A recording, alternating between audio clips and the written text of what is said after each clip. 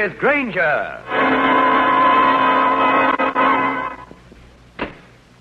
Is that you, darling? You're home early. Yes, I know, Grace. Is dinner ready? I must eat quickly and get back to the laboratory. Robert Playfield, you've been at that laboratory every night for the past 2 weeks. Well, it can't be helped. I'm working on a very important project. But what is this important project? I can't tell you. It's an extremely secret matter. May I go over to the laboratory with you? No, that's impossible. I'll be back around midnight. Robert. Now, what is it now? I've told you all I'm going to. This note. I found it crumpled up in the wastepaper basket in your room. Grace, have you been snooping through my things? Yes, I have. And I think I'm entitled to an explanation.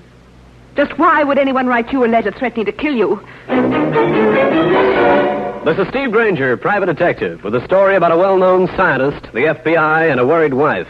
A combination which had me going dizzy.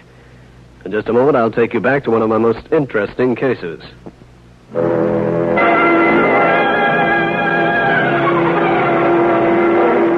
This is Grainger. It was late afternoon when a woman walked into my office and identified herself as Mrs. Robert Playfield. She was a very beautiful woman, in her middle 30s, and she was also very worried. Mr. Grainger, I'm here because of my husband, Robert Playfield. You may have heard of him. He's the electronics expert. Yes. Seems to me I've read about him in the papers. A lot of development work for the government. That's right. Mr. Grainger, I have reason to believe that someone intends to kill my husband. A friend of mine recommended you as a capable man. I thought you could handle this matter. If I did, the first thing I'd do would be to check the FBI. Mr. Grainger, I don't care how you handle this. I simply want my husband protected at any cost. Do I make myself plain? You certainly do. And I'll be glad to help. But, Mr. Grainger, there's one thing to remember. My husband is to know nothing about this. You understand? Nothing. As soon as Mrs. Playfield left, I picked up the phone and called a contact of mine at the FBI. This is Steve Grainger. Say, is Pete around? Thanks. Now, hiya, Pete. What do you got in Robert Playfield, the electronics expert? I see. You keeping an eye on him? Of course I've got a reason for asking. His wife was just in here. She hired me to see he didn't get hurt. Sure. Yeah, I'll be around. I hung up, got on my coat, and beat it over to take a look at Dr. Playfield's laboratory. His research spot was on the Lower West Side, located on an inconspicuous side street. It was as gloomy as the morgue, even at this hour of the day. The street was deserted, except for a derelict who moved up to me. Hey, mister. What do you want? Can you spare 2 bits for something to eat? 2 bits? What are you doing in this neighborhood? Looks like pretty poor pickings for a handout. I just happened to be here, that's all. Here. 2 bits. Thanks, mister. You're a real pal. I watched him shuffle off. He might have been a derelict, but I had a glimpse of sharp brown eyes peering at me from a decrepit old hat. I decided to check further on him. Hey, you! Wait. What you want? Come back here. What's the matter? Okay, pal, get this. I'm a licensed private eye. Turn out your pockets. Want to find out who you are? I ain't done nothing, mister. Turn out those pockets or I'll do it for you. Sure, mister. Just a second. Haven't got a gun, at least. Me, I wouldn't know what to do with a gun. Come on, get going with the pockets. Oh, here, mister. Half a loaf of bread. I got some sausage, too. Got a wallet? Wallet? What would I do with a wallet? All I got is this, though, 60 cents. What's your name? Bill Walker. Where do you live? The Senator Hotel in the Bowery. Okay, let's go. Where? Never mind the questions. Let's go. I held on tight to the guy and called the FBI. Told him I'd found a character behaving suspiciously, hanging around Playfield's laboratory. Then I waited till they showed up and took the derelict off for questioning. I went back to patrolling the street where Dr. Playfield had his laboratory, to the point where my toes began to resemble frosted eclairs. Then I had an idea for a man to relieve me, a taxicab driver pal of mine named Frankie Smith. I used him occasionally on stakeouts of this kind. I got the hacky down to the corner of 11th Avenue and 12th Street, told him what I wanted. After which I went uptown to my office and draped my lower extremities over a radiator. 3 hours went by. Then the door opened. Hey, what are you doing up here, Frankie? I told you to keep an eye on Dr. Playfield. Grainger, you're looking at what I term an abject failure. What happened? Well, like you tell me to, I watch Playfield's laboratory. I park my hack on the corner, and when things get chilly, I climb inside, toast my toes. Never mind the build-up. What happened? Well, I'm sitting in the car, like I said. All of a sudden, this man Playfield walks out his front door. He beats it down the street towards me. Well, I'm lost. If I follow him, I have to leave my cab. Oh, you followed him in the cab? No, because when he gets to my corner, he motions me over. Now, this looks good to me, so I accept his call. He tells me 55th Street and 6th Avenue. Frankie, cut the verbosity. How did you lose Dr. Playfield? Simple. He climbs out of 55th and 6th Avenue. I run the cab into a hack stand and take out after him. I stayed glued to him, the kind of friend. Yeah, go on. Only I become unstuck. He walks into a drugstore through the only door. I wait outside. He comes charging out like a cat with a turpentine tail and brushes me off my feet. So by the time I recover, he is but gone. Well, that's just great. As a watchdog, you're about as useful as a 4-week-old kitten. Out.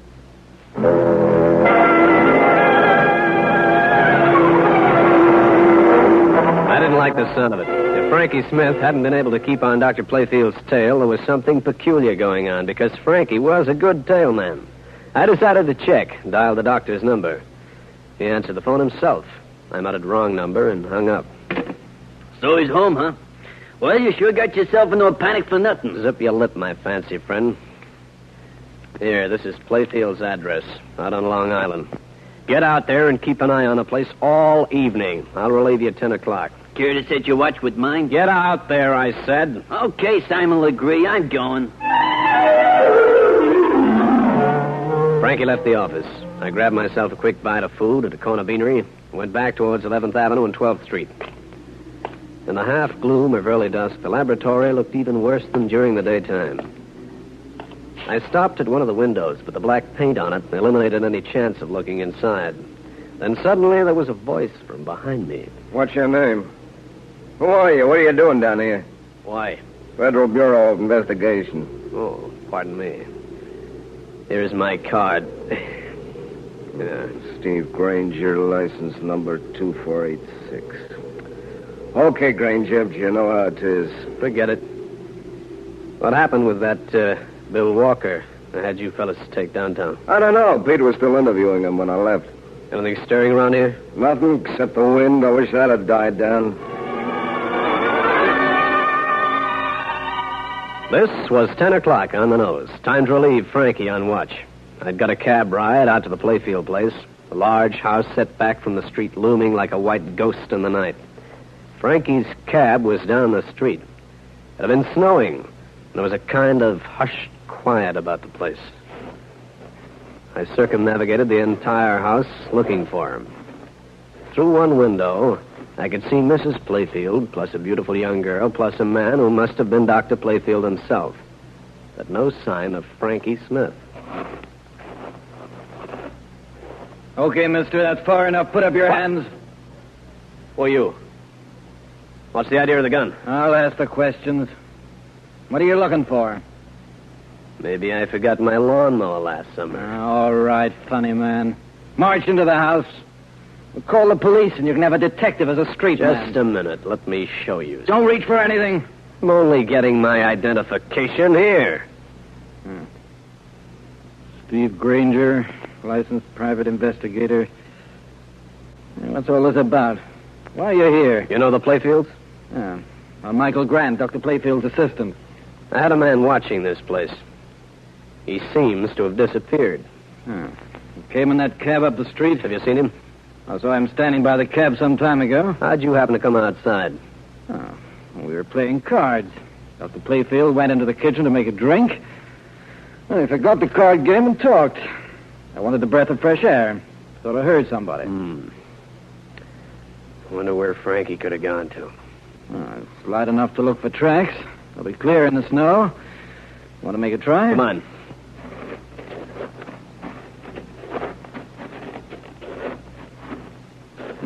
Here are some that don't belong to us. Yeah. Yeah, they lead over that way.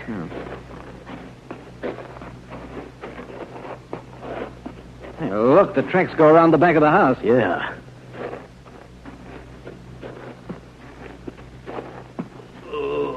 See, did you hear that? Yeah, I hear. And if it's what I think it is, then somebody's going to have to pay for it. And plenty. That groan sounding on the winter night gave me one chill feeling. If anything had happened to Frankie Smith, there was going to be a mighty big blow-up. And I was feeling like just the boy to press the switch. In just a minute, I'll bring you the climax of the case.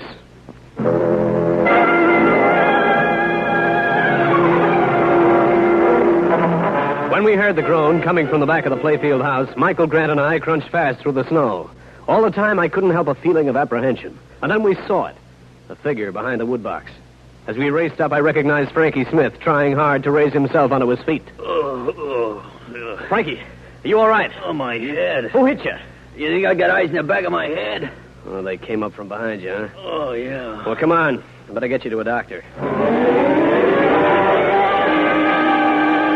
Grant and I loaded Frankie into his cab, and I drove him to a doctor. While the medico was making his checkup, I called Cal Hendricks. Hiya, Steve. How's the mayhem and murder business? Save the comedy for your newspaper pals, will you?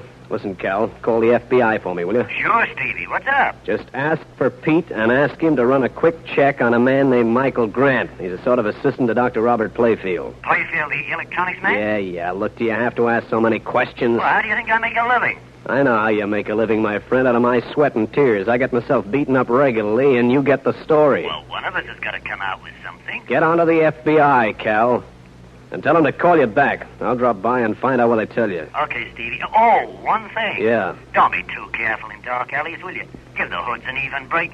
Otherwise, I don't eat this week.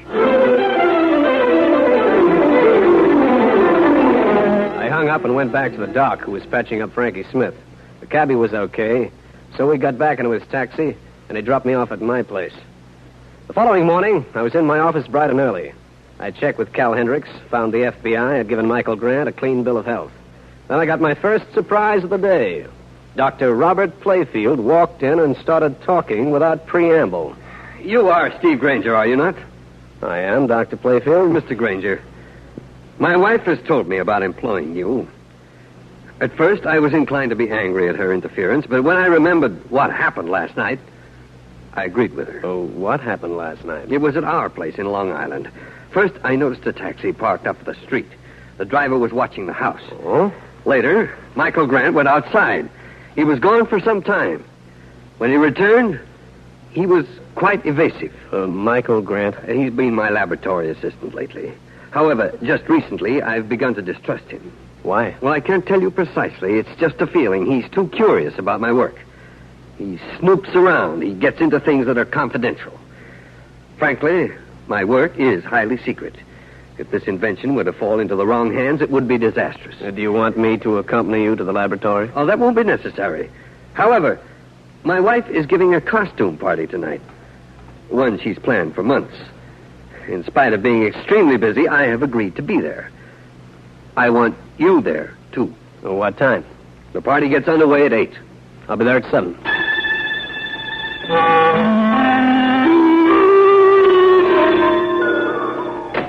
Hiya, Grainger. What'd you phone me for? Go to a party, Frankie, my boy. Party. It's right down my alley. It's at Dr. Playfield's house. Uh-oh. I better wear an iron skull cap. You're going as a clown. Here's your costume. A clown? Hey, now. Don't get huffy. I'm going as one, too. And hurry up. We haven't got much time. Hey, I don't get this business about both of us wearing the same costume.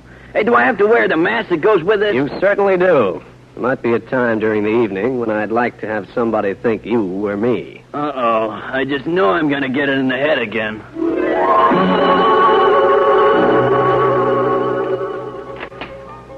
Mr. Grainger, I'm so glad you could come. Evening, Mrs. Playfield.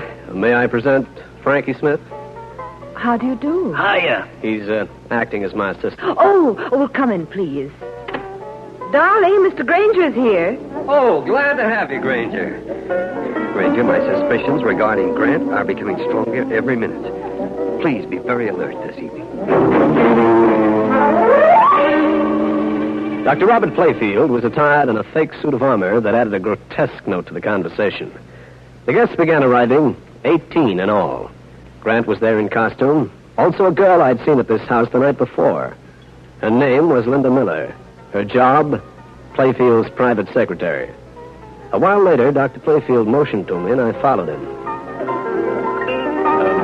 What's wrong, Dr. Playfield? Close the door, please. This morning, I told you that I've been working on a very hush-hush device for the government. It happens to be an improvement on the present guided missile. Huh? I have developed a new electronic follower, the performance of which has amazed everybody. Go on. What I didn't tell you this morning is that I have been approached several times by other interests. How were these approaches made? Oh, telephone calls, letters, and so forth. Recently, these people, whoever they are, have become more than insistent. This is the latest threat. I just found it on my desk. You have 1 hour in which to make up your mind. You found this on the desk? You don't know how it got there? No? I'm afraid, Dr. Playfield, that this is out of my hands. I'm telephoning the FBI. I told Playfield to rejoin his guests and say nothing. Then I suited my action to my words. It took me almost a half hour to find Pete, the federal man, and make my report. I'd barely hung up when I heard it. I was out of that study and into the living room quicker than a dog after a bone. All right. Who screamed here? Mr. Grainger, in the alcove. A guy in armor. Dr. Playfield. Stabbed. Is he? Doesn't seem to be any pulse. Let me lift his visor. But that's Michael Grant. Playfield at all. Yeah. But how did he get into your husband's costume? I don't know. Robert was wearing it when he was here a little while ago. I heard a lot of commotion in here. Grainger, what's going on? Frankie, where are you been? What's the matter with you? I feel awful sleepy, Grainger. Awful sleepy. You've been drinking. With whom?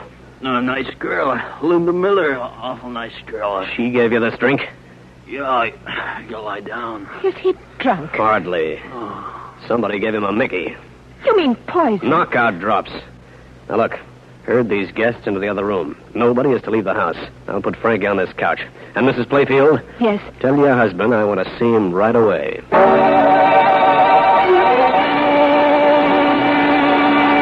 Mrs. Playfield did as I asked. I hoisted the unconscious Frankie Smith onto a couch. This room, like most of the others, had a telephone. I called the local police first, the FBI second. I just hung up when I saw a figure outside the house holding up a tree. I slipped out the back door. All right, put up your hands. Now, listen here, fella. Stand still. Well, if it isn't Bill Walker. Recently of the Bowery. You've got me wrong. Oh, no, I haven't. You're wearing a better suit of clothes and a nicer overcoat. But those eyes, I couldn't miss. You're wrong. No, I'm not. And just to play it safe, walk into that garage. I gotta tie you up for safekeeping until the law shows up. You're not doing anything of the kind. Well, think not. I dragged Bill Walker into the garage, found a length of clothesline, and tied him up. Then I went back to the house, looking for two missing people. Linda Miller, the doctor's secretary, and Robert Playfield himself. Grainger. Well, Dr. Playfield, where have you been? I went downstairs for a few more bottles. Grace just told me about poor Michael. This is terrible. Whoever killed him must have thought he was me. How'd you happen to change costumes? Well, we were going to play a little joke on Grace, my wife. How about a drink? I could use one. So could I. But first, where's your secretary, Linda Miller? In the room with the other people. Know where she was when the knifing took place? In the cellar with me. I see. Let's go into my study right here. Do you have any suspicions about who did the killing? Not at the moment. Here. Take this drink. I'll be right back. I want to see how Grace is feeling. I took a swig of the drink Playfield handed me as he left the room, but didn't swallow it. I got rid of it in a flower pot, wincing a bit as I tasted the drug in it. Then I decided to play along, see what went on. That's Mr. Grainger. Is he one of them, too? Yes, he is, Linda. I found out that he and that Frankie Smith are after my invention. They're both spies. What are you going to do with them? Turn them over to the police when they arrive. Now, run along. Very well. And don't say a word to anyone. All right, I won't.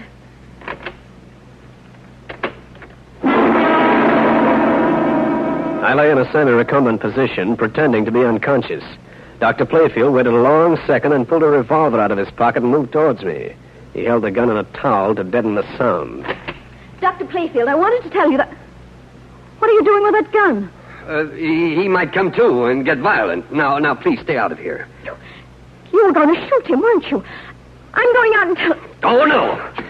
You're keeping that pretty mouth shut. Let go, you're choking me. Hold it, Playfield. Grainger, I thought you were... Sorry to disappoint you. Why, you... Hold it, Playfield. What? I'm Carlson, Federal Bureau of Investigation. You're under arrest for the murder of a federal agent. No. Well, friends, that's the story. I'll be back to wrap up the case in just a minute. The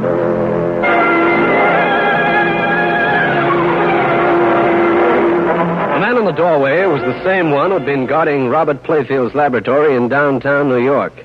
His bullet took the doctor through the shoulder. After medical treatment, Playfield was taken to the city for booking. The FBI man, Carlson, filled in matters for me. We couldn't afford to have you know the truth, Grainger. We've been suspicious of Playfield for a long time. We planned a grant on the lab to keep an eye on him. Grant had found out that Playfield was dealing with a subversive group. That's why Playfield killed him.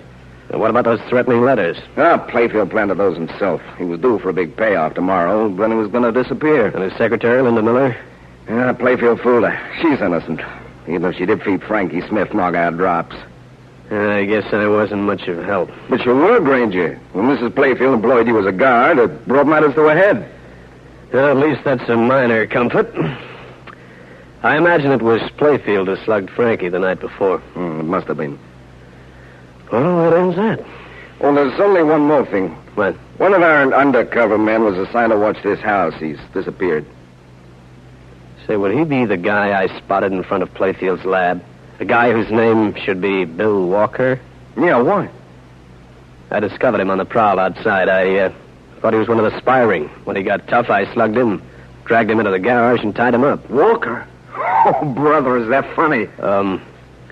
Look, I'll see you later. Well, what's your hurry? I just don't want to be around when you untie him.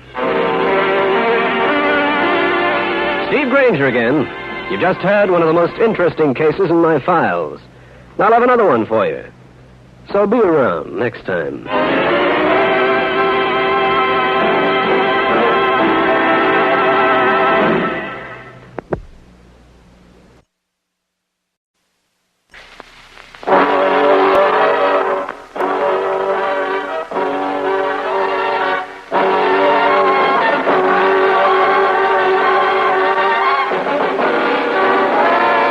Danger with Grainger. Yes? I'm Nellie Payton, the new maid. Oh, yes, I've been expecting you. Come in, please. I'm Mrs. Leatherby. Glad to meet you, Mrs. Leatherby. Your quarters are on the 3rd floor. I suggest that you take your bag upstairs and refresh yourself. Then come down to my study. I'll give you your instructions. Yes, Mrs. Leatherby, right away. It's the first door on the right. I'm sure you'll like it. Oh, yes, Mrs. Leatherby.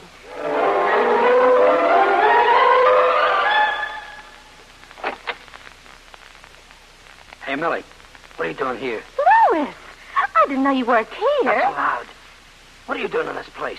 I got a job as a maid. Just think, we can be together. Get inside.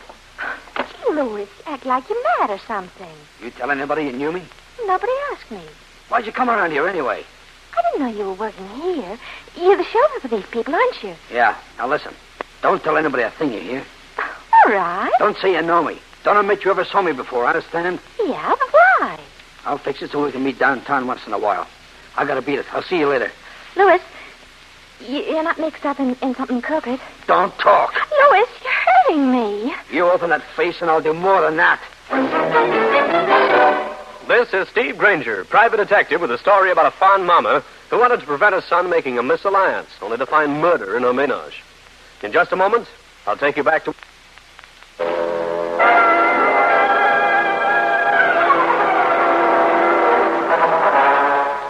This is Grainger. It was August, when vacations were the vogue, and business was vaguer than an absent-minded professor suffering from amnesia. I was suffering, too, from the heat. Grainger speaking. Mr. Grainger, this is Mrs. Manfred Leatherby. I'd like to have you come out to my residence. What about, Mrs. Leatherby? It's a matter of such importance that I can't discuss it over the telephone. You shall be amply repaid for your time. Uh-huh. You'll come out immediately? Why not? It's my best offer of the day. Mrs. Manfred Leatherby tossed me an exclusive address in Westchester. When I got there, I found the house was Southern vintage with 4 white pillars, one of which turned out to be the butler. A minute later, I was closeted with Mrs. Manfred Leatherby. I'm glad you were so prompt, Mr. Grainger. This matter is very important to me. The girl is absolutely no good. What girl? Beverly Elkins, the girl that Dexter wants to marry. Dexter's my son. Do I gather that you want this marital venture broken up? I do. Does he have money? Only what I give him. Turn off the supply. That'll bring him round. Not Dexter. He's very strong-minded. I want this girl investigated, and I want to know where they go and what they do. I've already thought out a scheme whereby you can be introduced into the house as a family friend. My husband Manfred can be found any afternoon in the city. At the Sheep's Head Hotel, in the bar. It should be easy to strike up an acquaintance with him. Fine. That's all I need. Good. Well, I might as well get right on my way. Who's that? Sounded like the maid. Oh, Mrs. Leatherby! Mrs. Leatherby! Oh, Billy, for heaven's sake, what's wrong? It's the chauffeur. He's lying on the floor of his room. What? Mrs. Leatherby, I think he's dead. The young maid was right. When I found the chauffeur, there were no marks on him to indicate how he died. I did my duty and called the police. They arrived, went through the routine, and took the body away. Then Mrs. Leatherby had one sentence for me. If you hurry back to Manhattan, Mr. Grainger, you'll just be able to catch Mr. Leatherby. The bar at the Sheep's Head Hotel was crowded to the cash registers with middle-aged men, all of whom were heeled like Rogers. I had an attendant point out Manfred Leatherby. 1 hour later, we were the best of friends. Mr. Grainger, your stories of adventure are like wine to me. Thanks, Mr. Leatherby. You're a man who's extremely sophisticated from travel. You've been around. All I've done is play the stock market, finance a few enterprises, and go home tired. No vacation? Oh, Europe last year, South America year before, Orient a few times, but nothing like you've done. No. Look here, Grainger. Are you busy this evening? Oh, nothing too important. Well, how about coming home with me? You can be my guest for dinner. Like to have you. Spend the night if you wish. Like you to meet my son, Dexter. Dexter? Yes, he's a fine boy, but Mrs. Leatherby, she's making it tough for him. Won't let him get married. That's too bad. You come along with me. You got 12 guest rooms. Might as well use one. By luring Manfred Leatherby into the invitation, I'd be able to appear in front of his son, Dexter, as a guest of his father's. That'd make my job of looking after him a little easier. But at the Sheep's Head Hotel, I picked up an overnight bag, headed for Westchester. The door was opened by the maid who'd found the chauffeur's body. Oh, good evening, Mr. Leatherby. Good evening, Millie. Cute little thing. Just came to work for us recently. Oh? Millie, take Mr. Granger's bag up to, let me see, to my guest room. The green and purple one? Yes? Yes, of course, sir. Right away. I'll introduce you to my wife, and then show you your room. Mrs. Leatherby's act, as though she'd never met me till tonight, was well done. She broke the news of the chauffeur's death to her husband. Then he conducted me to the door of my room and left me to freshen up. This was my guest room, done in a bilious purple and a green so fervent it was overwhelming. It had a large bed, comfortable chairs, and an occupant. The young maid, Millie. Oh! Well, if it isn't the little maid. Yes, sir. See, you've hung up my things. Very nice. Thank you. See, you've unpacked my bag, too. Very nice. Thank you. See, you went through it pretty thoroughly, too. Come here. Don't, mister. Don't hurt me. Why'd you search my stuff? I was afraid. You're afraid, so you go through my bag. What do you suppose I got in my pockets? Mousetraps? I didn't mean that, mister. I'm scared on account of Lewis, the chauffeur who was murdered. How do you know he was murdered? Well, he wouldn't kill himself. We were too happy. What's this we business? Lewis and I were married. This came as a bit of a shock, this news of the marriage between the dead chauffeur and the very live, very pretty young maid, Millie Peyton. I stared at her, stared so hard that she got more nervous than ever. Why are you looking at me like that? How long has Lewis been working here? Well, about a year, I guess. He never told me where he worked. But he got you the job here, huh? No, I didn't even know he was here. I used my maiden name. And who did get you the job? A girl told me about it. What girl? Her name's Benrich. Eloise Benrich. Sorry, Mrs. Leatherby. I know it's not a good hour to call. That sounds like the police. I'll take this up with you later. I hate to disturb you, Mrs. Leatherby, but it's about that chauffeur of yours who died. What is it? Just how did it happen and where? Well, Lieutenant Mike Harding himself. Oh, no, not you, Grainger. What's a homicide man doing way out in the country? Mr. Grainger, do you know this officer? We've met before, Mrs. Leatherby. Grainger, were you around when the chauffeur died? Yep. You remember there were no marks on him, and the doc's verdict was that he died by poison, self-administered? Uh-huh. Well, we got a telephone call at headquarters telling us to investigate the chauffeur's death, saying it was obviously a murder if we can discover the truth. Who made the call, man or woman? Voice was disguised. I called the local boys. They asked me to come out here. Mother, I'm terribly sorry I'm late. The convertible had a flat tire, and... Oh, what's wrong? This is my son, Dexter. Steve Grainger, and, the name again, please. Harding, Lieutenant Mike Harding, a New York homicide. Oh, yes, I'd forgotten. Hey, what's the police officer doing out here? I'll explain later. Get ready for dinner. All right, Mother, just as you like. Granger, I want to talk to you. I shall leave. I'm not interested in your conversation. Thanks. Now, Granger. What? Why are you here? Ordinary job. Mother is worried that the wrong girl will marry little Dexter. Little Dexter? Stands at least 6'4", looks like a heavyweight champion, and you call him Little Dexter. First time I ever saw him. From Mother's chatter, you'd think he was undernourished. Heaven forbid. I told Lieutenant Harding about the maid and what she'd told me. I warned him to go easy on her, since the little kid was on the verge of hysteria. Then I went into dinner. Manfred Leatherby was chatting away to his son. Mrs. Leatherby sat at the head of the table, as formidable as an aircraft carrier. Dexter, stop eating so fast. Mother, I'm in a hurry. Better do as your mother suggests, Dexter. I'm sorry, but I've got an appointment. I'm late now. You're not going out with that girl again. Dexter wolfed down 2 pounds of meat, 3 baked potatoes, a large patch of lettuce and tomatoes, and got out of there. Mrs. Leatherby tossed me a knowing eye, but I leaned back for 1 second. Then I made an excuse to Manfred Leatherby. But, Mr. Grainger, one never goes to bed this early. Not even in the country. I'm very tired, Mr. Leatherby. I'd like to get some rest. Let the man go to bed, Manfred. I'll play some backgammon with you. Oh, I mean, yes, dear.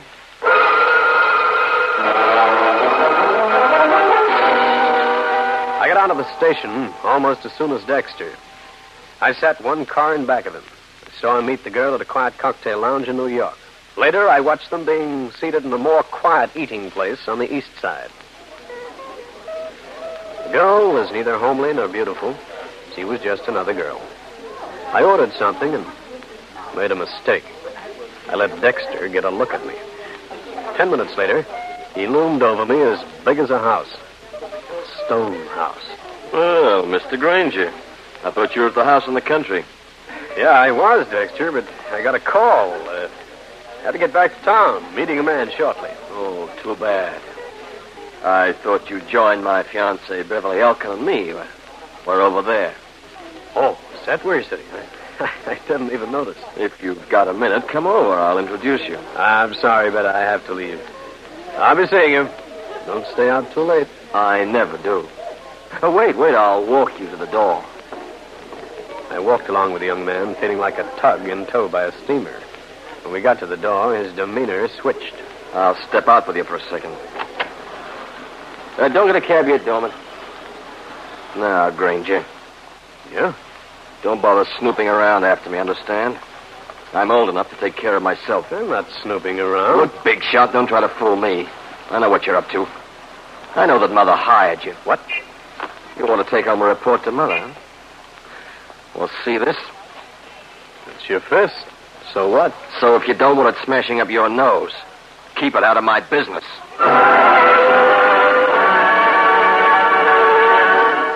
The boy held up a fist in front of my face, and its size was not calculated to inspire contempt. It was as big as a ham and looked twice as meaty. I don't mind running the normal risks of my profession, but at that moment, Dexter Leatherby didn't bear any resemblance to a normal risk. He looked more like a nasty rampage.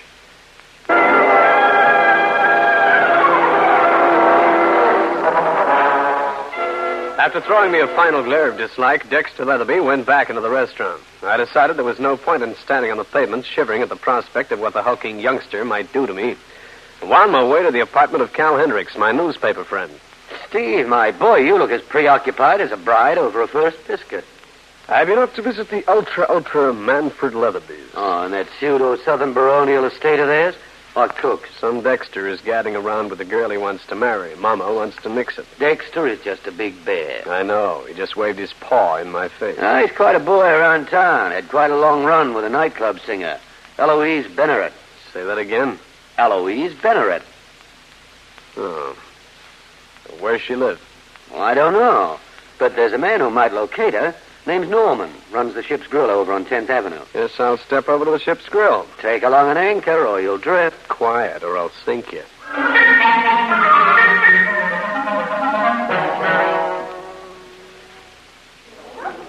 This was the Ship's Grill. It resembled a ship like a motorcycle resembles a Cadillac. I looked for the Ship's Grill captain and found him, leaning down at the end of the bar. You were looking for me? Yeah. I'm Steve Grainger. Want to ask you a question? You're the private eye. What's the snoop act? Oh, nothing much. Just like to know where Eloise Benneret is. What do you want it for? She knew Dexter Leatherby. She also recommended a maid to the Leatherbys. That's not all. Go on. Okay, here it is. Dexter wants to marry some gal named Beverly Elkin. She's a society bud, but the bloom isn't big enough for Mama. And the old lady wants it killed? Yeah. Where's Eloise fit into this? I don't know. I'd like to find out. Here.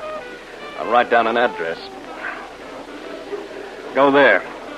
Maybe you can do yourself some good.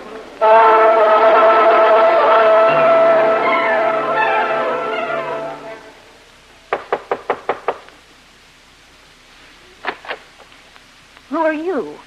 Just a fellow trying to get along. Well, get along. Down the hall. Take your foot out of the door. I want to talk to you about Dexter Leatherby. What about him? And who are you? I've seen you around. I'm Steve Grainger. Oh, yes, the snooper. You knock these days instead of peering through keyholes, eh? I want to ask you something. How come you told a kid named Millie to get a job with the Leatherbys? Because you knew her husband was their chauffeur and she didn't? Why should I talk to you? If you'll read the paper, you'll find that Lewis, the chauffeur, is dead. Poisoned. Oh, no. Care to talk? I sent Millie out there for the job. I wanted her in the house. I wanted her to find out something for me. What? Eloise! Are you all right? I think so. Stay away from the window. There's no sign of him. Fired through the front window and ran. He shot at me, Grainger. I felt the bullet. He wanted to kill me. Who? I don't know. Well, get your stuff. Let's get out of here.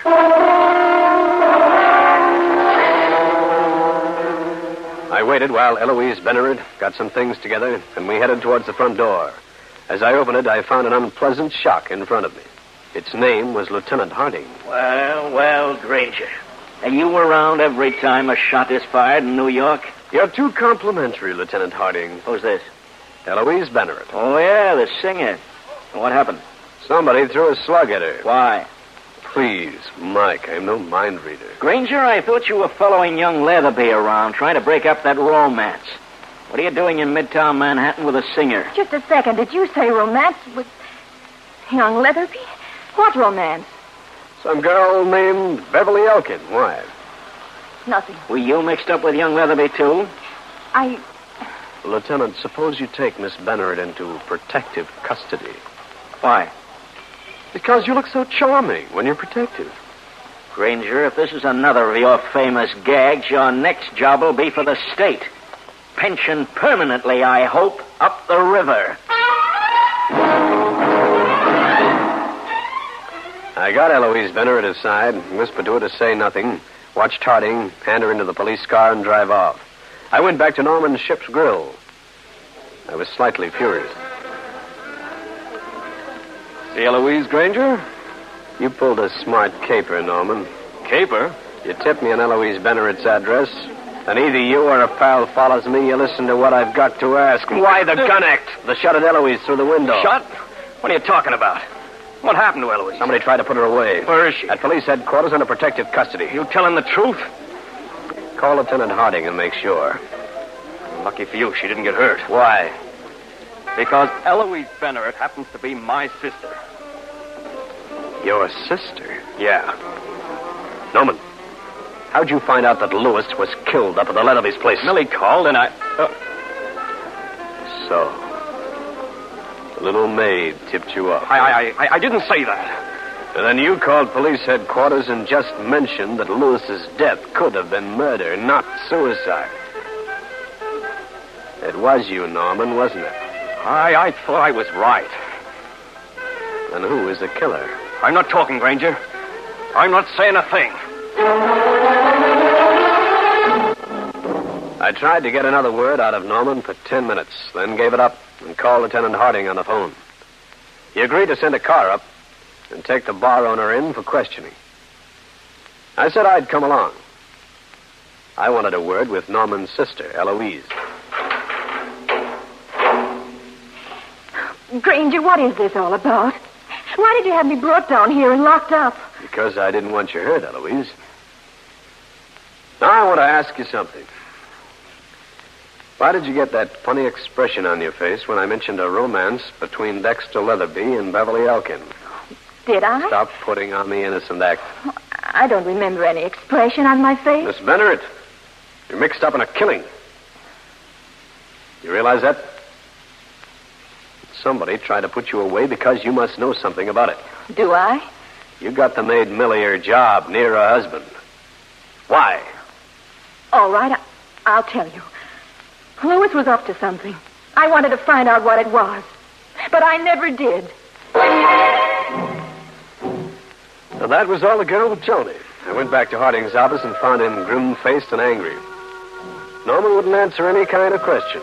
Merely said he'd take care of his own business his own way. The police officer could get into the record bureau, and Harding did after I suggested something.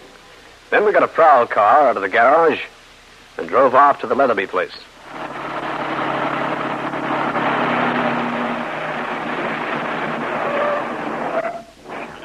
I hope you're right, Grainger. Yeah, so do I. How are you going to get into the house? Wake up the butler. You crazy? You'll wake up everybody. You forget. I'm a guest here.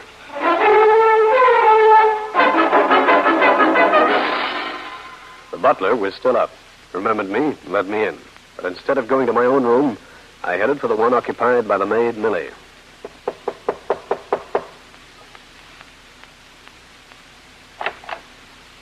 Mrs. Grainger, don't make a sound, Millie. What do you want? Close the door. But Mrs. Leatherby... Never mind Mrs. Leatherby. I want to know something about you, Millie. What? Why did you go through my bag? Because you knew Lewis was up to something? Because you thought I was either a gangster or a cop? I was afraid of you. And you warned your husband Lewis, didn't you? Not to go through with what he was doing. Tell me the truth. Yes. What was he doing? When I walked into his room, he was writing a note. I slipped it off the desk. Where is it? I destroyed it. Was it written to Dexter? Did it ask for money? Yes. Is that what Eloise wanted you to find out? Yes. Yes, it was.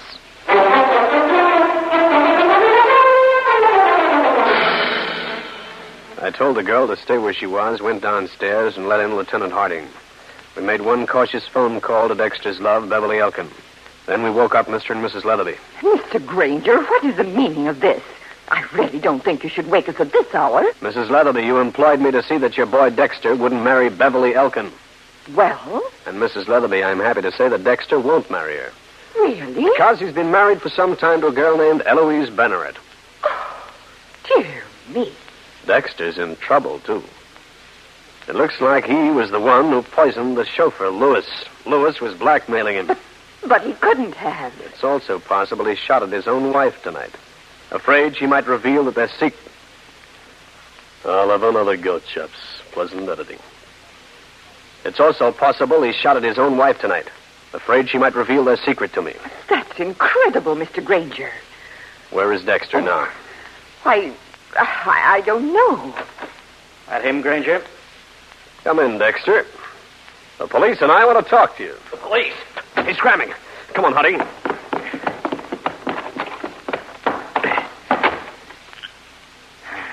Wonder which way he went. Certainly dropped out of sight. Hey, there he goes. Over to that other place. It's one of those big houses. Looks like it's been closed. Look. It's running up on the porch. Look out, Grainger. He's gone inside. Hey, this place is rotten with age. Yeah. Hold it. You got a light? Yeah. Shine it up those stairs. Okay, Dexter. Come back down and we'll shoot. Come and get me. You're under arrest. Come on, come down. Harding, look at that stairway. It's giving way. Dexter, look out!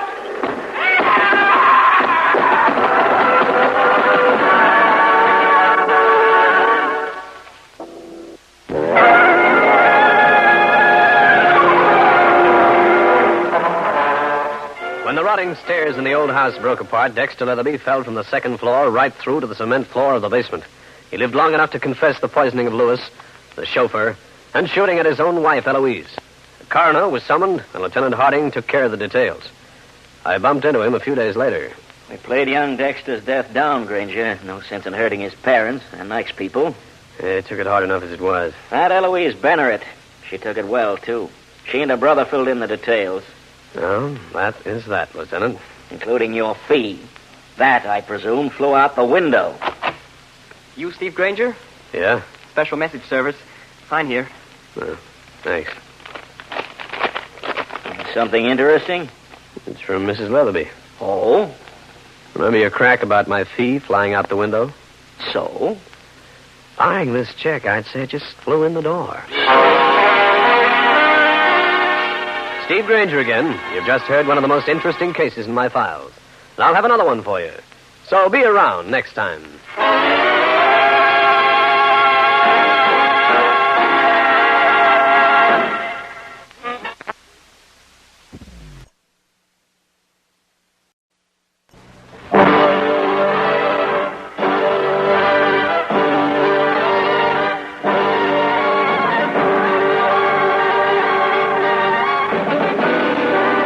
Danger with Grainger.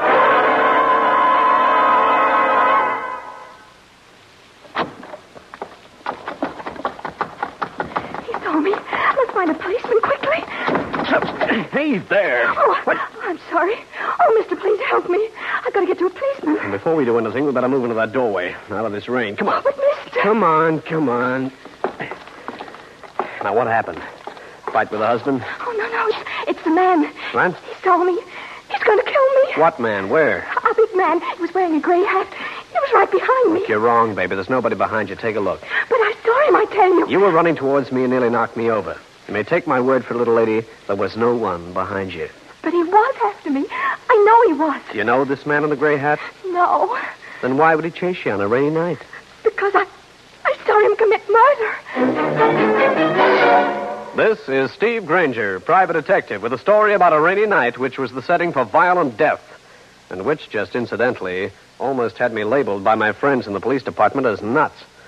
In just a moment, I'll take you back to one of my most interesting cases.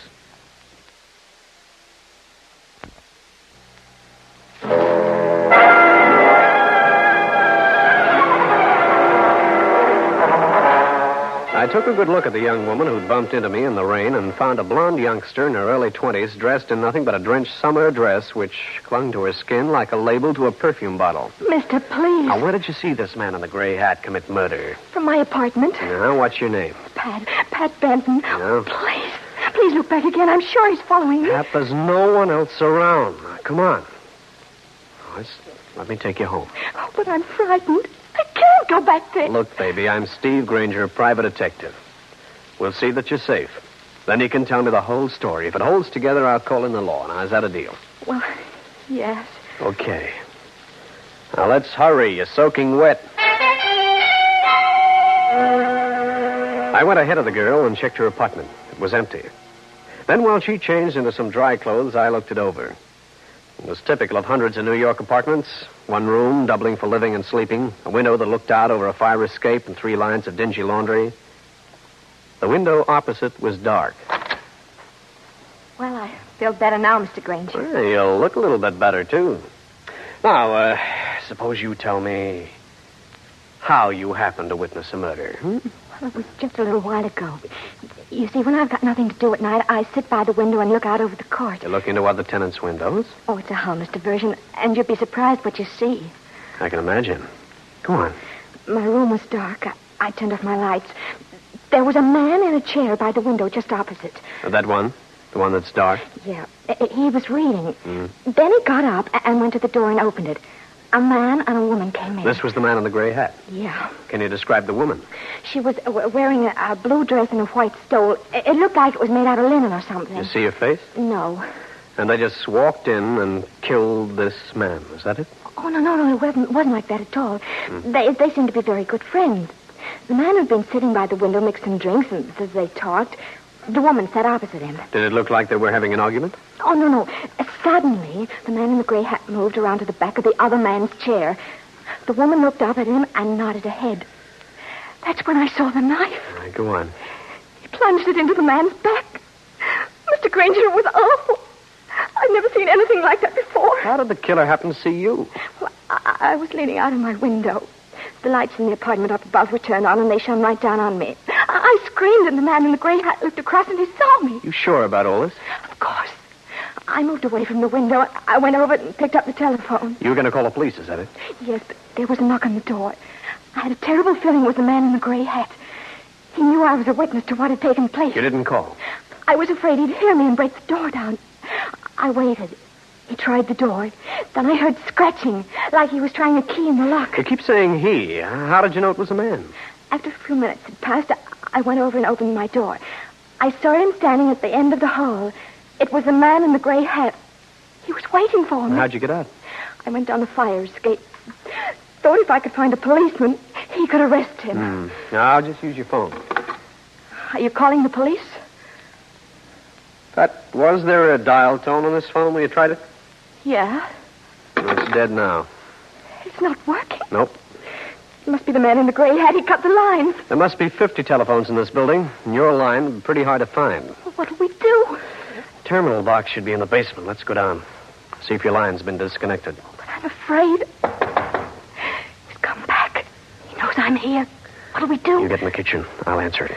All right, but I'm so frightened. Don't make a sound. Yep? Oh, I beg your pardon. I was looking for a young woman. I'm sorry, there's no young woman here. Yeah, I must have got the wrong apartment number. What's the young woman's name? It doesn't matter. I have her phone number. I'll call her and get the correct address. Good night.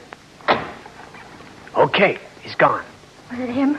The man wearing the gray hat? No, this was a heavy-set filler, about 45. Had on a brown suit. That's the man. Oh, Mr. Grainger, I'm afraid. Okay, lock the window. And when I leave, lock the door. Oh, no, I'm afraid to stay here alone. I can't. Okay, Miss Benton. Then you better come along with me.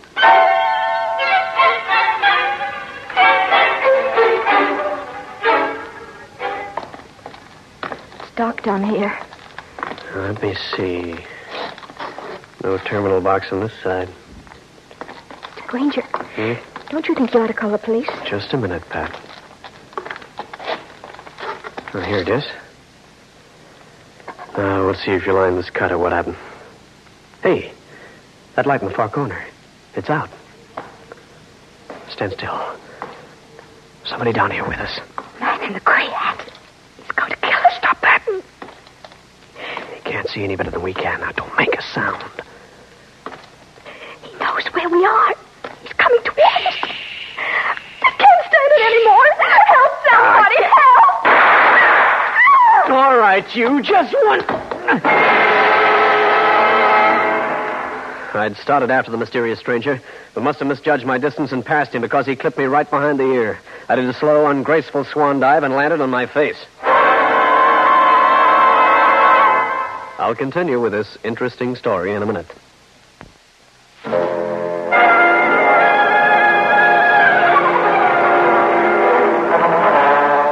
I came to in the basement of Pat Benton's apartment house. Groaning, I got to my feet and found the light switch. A dim glow flooded the basement with a bilious yellow light. Pat Benton had disappeared. This was the door to the girl's apartment. I listened to the panel, hoping for some sound. There was none. Inside, I flipped the light switch. There was no one there. I picked up the phone. The dial tone, which hadn't been there a little while before, was back. I dialed my friend, Lieutenant Jake Rankin, at police headquarters. Rankin speaking. Oh, this is Grainger. I got something for you. Why, thanks, Gumshoe. I haven't a thing to do down here. I'm just aching for some work, along with a ton of labor on my desk right now.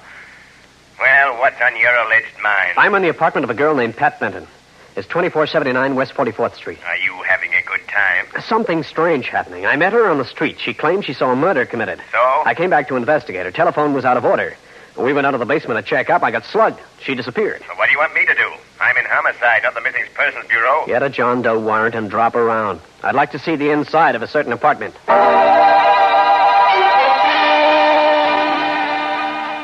Okay, so you went downstairs to check the telephone. You got hit. You woke up. The girl was gone. She was sitting right here by this window. She claimed she saw a man stabbed by another man wearing a gray hat.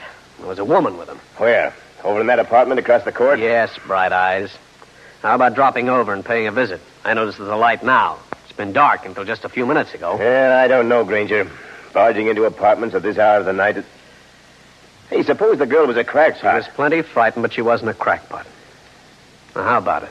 All right, I'll go along with you. This once. Now, this must be it. Let's see. This is funny. Name on the plate says Hannah Rosalie. The Benton girl gave me the impression that a man lived in this apartment. So what? Well, let's take a chance anyway. With shots in the basement, you'd have a legitimate reason to ask questions. Right. Somebody's home, all right. Can hear him rustling around. Who's there? Police department. Police? What's wrong? I'm Lieutenant Rankin, ma'am. We got a report there'd been some shots fired in this building. Shot? Yes. Have you heard anything? No, not a thing. How long have you been home? Why, I just got in a little while ago. Would you like to come in and look around? In case you think I've been indulging in a little target practice. Well, Miss Rosalie, Maybe we ought to look down in that areaway, Lieutenant. Might spot something. Yeah, you're right. By all means, come in. Look all you like. You'll find I'm a very law-abiding person. I'll just open this window for a second, miss. See anything? No, not a thing. It's too dark. Well, you finished? Yeah? Thank you, Miss Rosalie, and we're sorry about the intrusion. Oh, don't mention it, Lieutenant. Good night. Night.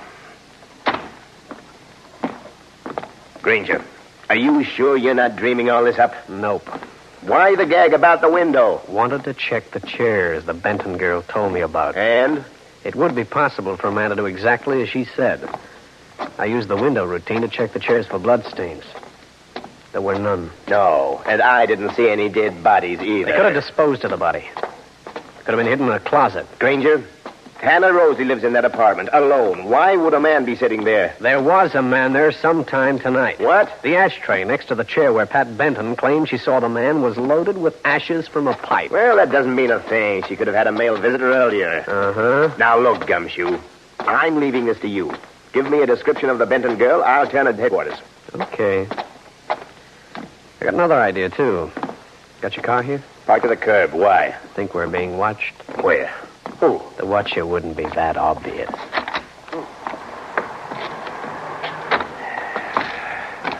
Car's over there, by that fire hydrant. I'll go with you. But drop me off at the next corner. Coming back here? What have I got to lose?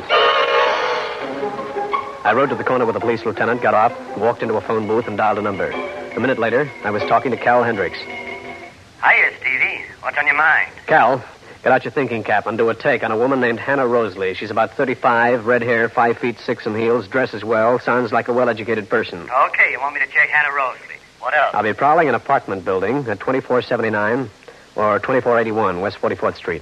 If you come up with anything, call Rankin.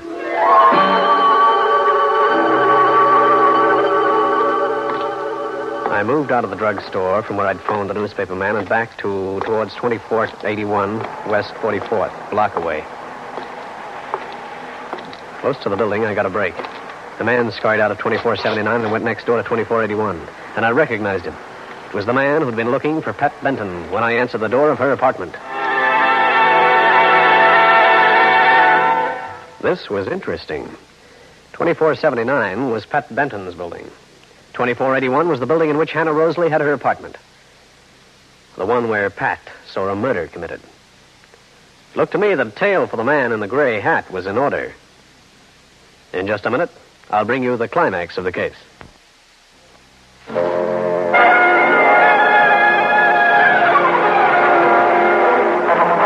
When I saw the man who Pat Benton said was a murderer go into number 2481, I slipped into the courtyard between the two buildings and made use of the fire escape which led to Hannah Rosalie's window. I parked outside, feeling like the end man in a bad minstrel show. Peering underneath a drawn shade, I could see the man and could barely hear the voices. They're gone. Yeah, just as I said.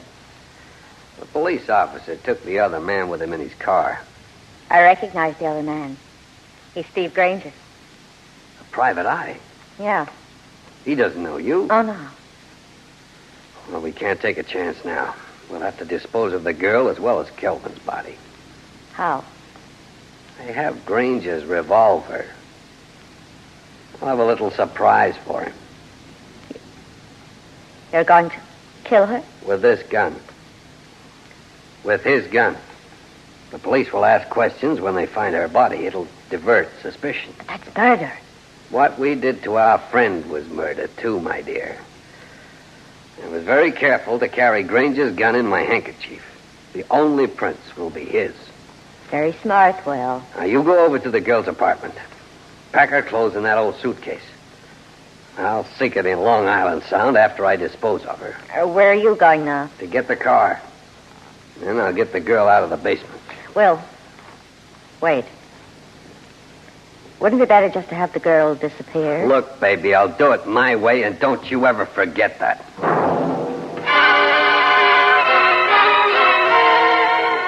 I'd heard enough. The spot where Pat Benton was being held prisoner. It took 2 minutes to get over to 2479 and down the steps to the cellar. I remembered seeing a doorway that led into a laundry room, probably filled with automatic washers and whatnot, and figured it as a logical place to hide the girl. This was the laundry room. Over in one corner, there was a pile of linens. Underneath, I looked into the frightened eyes of the Benton girl. Take it easy, Pat. I'll have you out of here in 2 seconds. Your pal did a nice gag job on you. There you are. Let's get at those cords. Come on. I was afraid he'd come back. He's going to. But he'll be in for a disappointment. There you are. Can you stand? Come on, let me help you. My legs, I can't move them. Rub them as hard as you can. We haven't much time.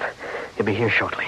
How did you find me? Never mind. Keep rubbing. Oh, they sting. Try walking. I'll help you. Come on. I've had a foot go to sleep, but nothing like this. Yeah. Uh-oh. Hold it. It's your friend. We're going to find a place to hide. Over there behind the furnace. Now move as softly as you can. Quick, and don't make a sound.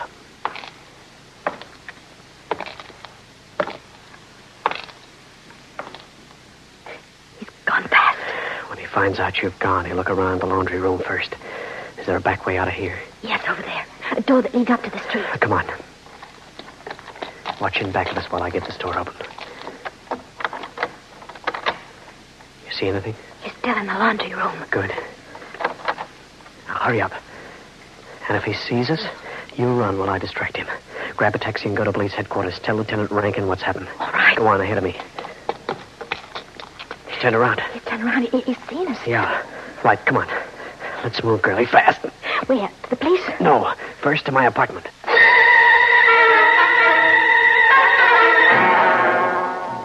Mr. Grainger, don't you think the man in the gray hat might come over here to my apartment? Uh-huh. That reminds me. A gun? That's right. This trip will take no chances. And I want to make a phone call.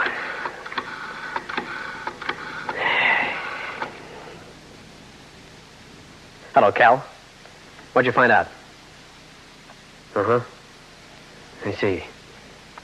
Yeah. They did. Did you get a description of the man? Uh-huh. Yeah, this begins to add up. Sure, that's why one was killed. Yeah, thanks, Cal. You're a great help. Good night. No, I don't need another thing. See you tomorrow. It was Cal Hendricks, an old pal. He looked up your friends for me. I think I know why that man was killed. Why? Hannah Rosalie has been working around the country with two men. One is named Will Stanek. The other one's name isn't known.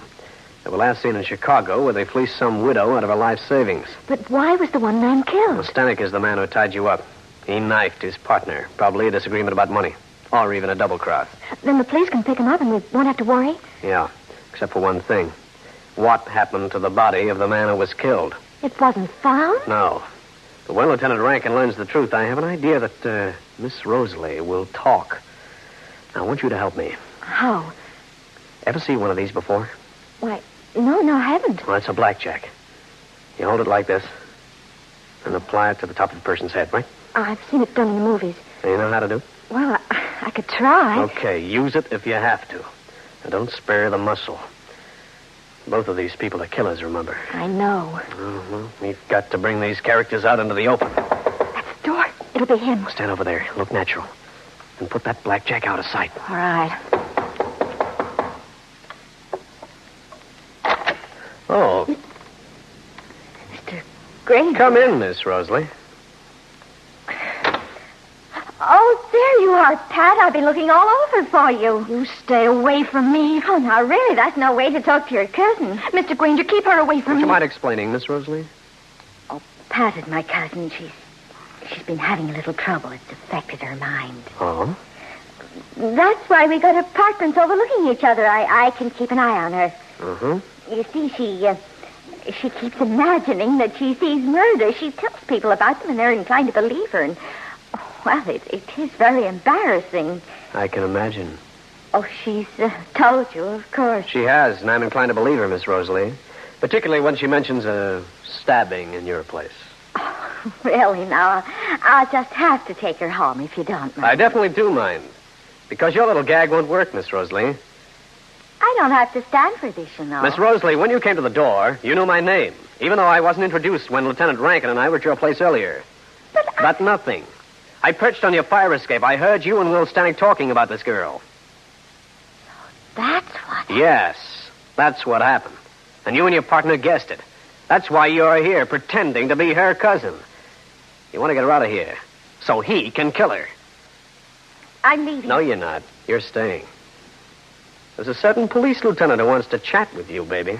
Look, Just stand still, Mr. Grainger. It's the man in the gray hat. Yes, my dear. You gave me quite a chase. You're a smart character, Stanek. You got in here and hid in the kitchen, right? Right. And before you make the mistake of reaching for that gun, I'll take it. Here we are. Wow. Nice little party I'm having tonight. Even if two of the guests are uninvited. Quiet. Hannah, get the girl out of here. My car is around the corner on the side street. Now, hurry. You're quite an organizer, Stanek. Go on, Hannah, hurry. Have you a gun? Yeah. Good. If she makes any noise or tries to attract attention, you know what to do. Yeah. Please, Grainger, no moving around. I don't trust you. Thanks. I didn't think you would. You won't be long, Will. Not more than a few moments. Drive around the front. The police don't know my car. Very well. Come on, Miss Bantam. Mr. Grainger. Go with her, baby.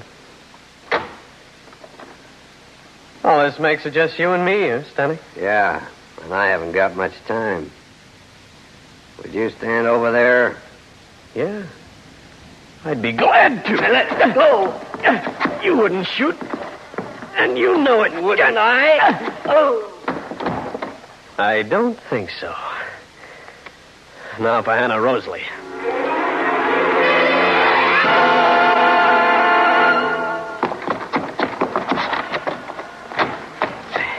Okay, Miss Rosalie, up with it. Hey, what goes? I think you'll find that Miss Rosalie is indisposed, Mr. Grainger. What? The blackjack. You know. As you suggested, I hit her over the head.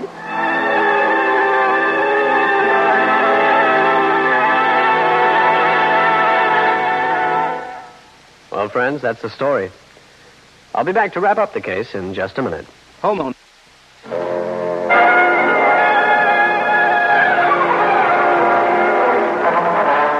About the time we got Hannah Rosalie and Will Stanek tied up, Lieutenant Rankin showed. Indications were that both of them would go up on murder raps for the killing of their unnamed partner. Rankin phoned for transportation, after which we went downstairs once more. I just wanted to see in what name this car's registered. I think you'll find it quite legal, Lieutenant. Oh, you do you? I guess you're right. It belongs to Will Stanek, all right. You know, Grainger, you did a good job. Oh, I better thank Miss Benton here. She did most of the work, including the spotting of the murder. Holy smoke! I forgot. Forgot what? The body. We haven't got a corpus delicti. We haven't? Well, just come with me, Lieutenant.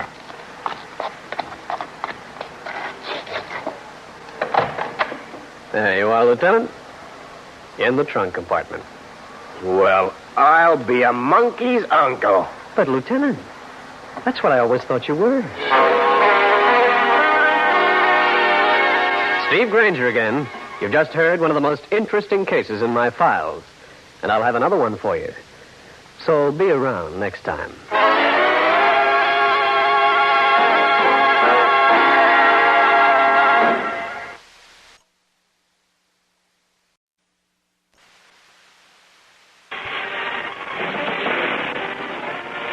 Danger with Grainger. Watch it, Hank. Here he comes. Yeah. He's in the garage. Come on. Okay. Hurry up before he gets the motor going. Okay, fella. Hold it. Who are you? What do you want? Never mind. Move over. I'll drive. You do nothing of the kind. Get your hand away from that horn button or you get it. Right now. Very well. Get in back, Hank. Watch him. Okay. What are you two men after? I haven't got anything. Just a few dollars in my wallet. Get up. Okay, we'll get going.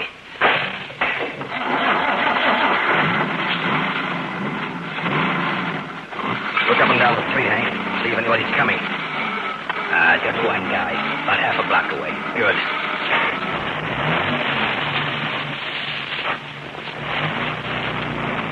Yeah, pretty easy, huh, Hank? Yeah. Where are you two men taking me? And what's the reason for this? All we want is the dough. But I told you I haven't any great amount of money, just a few dollars in my wallet. You hear that, Hank? He hasn't got any money. Yeah, what a laugh. Yeah. Give him something else to laugh about, Hank. Right. Now go through him. Must have the cash in the inside pocket. Okay. I got it. Well. But what are you going to do with him? Make sure he can't put the finger on it. This is Steve Grainger, private detective, with a story about a body which was dropped practically under my nose and started me on a trail which ended at murder. In just a moment, I'll take you back to one of my most interesting cases.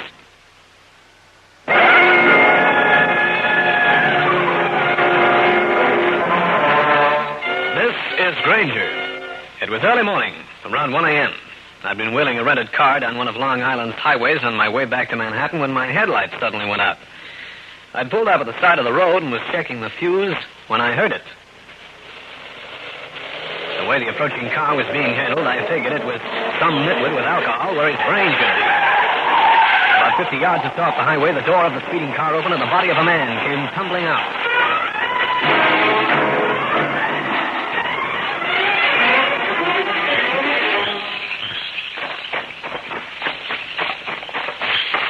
Mister, are you all right? What happened? You hurt bad.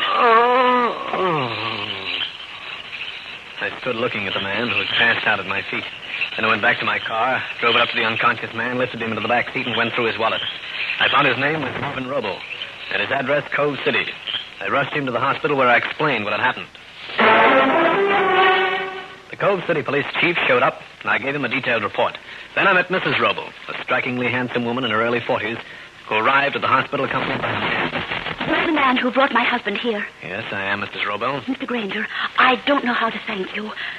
Oh, this is an old family friend, Phil Douglas. Glad to know you, Grainger. Oh, yes.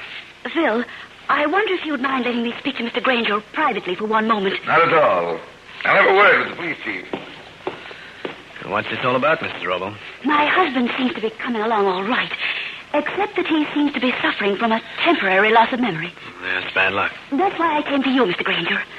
I want to ask you a question, a very important question. Go ahead. Ask. First of all, I want you to know that I asked our local chief of police about you. He assured me that you have an excellent reputation as a private investigator. Well, that must by the chief of prison. Now, what about the question? Mr. Grainger, what did you do with the $10,000 my husband was carrying? Your husband was carrying $10,000? He was. The men who tossed him out of the car must have stolen it. Because when I searched him for identification, all he was carrying was $15. Are you certain of this? I'm positive. If I found $10,000 on him, I'd have turned it over to the chief. I see. Mr. Grainger, since you're a private detective, I want to employ you. In what way, Mr. Roble? I want you to clear my husband. Of what? That's just it. I don't know. But the $10,000 has something to do with it. How did you find out about the money? Entirely by accident. One of the tellers at the bank phoned our home. He asked if Mr. Roble wanted the numbers of the bills recorded. Did you talk to your husband about the money? No. You see, I have implicit faith in my husband. I'm positive that he had a reason for not telling me. Mrs. Roble left me for a few words with the doctor. To me, the $10,000 business looked obvious. The old shakedown game was being played again. I was turning this over in my mind when Phil Douglas turned up. Grainger, I spoke with the chief of police. He said that there was no further reason for you to wait around. Thanks. After all, it's late. It will take some time to drive back to Manhattan. I've decided to stay overnight, Mr. Douglas. I have nothing urgent in New York. You know, I've been mulling over your story, Grainger. It seems a trifle incredible. Oh? If the men were driving with their headlights on full... They were. Why didn't they see you? They probably were in too much of a hurry. Uh-huh. Why the sudden curiosity, Mr. Douglas? I don't have to report to you, you know. I made my statement to the law. I know you did. But I happen to have a little influence here in Cove City myself. Oh, you're the mayor? No, I'm not. But I'm curious to know why you're not going back to New York tonight. I don't think I care to tell you that. Why not? Well, I'm a private detective. And the emphasis is on the word private. I'll continue this interesting story in a minute.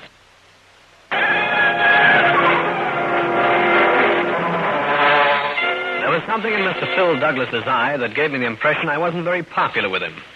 I didn't bother to say farewell. I just left the hospital and headed for the local newspaper. The editor proved to be a very cooperative character. Yes, and what do you know, Grainger? Just what is Mervyn Roble's position in the community? Well, he's quite a pal behind the throne. Also, he owns the Roble Tool Company. It's Cove City's biggest outfit. Uh-huh. What can you tell me about a man named Phil Douglas? Douglas? Local politician, but a nice guy. Why? He acted like he didn't want me around. Oh, don't mind that. He resents anyone who might get more attention than he does. What's he do, besides be a politician? He's got enterprises, filling stations, lends a little money occasionally. Would there be any reason for a beef between Roble and Douglas? Oh, they're very good friends. Although Roble is the direct opposite of Douglas. In what way? Well, Roble is a crusader, and it's a standing joke between the two men. You see, we have a local roadhouse a short way out of town, the Dunes. Rumor has it that you can play a game of chance out there. Yeah? Roble has been having the place raided with no luck. Well, maybe I'll look around out there. Maybe I'll come up with something. Like what, for instance? It's entirely possible that I might have recognized one of the men who was with Roble. What? And because I was retained by Mrs. Roble to solve this little mystery, I think I'll go to work. You want me to run that item, too? Why don't you? And also the fact that I'm staying at the What's the local hotel? It's Cove House. Cove House, yeah. I'd be grateful if you'd print that. You know, Granger, there's more to this assault than meets the eye. You're making that statement about knowing one of the men, hoping he'll come out in the open. That, my friend, is not only possible, but completely probable.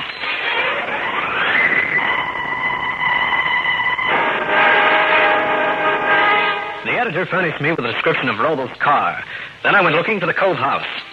It was a typical suburban hotel. I got myself a room, got on the phone, and talked to the New York Police Department, giving them the description of the car and a few facts.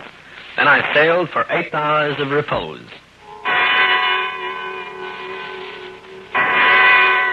A big clock jangled its news at the time was 9 o'clock in the morning.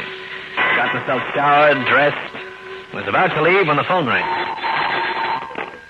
Hello. This is Mrs. Robel, Mr. Grainger. I just read the morning paper. It says that you recognize one of the men who were in my husband's car. I know it does.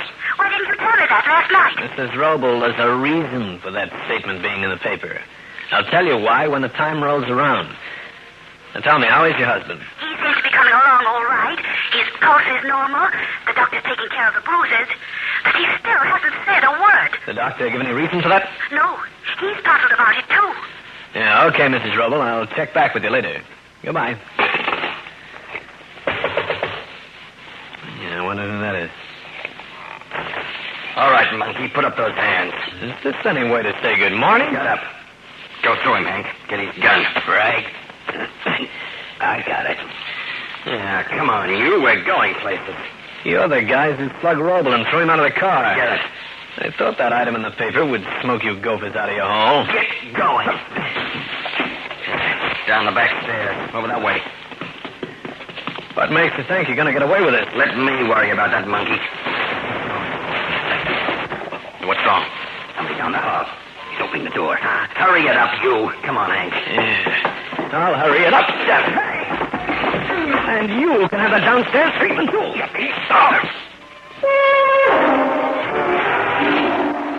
I'd bent over and thrown the bigger of the two men over my shoulder and down the steps. The smaller man, Hank, had been too quick for me. Slugged me with my own gun.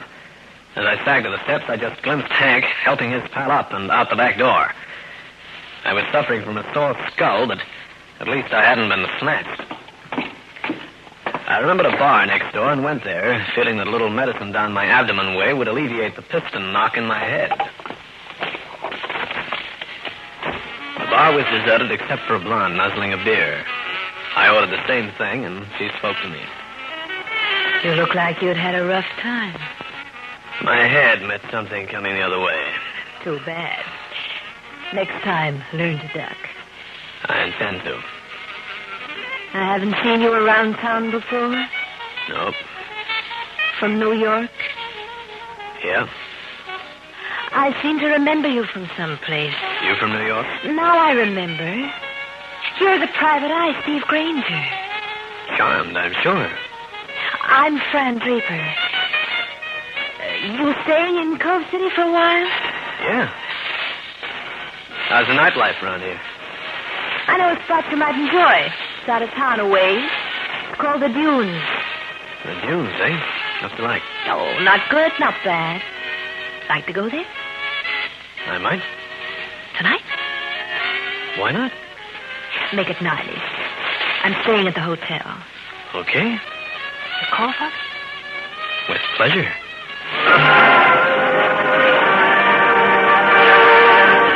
Fran Draper flashed me a mouthful of perfect crockery, slid off the stool, and left. This girl had it, from the top of her shining head to the tips of her alligator pumps, to a curiosity about me. A curiosity which, the more I thought about it, the fishier it seemed. I almost got the idea that someone was cooking up something for me, and the recipe wasn't going to be too tasty. In just a moment, I'll bring you the climax of the case.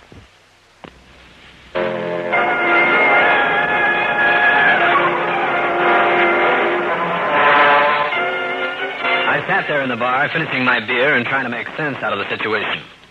Then I went back to the Cove House to find a message that the New York police had picked up Mervyn Robel's car. I made my way back to the big city and stopped off first at Cal Hendrick's place and gave him the details. Robbery, assault, attempted kidnapping. Say, that's quite a story, Steve. My editor's going to like it. Well, before he gets it, You're going to have to give me a little assistance. How's that? I want you to come down to police headquarters. Find Mervyn Robles' car. I figured I could use your eagle eye on it. For a story like that, you can not only use my eye, but also my nose. Don't tell me. I get it. From Nosetown to Bloodhound.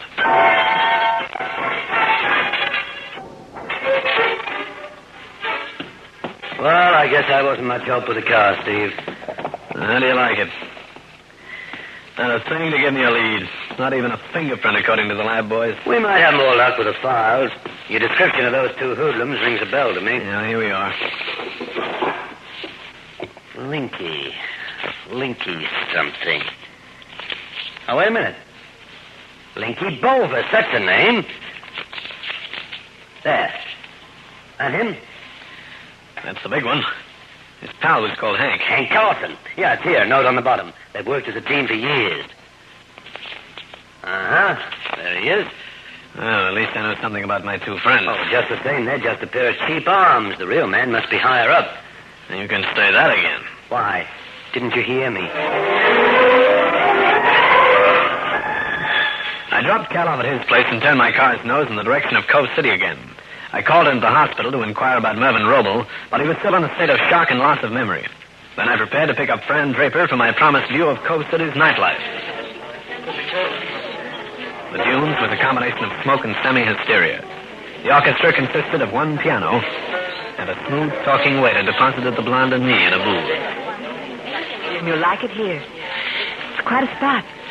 Yeah, quite a spot. Care to dance? Oh, not yet. That's all. Oh, whatever you say. How about taking off your coat? Oh, not yet. Wait till I get warm. Get warm? In here? Where do you usually live? Inside a furnace? What are you looking at? Oh, nothing. Nothing at all. That's a lot of nothing. Mr. Phil Douglas is quite a hunk of human. I think I will take this coat off. No, you don't. Button that up. What are you trying to pull up? I'm going to fix you, Mr. Grainger. Oh, are you?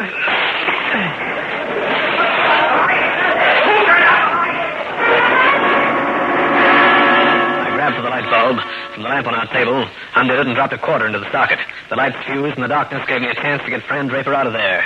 Somebody, turn on the light! Come on, babe. We're getting out of here. Beat it, everybody! This is a race! Come on. Out this door. My car's right over there. Come quietly, all right? Plug you. Inside. I'm going to report you to the police, Grainger. You report me? That's the last, sister. After you tried the oldest jag in the world. Let me out of this car. Still around, plug you. Getting into a nightclub wearing those torn clothes. No wonder you wouldn't unbutton your coat. You're waiting for Phil Douglas to show up. I was not. Cut it out. You're going to yell for help, and Mr. Douglas would have called a cop and had me locked up for more days than I care to think about. You're crazy. What's the act between you and Douglas? Nothing. You're mixed up on this robo business. I know that. Oh, forget it. Okay, I'll forget it. For about an hour. I'm taking you back to the hotel. You don't want to get into more grief than you're mixed up in now. You'll stay there until I get back.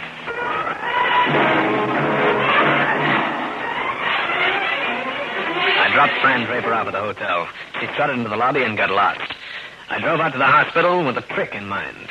If it worked, I'd have the Roble case wrapped up like a bundle of lettuce. The nurse admitted me to Roble's room. Mr. Roble. Mr. Roble. All right, Roble. You might be fooling the doctors, but you're not kidding me. Open those eyes and talk. Who are you? I'm Steve Grainger, the man who found you. Brought you here. I was retained by your wife to find out about the missing $10,000. She knows about that? She does. Now, why the faking about being unconscious? Afraid to answer questions? Yes. If you'd talked when I first brought you here, I'd have this matter cleaned up. Now, tell me about the 10 grand. Did 2 men get it? Yes. There was a shakedown going on, wasn't there? What kind of a shake was it? Blackmail? Embarrassing situation? I was married once before. My first wife wanted a divorce. I offered to give it to her. You know, I swore I'd never get mixed up in a divorce case. Look at me now. No, it's not that. She and I were in perfect agreement. No hard feelings. Sure she's not behind this move? She died 6 months ago. All right, Roble, tell me this. What part does a blonde named Fran Draper play in it? She was part of the divorce evidence. Great. She has some letters and some photos. Why didn't she yell for the law? My position in Cove City. I'd be laughed at. It would have broken my present wife's heart. Phooey. She'd feel a lot better if you'd level with her. What about this Draper girl? She's got some fake witnesses. Also, the evidence she has is not dated. She can make it seem as though the pictures were taken recently. Okay, Roble. Thanks for the dope. Now, I'd suggest that you suddenly recover your memory. Go home. But the Draper girl. She's my dish. She's a little too rare for you.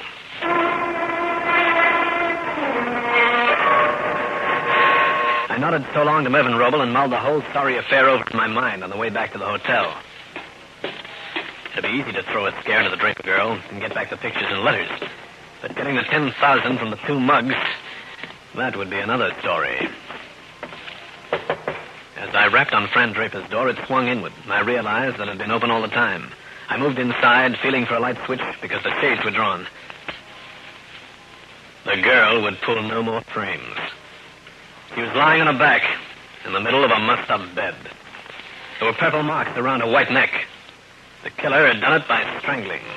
So you came back? Don't reach for anything, Douglas. What are you doing here? You killed her after you brought her back here. You grabbed her on the throat and strangled her. No, you don't, Douglas. I've got an alibi. I've been up seeing a man you should be interested in. Mervyn Roble. Don't pull that. You'll never get away with it. I think I will. Roble will be glad to testify. So will the clerk downstairs. He saw me come up not more than 2 minutes ago. I don't believe you, Grainger. I'm calling the police. Quiet. Somebody's coming. Well, what are you going to do, Linky? Let's gonna get the blackmail pictures, Dame Scott. Then we can stick that Roble for another 10,000. Well, how can you do that? We dumped him out of the car. You should read the papers, Hank. He's alive. Okay, boys, come right in. Hey, it's Grainger. That's right, Hank. You want it too, Linky? No. Turn your backs to me. Face the wall. What is that? That means all 3 of you. You too, Douglas. What? Why, don't be ridiculous, Grainger. Turn. I'll just disable you 3 boys. Then we can get underway. You'll regret this, Grainger. I warn you. Yeah? Now turn around again. You, Mr. Douglas. What's wrong with your shirt? Nothing. Looks like it's got a lot of starch in it. Or else you're carrying a little, contraband in there. Come here. I thought so. The letters and pictures Fran Draper was holding on her Roble. I was going to turn them over to the police for evidence. You were? Linky, take a look at the girl on the bed. Yeah. Hey, that's Fran. She's dead. Yes, and now I know who killed her. You too. Grainger and I heard what you said as you came in. Hey, it's a lie. We're going to pin no murder rap on us. Listen to them trying to save this. Sure they are, Douglas. The way I get it is that Fran Draper came to Cove City to blackmail Roble. She found out that you weren't as big a friend of Roble's as you pretended. You and Fran got together. I never saw her before. And that's why it was so simple for her to set up that frame up at the dunes tonight? Oh, no. You two were partners. Can you prove that? I can try. Linky, Douglas hired you to meet Roble, get the blackmail money, didn't he? Yeah, sure he did. Thanks. But you and Hank got ideas. You double-crossed Douglas and Fran Draper. You took the dough for yourself. We didn't kill her. Of course you did. That's why you were carrying the incriminating pictures and letters inside your shirt, eh, Douglas? Oh. When you found out that I took the Draper girl away from the dunes, you got scared. You thought she might spill the truth about you. They came here, not me. Sure, but they didn't have murder in mind, Douglas. All they wanted was the blackmail stuff, so they could make a pitch for another 10,000. But you got here ahead of them. You must have, because you have that evidence. You killed Fran Draper. Are you mad? Then how did you know she'd been strangled when you haven't been close enough to see her neck? Why, you... Don't try it, Douglas.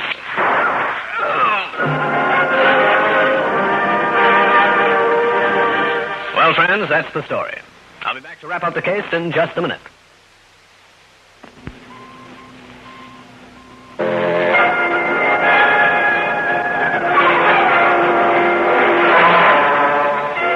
I shot Phil Douglas through the arm. Then I took him and the 2 mugs down to Cove City Police Headquarters and told my story to an amazed and thoroughly riled chief of police. After the mugs answered a few questions and were locked up, I went back to the hospital where Mervyn Roble had amazingly recovered his power of speech. Oh, it's over, Grainger. Yeah, most certainly is. We don't know how to say thank you, Mr. Grainger. We'll save that for later. First, here's the blackmail material. And I hope you tell Mrs. Roble the whole story. He already has, Mr. Grainger. The $10,000 is being held by the police department. You're certain of getting it back since the bank teller kept a record of the serial numbers. Oh, that's wonderful. And now let's talk about you. Her fee is normal under these circumstances, I understand. Well, I'd like to blush and say no, but this happens to be my business. Fine. I'm glad to see you are not affected by false modesty. I shall send you a check in the amount of $1,000. That's 10% of what I've been saved by you. Oh, thank you. I won't send you the receipt, but I will leave you one idea. What's that? Next time, tell the cops or the wife. Mr. Grainger. What? There shall be no next time. Fine. The wise guy who doesn't make the same mistake twice. Steve Grainger again. You've just heard one of the most interesting cases in my files. And I'll have another one for you. So be around next time.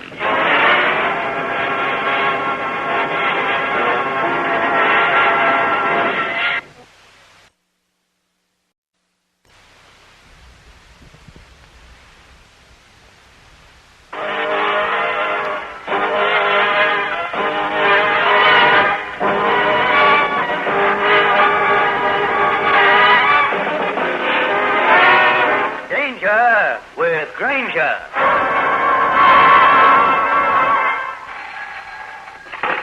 Police department. This is Graham Dwyer. I'm calling from a drugstore in Ampere and McDonough on the edge of Pelham Bay Park. Get a police car out here immediately.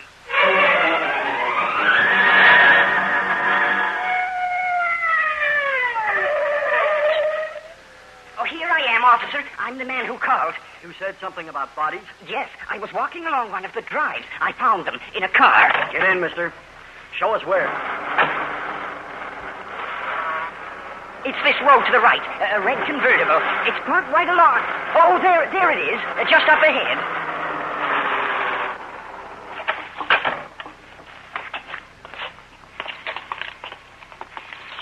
Two of them, boy and girl.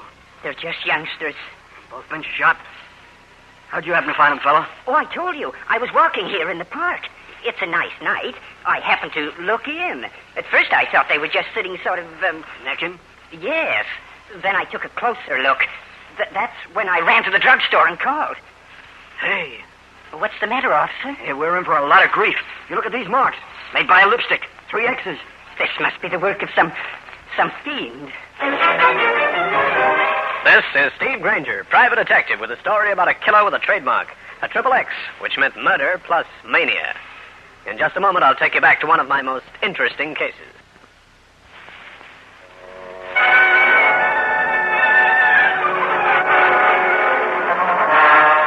This is Grainger. I was sitting in my office reading the paper, an account of a twin killing in Pelham Bay Park the night before. A killing signed by 3 X's on the forehead of each body. It was the sort of case that gave you a cold, creepy feeling in spite of the fact that the sun was shining outside. Then my door opened. Mr. Grainger. Mr. Grainger, I've come to you for help. I need you. Well, sit down, ma'am. Thank you. I'm Martha Morton. I want you to try to exonerate my son, John. Why, what's he done? You haven't read that entire story in your paper, Mr. Grainger, or you wouldn't ask that. What? John is in jail. He's under suspicion of being the 3X killer. But he couldn't have committed those murders. I know he couldn't. Why not? Well, he's just not that sort of boy. I know I've not been able to give him all the time he should have had.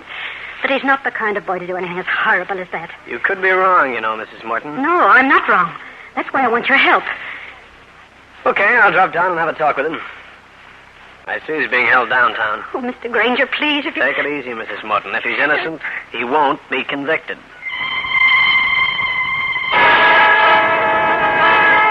I grabbed some transportation and went down to police headquarters. I explained my errand and was ushered into the office of Lieutenant Mike Harding. Grainger, I think you picked a bad one this time. Why? What have you got on young Morton? Everything. A girl came to us early this morning. She was scared to death, hysterical. She wanted protection. From whom and why? The dead girl and boy were both friends of hers. They all had a date last night. The dead girl forgot about a second date she had with the Morton boy. Both boys showed up. They tossed a coin. Morton lost. He went away angry with the girl who later reported him. That's still not proof of murder. The lab man made some casts around the car. They fit the boy's shoes. Shoes can be similar. Cut it out. We matched the tires on Morton's car with some tire prints. They were alike, too. I want to go talk with him, Mike. Okay, come on.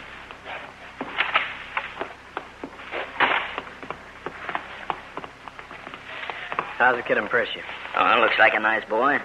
But I've seen angel-faced killers before. His mother hire you? Yeah. She's nice, too. Yeah. Oh, this is his cell. Right.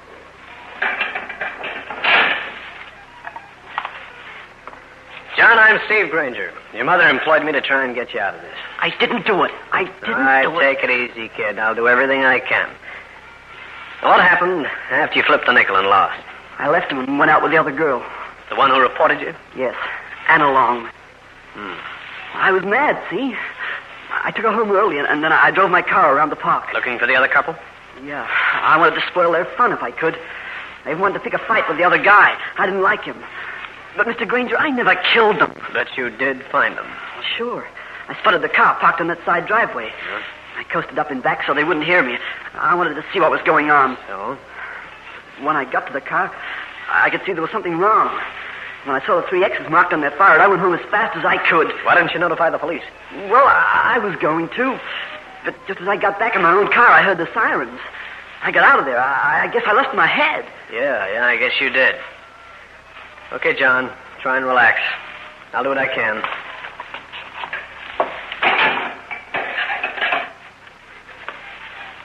Harding, I think you've got the boy wrong. He's got a pretty straight story. But no witness. Did you paraffin his hands? Grainger, you stick to your business and let me stick to mine. I know the routine. Okay, no offense.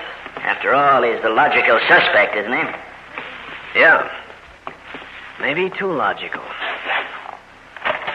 Well, anything else I can do, or will you permit me to go about my own affairs? Oh, Lieutenant Harding, I've been waiting for you. Oh, no. But I want to help that poor boy. I wish you two would go someplace and get lost. Oh, Grainger, this is Graham Dwyer, Steve Grainger. Yeah, according to the papers, you found the body. Yes, I did. But I don't believe that youngster did the killing. Uh-huh. I offered my services to the lieutenant here, but he's refused them. Oh? I happen to be interested in crime. I'm an amateur criminologist. I see. Well, so long, Harding. Oh, one moment, Grainger. Has the boy's mother retained you? Suppose she has. Then why can't we work together? My work will be free, of course. You know, Grainger, that's an excellent suggestion. Just a second, Harding. Then I'll have both of you Sherlocks out of my hair.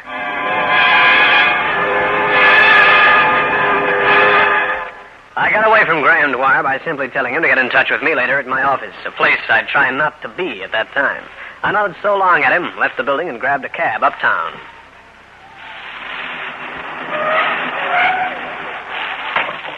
Thanks, driver. Keep the change. I moved towards the entrance of my building.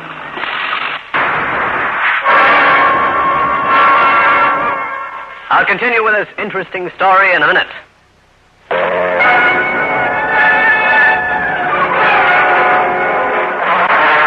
When the shots came, I dropped to the sidewalk fast. You gotta be pretty fast on the fall in my profession. I lay there waiting for some more shots, but they never came. Only the sound of a car roaring off. I could look at the license plates and made it in a hurry to my telephone. Harding speaking. This is Grainger. Listen, the guy just took a pot shot at me from a car. I got the license number. Can you check the owner for me? Sure. You think it's about the 3X killing? How do I know? I'm no prophet. You're not much of a private eye either. While waiting for Harding to call back, I studied the newspaper account of the 3X killing. The police had only one suspect, and that was John Morton. I hoped I could dig up an alibi for him because the law was going to be tough about this. I'd got the address of the girl who'd put the finger on John Morton. Her name was Anna Long. I decided to talk with her was in order. Anna Long lived on Colonial Avenue, adjacent Pelham Bay Park. I phoned, told her I'd be out.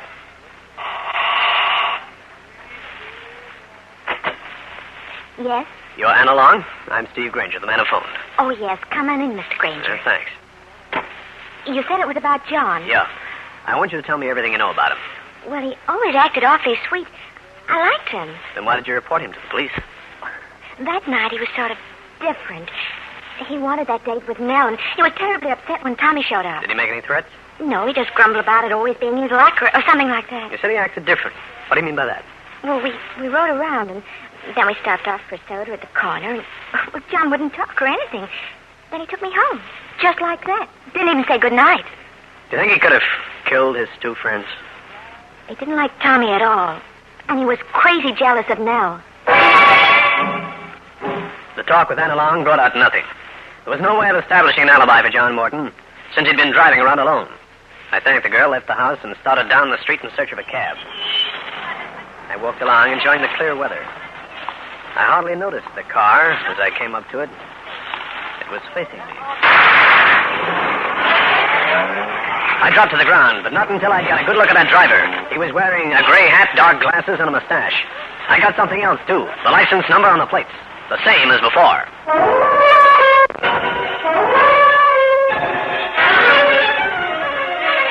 Well, Harding? Sure. I've got a make on the car for you, Grainger. Thanks. You took your time about it, didn't you? What's the matter, Gumshoe? Nervous? I just don't like being shot at. You want protection? I'd be glad to assign a uniformed officer to bodyguard Cut the comedy and give me the information. I'm afraid it won't make you happy. We checked with the car owner. He left his keys in the car. It disappeared naturally, and it's still missing. Thanks. There's one thing about you, Mike. You're always useful. About as useful as a nylon shirt in a blizzard. As I hung up the phone, a thought struck me. The man who'd fired at me from the car had fired high. Since he had a perfect sight on me, he apparently was just trying to scare me off the Morton case. The trouble was, he was practically succeeding. In just a moment, I'll bring you the climax of the case.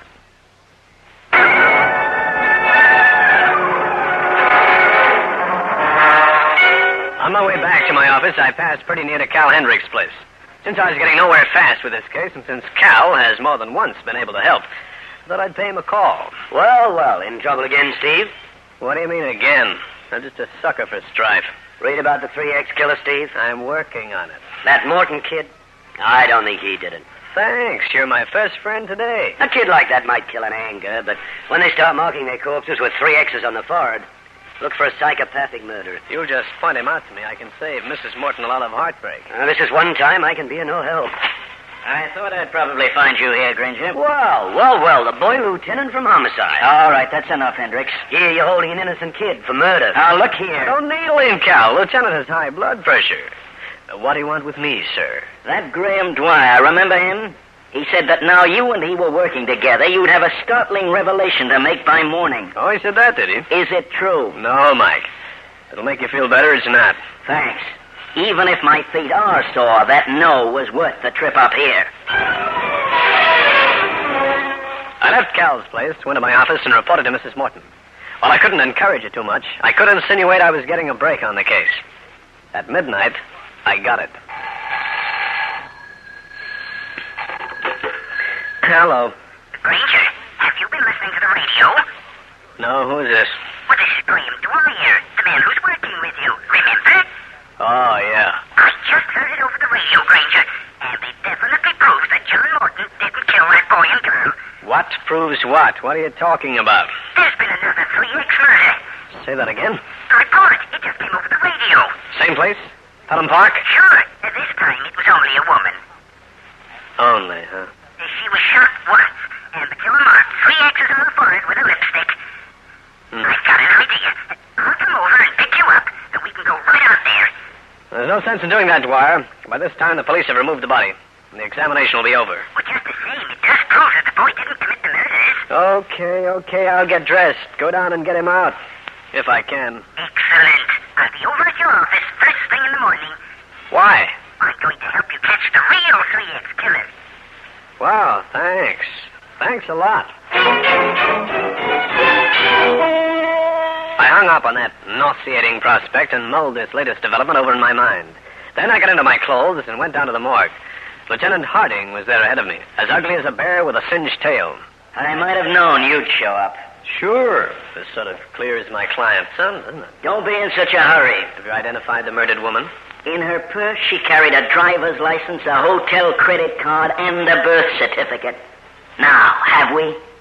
Don't be so grumpy, Mike. This means you'll have to release that kid. Yes, his mother will be down here with a writ. I'll have to let him go, but that doesn't mean he won't still be under suspicion. Find any clues in the park? Footprints. Millions of them.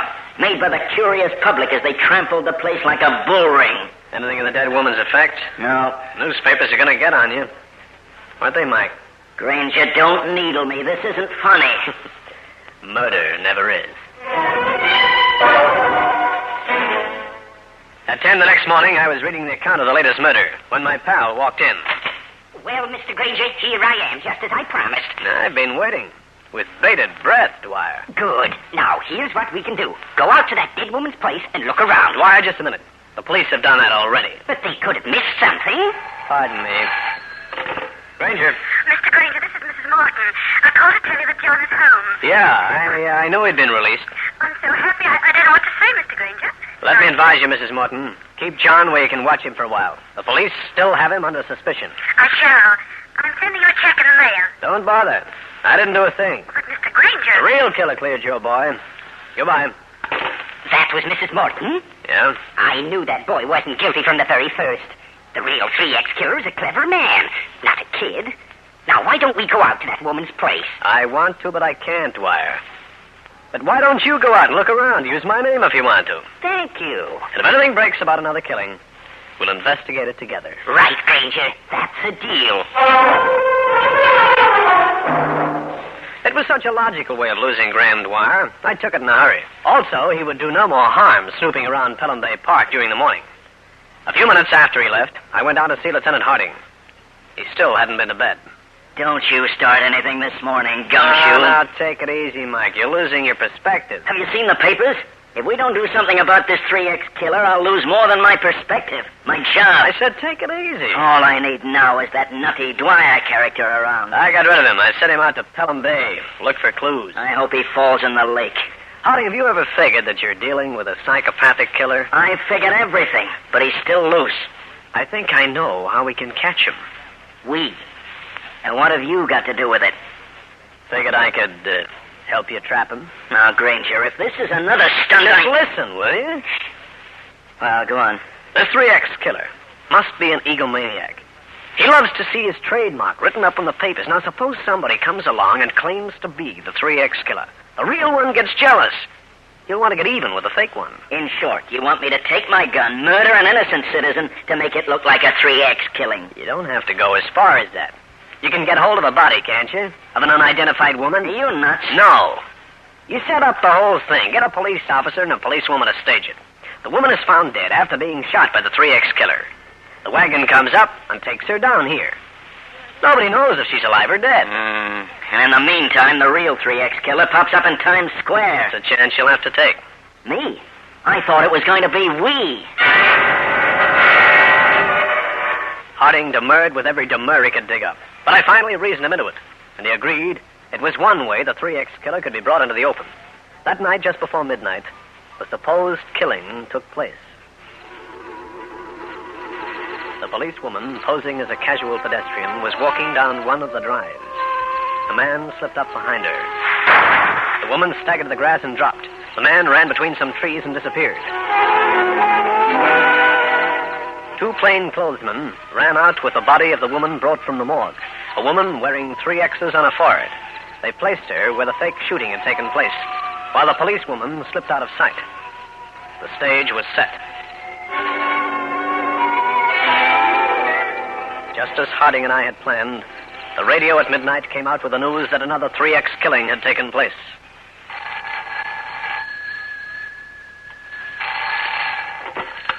Yeah. This is Graham Dwyer. Have you heard? I was just going to call you. We're going out there. I'll pick you up in 5 minutes.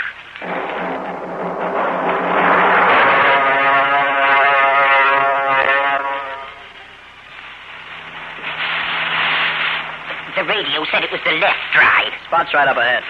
See the police cars? My, this one really attracted a crowd. Pull up here. We can walk.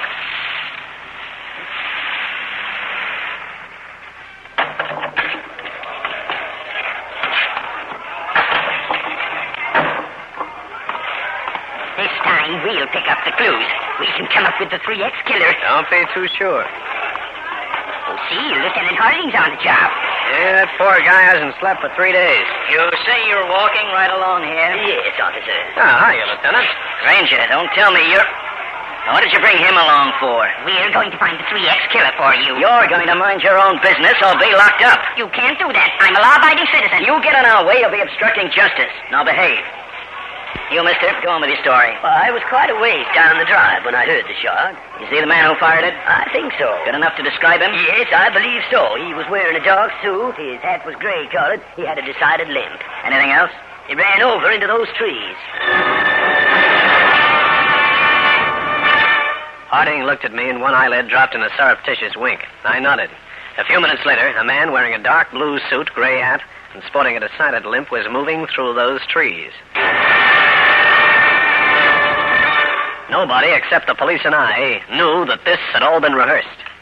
That both the witness and the man with the limp were really police officers. I looked around carefully, hoping to spot anyone who looked suspicious. Then I discovered something. Something that sent me on the heels of the man posing as the 3X killer.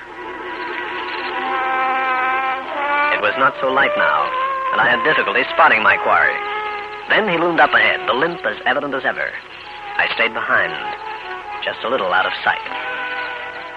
The phony murderer was being obvious. Also, he was taking a chance because some civic-minded citizen might shoot first and ask later. Then another figure slipped out of a clump of bushes up behind the supposed killer. The gleam of a nickel-plated revolver glinted dimly. The second man prodded the first out of sight. I moved in. Don't stand there. I demand to know why you killed that woman. I'm the 3X killer. Okay, you caught me. Take me back there. You're the 3X killer. That's fantastic. The real 3X killer is clever. His murders are committed without leaving traces. You're a fumbling fool. I'm the 3X killer. You're not. This wasn't planned as a 3X killer plans. This was stupid. The 3X killer's intelligent. He uses reason. Look how he framed that boy for the twin killings in the car. That took reasoning. Yeah? You're a fake. You're trying to cash in on the publicity the original 3X killer got. You were jealous of his success. You're the cheapest of all people. You're an imitator. How do you know? Because I happen to be the original 3X. It was I. You understand? Okay, Dwyer. Put down that gun. So you find me, Grainger. You knew all the time, didn't you? Drop the gun, I said. Not until I take care of that feeble fake. I'm going to...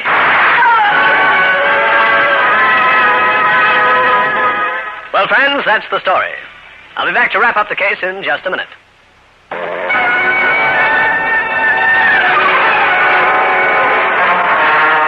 I merely pulled the trigger, and Graham Dwyer dropped with a bullet in the leg. The officer who'd been posing as the fake killer grabbed his gun, and that was that. Mike Harding asked me to meet him the following day. Have you seen the newspapers? They're playing up the hoax we pull like they know about it all the time. Yeah, they're good guys. And I suppose I'll have to thank you. It was that dreamboat idea you brought in from left field that snared Dwyer. Don't bother, dear boy. It was a pleasure to get you off the hook. Yeah, I was hanging there like a flounder. What happens with Dwyer? He's insane. When we raided his apartment, we found it was a storehouse of information on murder. Finally went to his head. Wonder why he never shot to kill when he chased me around in those stolen cars. He explained that. He loved making a monkey out of you. Thanks. Love being a monkey and alive. Pardon me, Lieutenant, but they want you at the office. And what for? There's been a shooting on the west side. Coming along, Grainger? No, Lieutenant, this one is on you. I figure on taking a rest. A long rest. This is Steve Grainger. You'll be listening to some of the most interesting cases in my files. I hope you enjoyed them. See you around sometime.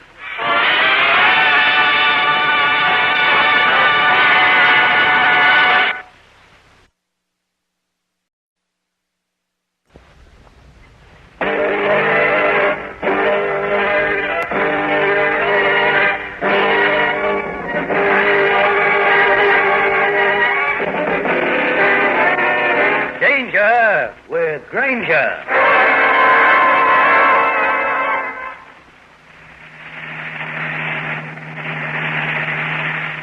Peter, what in the world's the matter with you?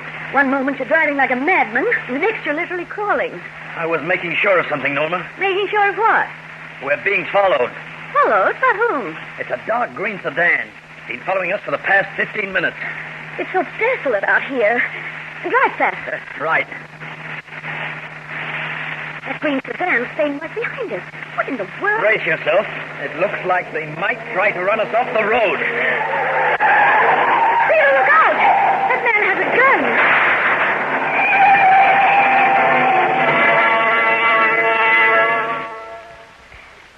Well, where am I? Who are you? You're in the hospital, Mrs. Hartnett. You had a nasty crack-up. My brother Peter. Is he hurt? I don't know whether I should... He's dead? Yes. Oh, no. The police are waiting outside. As soon as you can answer some questions, they'll want to talk with you. All I know is that a car ran us off the road. The man in the car shot Peter. The police will want to hear your story in full, Mrs. Hartnett. All right. I'll just get them. Just a minute. My necklace. What happened to it? Necklace? You didn't see it? A diamond necklace? You wore no necklace when you were brought in here. Was it valuable? It was valued at $30,000. This is Steve Grainger, private detective with a story about a missing necklace, a dead man, and a green sedan. In just a moment, I'll take you back to one of my most interesting cases.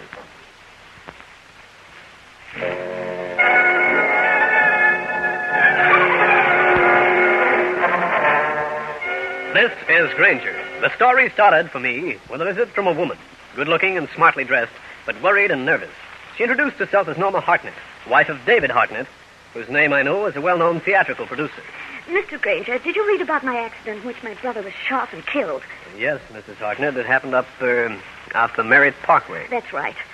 Do you remember that I said a diamond necklace I was wearing was stolen while I was unconscious? Yes. Mr. Grainger, the necklace wasn't stolen.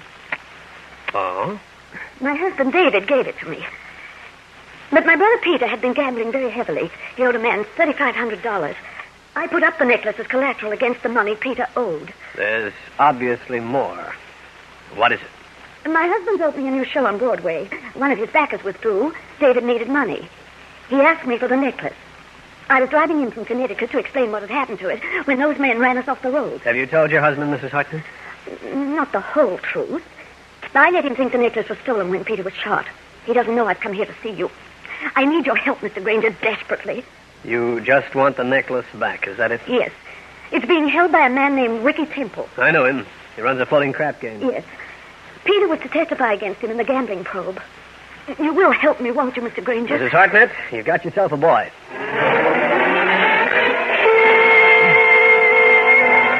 Norma Hartnett gave me a New York address. One of the local hostelries. Went on her way. I put out a few feelers for Ricky Temple and got nowhere. He dropped out of sight. I decided on an interview with Cal Hendricks. He was a newspaper man, and if anybody could give me a lead, I felt he could. What in the world do you want with a shifty character like Ricky Temple? I'm hunting a diamond necklace for a client. Well, I'm glad it's business, Steve, but I don't know if I can help you or not. When the gambling probe started a couple of months back, Ricky crawled down a sewer someplace with the other rats. I'm sure he's in New York. He used to hang around the west side, up near Columbus Circle. Well, thanks, Cal. You go ask at some of the places up there. I'll leave you spare change here, will you? I can take care of myself. Don't worry. The last time you came back from a gambling joint, you were wearing a barrel. Never mind. With a belt in the back. I went north towards Columbus Circle and started asking questions in different small hotels, as well as some of the big ones. It took that afternoon and the better part of the evening. Finally, I got the address of Ricky Temple's latest hideout. What do you want? Ricky Temple? Be around? Who you, Buster? I want to see Temple. He's an old friend. Temple ain't got no friends. And say, ain't you Steve Grainger? Suppose I am. Blow. We don't want private snoops around. Smells up the joint. I'll teach you to mind your adverbs, mister. Now move aside. I don't think so. All right, Grainger. What's the routine for? Came up to see you, Ricky. Your butler hasn't learned his manners yet. He was told to keep out the characters. You're a character. But I'm in. Okay, you're in. How much do you want to keep your mouth zipped? You got the wrong man, Ricky. I'm not up here looking for a quick buck. Well, spit it out, then. I'm busy inside. I'll take $30,000 worth of diamond necklace that belongs to Mrs. David Hartnett. Don't be silly, Grainger. You've got it. She wants it. Good night, Snoop. The door is open, and I just ran out of time. There's a killing mixed up in this, Ricky. No, there isn't. You haven't read the papers. Mrs. Hartnett's brother was shot and killed. When the police find out about that necklace, they're going to get inquisitive about you. You sure about this? Would I be here if I were kidding? Here's a paper I picked up. Take a look. Sammy, beat it. Okay. Inside, what's the game? Be sure I get my percentage. Right. Come inside and shut the door. I'm invited to stay a while, huh? I just want you to get something clear in your mind. I have not got the necklace. That puts you on a spot. Suppose I pull out 3,500 clams and ask you to hand it over. Well, come on, Ricky. Tell me the rest of the story. What happened to the necklace? I don't think I'll say any more. Let Mrs. Hartnett come over. I'll talk to her. You'll talk to me or I'll get police headquarters on the phone. I'll tip them two ways. One about the necklace, second about this game you're running. You'd spill, huh? I would. When there's 30 grand worth of ice concerned, plus a killing. Maybe I ought to call my mouthpiece. He'd know what to do. Cut the chatter. You haven't got a lawyer and you know it. Look, Grainger, I don't know what the play is, see? But I got a couple details. Maybe they'll help you get back the necklace, huh? I'd better get it back. Or you and I will tangle. With a cop looking on. Okay, I'll tell you what I know. Now, you see... Hey, you! Hold it! I'll continue with this interesting story in a minute.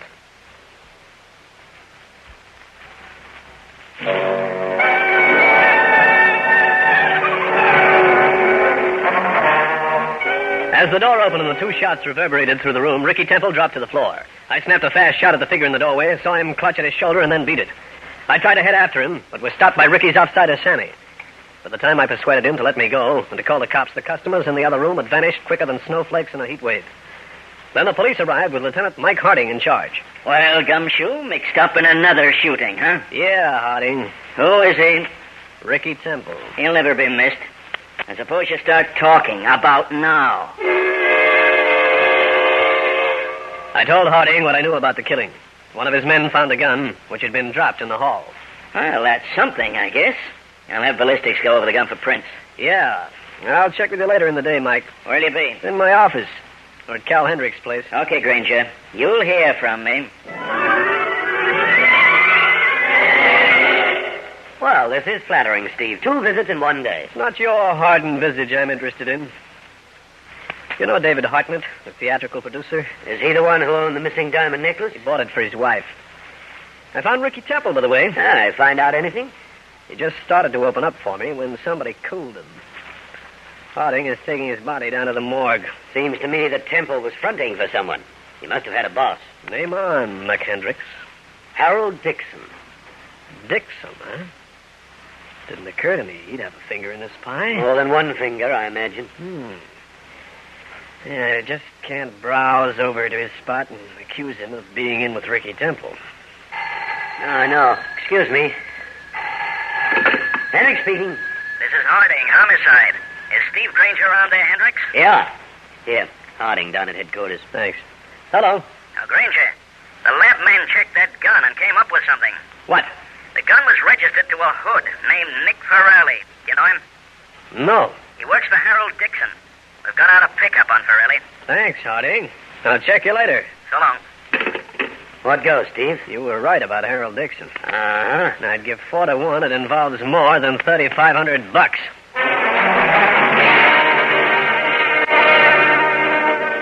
I left Cal, dug Mrs. David Hartnett's address out of a coat pocket, hailed a cab, and went over. She greeted me at the door. Mr. Grainger. Mrs. Hartnett, have you ever met a man named Harold Dixon? Very frequently. In what way?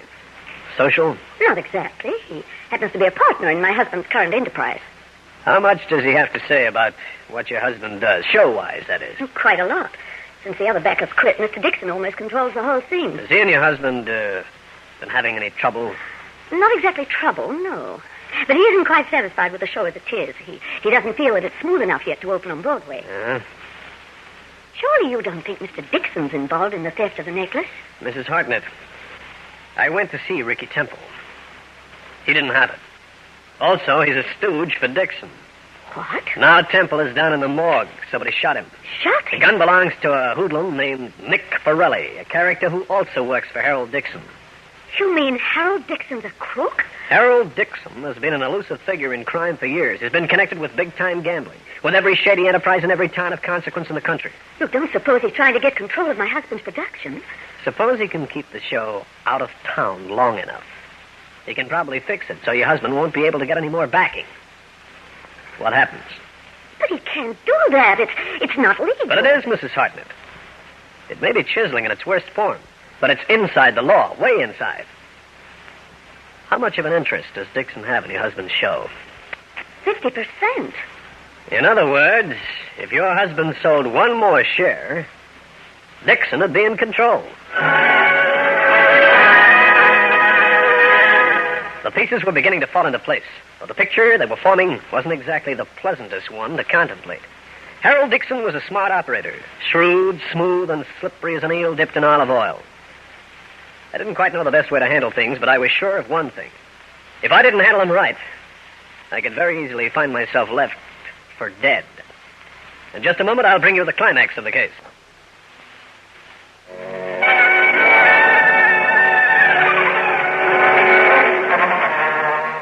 I warned Norma Hartnett not to make any foolish moves until I did more checking up. I wanted first to get a line on where Nick Forelli, the owner of the murder weapon, might be hiding out. I phoned Harding at police headquarters, but Forelli was holed up as securely as a gopher in sub-zero weather. So I called Cal Hendricks once again.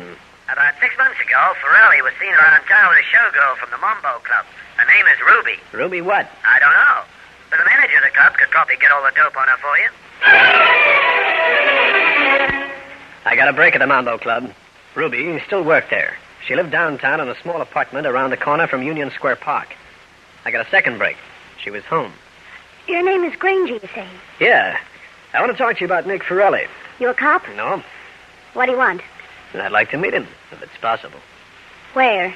Well, you name it, Ruby. Okay. Be at the Mambo Club at 10 tonight.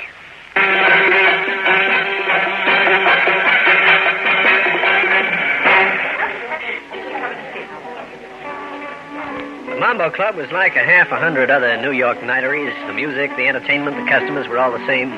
Even the drinks had the same amount of watering in them. I watched Ruby finish her turn and move over to me. Hiya, Ruby. Hiya. Where's Nick? You didn't tell me what you did for a living earlier today. You're Steve Grainger, the private eye. I am? Working for Harold Dixon? What makes you think that? I'm thinking a lot of things. Things I've got to be sure of. What goes? I'm not working for Dixon. Although I'm getting interested in him. What's wrong? A lot. Come on, let's get out of here. Nick isn't coming around? We'll go see him. He's at his apartment.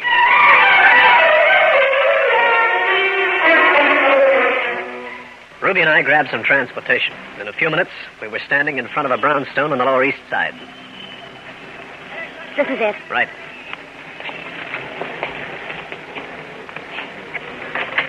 Hold it a second. Why? You haven't said a word. I don't know what's going to happen inside. You won't get hurt. Just the same, I'll keep this in my pocket with my hand on it. Do it your way.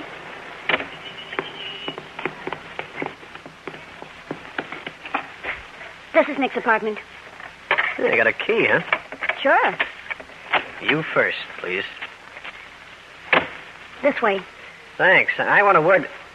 Looks like I'm too late, doesn't it? Grainger, What do you know about this, Ruby? Nothing, but I knew he was here. When he didn't answer the door, I let myself in and found him. Shot once through the heart. Did you move him? Me? Oh, of course not. Tell the police about this. No, I got scared and came back to the club.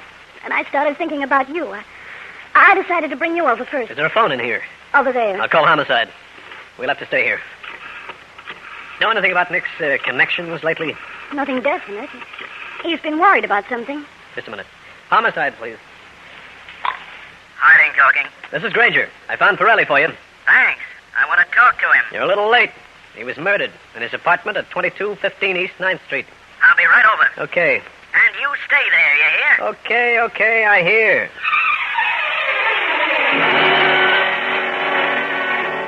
I stayed, and so did Ruby. When Harding showed up, I explained as much as I could to the girl, and the homicide man was nice about it. He let her go on her own recognizance. Then he turned to me. Okay, Grainger, give me the rest of it. No rest of it. The girl told you what happened. Uh-huh. I think you'll find that Nick Forelli shot and killed Ricky Temple. Yeah? Look at him. The man who shot Ricky got away. but only after I winged him. I distinctly remember seeing him clutch at his right shoulder. And Nick has a wound in that shoulder. Correct. You do nice things for the police department, Grainger. Thanks. Nick Farrelly shot and killed Mrs. Hartnett's brother. He shot and killed Ricky. You found him for us. But I found him dead. I knew you were going to say that next. Harding and his crew went to work. I left the apartment and looked for a telephone.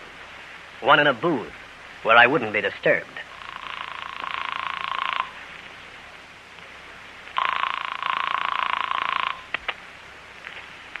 I let it ring the 10 times the phone company recommends and forgot it. Mrs. David Hartnett was not at home. I was almost sure that Harold Dixon was in back of the killings, but how to tie him in was the real problem. I decided to pay him a visit. He lived, but exclusively, in a house on a quiet west side street. This was it.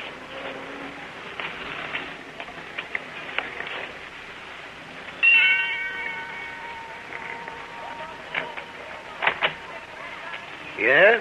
You, Mr. Dixon? Harold Dixon? You're Steve Grainger. Come on in. I didn't know I'd be that welcome. You are, Mr. Grainger. You saved me the trouble of having someone look you up. Okay, that's enough. And this is a gun. Please don't move.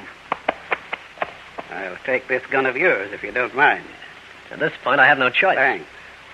I understand that you alone are pretty dangerous. With a gun in your pocket, you might become obnoxious. Walk, please. Down the hall, if you will. If I won't? Try it and see. The first door on the right. Go on in. Yeah. Have a chair, Mr. Grainger. You're so generous. Now what? Fast game of cribbage? I'd like you to meet one of your clients. Pardon me. I watched Harold Dixon back carefully to a closet door. He turned a key, and when the door swung open, I knew why Mrs. David Hartnett hadn't answered my phone call. You two have met, of course. Mr. Grainger, I've been kept prisoner here. Can't you do something? He can, Mrs. Hartnett. He can sit very quietly. Or he can move. Once. And no more. You see how it is, Mrs. Hartnett? I have a mouthpiece. And in this case, it doesn't mean a lawyer. Quite right, Mr. Grainger. We're being as formal as a UN conference, aren't we? Since you're the president pro tem, start getting with it. There's not much to get with. I think the police will differ with you, friend. Your gun-happy helper, Nick Farrelly, shot Mrs. Hartnett's brother, right? That would be entirely possible. And you've got Mrs. Hartnett's necklace, haven't you? Well, since you're not going to do anything about it, I may as well admit it. I have. And you were supposed to be a friend of David's and mine. The whole thing falls into a very familiar routine, Mrs. Hartnett. You put up your necklace as security for your brother's gambling debt of $3,500. Ricky Temple had it.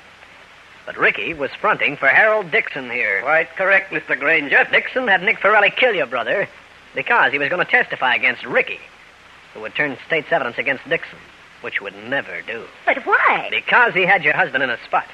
Since your husband needed extra money and couldn't get the necklace from you to make a loan on it, Harold Dixon stood to take over the show they were both interested in. You're staying very close to the truth, Mr. Grainger. So with your brother disposed of, Ricky had to go too. That job was handled by Farrelly, who was probably killed by Dixon to get him out of the way. I can't believe all this. And now, Mr. Dixon will have to dispose of you, Mrs. Hartnett. And you, Mr. Grainger. You want me, boss? Yes, Jigger. I want you to arrange for Mrs. Hartnett and Mr. Grainger. Okay, boss. You want I should dump him in the river? I never ask how you do things. Just do them. And you, Dixon, wind up with a $500,000 show plus a $30,000 necklace. But what's Mr. Hartnett going to say when he finds out his wife has disappeared? He's got something there, boss. Could we make it look accidental? Like maybe a car accident? Excellent suggestion, Jigger. Oh, excuse me. Harold Dixon speaking. Yes. Yes, of course, Harding. You may come up any time. I've cooperated with the police for years. Get him out of here quick, Jigger. That was Harding of homicide. He's coming here to ask questions. I want to ask a question, too. Take them out, Jigger, now. Jigger, did you know that your boss, the great Dixon, had Nick Farrelly kill Ricky Temple? Shut up, Grainger. Then to close Nick's mouth, he had you shoot him. You see, Jigger, he knows too much. I can tell you something else, too, Jigger. When you get through disposing of us for Mr. Dixon... That's enough. He'll dispose of you. What are you trying to pull? Take a look at Mr. Dixon, Jigger. Take a good look. Jigger, don't take me notice. He's just trying to stall till Harding arrives. I don't know, Go on, get those people out of here. Right now, you fool. I'm Harold Dixon, remember? Yeah, Dixon, I remember. I remember some other guys who just got dropped out of sight. Put down that gun. Dixon. I think we ought to talk first. Put it down or I'll shoot. Try it.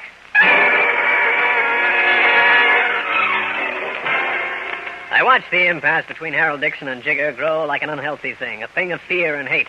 Then I got a sudden break. Jigger turned his back to me, facing Dixon completely. I made my move. Let's go, Grainger. Let go. That gun. Dixon, he's got his shot.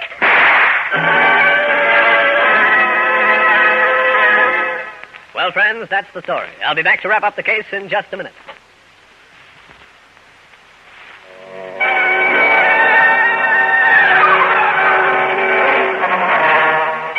I was lucky. Jigger let go his gun in time for me to grab it and snap a shot at Harold Dixon, who fell to the floor, writhing in pain. Mrs. Norma Hartnett stood as still as a pillar of salt. All right, Jigger. Back up against the wall. Shut up. Mrs. Hartnett, snap out of it. You'll be all right. I'm frightened, Mr. Grainger. Never mind that.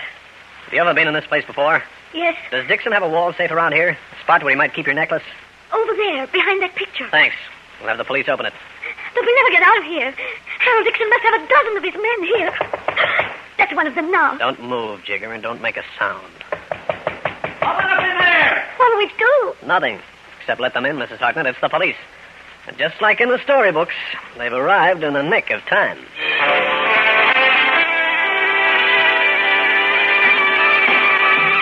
Steve Grainger again. You've just heard one of the most interesting cases in my files.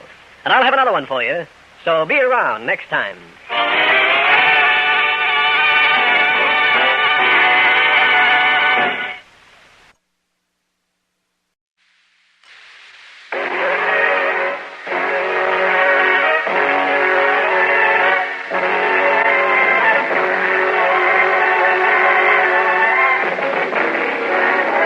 Danger with Grainger.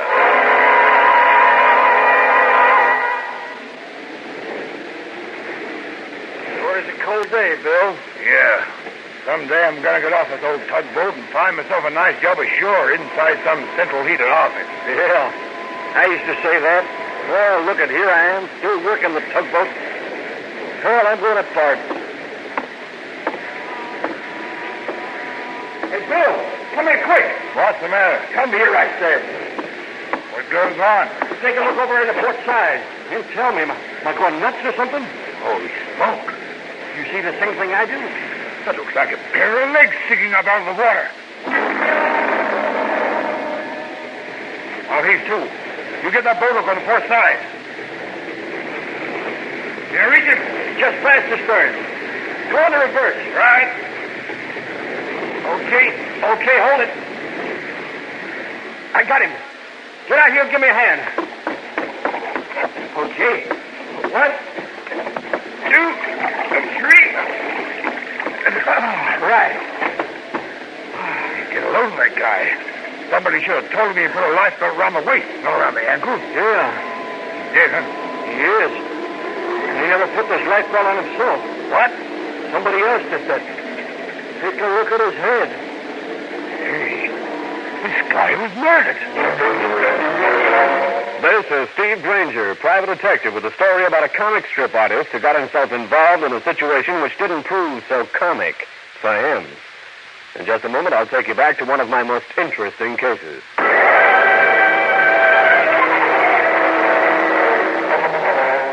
This is Grainger. I was sitting in my office where a radiator was giving off some of that heat that's so popular on wintry days. Business has been slower than a Fifth Avenue bus in a blizzard, and I was thinking of locking up shop and taking the afternoon off when the man rushed in. Listen, if you're Steve Grainger, you ought to do something for me right away. Now, slow down to a walk, mister. They're after me. They're going to find me. And when they do, I'll be accused of murder. What murder? Who are you? As soon as they see the paper, they'll come looking for me, and I'll be accused of murder. I didn't do it, you understand? As soon as you can tell me a couple of things, we'll go ahead. If you can't, I'll throw you out. You're making me nervous, all right? Yeah, all right. Oh, what do you want to know? That's a good question. First, who are you? Then second, who was murdered? Third, why is anybody going to say you did it? Very well. My name is Keith Leopard. Number 2, please. Look at this newspaper. Right there. The crew of the tugboat Mary J. found the body of Calvin Leffert floating downstream in the Hudson River. When the body was hauled aboard, they found that a life belt had been tied around the ankles. The ankles? What kind of routine is that? Keep on reading. At the morgue, it was found that Leffert had died of drowning, but suspicion arose when a bruise bad enough to cause a fracture was found in his forehead. What relation was the dead man to you? He's my brother. And when the police start checking, they'll be sure I did it and I'll be locked up. Why? Turn the paper to the comic section. Comics? Go on, go on. Okay. Now what? Look at today's Coast Patrol comic strip.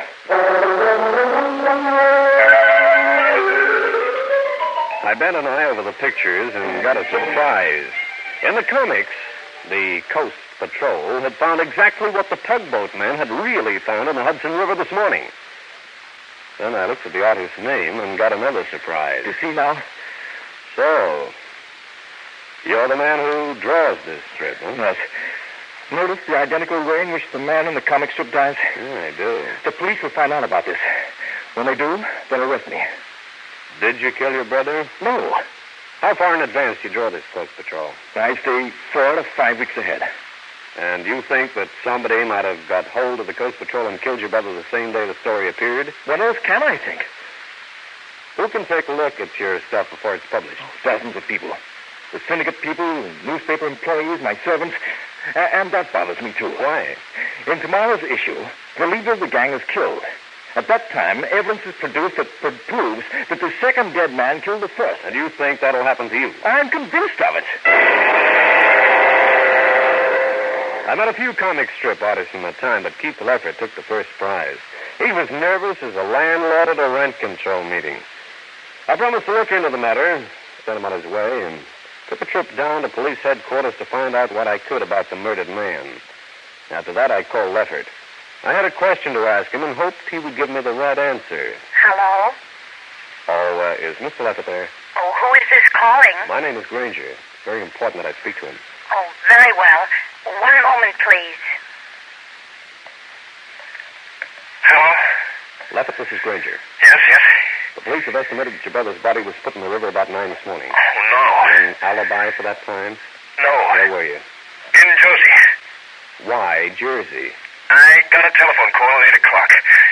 It was supposed to have been from an artist who does my fill-in work. He told me the stuff was ready. Why didn't he come to Manhattan? He's an invalid. In that case, you've still got an alibi, Leffert. That's just it. When I got over to Jersey, the man wasn't home. When Keith Leffert gave me the crippled man's telephone number, I hung up, dialed the man, and checked on the story of the Jersey trip.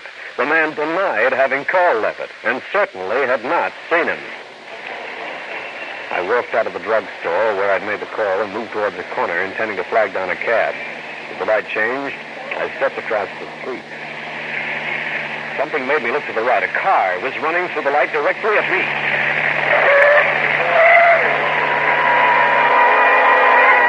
I'll continue with this interesting story in a minute.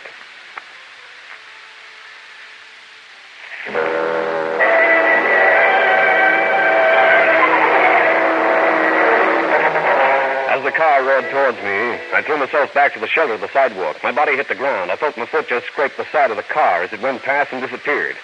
I barely escaped from a deliberate rundown. I stood for a while, getting my breath back, then hailed a cab and went to see the nervy comic strip artist. He showed me into his study, and I told him 2 things. One, the guy he claimed had called him to Jersey denied having done it. 2, the attempt on my life. But that's terrible. Are you sure it was you they tried to run down? I was the only one crossing the street. Grainger, this is making me more worried than ever. How about a drink? I could sure use one. I'll ring for the maid. I watched Leffert move around restlessly, picking at this, moving that, snapping his fingers. Then the door opened. This woman was no maid. She was tall, the statuesque type, with dark red hair that glimmered like copper. An afternoon dress, the party type, didn't do her any harm either. I heard the bell, darling, and came myself. What do you want? A couple of drinks, Rosa. Oh, this is Steve Grainger, a private detective. This is my wife, Rosa. How do you do? Jeez, what in the world are you doing with a private detective? He's going to be my bodyguard. But I thought the police did those things. They do, darling, but I want someone around all the time. I'm afraid something might happen. To you? Really, Keith? Calvin's death has upset you more than I thought. Yes, it has. Well, I'm glad to know you, Mr. Grainger, even under these most unusual circumstances. That's all right, Mrs. Leveritt. I was just going to ask your husband if he had any idea why someone would want to kill his brother. Keith? You'd better tell him, Rosa. I'll get the drinks. What should it be, Mr. Grainger? Scotch, rye, or gin? Scotch, please, and on the rock. I'll be right back. Levitt, what's this about your brother? He owed money. A lot of money to a man. What's a lot? 5,000. That's a lot. Tell me, to whom did your brother owe this money? A man named Steed. Andrew Steed. He runs some kind of place. I see. Keith, there's somebody here from the police department. He wants to talk to you. Grainger, will you stand by me? I got a better idea. Talk to him. If he wants to take it down to headquarters, go along with no argument. But Grainger... Then get your attorney. He can get you out on a writ of habeas corpus, okay? Yes. Now go talk to him. Aren't you acting strangely, Mr. Grainger? I thought my husband employed you to guard him. I have a feeling that right now your husband would be better off in jail. But he's not guilty of his brother's death. Mrs. Levitt, is there a back way out of here? There's that door there. It leads out into the hall. Thanks. I'll see you later. But your drink. I'll have to see that later, too.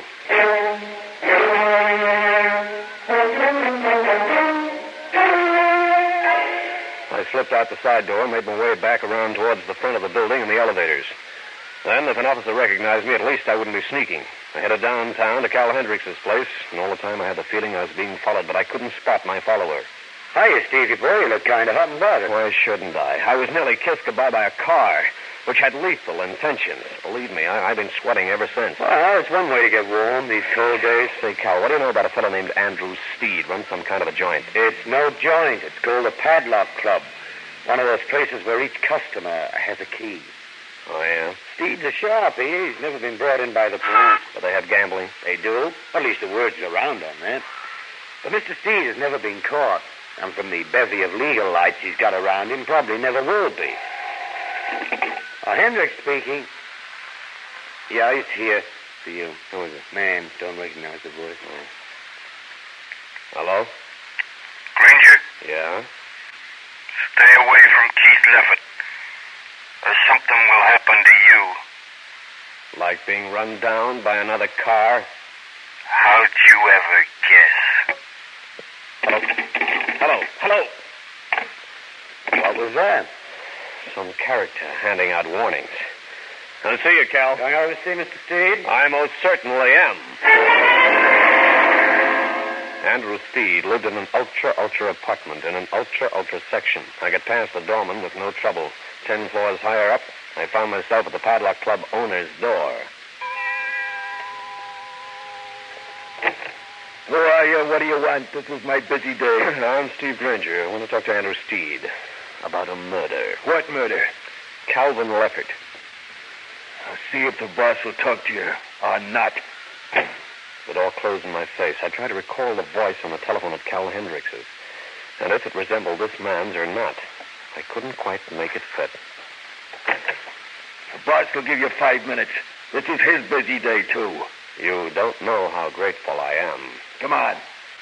In here. Thanks a lot. Oh, so you're the boss. Andrew Steed in person, huh? You said you wanted to talk about Leffert's murder, Grainger. Why? Very simple, Steed. I could have had a rumor that you put the finger on Calvin Leffert because he couldn't pay off $5,000 he owed you. Killing Calvin Leffert wouldn't get me back the money, you know. But it might intimidate a few others who owe you money, too, don't you think? Grainger, I don't want to be linked with the Leffert killing. It's extremely bad for business. I didn't have anything to do with the killing. Did the police know anything about that $5,000 Calvin owed me? Well, not from me, they don't. But I believe they have taken Keith down to headquarters. He could crack under questioning. He's plenty scared. Who else knows besides you and Keith Leffert? I couldn't say.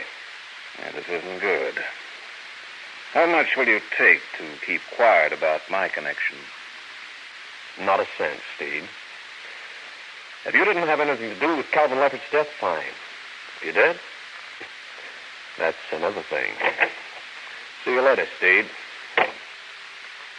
I moved towards the elevators. Suddenly, that instinct told me to turn around. I did and ducked just in time.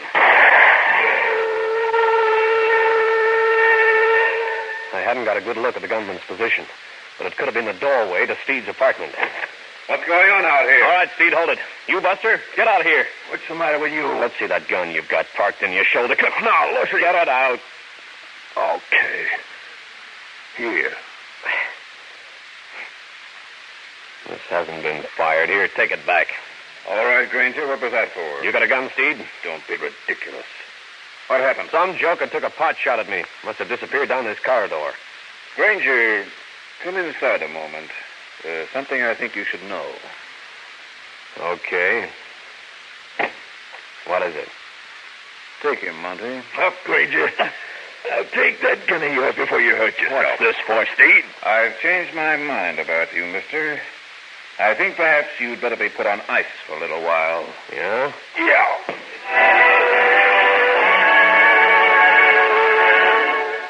I felt the impact of a gun butt behind my ear. Saw 9 kinds of brilliance and promptly dived down into blackness. That's one of the disadvantages of my profession. Every hoodlum in town thinks of you as a nut to crack. In just a minute, I'll bring you the climax of the case. When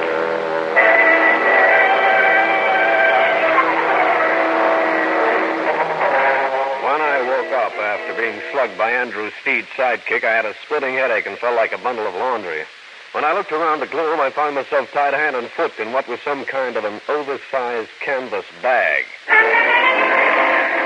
I spent what must have been an hour or two in a vehicle that bounced along with gay abandon.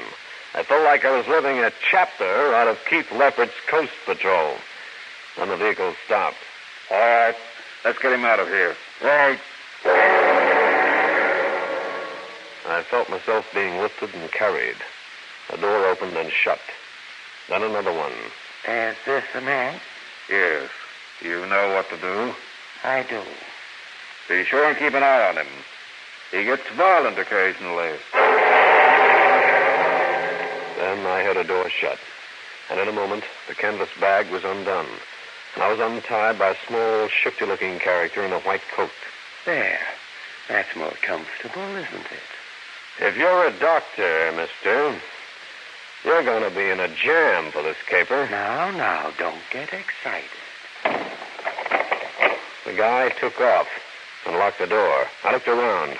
I was in a cell, carefully padded. It didn't take much to figure that I was in a private institution, and probably booked as a relative or friend of Andrew Steed's. I sat in the cell for an hour, 2, 3, and through a barred window I could see the day fading into night. Then I had a visitor. I thought you might like some food. Why, thanks a lot. I could use a bite. Very well, here's the tray. I'm sure you'll be satisfied. I'll tray you, character. I looked down at the fallen man for a second. Then I went through him. Got a set of keys. I moved cautiously towards what I hoped was the front of the building. This was the office, where I'd made my first exit from the laundry bag. This was the street, and I was free. But where was I? I jotted down the number of the building, an old house that had been converted to a sanitarium. On the next corner, I got the name of the street from a sign. It was Cypress. I hailed a passing car. The driver took me to the local taxi stand. I was in a small town in New Jersey. I told a hacky to take me back to Manhattan.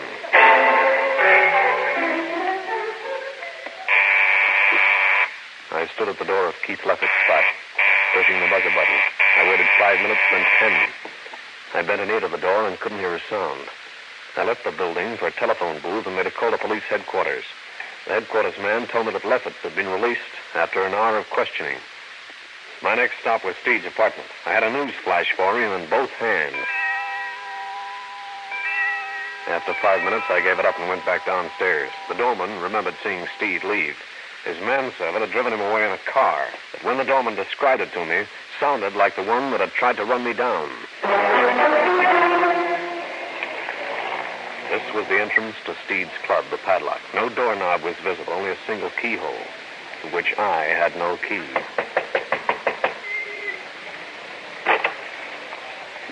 Yeah? What do you want? I want to go inside. I've got a message from Mr. Steed. Where's your key? I haven't got a key. Then you don't get in. Maybe that's the way you feel about it. Stop it and put up the hands. Okay. I said nobody gets in without a key. So blow.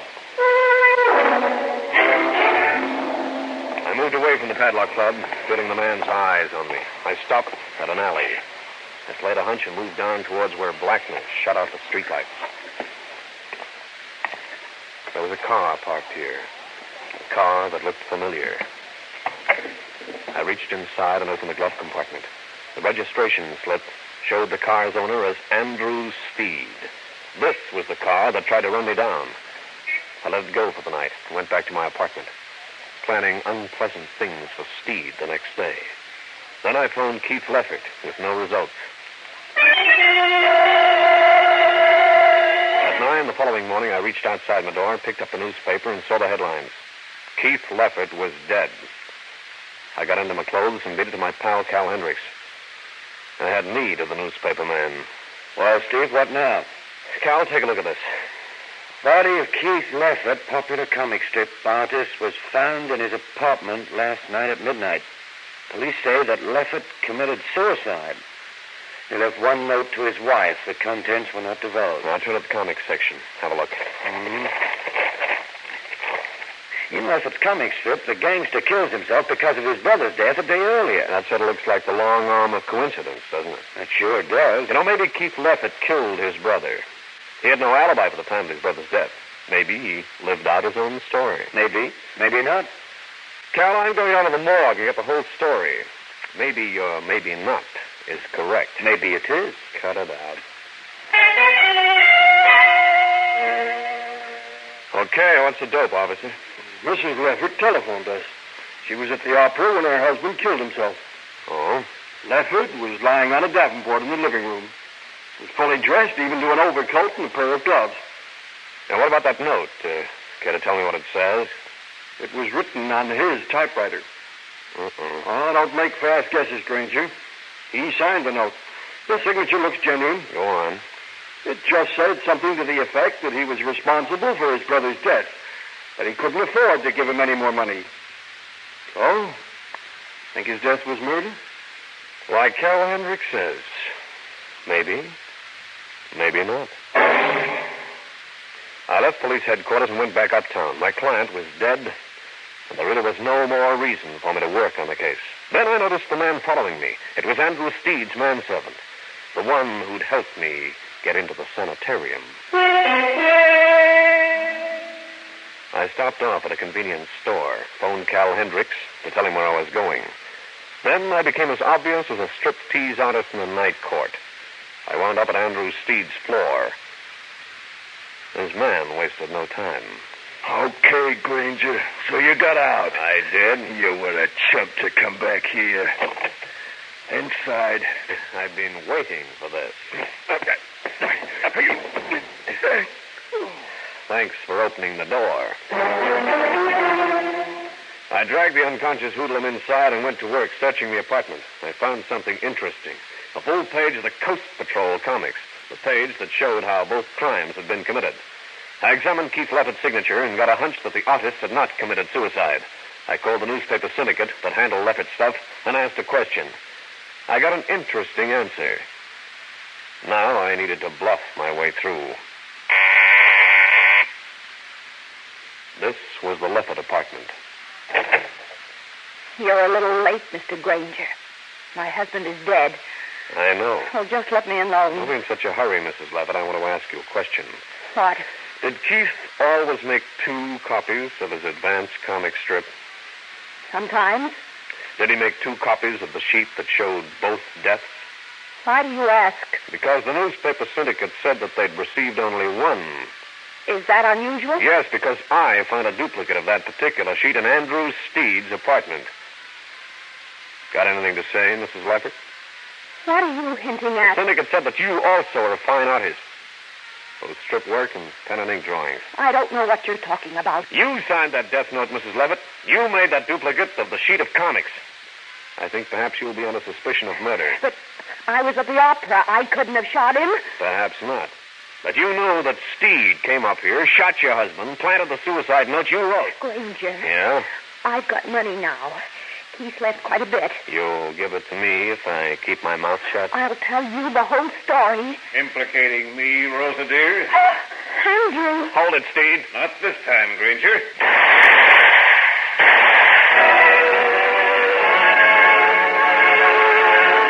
Well, friends, that's the story. I'll be back to wrap up the case in just a minute.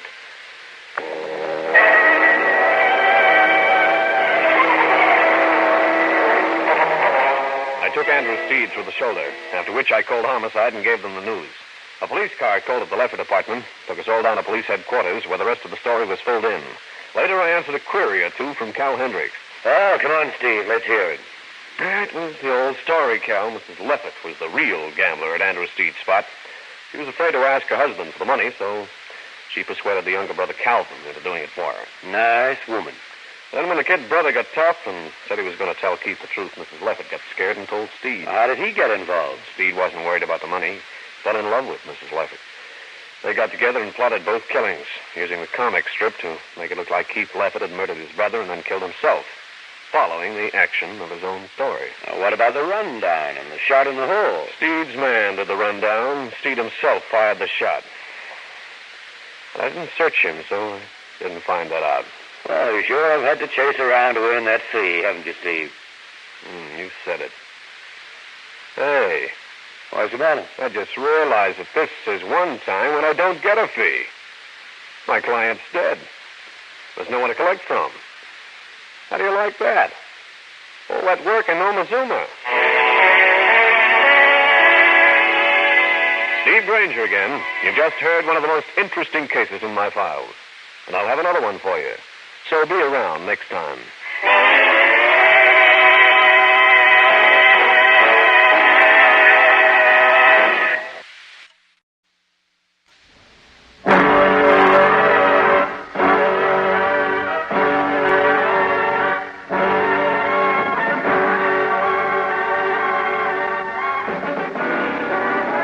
Danger with Grainger.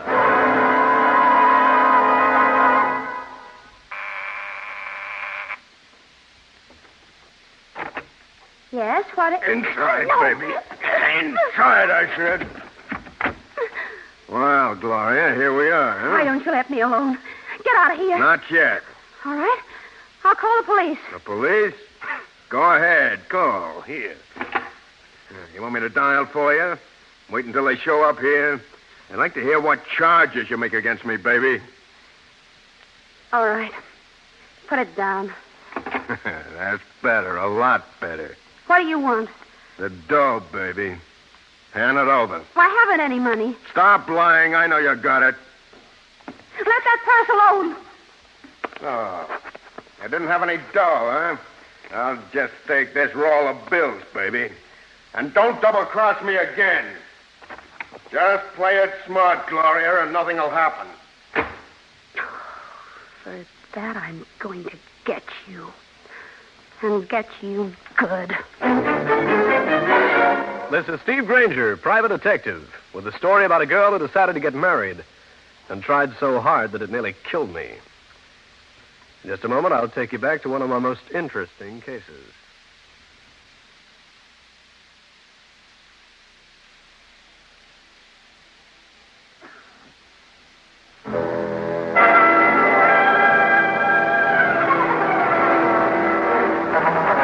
This is Grainger, and in my hand I have a note which reads, "Meet me at the rendezvous room at 10 tonight. I'll be in the bar wearing a pink dress. Signed, Gloria Lane."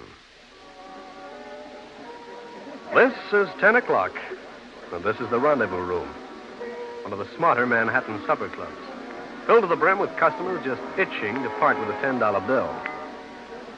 Not knowing what Gloria Lane looked like, I leaned up against the bar and waited for developments. Pink dress? You're Steve Grainger? And you're? Gloria Lane. Glad to meet you, Miss Lane. I'm glad to meet you. Want to talk here, or shall we find a spot a little more secluded? I think we should get out of here. Let's go. Well, well, if it isn't the demon detective. How are you, Grainger? Pretty good, Rick. Miss Lane, do you know, Rick Darrell, the owner of the Rendezvous? Oh, Gloria, I didn't realize it was you. How are you? I'm fine, Rick. I can assume that you two have me. Yeah, many times, Grainger. Gloria, why are you with a private investigator? Business? Oh, hardly. Grainger and I are old friends. We were just leaving. I beg your pardon. There's a telephone call from Miss Lane. I'm sorry, I haven't time to talk on the phone right now. We were just leaving. I must beg Miss Lane's pardon again. This is a most important call. Long distance, the operator said. Very well. Will you wait, Grainger? I'd be delighted. I will show you the phone, Miss Lane. I'll find it myself. I waited 10 minutes, then 20. Miss Lane didn't show up. I wandered out to the line of telephone booths in the lobby of the Rendezvous and found no Gloria Lane. I cornered the head waiter, who'd paged her. Yes, Mr. Grainger. What happened to Miss Lane? She hasn't returned. I don't see her in any of the phone booths. She had a long-distance call, sir. I don't know what it said, but she left here very abruptly. She left no message for me? None whatsoever, Mr. Grainger. You know where she could have gone? Where she lives? Hardly, Mr. Grainger. I'm just the head waiter. Thanks.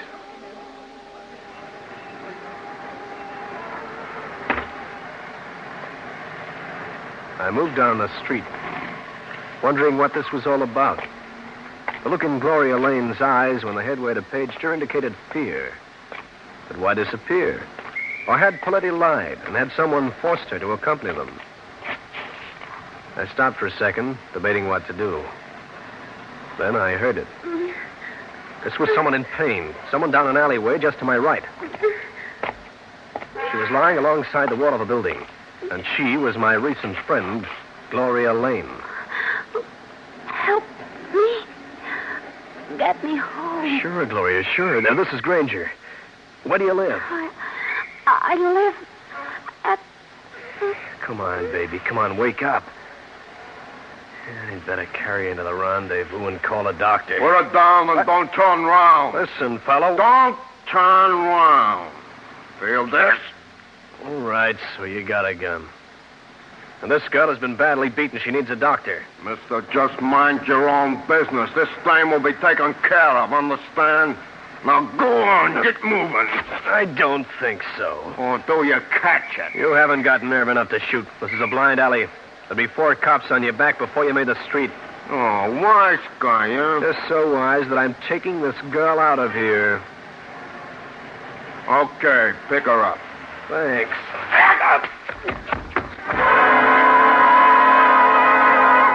I'll continue with this interesting story in a minute.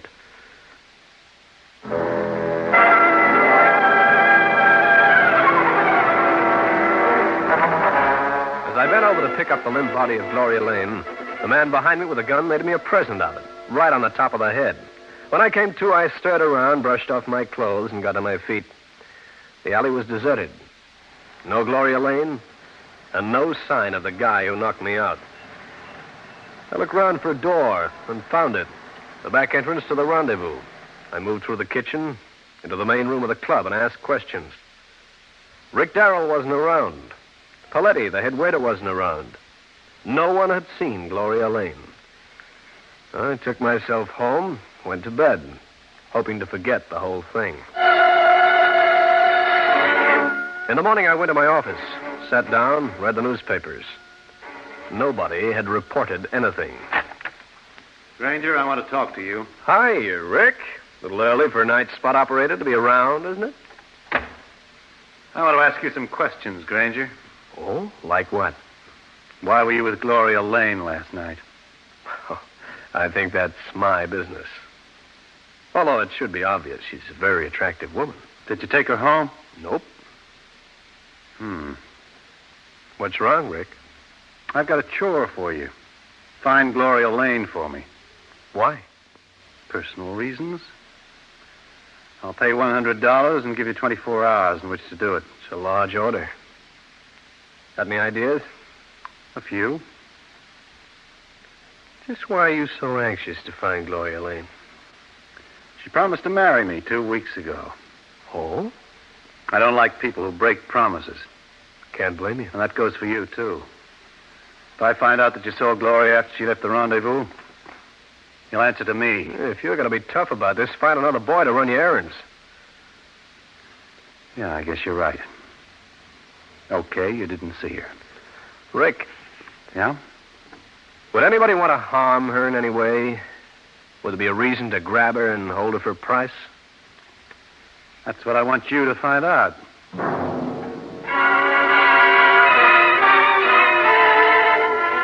Rick Darrow threw Gloria Lane's address at me and slammed out the door.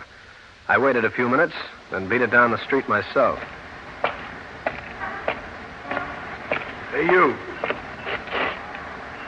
Yeah, what's on your mind? You're Grainger, ain't you? Yeah? I'm Herbie. Well, now that we know each other so well, see you later. Hey, wait.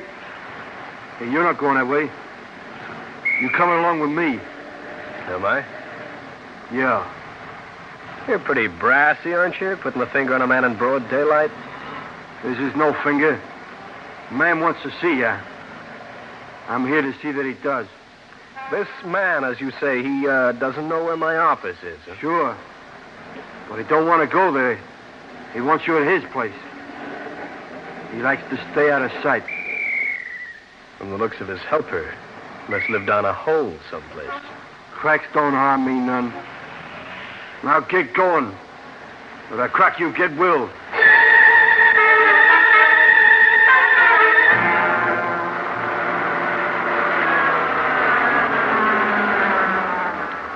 Well, the 79 Club. This is it. Get out, Grainger. I do a little gambling, is that it? Get moving. I don't have a choice. Don't be scared, little man. Nobody's going to hurt you. Call me little man, chum. Get, I said. One day, you and I will meet under different circumstances. Oh, shut up. You make me tired. And vice versa. Go on. Walk inside.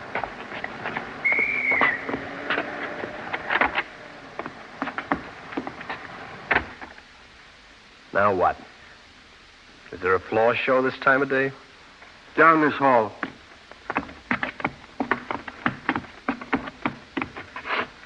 This door right here. I'll walk in and meet the boss. I had a hunch it'd be something like this. Jerry Regan himself. Have a chair, Grainger. I'd love to take a chair and break it over this gorilla's head. Close the door, Herbie. Sure. You always send your strong men to bring people to the 79 Club? At least it's a novel way to attract trade. Grainger got a job for you. No, thanks. I'm not interested in any of your projects. I want to live a while. This is legitimate, Grainger. Goodbye. You ain't going anyplace. Stand still. I'll be brief, Grainger. Last night you met a woman named Gloria Lane at the rendezvous. She's disappeared. What's your interest, Regan? She's the most beautiful woman in the world. Oh? You see, I can't send the boys to look for her. They don't have any finesse. Dear me. You see, it turns out that I'm going to marry this time. You too. What was it, remark? No, I said you are? Certainly am. Got the license to prove it. Now get started looking for Miss Lane. This is her home address in New York. Well, thanks, Jerry, but do you think I can do the job? You're the best bloodhound in New York. Oh, just to see that you stick to your work. Herbie here will go along.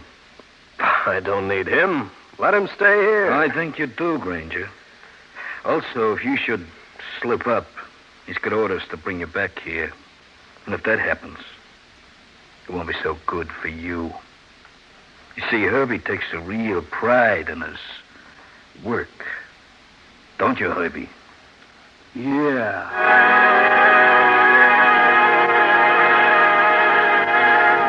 Herbie turned a smile on me that resembled the expression on a wolf's face as he sneaks up on a rabbit.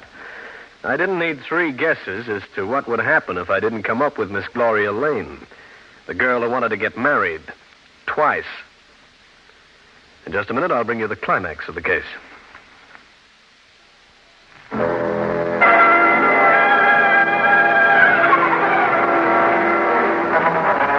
I left Jerry Regan's 79 Club with his outsized gorilla Herbie right on my heels. Finding Gloria Lane was beginning to mean more than solving another case. It meant staying comfortably in one piece as well. Our first port of call was the Marriage License Bureau, where I had a friend. Well, Grainger, thinking of getting married? Nope, I need some information. Who's your pal, and what's the matter with his face? His name is Herbie. His face got that way when his mother parked him for a week in a deep freeze. Lowry, here's what I want. Tell me if your office issued a marriage license to a woman named Gloria Lane and a man named Jerry Regan. Well, I don't know, but step in and have a look. Right. Here we are. Lane. Here you are. Gloria Lane, 3267 East 91st Street. And Jerry Regan. Yeah. I want you to look up one more license, if it's recorded. Who's this one for? Rick Darrell. Darrell, eh? Just a minute. Here we are. Rick Darrell and Gloria Lane. Thanks, boy.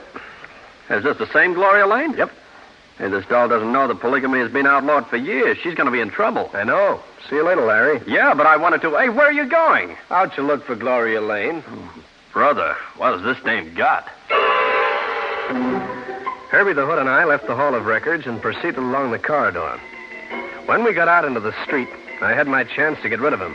A quick push, a dive into a cruising cab, and I was on my way to Gloria Lane's address. The landlady told me she had left. But she also told me that Gloria Lane had a girlfriend named Ella Murray, who lived on the west side.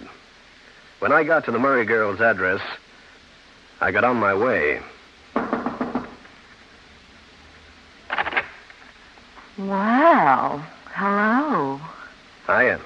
What's on your mind? I came over to talk about Gloria Lane. I'm a friend. Oh, you must be a new one. Oh, no. I'm an old one. Of course, I'm not Rick Darrell, nor am I Jerry Regan. I can see that. By the way, I was just over at Gloria's place. She doesn't seem to be around. No, she's sort of tied up. So, what's the routine, mister? May I come in? Why not? Ella Murray, after a little coaxing, started chatting about Gloria Lane. Some of these things were startling. Some not. She also mentioned that the Lane girl had gone to a small upstate New York town to recover from her injuries. She acted like she was terribly frightened about something. Think I'll drive up to this town and see her. Pretty late in the day to do that, isn't it? This might be important. Just a minute, mister. You're not after her to do her any harm. I'd hate to think I'd put her on the spot. Oh, I wouldn't do any harm. Matter of fact, I'm beginning to think I can do her some good. I'm glad to hear that. Oh, I'll see you later, Ella. It's been fun. I'd like to see you later. Maybe you will.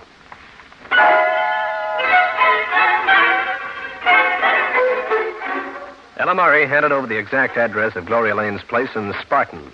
I got downtown, rented a car, and started the drive upstate.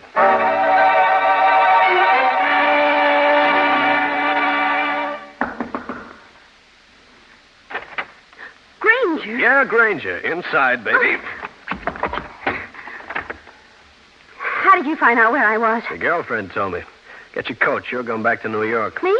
Why? There's some money in this for me, baby, and I'm going to collect it. But, Grainger, I can't go back to the city. They'll... I know what they'll do, and I hope it happens. I never did like chiselers, so we won't even wait for you to get your coat. Come on. At least let me fix my face. I'll be right back. I listened for the sounds of a back door closing because I didn't believe a word Gloria Lane said. I never heard the door, but I did hear something else. Now, listen. Here's what I mean. Put down that phone, baby, or I will. Who was that? Did you say I was here? I won't tell. So you did. Come on, we'll drive back to New York without your face. Maybe you won't need it anyway. Grainger, listen to me. What? I can't go back there. I'll pay you plenty if you'll let me go. No soap. But I can't face him. It's not him, baby. It's they. And I wouldn't miss this meeting for the world.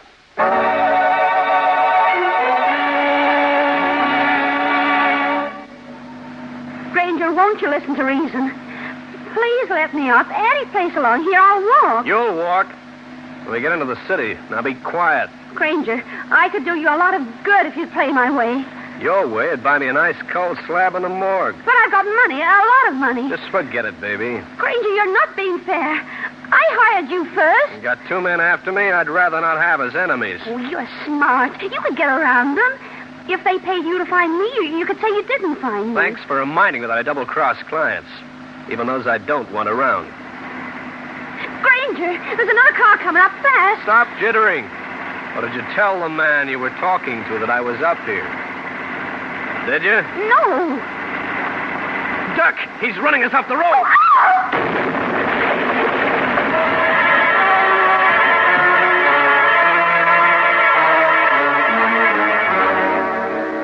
When I opened my eyes again, there was a face leering down at me. Not a very nice face, since it belonged to the head waiter, Paletti. I was still in my own car, but my hands were tied. Well, so you come to, huh? Yeah. But you're helpless. Where's Gloria Lane? In my car, which is not so damaged it can't be driven. You're taking her, are you? I am. Okay, goodbye and good luck. Because Jerry Regan and Rick Darrell won't like the story I'm going to tell them. You won't tell any story, Grainger. You won't be able to. I'm being cool, is that it? That's right. Most unfortunate. I got in like this. I start the car like this, and you wind up in that ravine. At this speed, I can jump.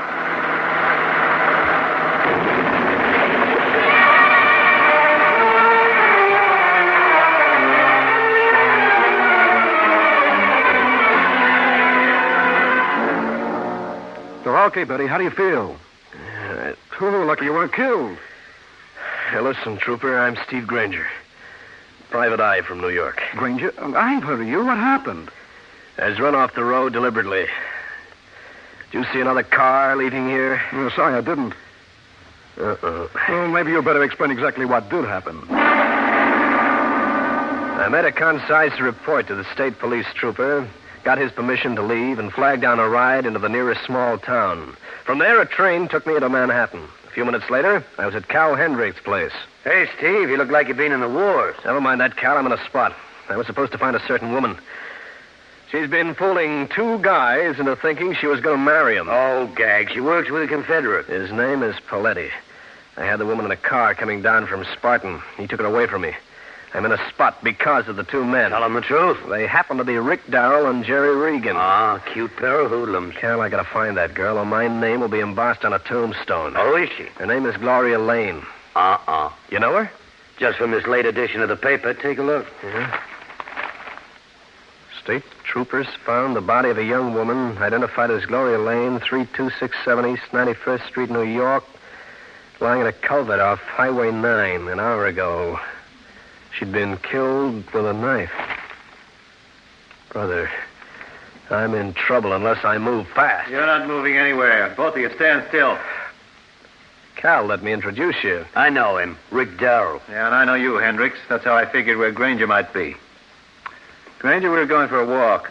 You double-crosser. You don't know what you're talking about. You knifed Gloria Lane. That's what I know. If you'll check State Police headquarters, you'll find out I was involved in a car accident and couldn't possibly have killed her. I don't believe you. If we can locate a certain man, I can prove that Gloria Lane was not only chiseling you, but one other man. What? Want to take a chance? If we hurry, we can grab him. All right, just this once, Grainger. Then you better be right.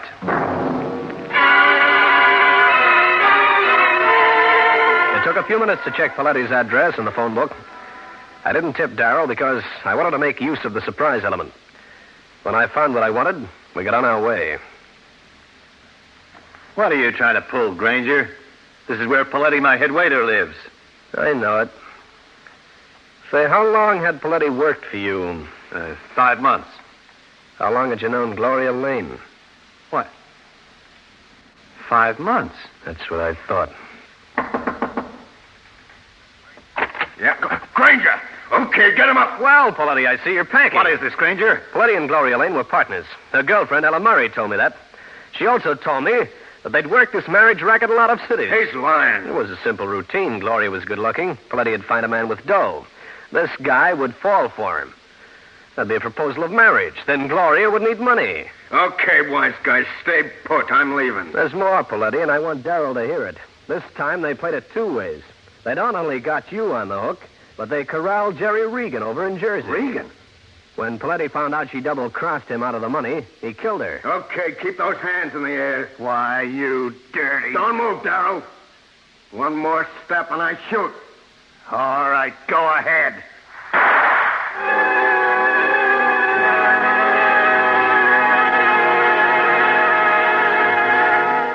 Well, friends, that's the story. I'll be back to wrap up the case in just a minute.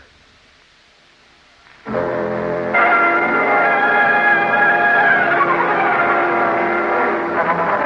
had to hand it to Rick Darrell for nerve. He walked straight for Paletti.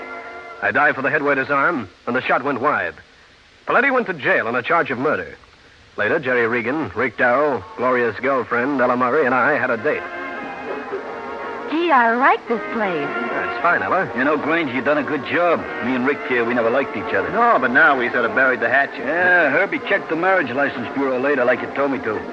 Found out you told him the truth. Herbie did that? Didn't think he could read. He was a graduate. He went to school. Get out of the 8th grade when he was 16. I thought so. You know, one thing I don't get. Why did Gloria try to hire you?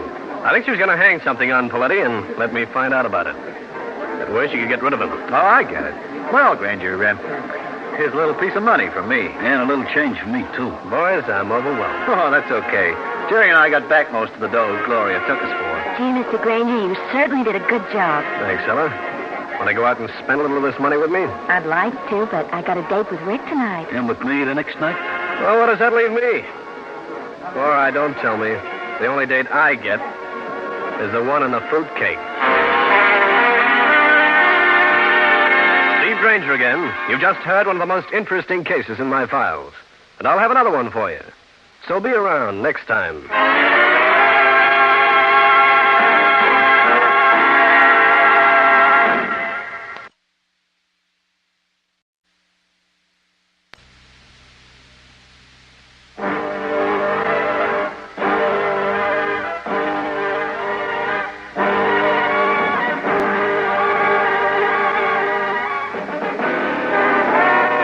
Danger with Grainger.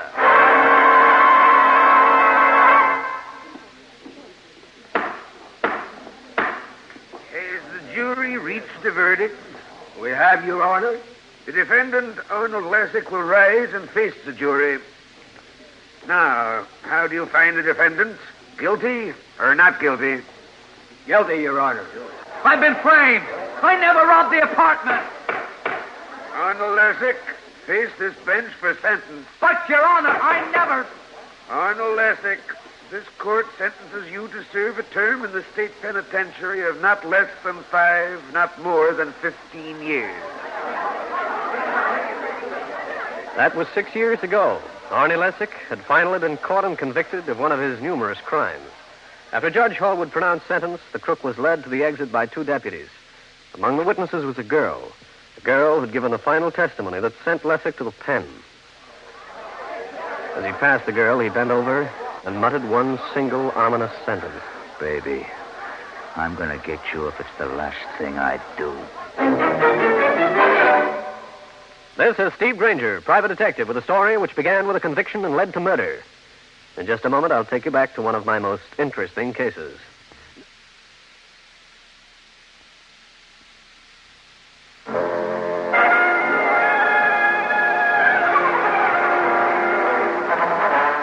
This is Grainger. The Lessick case was 6 years ago this month and had been forgotten the day after the trial. I was at my office working over a routine case report, wiping a damp brow with a damper handkerchief, when the girl walked in. Mr. Grainger, I'm Ruth Perry. I must engage your services immediately. Come in, Miss Perry. Sit down. I need a bodyguard.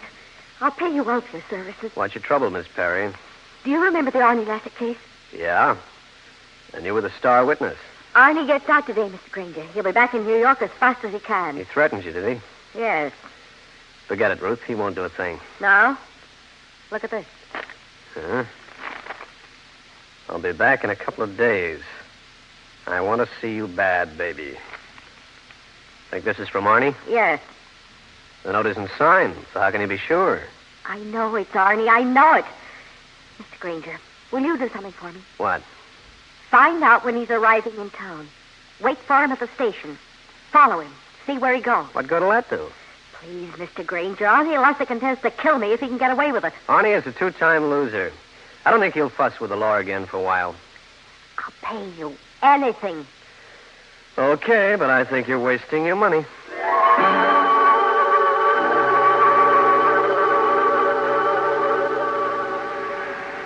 The train was on time, and so was Arnie Lessick. He walked towards me carrying a single piece of cheap luggage in one hand and a scowl on his face. Wow. If it isn't Steve Grainger, the private eye. Hi, Arnie. Looking for somebody? Me, maybe? Not particularly. I think you're lying, Grainger. Don't use too many words like lying, Arnie. I don't go for him. Ruth Perry still around New York? Why? Just wondering. Oh? I got no hard feelings at all, you understand. Even if she did hang a phony rap on me, I wouldn't lay a finger on her. And another thing, Grainger, I'm playing it straight from now on.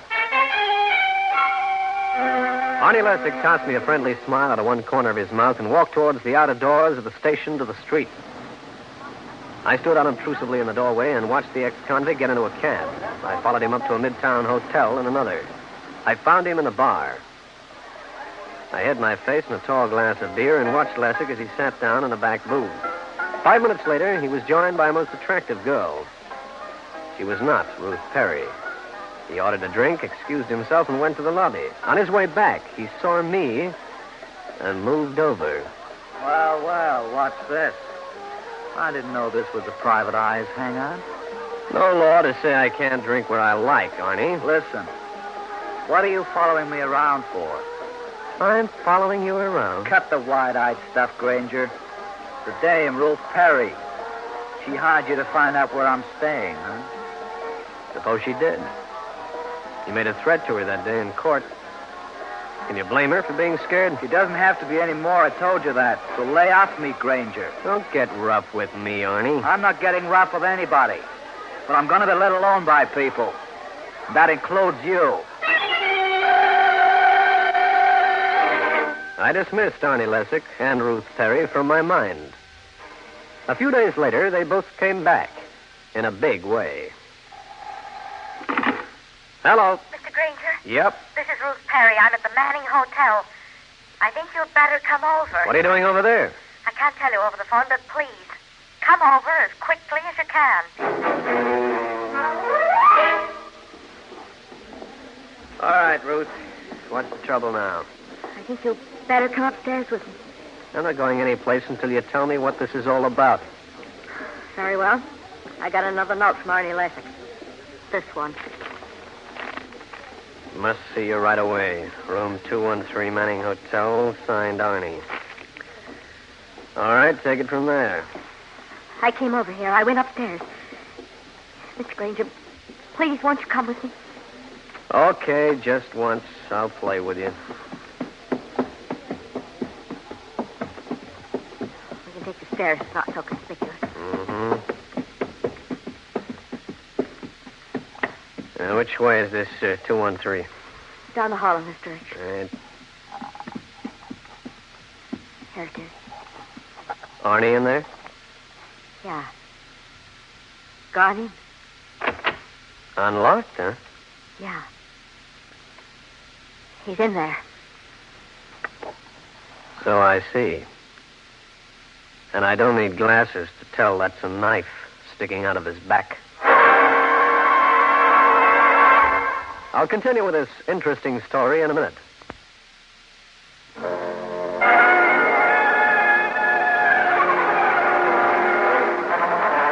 I stood there in the hotel room looking from the dead body of Arnie Lessick to the figure of Ruth Perry, whose face was taut but expressionless.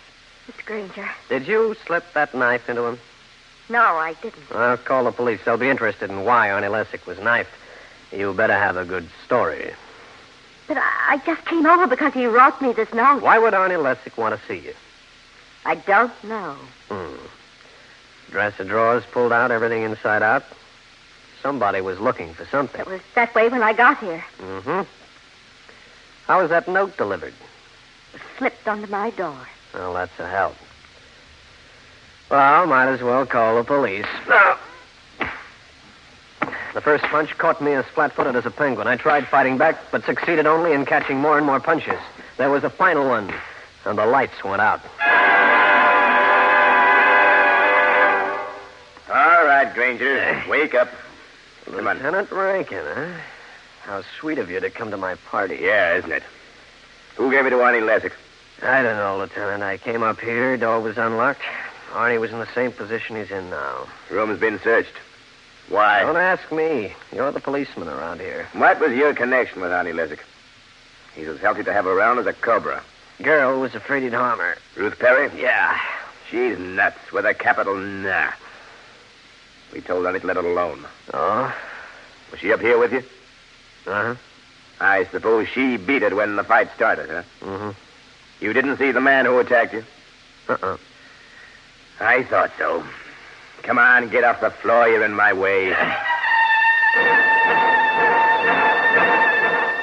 I took Jake Rankin at his word and beat it back to my office. I never quite made it because in the street I suddenly found myself with company. Never mind walking inside, Grainger. We want to see you. What for? Just around the corner, Sonny. In that car over there. Don't act like you're going to make a move. Yeah? I'll unmold you. Glad you could make it, Grainger. Did I have a choice? No. Drive us to the spot, Benji. Now, Grainger, don't worry. Nothing is going to happen to you. No? Your words sound more comforting than that gun in your fist looks. What was your connection with Arnie Lessick? No connection. Woman thought she needed protection. Arnie knew this? Yep. What were you doing in his room? Looking at his corpse. Grainger, how many times did you actually see Arnie? Twice. Once at Grand Central, the second time in the Manning Hotel. Arnie didn't give you something to keep for it? Nope. Are you sure you're not lying? Yep. Benji, pull up. Now, just to make certain, Mr. Grainger, Benji will cover you while I search you. No, it's not there. If you two operators would tell me what it is, I could help you. You covered him from the time he left the hotel, Benji. Yeah. I can't imagine where it could have gone to. Well, if you're finished with me, do you mind if I leave? The atmosphere in this jalopy is a little stifling. Go, by all means, Mr. Grainger, but before you do, a word of warning. I knew that was coming. I'm trusting to your discretion not to mention our little visit to the police. I see. If you should, things would happen. Things so unpleasant you might not even survive them. Do I make myself clear? If you made yourself any clearer, I could almost call it a threat.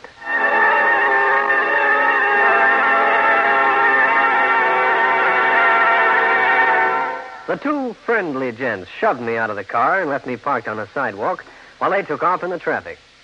And I was left scratching my skull and trying to figure out just where they fitted into the setup, and also what they were looking for. In just a minute, I'll bring you the climax of the case.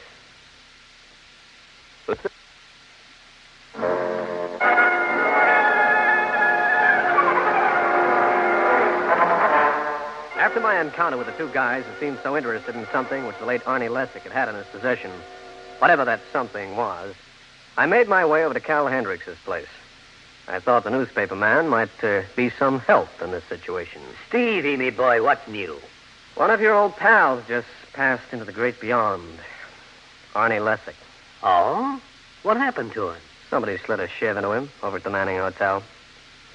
After I left the place, a gorilla shanghaied me into a car. I met a most charming gent who wanted something I didn't have. Losing your charm? I guess so. Cal, you know anything about the trial that sent Arnie to the pen? Well, I don't remember the details, but it was simple robbery.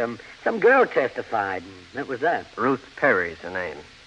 That's how I got mixed up in this. She came to me for protection from Arnie when he got out.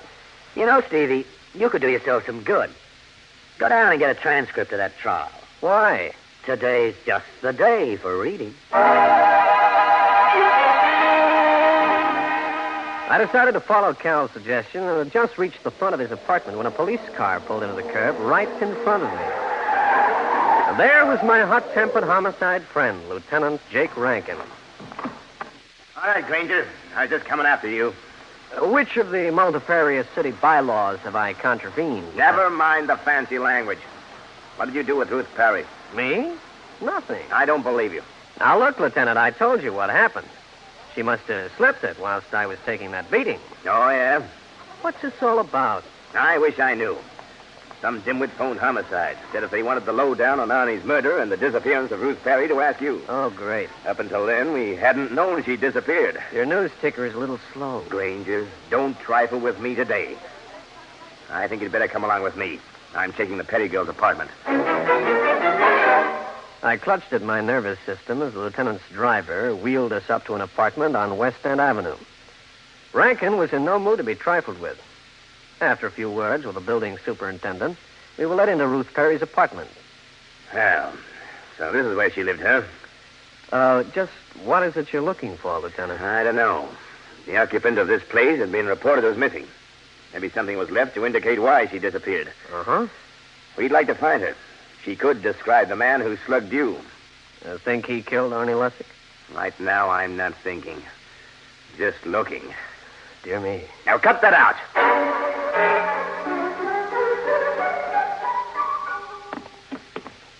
Well, that's that, Grainger. No indication what might have happened to her. That phone call might have been a fake. No, it wasn't. Whoever called knew Arnie had been killed. He didn't read it in the papers because the story hadn't been printed. Speaking of Ruth Perry, she's walking up here now. Where? 2 blocks down. See the girl in the green dress? Come on. Hey, she must have spotted me. She's turning around. Miss Perry? Hey, Miss Perry. She's going to that apartment building.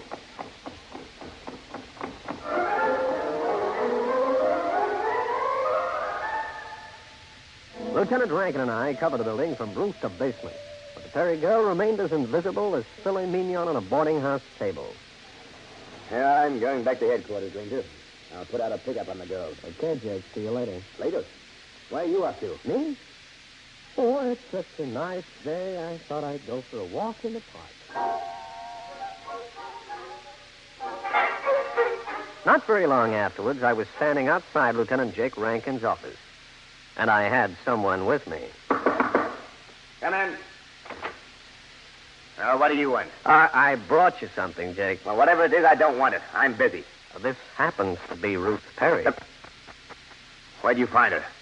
In her apartment. Grainger, are you saying she was there when we went through the place? She was there after she ducked through the back of that other apartment house. Now, come in, Miss Perry. It's going to be a pleasure to talk to you. I hung around for 30 minutes while Lieutenant Rankin tossed questions with the agility of a grenade handler, but he achieved nothing in the way of answers. Ruth Perry's story was straight. I remembered Cal Hendricks' advice about reading the transcript of Arnie Lessick's trial. I went over to the Hall of Records and started reading. One name stuck out like 2 left feet. Mary Welland. Mary Welland, chief witness for Arnie Lessick, lived down in the village, short way from the Hall of Records. I went there. Yes? What is it? The girl facing me in the doorway was the same attractive girl who'd been with Arnie Lessick in the bar at the Manning Hotel. Who are you? What do you want? You're Mary Welland? Yes? I'd like to talk to you, Mary, about Arnie Lessick.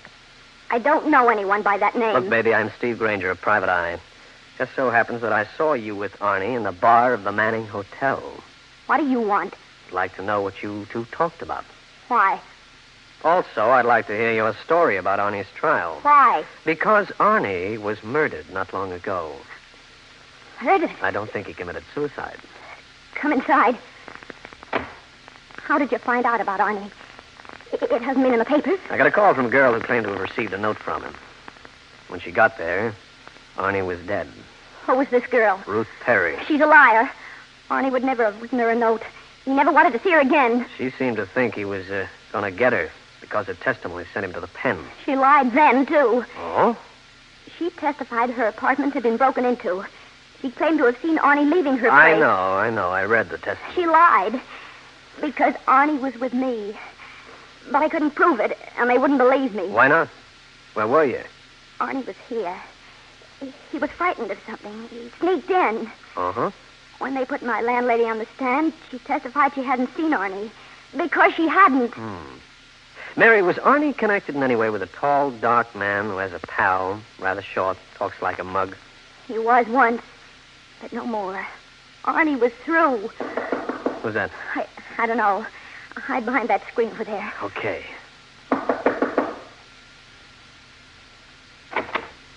Good day, Mary. What do you want? I come with some bad news. Arnie is dead. Go on. He was your boyfriend. Can't you show more emotion than that? I'll take care of my own emotions. What else have you got to say? We trusted Arnie, Benji and I. Arnie got away with something of ours. He wouldn't have left it with you when he was sentenced to prison, would he?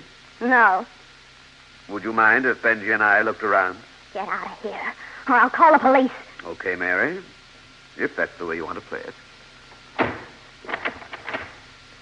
Who was that guy? Peter Carling. He the one who used to be connected with Arnie? Yes. He and his pal, Benji. Uh-huh. Mr. Grainger, I have to trust somebody. I'll tell you. Arnie did leave something with me. What? I never opened the package. He told me to hide it. Is it here? Yes, I've got it fastened to the back of that highboy. Will you help me, please? Yeah, sure. See it? Yeah. Here. I think it's got something to do with Peter Carling and that horrible Benji. Would you take it down to the police? Might be nothing at all. Better open it first.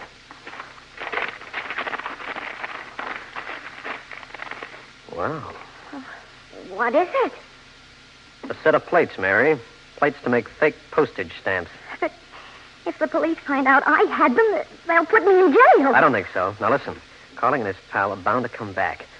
You better not be here when they do. But Is there a back way out of here? Yes, but why should I sneak out? Yeah, why? What do you mean by that? I gotta make a call to police headquarters. I'll have a certain man come over. Then you walk out, big as life and 3 times as conspicuous. A puzzled Mary Welland agreed to do what I told her to. She left a moment after Lieutenant Jake Rankin showed up via the back door. The lieutenant was still bad-tempered. Now, what kind of a silly setup is this? Jake, I'm positive that Peter Carling and his Benji are implicated in Arnie's murder. So we'll pull them in and have a chat with them. No. It goes further than that. With what I've got in this package, we can really hook them. Well, what's in the package? These guys are a cinch to be in here in the next couple of minutes, since they knew Mary Willard has gone out. What's in the package? You'll see when they open it. Grainger, I'm warning you. Quiet! Somebody's coming down the hall, behind that screen. Will that little thing hide both of us? It's better. Take it easy. Right. Uh-oh. He's got a key. Come on, Benji. That's Carling and his pal. Ain't we taking a big chance, Peter? No. She'll be gone long enough. Now look for that package. It must be here.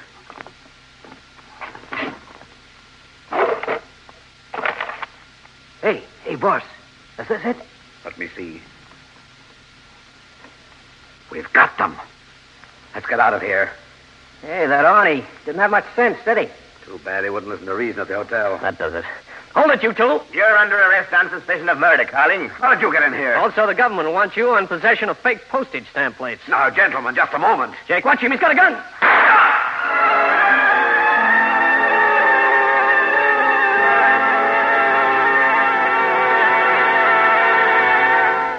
Well, friends, that's the story. I'll be back to wrap up the case in just a minute.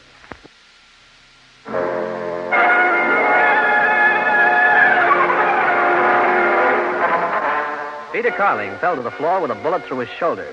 He went to hospital under guard, while Benji went to headquarters, where he testified that Carling had knifed Arnie Lessick when the latter refused to divulge the hiding place of the plates. Benji made another statement that sent Lieutenant Rankin and me on a little errand. Only I went in alone. Grainger. Hi, Ruth. Certainly didn't expect you.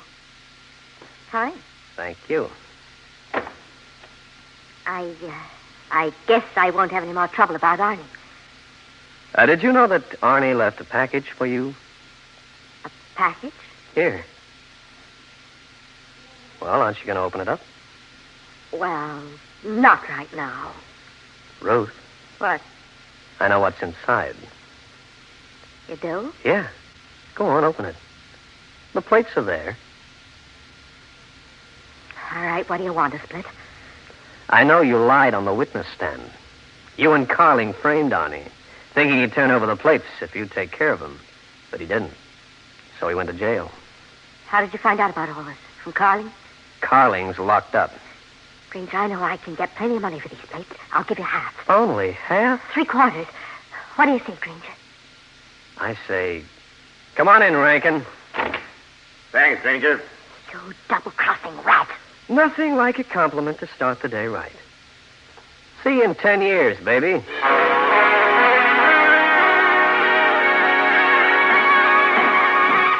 Steve Grainger again. You've just heard one of the most interesting cases in my files. I'll have another one for you. So be around next time.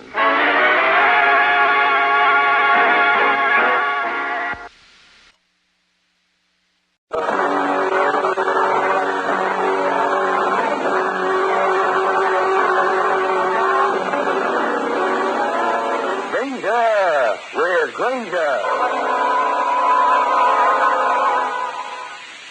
Mark, I'm sorry. That's all right, darling. There's nothing to worry about. I can't do it, Mark. I can't. You've got to, Virginia. Honey, pull yourself together. There's someone coming. How do you do, folks? You Mark Phillips? Yeah, and this is Mrs. Coffin. I'm Lieutenant Rankin of Homicide. Just step this way, please.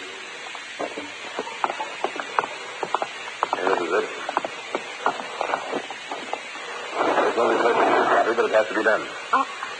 No. Is this the body of your husband? Yes. You're positive? Yes. Thank you. It's all right, dear. We can go now. One moment, please. There's something you'll have to know about your husband, Mrs. Coffey. He was not drowned. Your husband was murdered. And, Mrs. Coffey, I think you and I should have a little talk. This is Steve Grainger, private detective, with a story about a girl who invented a husband for herself and then found she was accused of his murder. In just a moment, I'll take you back to one of my most interesting cases. I went to Hawaii last year. This year, I think I'll try the Caribbean. I'm going to break it up. A week in New England, a week in Canada, 2 weeks in California. You know what? With 30 days, I can fly to Europe. I'd have time for England, France, Spain, Germany, the Scandinavian countries. Sound like the chatter of idle millionaires? No, they're hard-working girls, members of America's most important jet set, the United States Air Force. The 30-day paid vacations they get each year let them visit the exciting places they've always dreamed about. Of course, vacation time is only one of the many advantages of a career in Air Force Blue. For instance, women in the Air Force receive exactly the same pay and privileges as men of similar rank. Find out about opportunities for high school and college graduates. See your Air Force recruiter.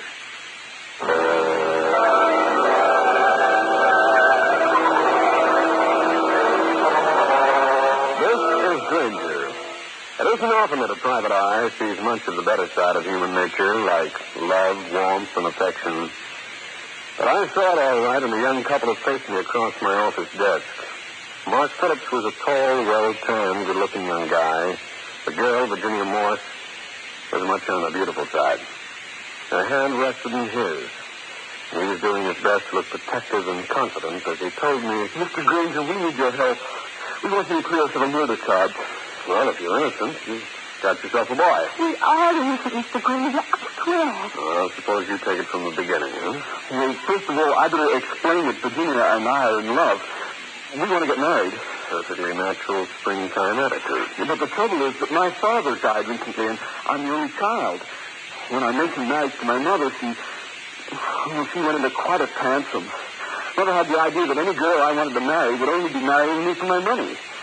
That is, money which I'll inherit. From Mother. Right. So Virginia and I put our heads together and worked out a plan. It seemed quite a good one at the time. You see, my mother wanted to engage a secretary. She asked me to make the arrangements, so I thought it was a perfect opportunity to get Mother to know Virginia. By having her take the job? Yeah. The only thing was that Mark's mother insisted on married women. And I didn't have a husband. So we invented a husband for her. Your middle name must be Edison. How did it work? Splendidly. Mother liked Virginia immediately. She even made remarks like it was too bad I couldn't find a girl like her to marry. Only Virginia had a husband. Yeah. We had to do something about the mythical husband, and it looked like a chance fell right into our laps. We decided to kill her husband. What? You invented a husband and then you decide to kill him? Oh, I know it sounds crazy, but it looked so simple. There was an item in the paper about the body of an unidentified man being pulled out of the East River. They thought he'd been drowned. So Mark worked it out that we should go down to the morgue and identify this man as my husband. It's getting crazier by the minute. But when we get down there, Lieutenant Rankin took us to see the body, and then told us the man hadn't been drowned. He'd been murdered. Died of bullet wounds. And they said that we... I get the idea. Instead of being number 1 and 2 in the wedding parade, you found yourselves number 1 and 2 on the suspect list. Yes. They released us on our own recognizance, and we came straight to you. You've got to clear us, Grainger. I don't care what it costs. Yeah. Well, I guess this is one time where my middle name is Cupid. And I'd like you to try and keep it out of the newspapers and keep my mother from finding out. You kids don't believe in making my job easy, do you? Okay, it just so happens I know Lieutenant Rankin pretty well. I'll go down to Homicide and talk to him.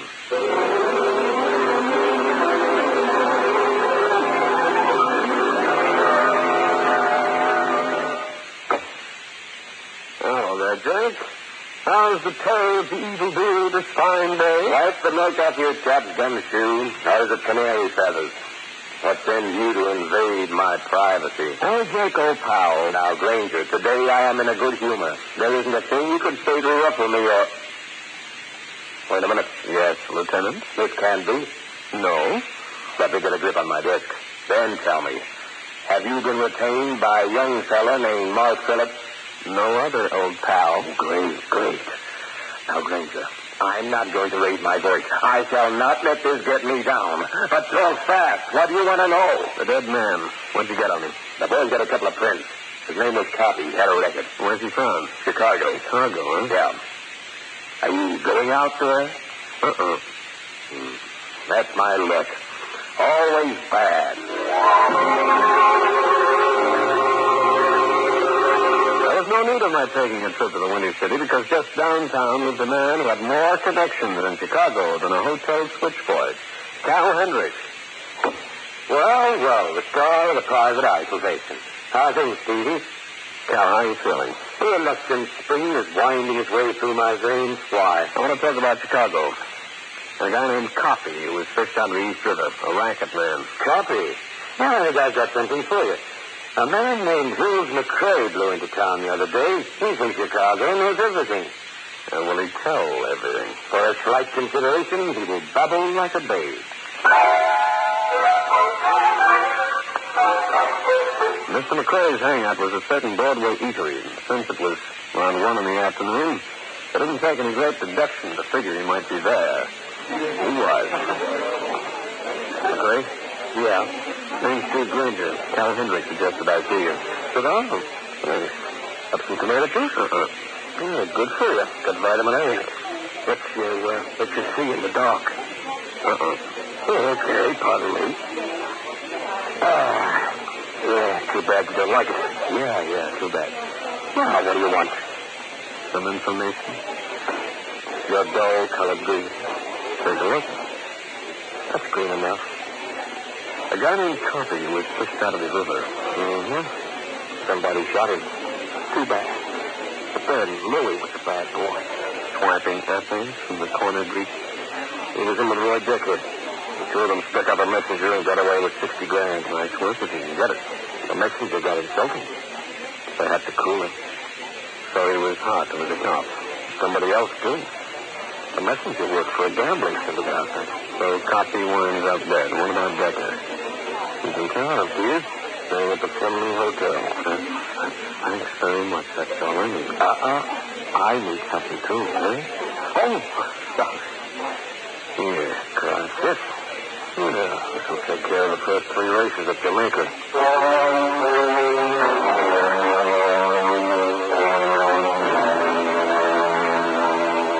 This was the Fleming Hotel on the Midtown side street.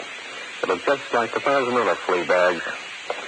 The clerk gave me Decker's room number and asked me if I'd like to be announced.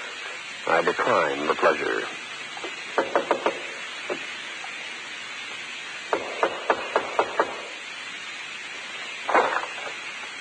What do you want? You, Decker? Yeah, I'm Decker. When I opened my good eye, I was reclining on the floor of Decker's room. When I saw the blackjack he was swinging from his hand, I knew what had happened to me. The gun on the desk wasn't for decoration either. Just like quiet, son. You won't get hurt. Hello? I'm calling for Steve Grainger, the detective. Yeah, he wants to see you right away. No, he's trying to pick you up. Live on the corner of 61st and 5th Avenue. South corner. In 10 minutes. Nice of you to write down your client's names, Grainger. That was Virginia Morse. I gotta have a little chat with her. She claims to be Lou Coppy's wife. You must know what happened to something Coppy heisted from me. Will it be 60 grand? Sure could be. Thanks for coming around, Gumshoe. You saved me a lot of work. I don't mention it. Or the Morse wasn't married to Coppy. I know that's true. I met his real wife was shy. Get up. I like it down here. Okay, I won't argue with you, Grainger. I want the curse. I'll continue with this interesting story in a minute.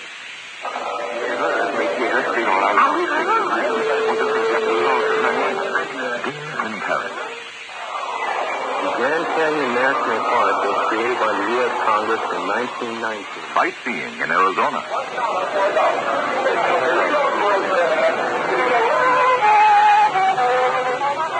A visit to the World Fair. Travel and excitement, things that most young women just dream about. But travel is a part of the Air Force way of life, an added bonus for the women in the Air Force. Air Force women enjoy 30-day paid vacations each year, just like the men in the Air Force. In addition, they do meaningful work, important work for themselves and their country. High school graduates qualify for the WAC. College graduates are eligible for officer training schools. Registered nurses and dietitians can receive direct commissions. If you're interested in travel, training, excitement, and a satisfying career, see your local Air Force recruiter. I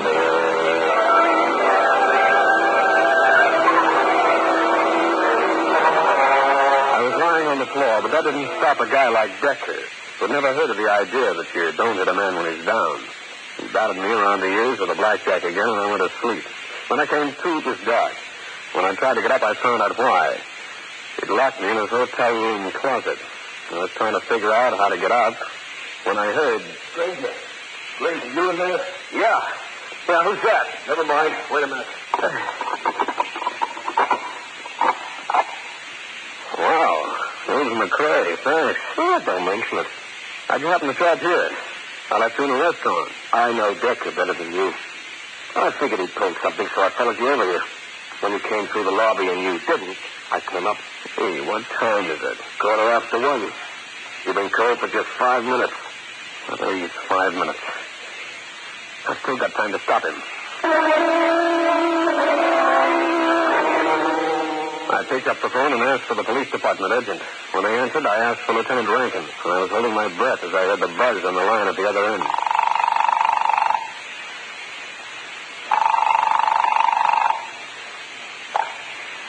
Rankin speaking. This is Grainger.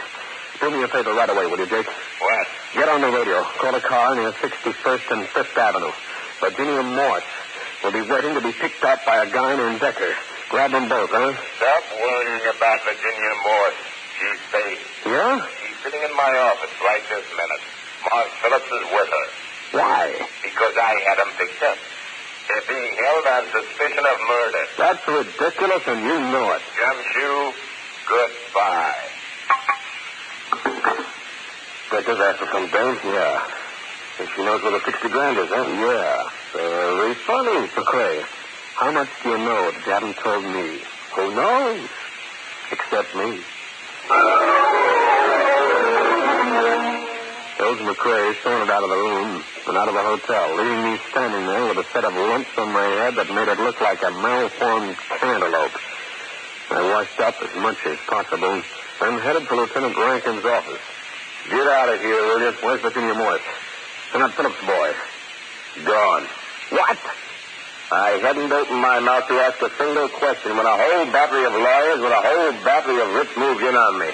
Better keep an eye on that girl. Look, Grainger, why don't you go back to your office? You can probably go out and serve a few summons. You can pick up a few skip tracing jobs. Because we've got something very definite on Virginia Morse and Morse Phillips. What? We got ourselves a witness. To the murder? He's awaited at the Pompeian room in the Uptown Hotel. What about him? He waited on them during lunch the other day. He overheard them discussing how they were going to get rid of her husband. But, Jake, that's only circumstantial evidence. Anyway, you heard their story. It was all part of their plan to get the boy's mother to agree to his marrying Virginia. Yeah. When Phillips noticed the waiter opening in, he got tough and threatened him. What about that? Kid stuff. He probably couldn't resist the temptation to act it up. Anyway, in spite of all that, Copy had a wife in Chicago. Maybe he likes them in pairs. Just a minute. Rankin. What? From Chicago? Claiming about it. Where's you staying? Where's the hotel? Okay, I'll get over there. And I'll be done. Lieutenant, don't tell me. Let me prove to you that I'm a detective.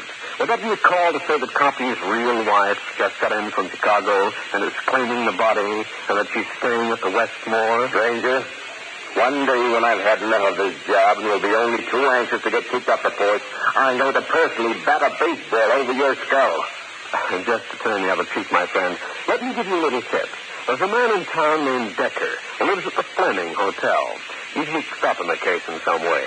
Why don't you bring him in for questioning? Grainger, quit throwing herrings in my way. I think you'd find out something.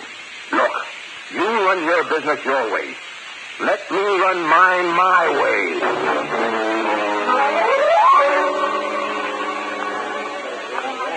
This was the lobby of the Fleming Hotel again. As I walked through, I looked around carefully. Sitting in an understuffed leather chair was a man I'd never seen before. A man who seemed very interested in what I was doing.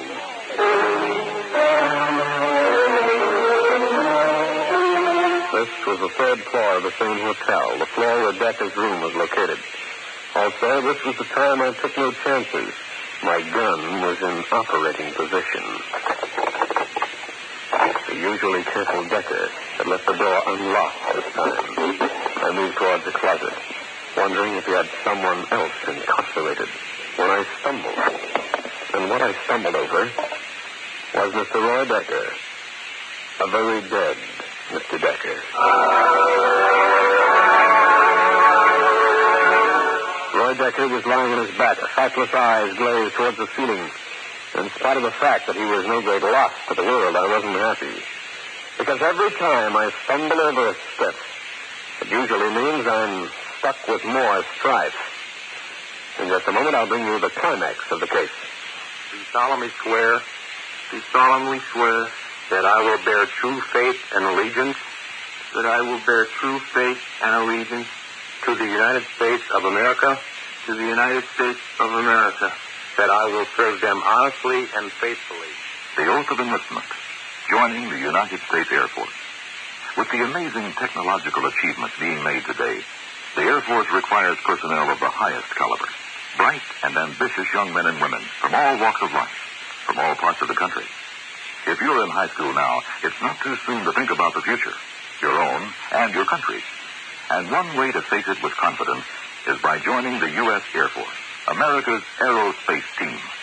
Careers are offered in such challenging fields as electronics, mechanics, administration, and many other areas.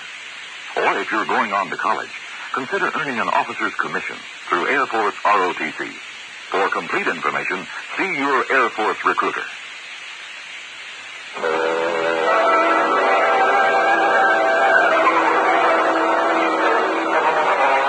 When private investigator runs into a murdered man, the smart thing to do is contact the cops and wait. As I did. Not just because I believe in helping the law, but also because I believe in keeping my license. It didn't take long for Lieutenant Jake Rankin to show up. No wounds, beaten around the head. Yeah. Grainger, how much do you know about this man? He's from Chicago. He and Lou Copy were mixed up in a holdup and a murder. Think he killed Copy? I don't know. Go through him, will you? I'd like to know what you find. He carries a blackjack, a gun, billfold. Got a few hundred here. You know, a driver's license. Lives on Upper Clark Street. Got in New York 3 days ago. Yes. And for a plane ticket. The turn part hasn't been used. This makes it begin to look like the Phillips boy told the truth. I'm not so sure. Be sure you have those lab men dust this place, Jake. You might come up with something. Grainger, I told you once. I know how to handle my department. I nodded goodbye to the police officer and left the Fleming Hotel, walked up Broadway towards the Westmore Hotel. At the desk, I was told Mrs. Copy occupied room 917. As I turned, I noticed something. The same man who'd eyed me in the lobby of the Fleming was repeating his performance here. I decided this was not the best time to call on Mrs. Copy.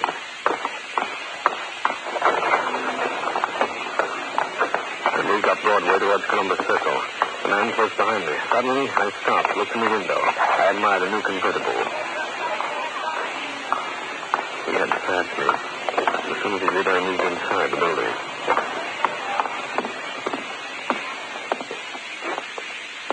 Like something in a car, sir? Yeah. Beautiful blonde and 10 gallons of gas. But I haven't time right now. Sorry. I walked straight through the showroom and out a door at the back, effectively losing the guy on my tail. Then I headed back to a spot opposite the Westmore Hotel. I waited, and 5 minutes later the man showed up, went into the lobby. A few seconds later he came back out again and beat it back towards Columbus Circle. This was my chance to get to room 917 and the talk I wanted with Mrs. Copy.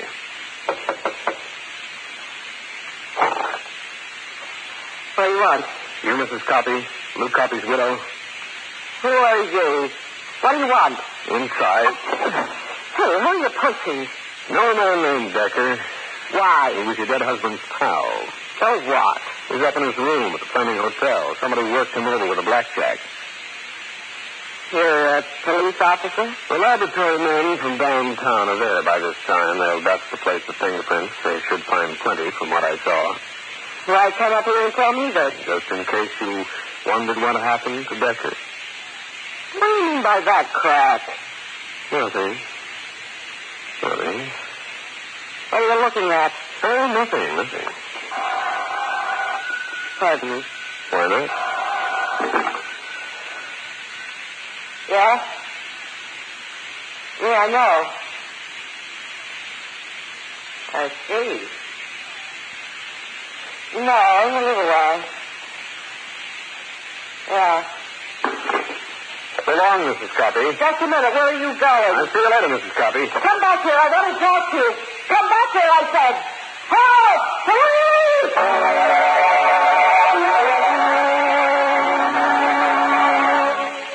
I beat it down the hotel lobby while curious guests stuck their heads out of various doors and gave me frightened double O's. Finally, I made it to the telephone. Luckily, my man was in his office. Rankin speaking. Jake, this is Grainger. I got something for you. Now what? Come up to the Westmore Hotel. You been bothering Mrs. Copy? Listen, will you? I'm going to get a room. Ask for the number. And get here as fast as those pudgy legs of yours will take you. I beat it over to the desk, told the clerk what I wanted. Showed him some numbered letters and got it. The room was on a court, and just opposite me was number 917. I called Mark Phillips and waited for results. Grainger, what's the idea of asking us to come here? I want you and Miss Morris to look at someone, that's all. Who? Why don't you come over the window? Stand behind the curtain. All right, Mr. Grainger. Who do you want us to look at? Now look into the room straight across the court. See that woman packing her bag? Yes. What about her? Ever see her before? Not me. I haven't either. You sure? Of course. Has this got something to do with being copy, Grainger? Both of you go down to the lobby and wait for me.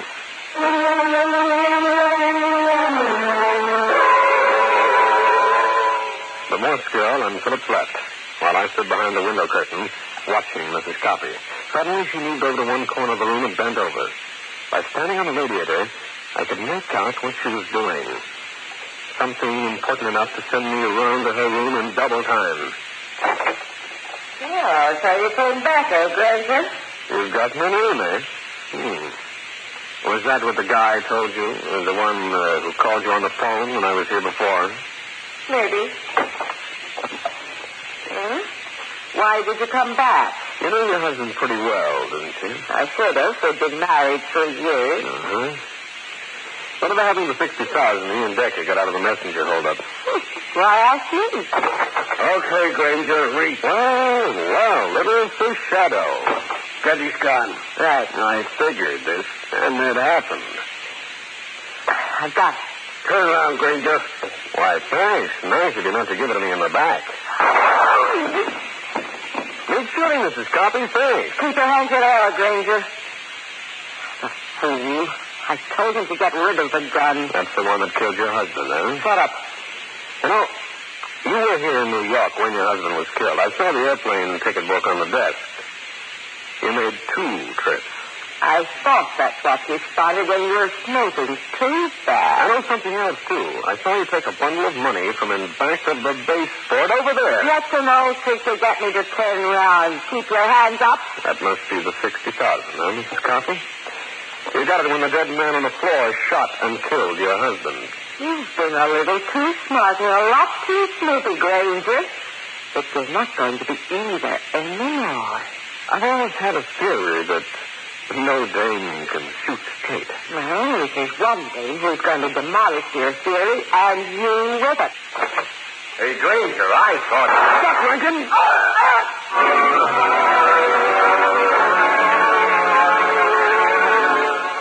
Well, friends, that's the story.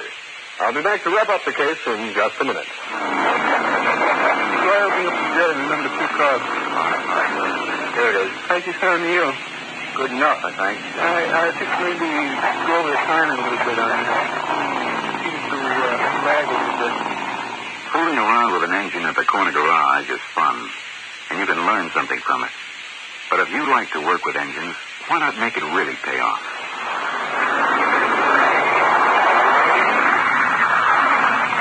That was the roar of the B-52, backbone of the Strategic Air Command.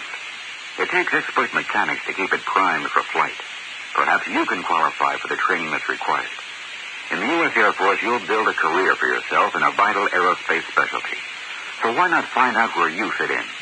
Your local Air Force recruiter can arrange for you to take the Airman Qualifying Examination that will measure your aptitude in key career areas. If you're going on to college, look into the Air Force ROTC program.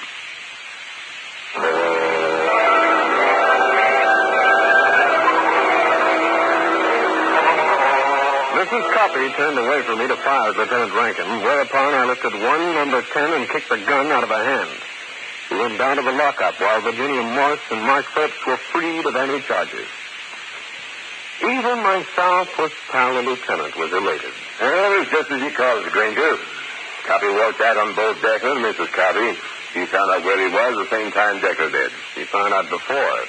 He got that mug to shoot him and keep the dough while she flew back to Chicago to establish an alibi. She needed one. The only thing she hasn't told us is why she killed her partner. The mug? When ballistics get through, Jake, you'll find that the bullets in Copy will match the gun he used to hide me. And Mrs. Copy had to get rid of them. Maybe. She was going to use the old dodge. If the mug was dead, she'd shoot me and make like an innocent bystander. Oh, I'd never believe a story like that.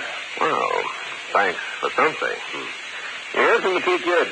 Virginia Morse, Mark Phillips. Oh, yeah. They must have squared things with his mother. Here, look at this. Right. Mrs. Emmeline Phillips announces the marriage of... Request your presence formal. Formal? You gonna wear a monkey suit? Obviously, dear boy. Oh. Aren't you afraid of being mistaken for the waiter? After all, you don't look your best when formally dressed. Quite the reverse, Lieutenant. When in a tux, I look deluxe.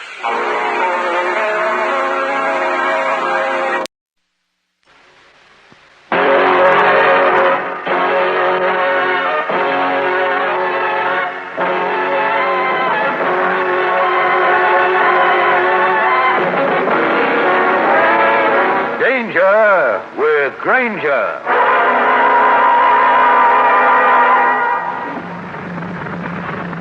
That's the spot across the street, Cole. Okay. I cased the place for a week. The old watchman goes out to a saloon the same time every night. Stays away about half an hour. Right. The guy will be in there alone. The stuff is in the safe over in the corner. The safe is open. Okay, now get going. And don't flub it, you hear?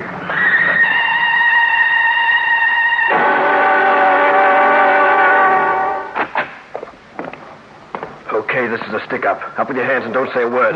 Don't worry, I won't. Now, Buster, reach into that safe. Bring out the dough. All right. And don't open that mouth.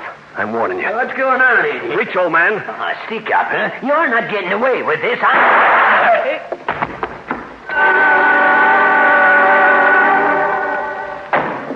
You flubbed it, didn't you? You couldn't help pulling that trigger. It was your fault. You said there was only one guy in there. Another one came sneaking up back. The old man wearing a gray suit? Yeah. The watch. He must have come back early. Hey, this isn't good. Okay, mister, you set up this thing. It was going to be a pushover. Now I'm mixed up in a murder rap. Forget it. Forget a murder rap? Think I'm nuts? Don't get so excited. I'll take care of it. Yeah, how? Cole, you're going to have an alibi. A perfect alibi. This is Steve Grainger, private detective, with a story about a carefully organized alibi which blew up right in the organizers' faces. In just a minute, I'll take you back to one of my most interesting cases.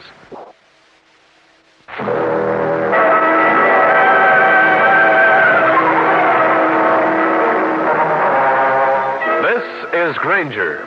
It was a warm fall night, and I was walking down 7th Avenue in the direction of my apartment without a care in the world. So I thought. Just ahead of me, I caught a glimpse of color which drew my eye to the girl crouched in a dark doorway. As I approached her, she ran forward. Grainger, I've got to talk to you. Hey, I remember you from someplace. Name's, Evie, isn't it? Yes, Evie Hunt. Grainger, you've got to hide me out. You've got to keep them away from me. Well, who are you talking about? Oh, that's your apartment house up ahead. Can we go there? Please, there isn't much time. Okay, come on. Faster, Grainger, faster.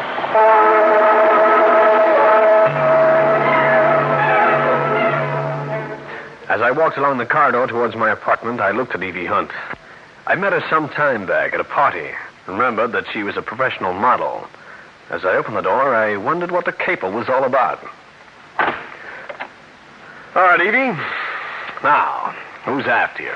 Pull down the blinds first. Somebody can see in. You're as shaky as a fat man in a reducing machine. Suppose you explain this deal. Grainger, did you read about the shooting night before last? That watchman who was wounded in an attempted robbery? Don't tell me you did the shooting. No, but I'm being forced to furnish the alibi. What do you mean you're being forced to furnish the alibi? You know the man who did the shooting? I never met him before 2 hours ago. But you say you're going to alibi him. You sound like a word called perjury. That's it. Tell the cops. They'd love it. I can't. Why not? It isn't the first time I've perjured myself. I don't think I want any part of this, Evie. Grainger, please, listen to what I have to tell you. Maybe after that you'll help me. Okay, I'm listening. Well, it started about 3 years ago. I was working hard at being a model. I had a roommate who was in love with a man. She didn't know he was married. When she found out, she was furious. Her lawyer told her to sue, but she needed somebody to testify that this man had promised to marry her. You were the somebody. Yeah, well, I felt sorry for her. Besides, I thought I really remembered hearing him say such things. Go on. Well, a couple of months later, I was contacted by another man. This time, a boy had slipped and fallen on the ice in front of a building. You testified again and got the money for it. Yeah. I ought to pick up that phone and tell the police what you've just told me. That's the dirtiest of all the rackets, alibying guilty people out of the penitentiary. Grainger, please, listen a little while longer. A little while, that's all. I got a call today from a certain man. They call him a fixer, if you know what that is. I do. He wanted me to come over to his apartment. So I went. When I got there, he introduced me to somebody. Evie, meet Cole Martell. Hiya. Cole here is in a little jam. Now, knowing that you're a girl with a big heart, I figured that... Cut it out. What do I do and how much? I thought we might arrange for Cole to have been with you night before last, around 9 o'clock. Give me the facts. Well, there was a stick-up, see? Mm-hmm. The man was shot. Another one got a good look at Cole. It'd be too bad if they arrested him. Okay, what do I do? I have one of those street photographers lined up. He'll snap a picture of you and Cole. He'll date it the afternoon of the night the shooting took place. Okay by me. You and Cole were together that afternoon and all that evening, until rather late. You went over to Palisades Park. I can say that for how much? $250. You know me better than that. Is the man dead? No, just wounded. Here's a newspaper story on the holdup. Mm-hmm. Dirty dog. What's the matter with you? I'll alibi you, Cole. I'll alibi you right into the pen. I'll see you both in jail before I get through. That watchman Cole shot happens to be my ex-father-in-law. You're doing exactly as I told you to. Get out of my way. I'm leaving. No, you're not, baby. You're going to alibi me if it's the last thing you do. Don't you hit me again. That's enough, Cole. Don't mark her up. Right. You'll do it, won't you, my dear? Because if you don't, you'll take the rap for those other perjuries of yours, and your ex-father-in-law will wind up in the morgue. I'll continue with this interesting story in a minute.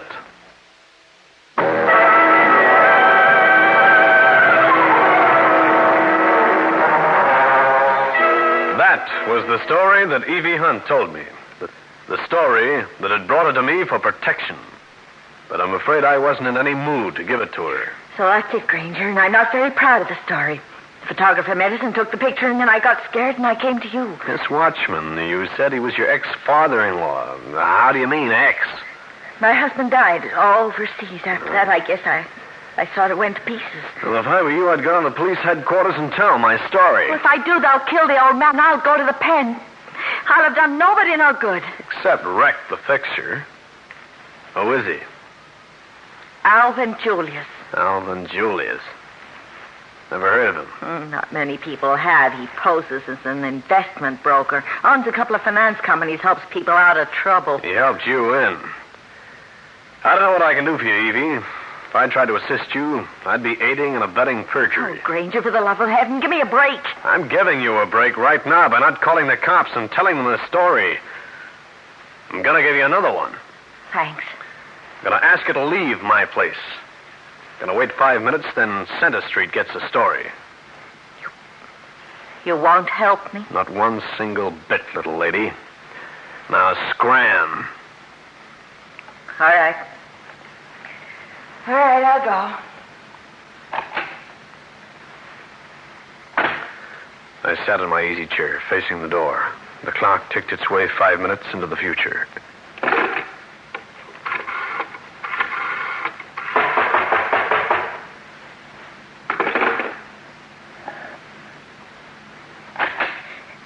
Grainger, they're outside. They're waiting for me. So what? They'll beat me up again. They'll force me to go on to that witness stand and tell more lies. Should I lose any sleep over that? I want you around here as much as an army of termites. No, please. I'll make a bargain with you. What bargain? You hide me out. Give me just 24 hours, and then I'll tell the police everything I know. You lied before to a judge and jury. Why should I believe you? I hear someone coming down the hall. Might be one of the tenants. Oh, Grainger, I'm scared. Quiet. What are you going to do? Nothing.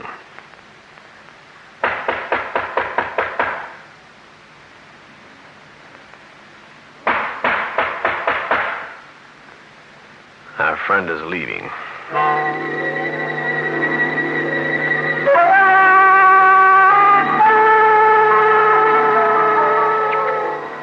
I moved to the window and opened the blinds, making certain I wouldn't be seen from the street.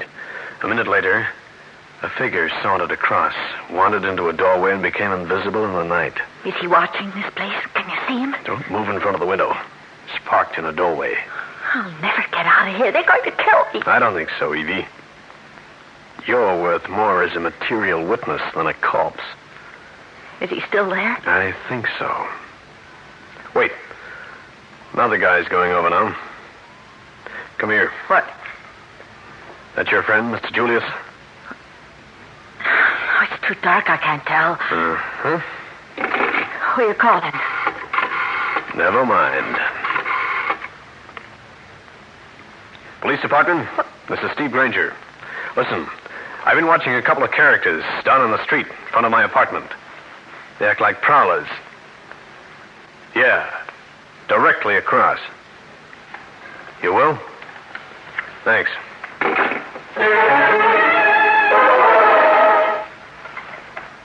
Grainger, they're standing out in the light now. I recognize Cole Martell. Which one is Martell? The shorter one on the left. They're starting across the street. Feel like I was getting ready to repel boarders.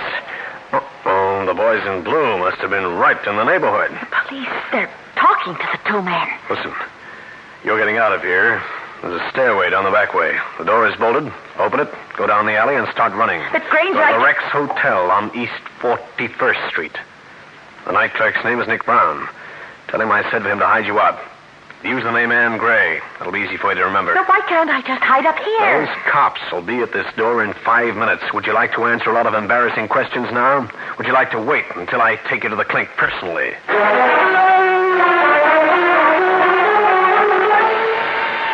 Evie Hunt slipped out the door and disappeared down the back way. She barely made it, because a minute later I had two of New York's finest at my door asking questions. I answered them with simple platitudes, and they went on their way. It was too late at night to do more.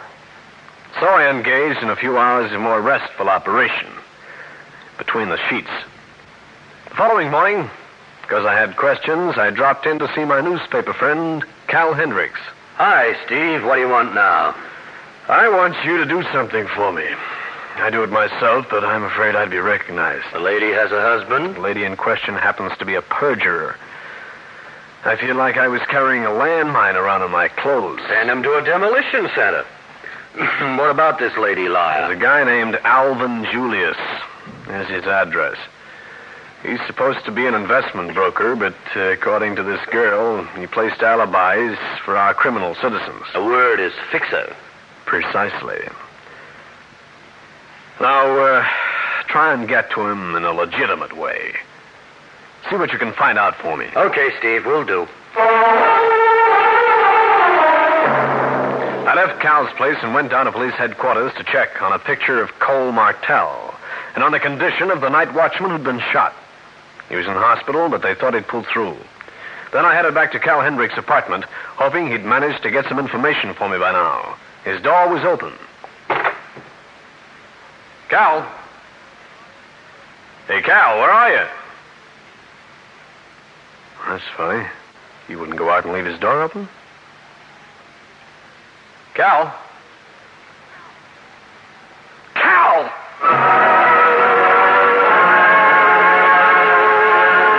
I saw him. He was lying just beyond the door to his bedroom, and he was horribly still. And suddenly I was angrier than I'd ever been in my life. Whoever did this was going to pay with interest. In just a moment, I'll bring you the climax of the case.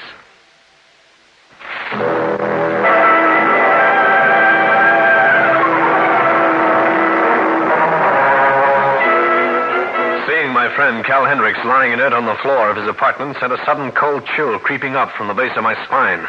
I moved over to him and with a sigh of relief saw that he was still breathing. Cal! What happened to you? Oh, help me up. Get me some ice for my head. I feel like the morning after 2 nights before. There you are. Oh. Can you stand up? Yeah, but I wish the room had stopped sneaking around. All right. What happened? Well, I went to see Alvin Julius. He acted like a very nice gent, operating a very nice business. Also, he wasn't interested in me or what I wanted. The cautious. I was out before I was in. Who slugged you? Well, I came back here. Doorbell rang. I opened the door. No one was there. Then as I poked my head out to look down the corridor, I got it. Now, why? Why would anyone want to slug you? Holy cats, I'll bet I've been robbed. Cal Hendricks and I went through his place and found nothing missing. He described his assailant in accurate verbiage, and then emerged a clear, concise picture of Cole Martell. Then Cal made a discovery. Grainger, my revolver, it's gone. In that case, I'd better give you the whole story. I finished telling the story, asked Cal to check the old watchman, dug up the name of the other witness, and got on my way. The boy named Harry Garnett, who worked in the place that had been robbed, lived uptown.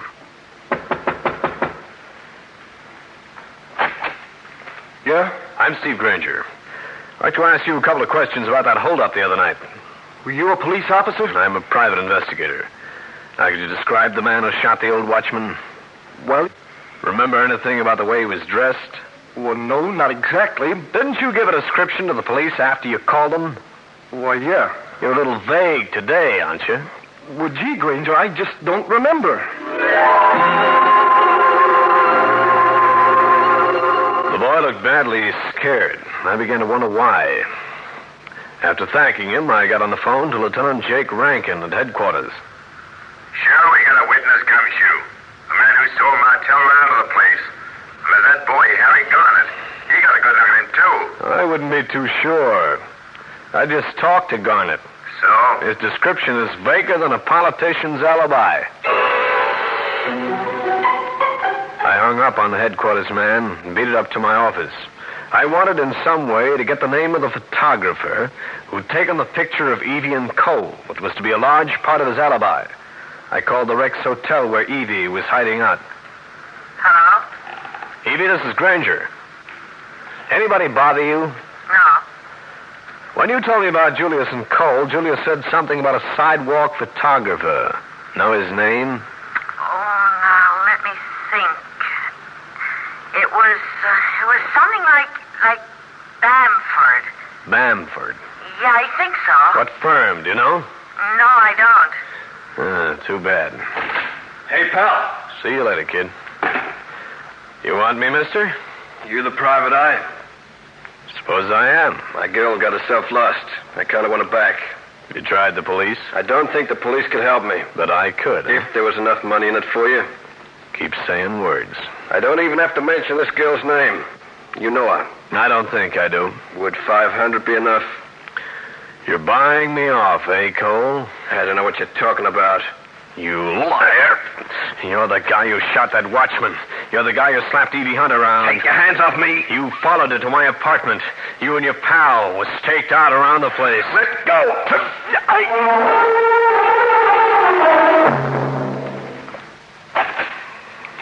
Steve? Hey, Steve! He got to you, eh? As I was coming up here, I saw him leave. I had a hunch things weren't good. Hell, they weren't. Ooh, my head's got more lumps on it than a pineapple. He's the same one who tagged me. Yeah. This is Rankin, Grainger. The hospital just called me. The watchman? He died of that gunshot wound. That makes Cole Martell a candidate for the chair.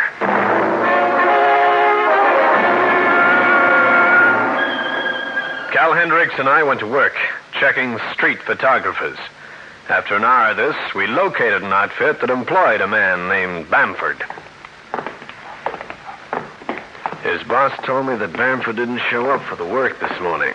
That I don't like. Well, this is his door.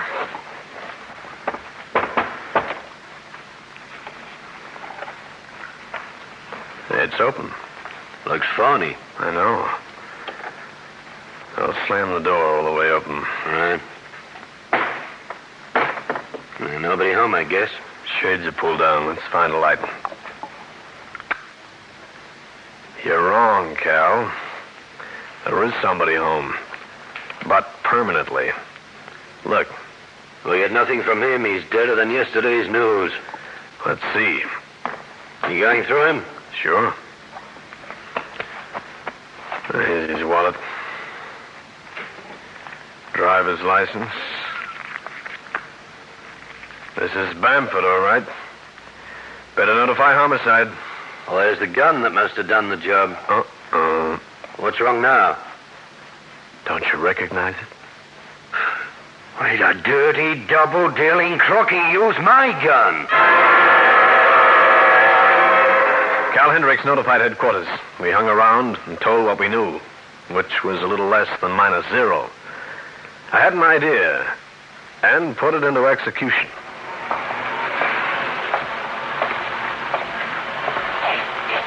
You're the doorman on duty here? Yes, sir, I am. How long have you been on? Since 8 this morning. I'm wondering about a young woman who left this hotel this morning. You aware of the hotel's patrons? Oh, yes, sir. Especially the young women. I can see right now that you and I are going to be great friends.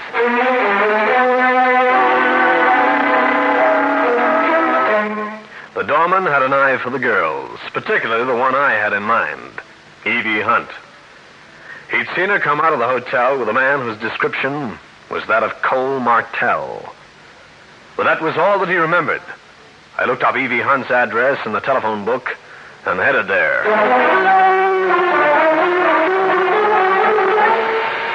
People in her building said she hadn't been around for a day or two. I went up to her floor and investigated personally. This was it. A one-room apartment. You could have stuck into a packing crate and had room left over. It was a typical girl's apartment containing a lot of distaff disarray that afforded me nothing in the way of information. I closed the door behind me and went back downstairs.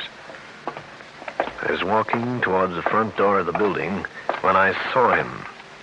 Him referring in definite terms to a witness named Harry Garnett. He was pushing an announcer button, and by straining myself all out, it wasn't too hard to see it was the button under the name Evie Hunt. When he left, I followed him. When he arrived at his destination, I noted it, sprinted for a phone, and made a date with Cal Hendricks. How come you didn't call Rankin down at headquarters, or are you under the impression that the police department isn't interested? I thought of that, Cal. Then I thought of the way that Cole Martell slugged you. Oh, yeah. And took away your revolver. Oh, what are we waiting for? Cal, I don't know what this caper is, but I have a pretty good idea. Glad you do. Some kind of payoff going to take place. Just where are we, if you don't mind releasing that bit of news? Treading down the corridor towards Alvin Julius's apartment. Oh. And here we are.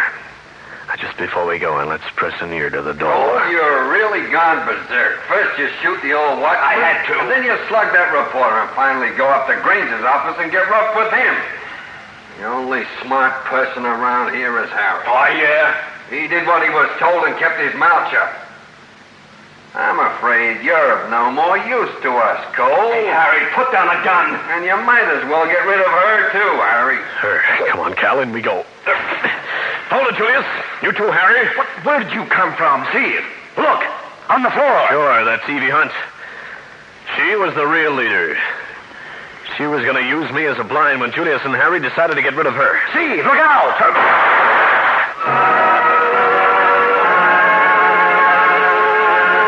Well, friends, that's the story. I'll be back to wrap up the case in just a minute.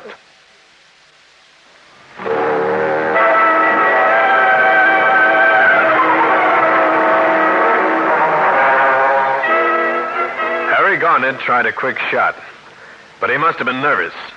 It went wide, and I got him in the arm. Cal Hendricks stood by while I called Rankin at headquarters. Even after Julius and Harry Garnett blurted out their confessions, he was still in a mental haze. I escorted him back to his place. Steve, I don't get it. I thought Evie Hunt came to you for help. Sure she did. Uh-huh. She'd pleaded that she didn't want to testify for Cole. And for a good reason. Oh, I don't get it. Well, the leader was Evie Hunt, not Alvin Julius. But Julius and Garnett were ready to take over, so she saw a good chance to get rid of him. But she'd have to take the rap for perjury.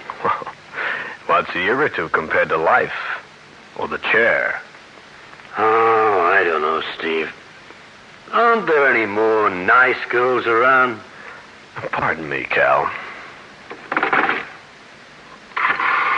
Hey, what are you doing now? Calling a nice girl.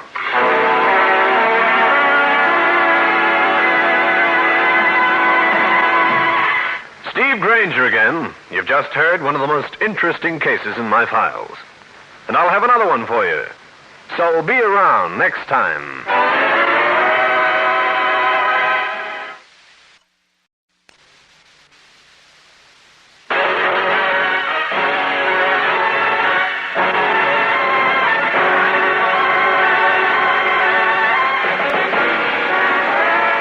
Danger with Grainger. All right, what's going on around here? Who called us? Hey, who are you? I'm the butler, officer. Mrs. Tengrove's body's in there. There. Shot once, eh? Hey, what do you know about this? I was in the rear of the house, and suddenly there was the sound of a shot. I rushed in here. She was lying there. I called the police department. Didn't see anybody around? No prowlers? I noticed no one, sir. I was in the pantry cleaning some silver. Where's the phone? I'll have to get homicide out here. There's a phone in the hall. This way, sir. I can't imagine who'd do a thing like this, sir. Hold it. What is wrong? That young fella standing out on the lawn. He belongs around here? I don't believe I've ever seen him before. That's a gun in his hand. Hey, you stay here.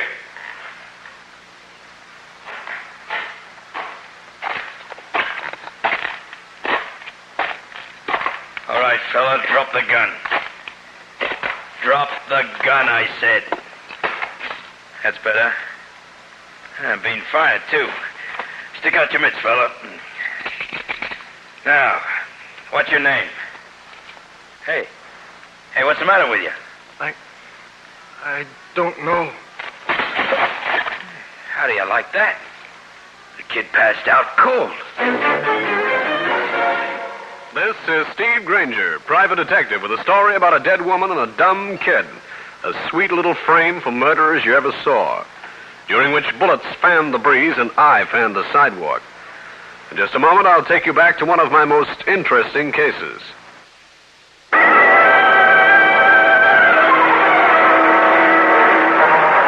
This is Grainger. I was seated at the desk in my office, eyeing a letter I just received from a would-be client who wasn't going to be, because I don't fool with divorce cases.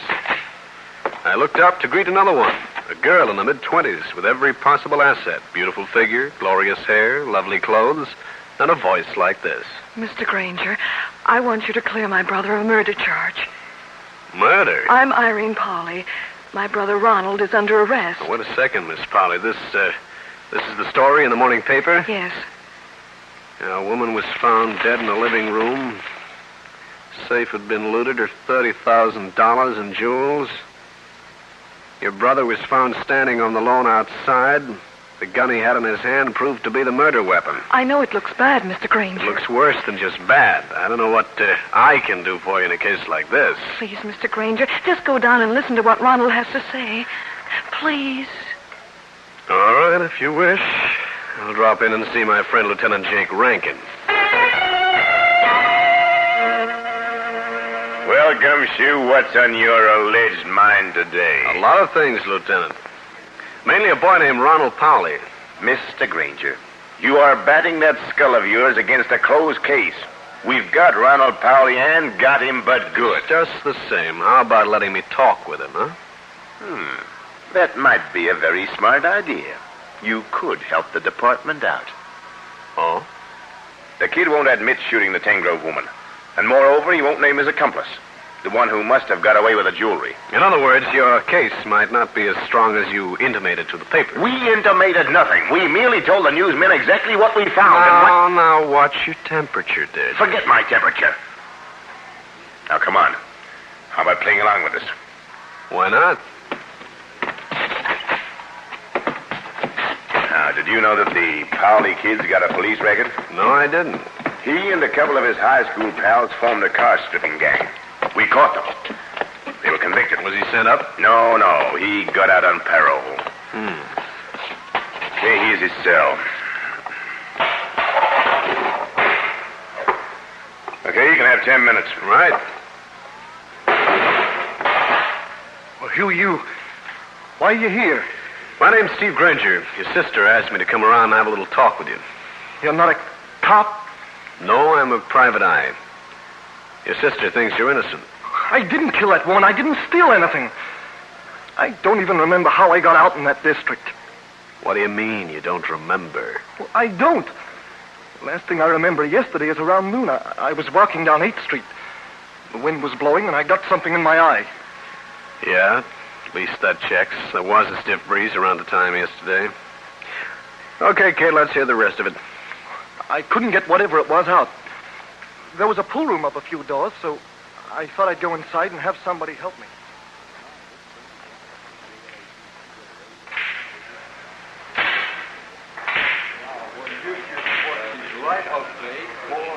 Say, mister. What is it? I've got something in my eye. Wonder if you'd use my handkerchief and get it out. Let me see your eye. A cinder. But embedded pretty deeply. Suppose I'd better see a doctor. Suppose you come over to my place. I have a soothing lotion that we can use. It will remove the cinder also. Well, gee, I don't want you to go to any trouble, mister. No trouble at all, my boy.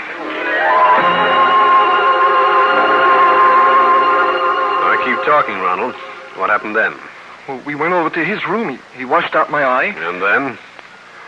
That's all I remember. What did the man look like? Well, he was short, black hair, swarthy complexion, had some kind of a foreign accent. Where was this room? I was so worried about my eye, I didn't exactly notice, but it was up the block from the pool room. Mr. Grainger, what are they going to do to me? You're being held on suspicion of murder, Ronald. But I didn't kill her. I couldn't have. Ronald.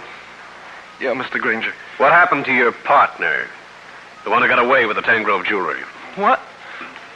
So you're on their side, too. You want me to confess to something I don't know anything about? Well, get out of here. Get out! All right. Cut out that racket. I want a lawyer. And keep this spy away from me.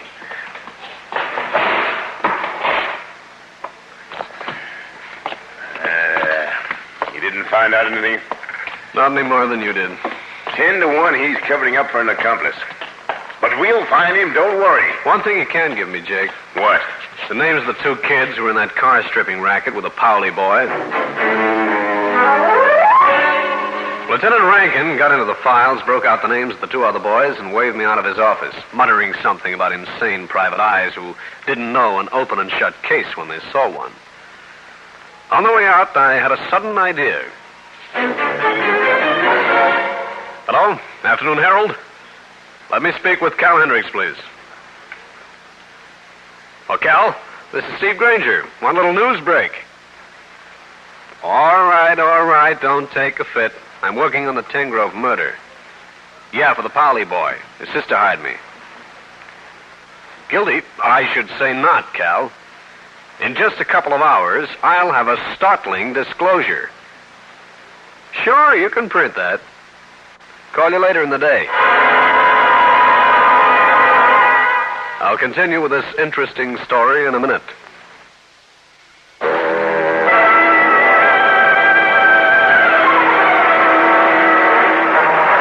I knew that my friend Cal Hendricks would see that the next edition carried my statement about a startling disclosure. I hoped it'd smoke out the real killer, if there was a real killer besides Ronald Powley.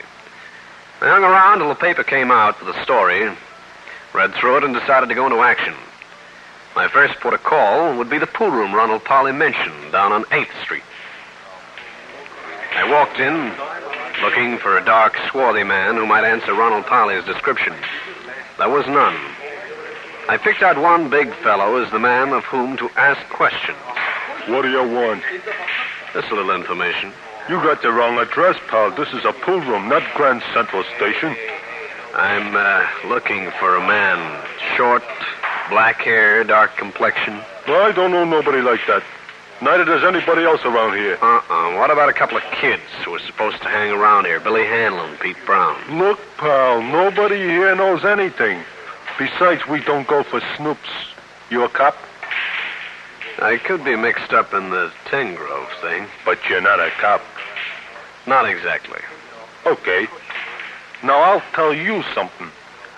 Walk to that door and turn right. There's a subway station on the next corner. Take the uptown train and you'll be real well off. Don't give me that. Hold it. Your mouth, I mean. Just the same, I don't... Hey, boys, we got a smart guy here. He thinks he doesn't want to take a walk. What do you say, huh? Okay, I can take a hit. I walked to the door, feeling that my head would be the recipient of a half-dozen pool cues if I hung around any longer. Not that I'm a coward, but I've only got one skull, and I want it to last me a long time. I walked up the street, hoping by instinct to find out in which building the mysterious stranger lived. This was a corner apartment house. I bent over the mailboxes trying to get the name of the manager when I felt the gun in my back. Let's take a little walk, pal. Where to? That car right there. In the back.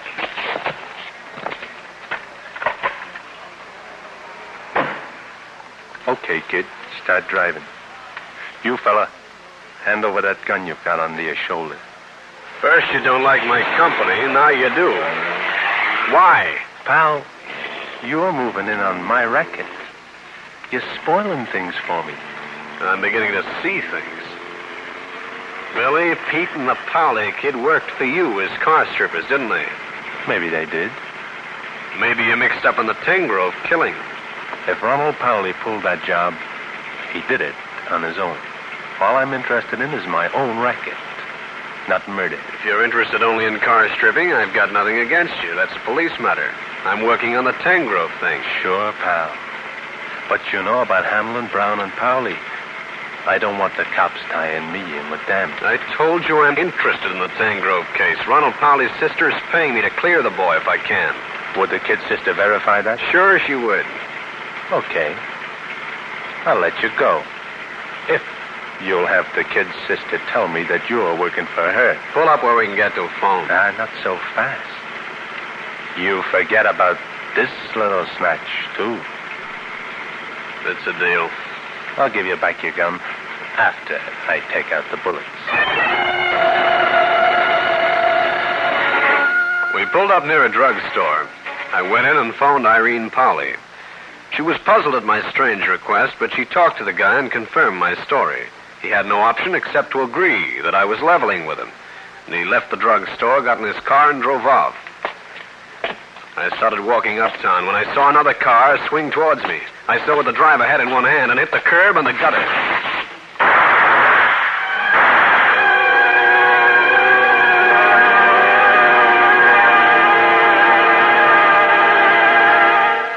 The bullets whizzed past my ears and the car screeched out of sight, but not before I'd noticed the make of the car. No number because the license plate had been removed.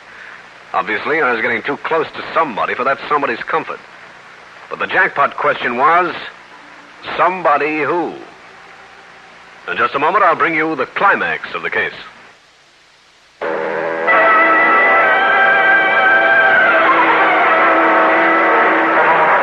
After the guy who was so anxious for me to take lessons playing the harp disappeared in a roar of exhaust pipes, I picked myself up from the sidewalk and took a look at my suit. I figured my tailor would be able to afford another payment on his new house. I also figured this would be a good time to call on my pal, Cal Hendricks. Hey, Stevie, what's with you?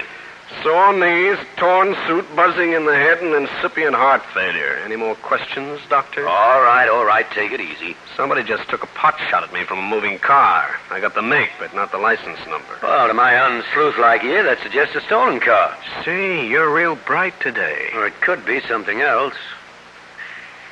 I was just remembering a gimmick a gang of loft thieves used some years back. Yeah? This gang would never steal cars. There was too much risk involved. They go to a drive-yourself place and rent a car. Then take off the license plate? And just while the robbery was being committed. Here's a classified directory. Start thumbing, son. Grainger, I want to have a couple of words with you. Well, Lieutenant Rankin in person, the honest man's friend. Grainger, I figured you'd be here with this apology from newsman. What's the matter, Jake? Look at this story in the paper. Did you give out a statement like that? It could be possible. What is this startling discovery? Are you withholding evidence in a murder case? It occurs to me, Lieutenant, that Steve is tossing around a little string, hoping to catch something. Is that true, Grainger? Uh-huh. I hope the commissioner believes it, because it's even hard for me to.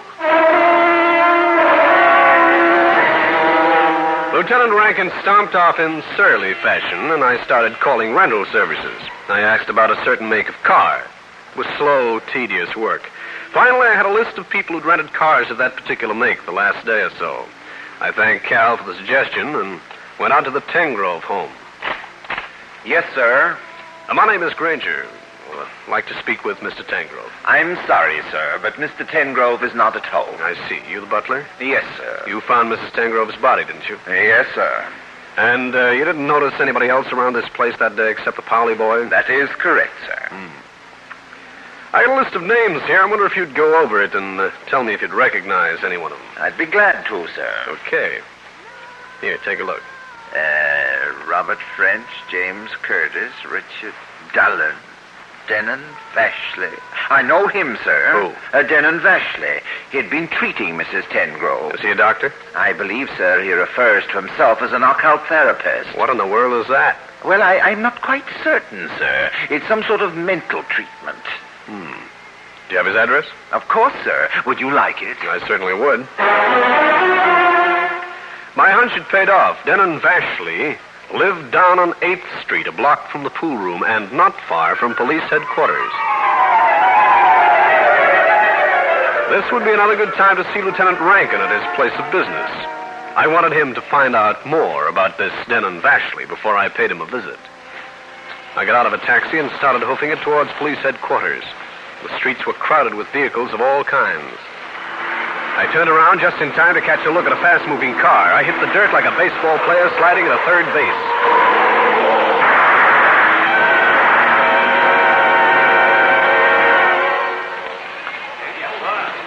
All right, Grainger. Get up out of the gutter. Thank you, Lieutenant. Nice of you to pop along just now. I got a prowl car chasing the man who shot at you. We'll find him, don't worry. I hope you do, Lieutenant, because I'm beginning to think he's the man who really killed Mrs. Tengrove. Doc, stop dreaming up things. Once and for all, I've got proof that Ronald Powley killed Miss Tengrove. Lab made a paraffin test on Ronald Powley's hands. It definitely proves that he fired the gun. Now, will you forget about the case? No, and for obvious reasons, Lieutenant. I've been shot at twice. It couldn't have been Ronald Powley because he's locked up. That doesn't mean a thing. I think it does.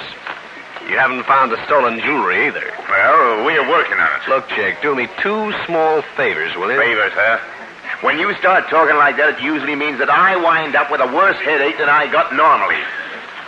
What do you want? Check a guy named Denon Vashley. He's an occult therapist. Well, that's a new one for the books. He lives at this address over on 8th Street. Find out just what an occult therapist does. And what else? Let me talk to Ronald Powley again.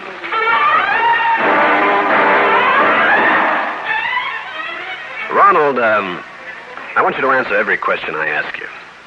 If you tell the truth, I might be able to get you out of this mess. What do you want to know? The pool room where you met this strange man. You lied to me before. You've hung around there a lot, haven't you? Yeah. You were working for the man who runs that pool room. You've kept right on stripping cars, haven't you? Well, yeah. You're going to have to tell that to the police, Ronald. But first, just what happened in that man's room? Did he just rinse out your eye? Well, no. No, it hurt like the dickens. I couldn't even let him get near it. So he said he'd give me a shot of some kind. In the arm. That's all you remember? Yeah, that's all. Well, Jake, what'd you find out about Vashley, or haven't you had time? I got a little information. According to his publicity, he relieves and, get this, mental distress through hypnotism. Why, thank you, Lieutenant. You've tied it all up in a nice package. See you later. Where are you up to now? To bring in the person who really killed Mrs. Tengrove. Rankin started fuming about my actions, but at last, and very grudgingly, gave me Denon Vashley's office address. I didn't go there first. Instead, I headed for Vashley's room in the corner apartment building on 8th Street. Vashley wasn't around. The place was barely furnished, and there was nothing suspicious. Until I got into the bathroom hamper. There, I found a bath towel with a series of holes burned through it. It had apparently been used to muffle the sound of a shot from a revolver that must have been placed in the hand of a hypnotized boy and fired. Result, a beautiful frame. I took the booty back to Lieutenant Rankin at Homicide. He wasn't impressed. Grainger. You'll have to bring in something more concrete than a towel that's been used to muffle a gunshot. At least bring in this guy Vashley. Maybe you can snow him into making a false stop. No dice, Gumshoe. Come back when you got something good. Thanks, Jake. That's one of the things that endears you to me. You're so helpful. I left the lieutenant's office and headed for a phone booth. Yes? Irene? Yes? Steve Grainger. I think I got a lead on who really killed Mrs. Tangrove. Oh, you have? Yeah. You ever hear anything about a guy named Denton Vashley? V-A-S-H-L-I? Denton Vashley? He's the guy who fixed your brother's eye. Looks like he doped him, hypnotized him, and took him out to the Tangrove place as a fall guy. Oh, you sure? Almost. I'm going over to Vashley's office now. Maybe I can talk him into making a break. I hope you can. Denton Vashley's office was in Midtown Manhattan, and 8 times as luxurious as the room he had down on 8th Street. This was the anteroom, but no secretary graced the blonde maple desk. I looked a little farther and saw a man who must have been Vashley seated at another desk in the main office. He was just finishing a phone conversation. Very well. Thank you for calling. Yes, I shall see you soon. Very soon. Oh, you wish to see me? I am Denton Vashley. Glad to meet you. Come in. Close the door. Sure. Now, Mr. Grainger, put up your hands. Please don't make a motion towards your gun. You know me, huh? I have been very aware of you for some time. You're the guy who shot at me from the moving car a couple of times. You have saved me the trouble of looking you up again. Don't move. My guess must have been close to the truth. You hypnotized the Powley boy, huh? I don't mind telling you at all. I did. You put the gun in the boy's hand, fired it into the towel. Then you took him to the Tangrove home, killed the old girl with the same gun, took the jewelry, got the gun back in the boy's hand, and scrammed. Again, I don't mind telling you, naturally. Nice work. It took weeks of planning. First, to get the combination of the safe. Second, to find a suitable sucker, shall we call Ronald Powley. Uh-huh. Third, to put the plan into operation.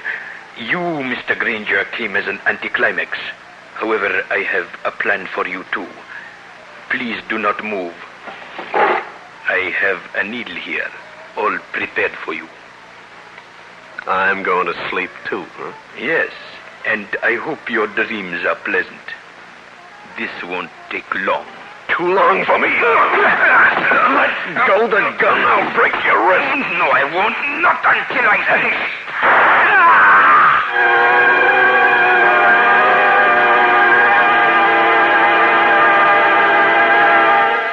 Well, friends, that's the story. I'll be back to wrap up the case in just a minute.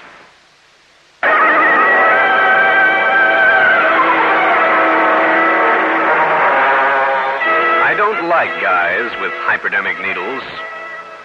And I grabbed for Denton Vashley's gun hand. The gun went off, and the fake doctor fell with a bullet in his chest. I phoned for an ambulance and Lieutenant Rankin. Then we searched for the Tangrove jewelry. It was not around, and Vashley wasn't in a talking mood. I suddenly remembered something and took the lieutenant with me on an errand. Only I went in alone. Grainger, have you found out that Denton Vashley did the killing? I did. My brother, he's going free. He is. Oh, how can I ever thank you? By handing over the $30,000 worth of jewels, Irene. What? You were in the steel with Vashley. You framed your own brother into the shadow of the death chair. You're insane. Baby. Vashley had just hung up the phone when I walked into his place. You had called him, warned him about me. You were the only person who knew where I was going. You hoped I'd get rid of him so you could keep the loot. Prove it. Then Vashley will, when he recovers. He'll spout reams about you. Put up your hands. With pleasure. That's kind of a determined-looking revolver. Move to one side. I'm leaving. Okay. That thing. Let go of me. Jake? Yep. And fast. Don't mention it. You. No, Miss Holly, no language, please. Not that I mind, but the lieutenant just hates it. Steve Grainger again. You've just heard one of the most interesting cases in my files. And I'll have another one for you. So be around next time.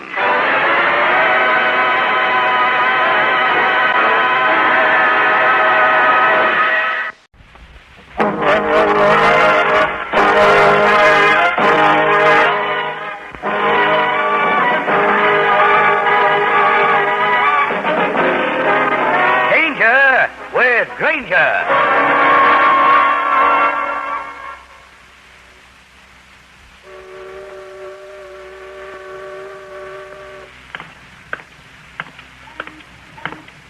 Hey, you.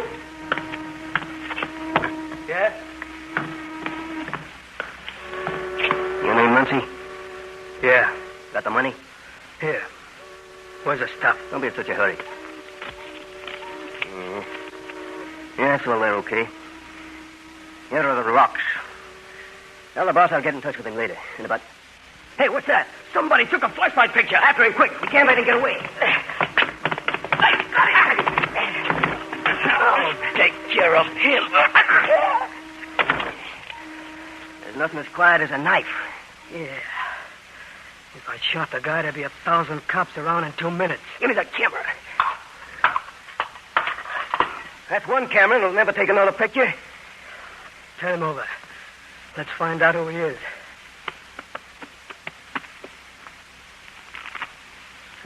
He works for a newspaper. His name's Grant. What'll we do? Take his wallet and his dog. When the cops find him, they'll think somebody tried to hold him up. Yeah, good idea. I'll take that busted camera with me and burn it up. Yeah. That'll give the cops something to chew on, too. This is Steve Grainger, private detective, with a story about a cute little redhead and the cute little mess of mayhem and murder she was involved in. In just a moment, I'll take you back to one of my most interesting cases.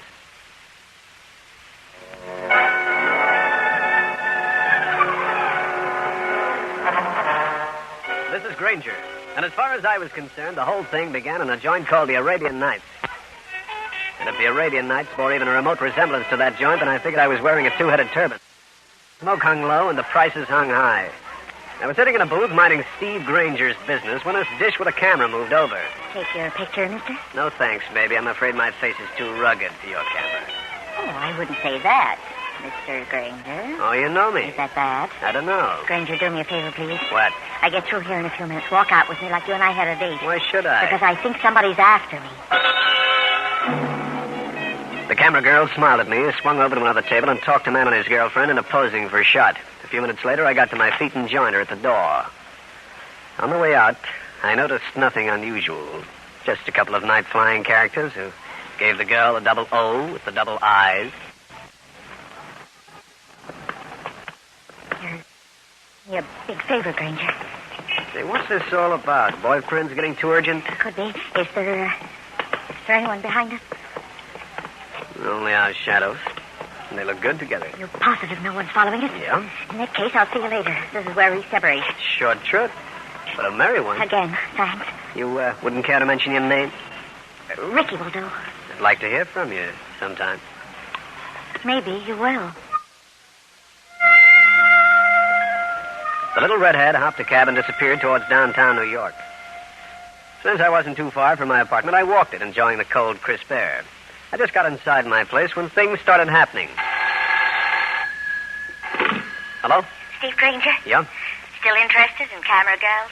If they're redheaded, why not? Come on over. I'm at home. 1185 West 1st Street, apartment 1J. Is there a reason for this invitation? There is. A man. He's been watching my place. I cabbed it over to Ricky's address, but stopped a block away, got out and started walking. As I came abreast of her building, I could see the spotter, huddled in a doorway across the street. I moved over. Looking for something, Bud? If I am, it's not you. Could it be, a girl? It could be none of your business, mister. So blow, will you? There have been things going on in this neighborhood. Girls being held up, things like that. A cop, huh? Men who shade themselves in dark doorways look suspicious, if you get what I mean. Maybe I just stopped to light my pipe. Oh. In that case, have a match. Thanks. Got anything else to say? I just remembered a date. Good for you, and it better be...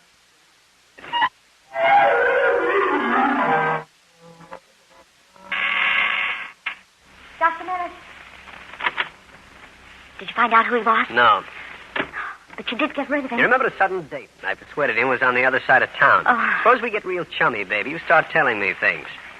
My name is Ricky Moore. I found that out from the index outside. I want to know about those men.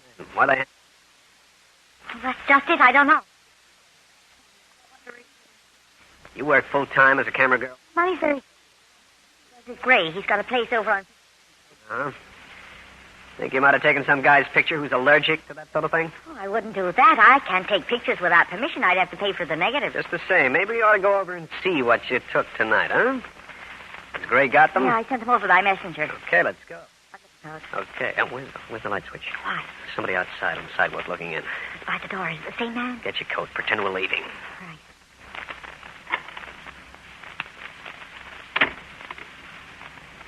Now what? You stay here.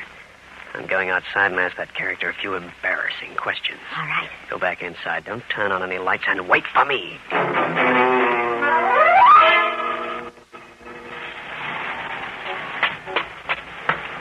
I got out into the street, took a look around. There wasn't a sign of the guy with the curiosity. I figured he was stashed out in a doorway. The doorway was empty. I decided he must have beat it and turned around to get back to Ricky. Hey, what the...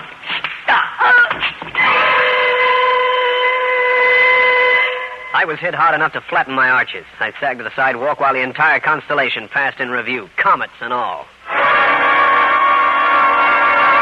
I'll continue with this interesting story in a minute.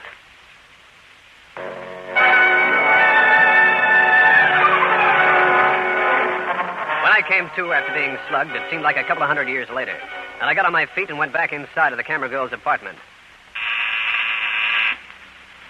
There was no answer at the apartment door. And this was one time when I wanted one. I unsnapped my pocket knife. I reached inside, flipped the light switch, and looked around. The girl was gone.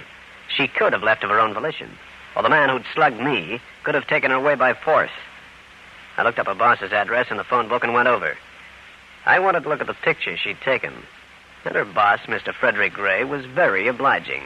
You see, Grainger, these negatives are just the ordinary snaps of people in nightclubs. Yeah. Nothing there. For your information, Mr. Gray, Miss Moore has disappeared. And there was a guy watching her apartment. Oh, it might have been a personal thing, surely. Ricky might have a boyfriend. They could have quarreled. You know how those things are. This guy didn't act like a boyfriend. Besides, you didn't know him. I don't know. If something has happened to Miss Moore, it would be unfortunate. Yeah. Most unfortunate. I left the office, moved down the hall a ways, then tiptoed back, just in case the photographer was playing tricks. Listening at his door, I recognized the whir of a telephone dial, and a moment later heard his voice. Listen, there's a private detective named Grainger looking for her. Yes, of course I want to meet you. Where? Very well, 20 minutes. When Gray came out of his building and legged it up the street, I was right behind him. He wound up in an 8th Avenue saloon, parked in a corner. This was the sort of place you could wear your hat in a booth, so I pulled mine down over my eyes as I slipped into the one next to Gray. He was joined by the same man I'd seen watching Ricky Moore's apartment earlier. The two men kept the talk confidential. I pinned my ears back. Here is the dough in this envelope. Fine. But I want to count it. You don't trust me? Yeah. Yes, it's all here. Thanks. What are you so nervous about? That crummy private eye? Yeah, he's very alert. I think he suspects something. Were you watching Ricky's place? Yeah. I don't take chances. Now, did you take care of that little chore? Yes, I destroyed the negative. And now that our business is finished, I'll say good night. You wouldn't be pulling a fast switch, would you? You're being silly. Yeah. I'm being so silly, I'm going to walk you over to your place. But listen... That way we'll make sure. If it's okay, you're okay. But listen, will you... If not... Don't do that. The character made a motion of drawing a finger across his throat, and Gray's nervousness climbed up to the shaky stage. I left the 8th Avenue joint and went back to Gray's building. I walked around outside, wondering if I should go up or not. After a while, I got that feeling that something had gone wrong. So I walked into the building and up to Frederick Gray's place. The hallway lights glowed with a yellow color that added an eerie touch to the whole thing. The lights were on in his office. The place was deserted, and I wondered how Frederick Gray and the other man had done the duck act so quickly. Then I saw it. On the floor, a couple of stains, reddish and fresh-looking. These stains, I knew, couldn't be photographic chemicals. They looked more like blood. I never considered myself psychic, but just staring at those stains gave me a quiet little creepy feeling. Like the one the guy got when he woke up in the middle of the night, reached out for the matches, and felt them put into his hand. In just a minute, I'll bring you the climax of the case.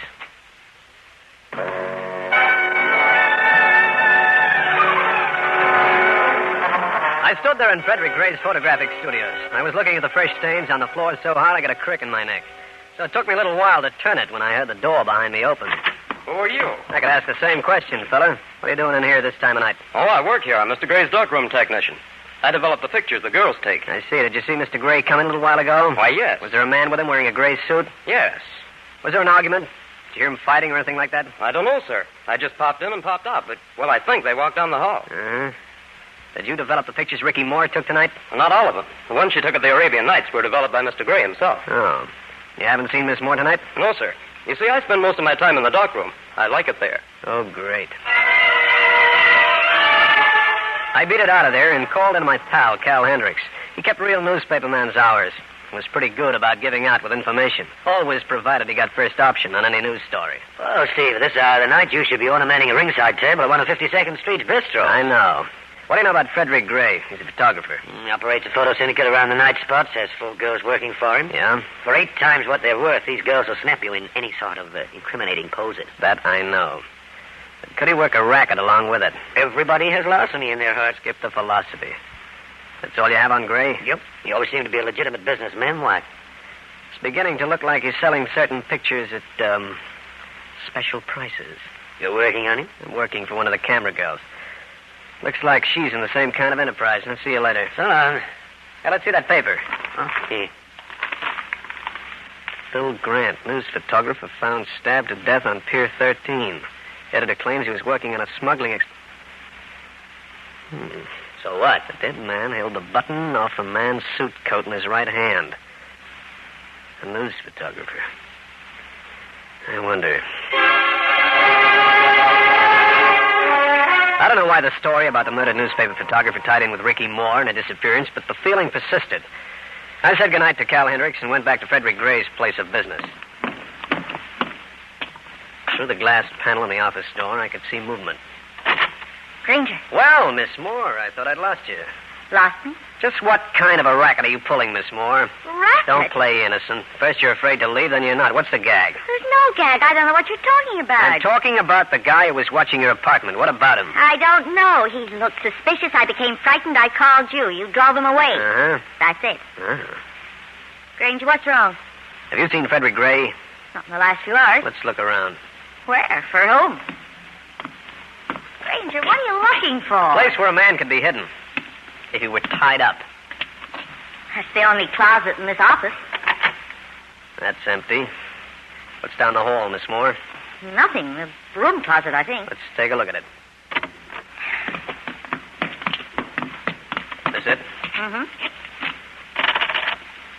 Any reason why a broom closet should be locked? Don't ask me. Well, we haven't got time to fool around. Now then, well. Frederick Gray. Yeah. And has been stabbed. Can't believe it. Why would anybody kill him? If that's an act, save it for the police, Miss Moore. Because from where I stand, it begins to look like your boss was doing a little blackmailing. Can't believe that. He met a guy a while ago in a saloon. They came up here after the guy had given your boss some money. Do you know the man? I do. He's the same guy who was watching your apartment. Now, what's the connection, Miss Moore? Where do you fit in? Don't know. By the way, do you know any newspaper photographers?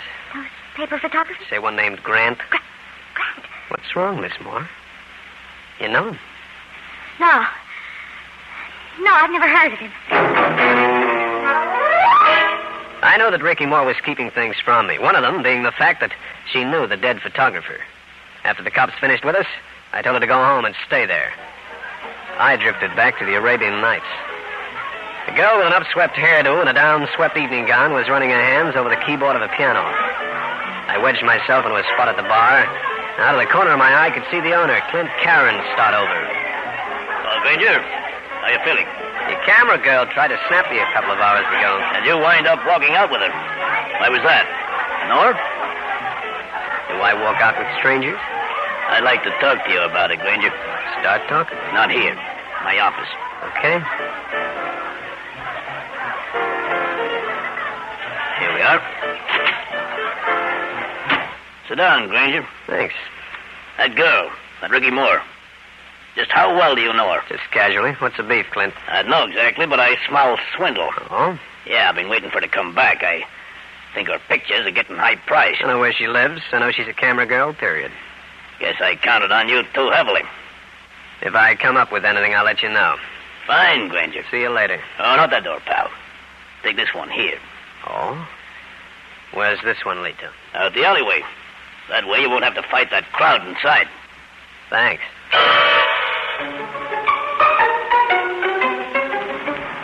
I walked down the alleyway towards the street with my ears flapping like a set of mainsails. After a few seconds, I heard a door open very softly, then close again. It would have been Karen making certain I was on my way.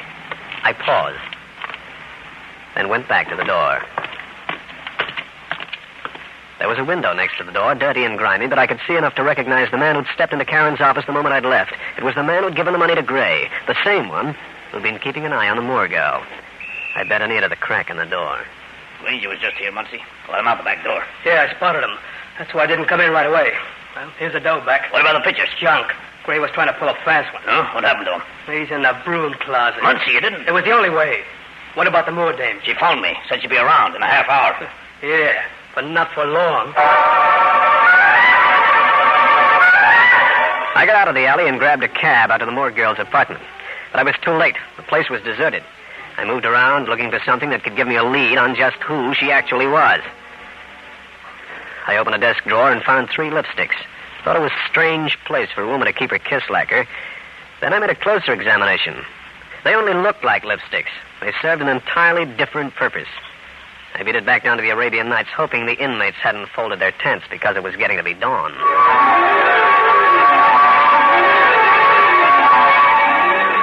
I hung around the entrance to the alleyway that ran alongside Clint Karen's spot, standing first on one foot, then on the other, and wishing I had a third one to relieve the ache in the other 2. Then I spotted Ricky walking towards me, camera case slung over one shoulder. I waited until she got abreast of me. Ricky! Grainger. Where are you going? Back to the club. This joint? Of course. I have to return the photos, even if Mr. Gray is dead. That the only reason? Why are you looking at me like that? I don't know whether you're on the level or tilted like a battleship on a mud flat. Here, just let me see that. Give me back my purse. Cut it out. The usual junk a woman carries around. How dare you snatch my purse? Give it back this second. Just a second, baby. Don't get grabby. Well, these are interesting. Imagine a girl carrying not 1, but 3 lipsticks. What were you planning to do? Make up the chorus at the Copacabana? I want them right now. Look at the 2 of them. They have little holes in one end. A little button on the other end. Could it be possible that these are not lipsticks? That they might be, cameras? Suppose they are. Here, what's going on, Ricky? This man is bothering me. Feeling is the trouble, fella? Get out of here. I got some unfinished business with Miss Moore. And it'll have to remain unfinished. Cut that out. Stop that, I said. Hey, Ricky. Ricky, come back. Instead of following Ricky Moore through the front entrance of the club, I took it back down the alleyway, feeling certain that she'd wind up in the office. I waited 1 minute, window prowling, maybe 2. Then she was escorted into the room by Clint Karen and placed in a chair facing the window. The mug Muncie was still there, and suddenly I noticed something that made me realize why I'd subconsciously linked this caper with the murder of the news photographer.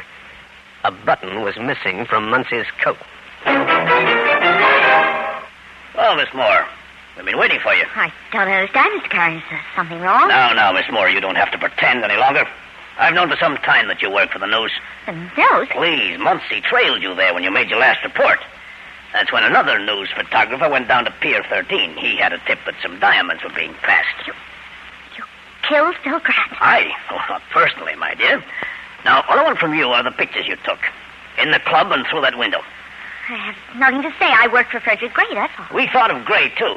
But it turned out that he didn't have the pictures. He was just a blackmailer. Killed him, too? There's too much talk about nothing. The pictures, please. I haven't got any pictures. Muncie, perhaps you'd better persuade the young lady. Sure, why not? I've used this twice before. 3 times lucky, huh? Let me go. No, you don't. Take that thing away from me! All right, you two-dropper. Grainger. You, Karen, stand still. Come over here, Ricky. All right. I don't think Miss Moore has the pictures, Karen, because I've got them.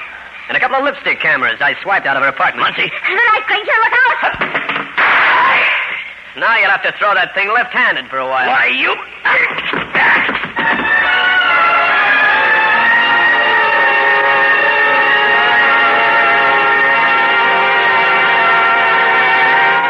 Well, friends, that's the story.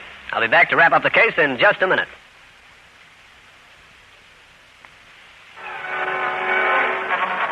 Clint Karen hit the floor with a sore chin as his pal Muncie nursed a wounded arm. The police came around. The two were taken into custody on suspicion of murder. Also, the customs boys wanted them on a charge of smuggling. Charges substantiated by the pictures Ricky Moore had taken of the jewels in Karen's office.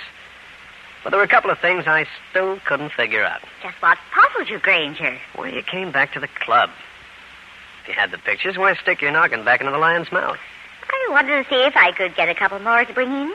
You see, I took them through that dirty window from the alleyway. I wanted to get into the office and use some dodge to clean the window. Why didn't you tell me you worked for the news? I couldn't. This was a hush-hush assignment. And, Grainger, just to show you how the news feels about you, here's a check. Well.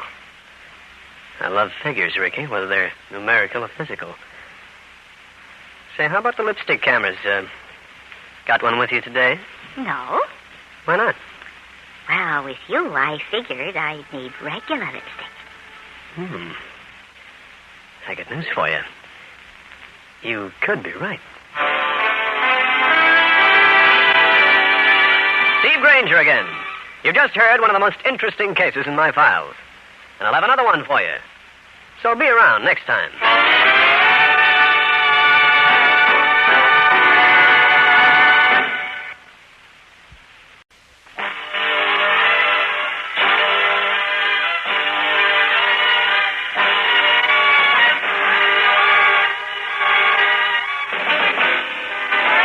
Danger with Grainger.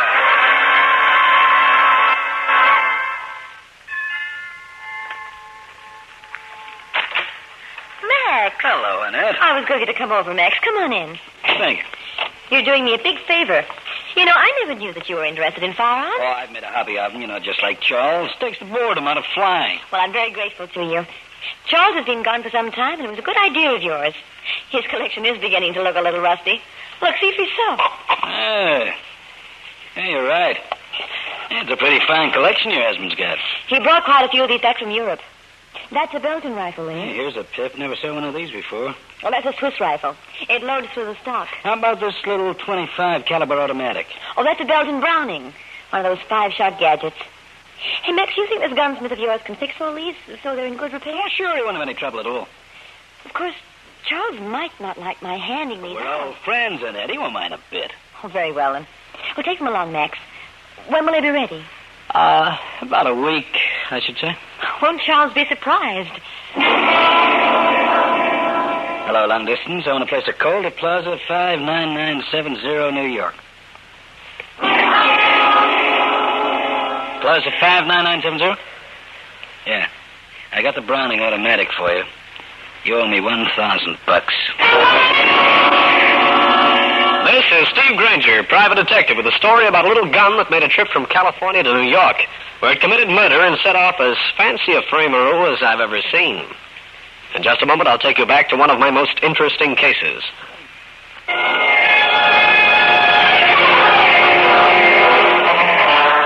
This is Grainger. I was seated in my office with a young woman opposite me, a fresh-faced girl of about 27, named Annette Sanford. She should have had a cheerful smile on her face to go with the complexion. But then people rarely smile when they pay a visit to a private eye.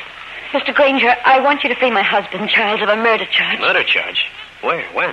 Right here in New York. And the killing took place just a few days ago. But I know that Charles can't be guilty, even though the police have a lot of evidence against him. Give me some details, Mrs. Sanford, then I'll know if I can help or not. Very well. The murdered girl was a friend of mine named Nina Prince.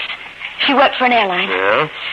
I asked Charles to drop in and bring her a dress I'd promised her. I was out of town at the time. I travel for a living. Yeah, go on. Well, this is what happened, according to Charles. He's always very meticulous about messages, so he took the dress and went over to Nina's place. He knocked on her door, and when it was opened, he said straight into the eyes of a police officer. Who are you? What do you want? Why, my name is Charles Sanford. I brought over this... Oh, holy smoke. Is that Nina? You know her? Well, of course. She's a friend of my wife's. She was a friend of your wife's, mister. She's got 5 bullets in her. She's deader than a herring on a tin. What's your name? Charles Sanford. Got a card? Some sort of identification? Yes, sure, but why? I'm ranking of homicide. Oh, here, my wallet. It's got my driver's license in it. Thanks. California driver's license. You from the West Coast? Yes, Burbank. Got a permit to carry a gun, too, I see. Oh, well, that's more for laughs. It's not much of a gun. It's just a Browning .25 caliber automatic. Oh, just a .25 caliber Browning, huh? Recognize this? Yeah, it's a gun just like mine. Would you mind giving me back my wallet? Don't be in such a hurry. Gun number 476816. Registered to Charles Sanford by the Burbank Police Department. Yeah. So what? And the number on this Browning automatic I'm holding in my hand is 476816. What? You mean that's my gun? Prove something else, Sanford. Hey, I'm getting out of here right this minute. Oh, no, you're not. You're not going anyplace, Sanford. Well, I don't know anything about this. Let me go. All right, mister. Now you can run all you like, Sanford. But these are handcuffs. And you're under arrest on suspicion of murder. That's the story Charles told me, Mr. Grainger. Has your husband got an alibi of any kind? How do you explain about his gun being the murder weapon? Well, I can explain that. Several weeks ago, a man I know in California stopped by to pick up Charles's gun collection. What for? Well, he said he knew a gunsmith who would put them in good shape. I wanted to give my husband a surprise. Who is this man? His name is Max Carey. He's a freelance flyer. Freelance flyer? He owns his own plane. He goes on charter trips. Is he still in California? Because he's going to have a lot of explaining to do about how that gun got to New York. He's in Denver right now. Is he going back to California? I don't think so. I heard he was coming here. You told the police the story about the gun? Yes, I spoke to a Lieutenant Rankin. What did he have to say? Nothing. He thinks Charles is guilty. Okay, Mrs. Sanford, I'll drop down and see the lieutenant. Jake Rankin and I happen to be old friends.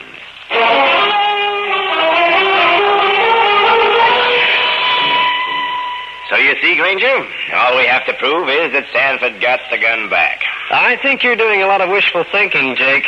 Why would Sanford walk back to the scene of the crime just after the killing? Why would he show you the gun permit? That was an accident. It could also be the act of an innocent man. You contacted that pilot who originally got the gun from Mrs. Sanford? He's in Denver. The airport can't locate him. Denver police are looking for him. Worried, aren't you? Grainger, this case is not going to fall apart, and I know it. You don't know anything of the kind. How about letting me talk to Charles Sanford? Suppose I don't. Who's his attorney? All right. Rankin pushed a button, told the answering voice to take me down to the cell occupied by Charles Sanford. As the turnkey opened the door, I got my first look at him. A medium-height, sandy-haired man with a frightened expression on his face. Who are you? A lawyer? Sorry, I'm not. Your wife asked me to do a little work for you. I'm Steve Grainger, private eye. Oh. What about the gun Rankin found in Prince's room? Got any idea how it got there? None whatever. If you're a Californian, what are you doing here? Oh, I'm a writer. I got an assignment to come here and do some stuff for a national magazine. Your wife came with you, is that it? No. She has a job traveling. She's an auditor for a chain of stores. She had to come here for several months. It worked out very well until now. What else can you tell me? Nothing, except I'm innocent. Where were you at the time of the shooting? On my way to Nina Prince's.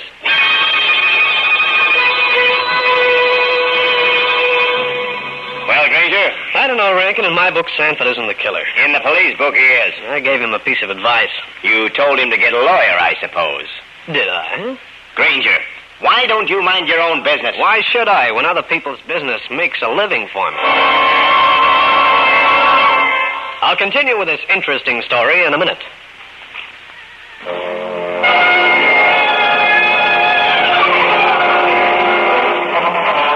I left police headquarters and my fretful friend, Jake Rankin, and headed for the hotel where Mr. and Mrs. Sanford parked their traveling bags. When I got Annette Sanford on the phone from the lobby, I asked her to join me in the cocktail lounge. Did you talk to my husband, Mr. Grainger? Do you think he's innocent? Very probably, Mrs. Sanford, but it's going to take some proving. If I were you, I'd get a lawyer. He can get your husband out on bail. Are you sure? That Lieutenant I Rankin... was just talking. He has no actual proof that your husband killed the Prince girl. The lawyer will have him free in a matter of minutes. Very well, I'll see an attorney I know. Now, how did your husband get acquainted with the Prince girl? I introduced them. I've known Nina for several years. Huh? When we came to New York, I looked her up. What does she do for a living? She was employed by an airline as a supervising hostess. Oh, did she know this pilot to whom you gave the guns? Yes, I believe so. Do you think Max might have killed Nina? Not if he's in Denver. Who else knew the girl? You could have known about the gun collection. Let me see. There's Gretchen Holling. She works for the same airline Nina worked for. Yeah? And a pilot named Brian Talbot. He knew about the guns, and... well, I guess that's all. Yeah, thanks, Mrs. Sanford. I'll go to work on these people. And you get that attorney.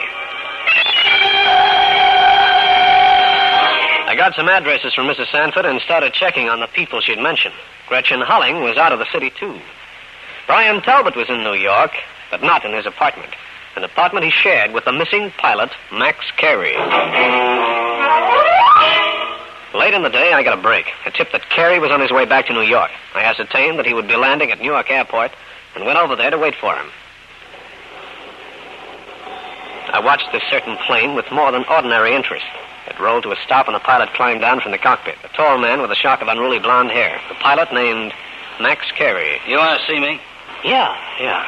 You're Max Carey, aren't you?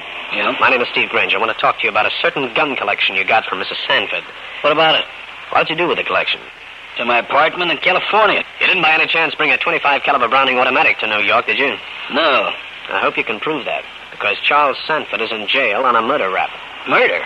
A girl named Nina Prince was shot with a .25. It was Sanford's bad luck to walk into her apartment right after the shooting. No, this isn't good. What can I do? A number of things. You can go to the police first, and you can... That won't be necessary, Grainger. I'll take it from here. Hiya, Rankin. This is Max Carey, the pilot who took the... I know who he is. Carey, I want you to come down to headquarters and make a statement. You're a police officer? I am, and I want a statement from you right now. Mind if I come along, Rankin? I certainly do. Okay, let's get started. I ignored the lethal look from a surly Lieutenant Rankin and then just trotted like a faithful hound behind him and Max Carey. Down at headquarters, Carey told a straightforward story that had no loopholes anyplace. You say you haven't seen the gun for 2 weeks. That's right. I've been flying out of New York. That DC-3 your own plane? Yeah. I took on a charter for Denver a week ago. You can prove that, no doubt. Sure, I checked into Denver Airport. You can phone them if you like. Never mind what I like. Let's get back to the gun collection. Look, I told you everything I know. Gun should be in my apartment in California. I live in Burbank, not far from the terminal. Rankin, could I make a suggestion? Go ahead.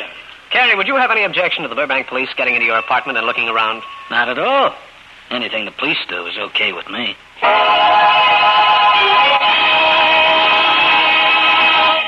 left Lieutenant Rankin busying himself over a long-distance call to the Burbank police and went back uptown. I stopped in to see Cal Hendricks, fitting the newspaper man might come up with something. Hiya, Stevie boy. What gives in the gumshoe game? Cal, I got a very weird little case. A woman is shot here in New York with a .25 caliber automatic, which is registered to a man in California. Well, the case of the wandering weapon. Right after the shooting, the guy who owns the gun suddenly arrives on the scene. Too good to be true, huh? That's how I feel. The tale goes on. The guy's wife gave this gun with some others to a pilot friend to have them cleaned as a surprise for the husband. Well, how dumb can you get, giving away guns? And maybe this pilot's your guy. He's got an alibi. He was in Denver. The personnel in this case of yours sure do get around the country, don't they? Yeah. Well, is there anything you want me to do? No, I just dropped in to sort of, chat it over. Well, that's very flattering, Stevie, but you know, I'm a newsman. I can't live on talk. My editor needs stories. Otherwise, I don't eat. So up on your feet, friend, and get to it. Well, how do you like that? I walk in here as a private eye. I walk out as leg man for a news report. I headed back for my office and made a phone call. Rankin speaking. Oh, this is Grainger. Oh, glad you called, Gumshoe. I just talked to the police at Burbank. Now, what did they find? Max Carey's apartment had been broken into. The guns were taken, huh? No. Just a little automatic and another one, along with some clothes and other odds and ends. Also, I just got the report from ballistics. The automatic fired the shots that killed Nina Prince. Thanks, Lieutenant. I still think Charles Sanford killed the girl, Major. It would have been easy for him to steal a gun from Carey's apartment on the coast. But he's been right here in New York. But he was in California 1 week ago. See what I mean? Yeah. Too clearly, dear Lieutenant. That really puts the guy on the spot. I hung up and sat back. This was adding up to an extremely black mark against Sanford. If Rankin could prove that Sanford had been near Carey's apartment in California, he could make a murder rap stick. And my client would be minus one husband. In just a moment, I'll bring you the climax of the case.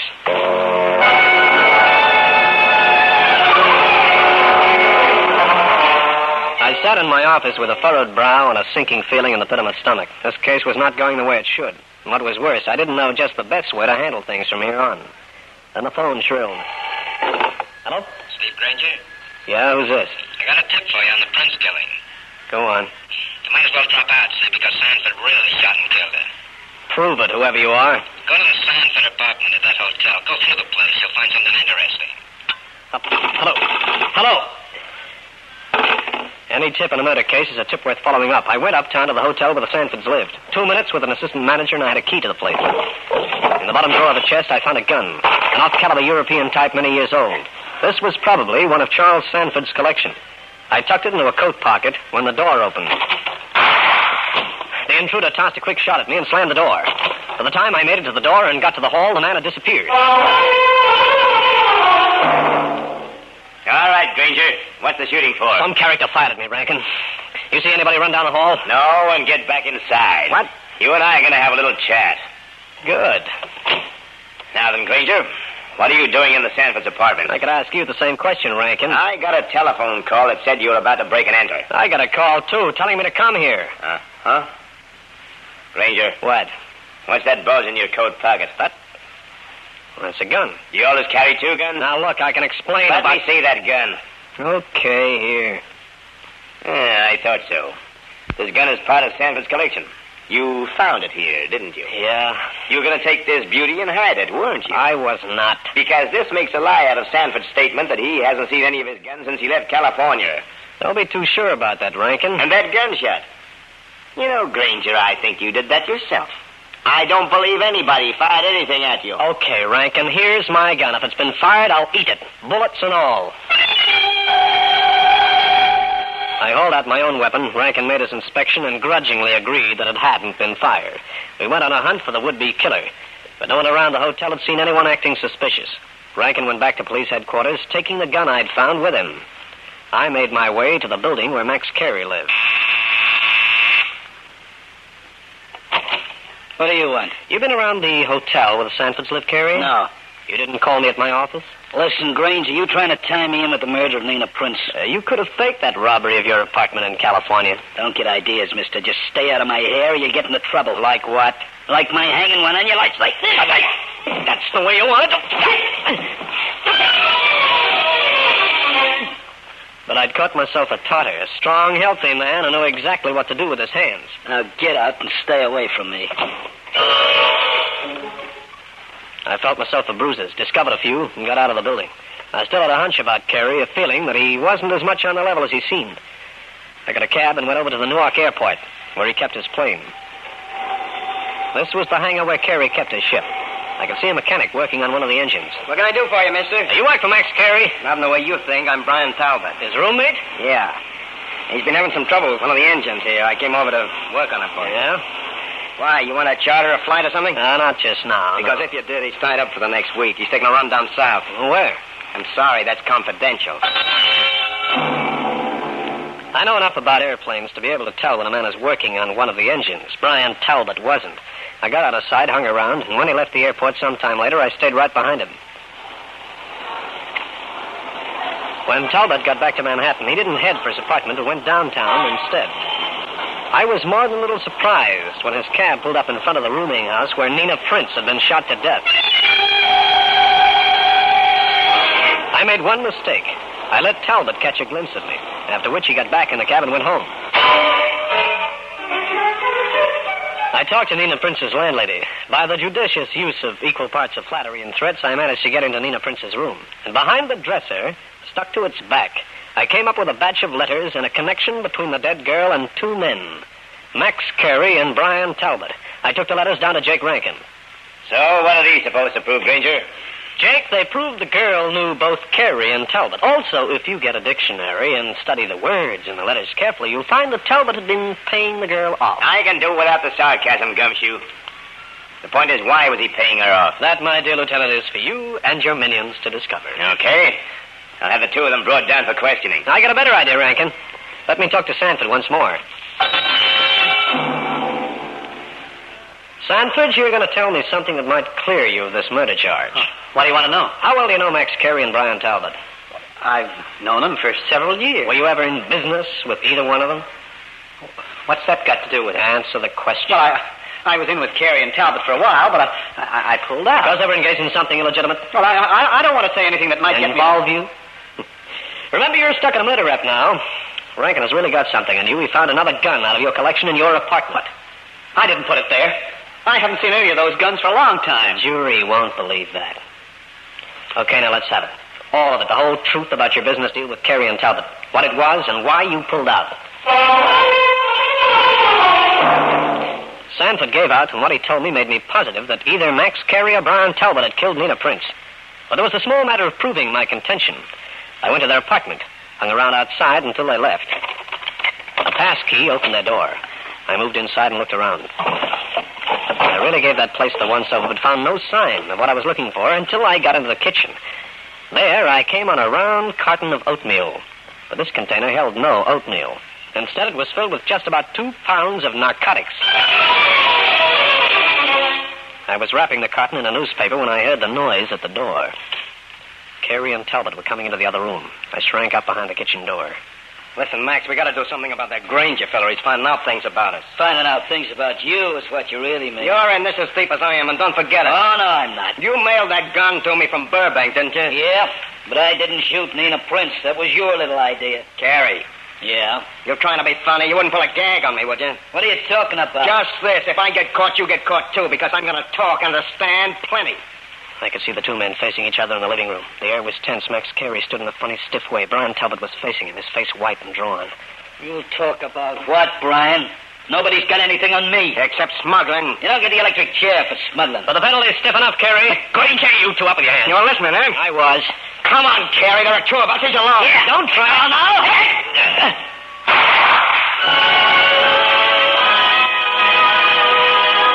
Well, friends, that's the story. I'll be back to wrap up the case in just a minute.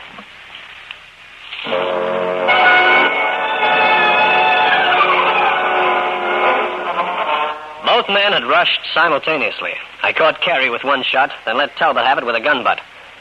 I phoned Rankin at headquarters and turned the two men over to him. Talbot on a charge of murder, Carey on a smuggling rap. Charles Sanford was released, and I dropped in to see Cal Hendricks.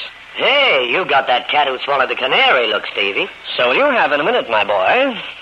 I got your story for you. You wound up the Sanford case? Uh-huh. The pilots, Carey and Talbot, were guilty. Well, come on, more details. My editor's greedy. He likes all the dope. Dope is right. I got a story out of Sanford in my last talk with him. He'd been in on a deal with the other two, smuggling. Narcotics? That's it. They'd frame a charter flight to Mexico, pick up a load, and bring it back. And Sanford was in on it? Until he found out what they were really doing. Then he pulled out, threatened to expose them. So they killed Nina Prince, who knew about it, too. They'd been blackmailing them, and framed Sanford for the killing. Not bad at all. Anything else you know, unusual angles on the case? Well, there's one more neat twist.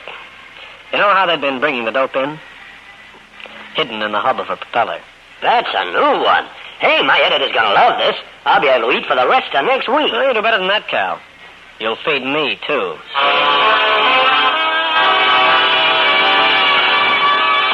Steve Grainger again. You've just heard one of the most interesting cases in my files.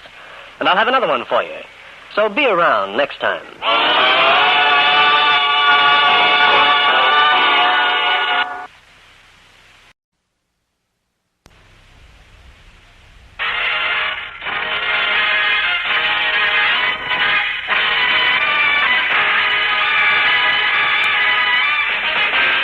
Danger with Grainger.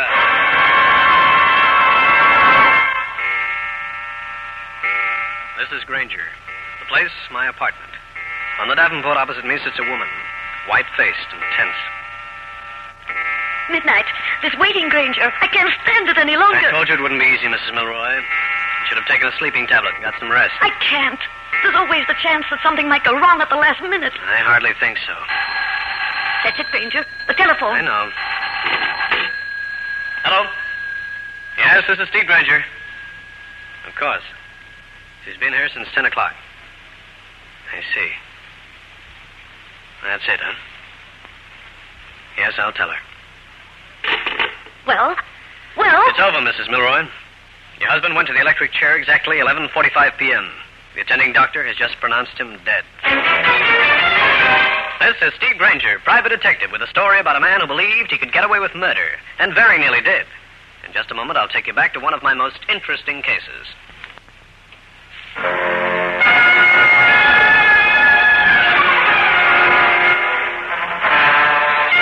is Grainger. The story began the day Mrs. Elwood Milroy walked into my office. She was tall, slim, and beautiful, with red hair and brown eyes, which looked even browner because they were circled with worry. Mr. Grainger, I've come to you because there's something terrible and unbelievable taking place. I don't know how to start telling you. Well, the beginning's always a good place. It concerns my husband. Elwood Milroy? Hey, he's a well-known criminologist, right? Yes. And he intends to kill somebody. No kidding.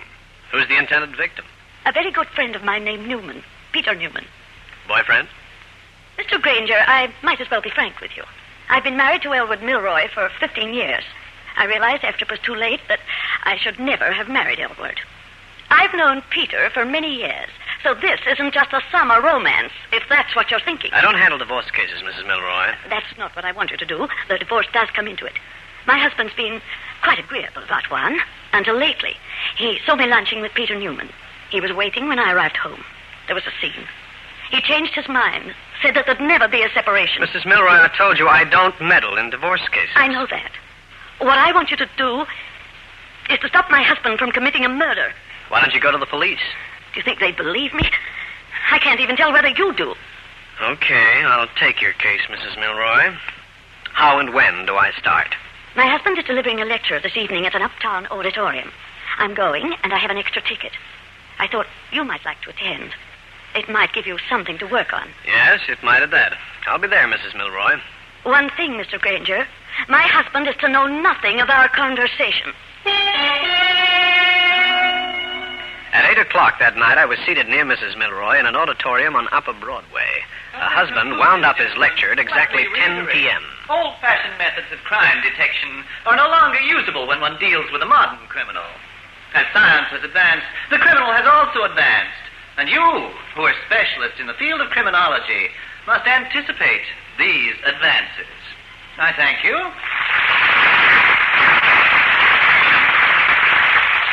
Well, Edith, my dear, I hardly expected you to attend another one of my lectures. Surely you've heard them so often, you must know them by heart. I always attend your lectures, Elwood. Yes, of course. So you do. Oh, excuse me, Mr. Milroy. I wanted to come over and tell you how much I enjoyed your lecture. Thank you. In a small way, I'm in the same business you are. Oh, really? My name's Grainger, Steve Grainger. Of course, a private eye, isn't that the phrase? Oh, my dear, permit me, Steve Grainger, and my wife, Edith. Hello. How do you do? So you enjoyed my lecture, did you? Thoroughly. Well, that's rather strange, Grainger. I understand that you were one of the old school type. If you mean I chase him until I catch him, you're right. That's what I'd heard about you. It's too bad that men of your type don't realize that progress is here, even in the criminal field. You'll run into one of the new crop of criminals, Grainger, and when you do, where will your old-fashioned methods take you? You'll be as outmoded as a horseless carriage. Now, don't get me wrong. I go in for the scientific stuff, too. The fingerprints, ballistics, all that stuff. You use them because you hope the criminal made a blunder, but in the final analysis, it's the old-fashioned bloodhound with its nose to the ground who comes up with the net result. Yes, I've heard all that. And you've confirmed what I've heard about you. Oh, there's someone I must have a word with. Excuse me, won't you? Nice guy. What's the idea of little pills? He popped about 3 of them in his mouth in as many minutes. What's wrong with him? Is he sick? No, but he's a confirmed hypochondriac. Oh, wow. Grainger, he knows I've spoken to you. You mean you've told him? Of course not. But he sensed it. I'm sure he has. Take it easy now. That's just nerves. No, it isn't. He knows, I tell you. He knows. I hung around the auditorium for a while, then wandered outside. When Elwood Milroy and his wife left the place, I followed them home. Then I loitered around a few minutes and went back to my apartment. I was just putting the key in my door when I got a surprise. Grainger, one moment, please. Mr. Milroy, well, I didn't know you lived in this building. I don't, and you know it. I came to see you. Oh, why? I don't like talking in corridors. Can we go in? Of course. After you, Mr. Milroy. Grainger, I'm not going to beat around the bush with you. You followed me home tonight. Did I? Stop evading me. You were in a cream-colored taxi. The number was 673. You dismissed the cab half a block down the street. You loitered around for a while, and then you left. How do you know all this, Milroy? You were waiting for me when I walked into this building. That was simple. I slipped out the back door of my place, watched you for a moment, got a cab, and anticipated your next move. I was right. You came here. Nice going. Simple deduction. Now then, Grainger, why were you following me? I'm not at liberty to tell you. Was it my wife? I told you I'm not at liberty to tell you. Oh, it was my wife. Grainger, I'm going to tell you something. Edith suffers from a persecution complex. She seems to be under the impression that I'm going to kill her. If you know all this, why come up here? Because I will not be trailed around. I am not a criminal. I've done nothing wrong. Also, if my wife is your client, and I'm reasonably sure she is, I'll tell you something more. I intend to give her the divorce she wants. Have you told her all this? I shall in good time. So, Grainger, let me repeat. Leave me alone, or I shall take steps. Okay. And until tomorrow, you can take steps right this second through that door, Mr. Crime Expert. Suppose I choose not to leave right now. This is my home. You're an intruder, an insulting intruder, I might say. I'd be justified in throwing you out on your face. You might be justified, but could you do it? Milroy, I've taken all I'm going to from you. You've slung a lot of fancy phrases around, made a lot of nasty cracks. So have you forgotten what you said at the auditorium? I remember every word. Now get out of here. I'll toss you right out. I'd like to see that. Okay, you will. That was a scientific little move taken from the Book of Judah, Grainger. Want some more? Yes, I think I do.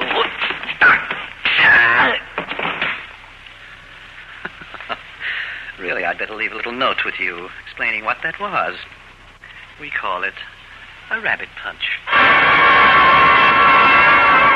I'll continue with this interesting story in a minute.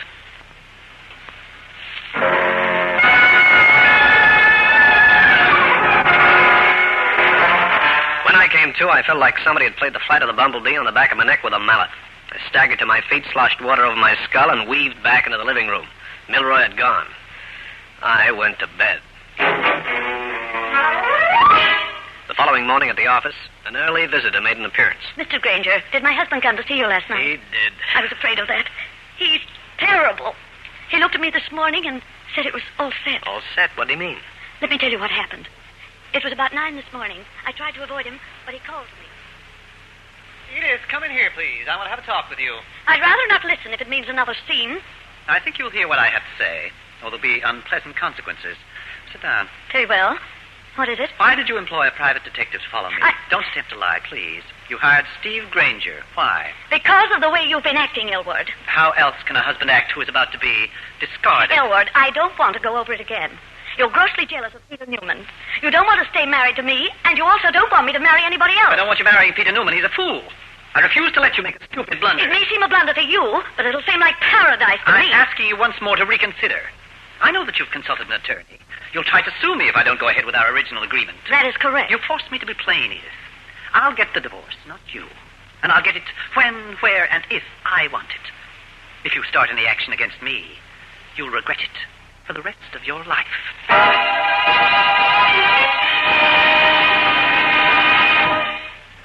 That is the gist of what was said, Mr. Grainger. What can I do? Mrs. Milroy, I'm not a lawyer. I'm a private investigator. And the more I hear about this fight between you and your husband, the less I want any part of it. You mean you don't want to go ahead and work for me? Frankly, it doesn't make sense. You think your husband is going to kill your friend. Have you any proof of that at all? Any evidence besides your imagination? Mr. Grainger, when my husband called on you, he intimated that I was unbalanced, didn't he? I wouldn't say that. He said something of the kind. I know he did. That's why you're acting the way you are. I'm sorry, Mrs. Milroy, but I don't think there's anything to this idea you've got. Very well, I leave.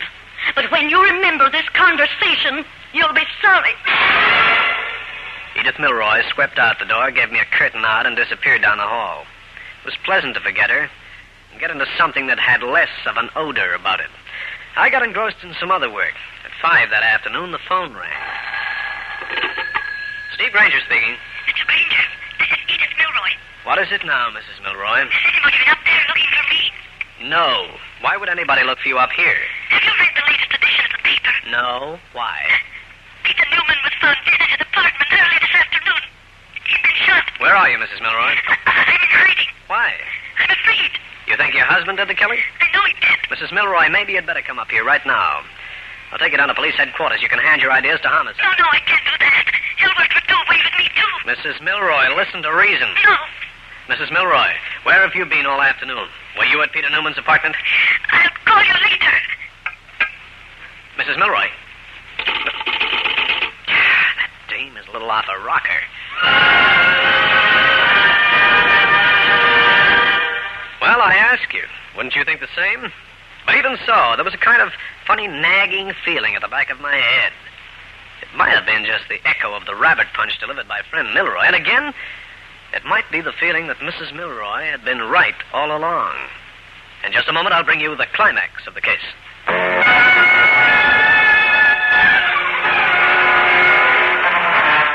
After Mrs. Milroy's mysterious phone call, I was curious enough to go downstairs and pick up a late afternoon edition. I was still carrying it when the door of Cal Hendrick's apartment shut behind me.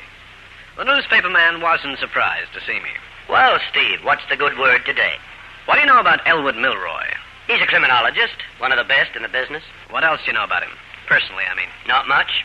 Has an acrid disposition, not the type who fondles children. Hey, why the interest in Mr. Milroy? You thinking of taking a short course in scientific crime detection? I might.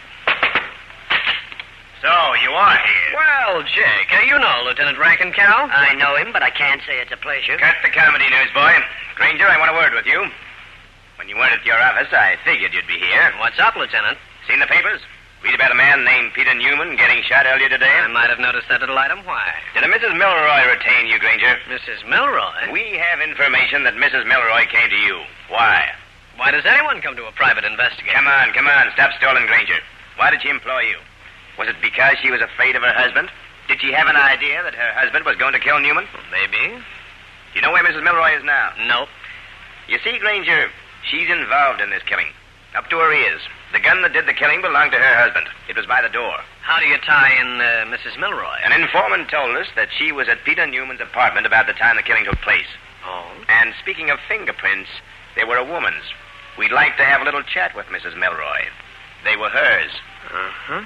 Knowing that you cooperate to the fullest extent with the police department, we wouldn't like to entertain a notion that you might be hiding a suspect. Dear boy, I wouldn't dream of it. I'm glad to hear you say that, Grainger. Mr. Grainger, I've been looking all over for you. I went to your office, and the man next door told me you might be here. I am? So what? I've got to talk to you privately.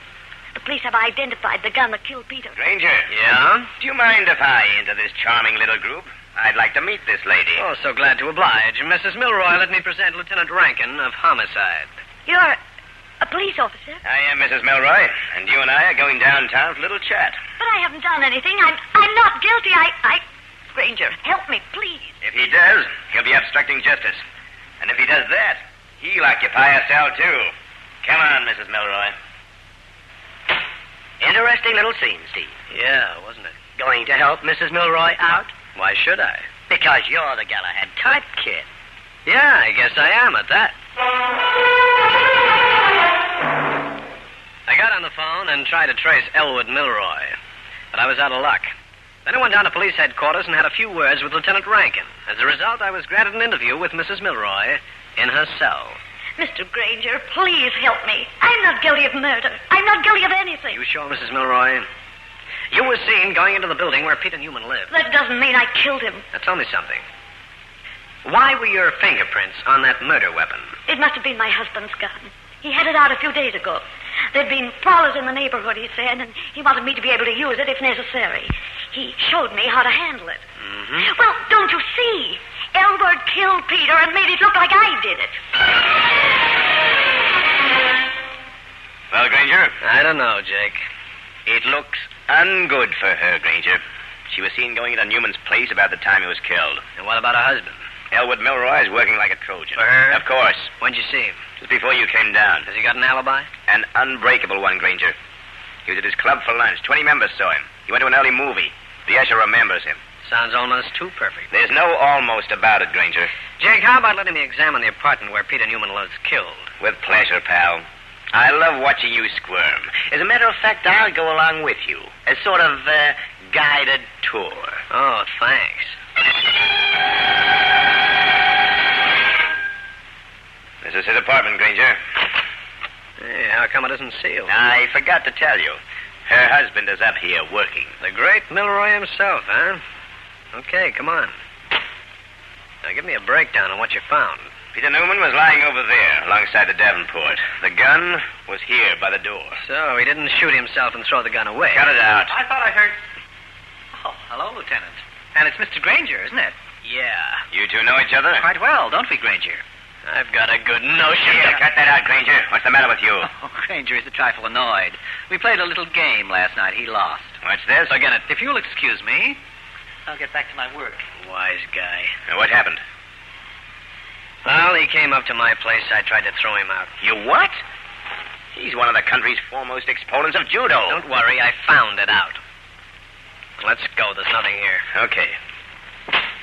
Hey, do they have a doorman in this building? They do. He's got a little office just inside the door. Good. This it? Yeah.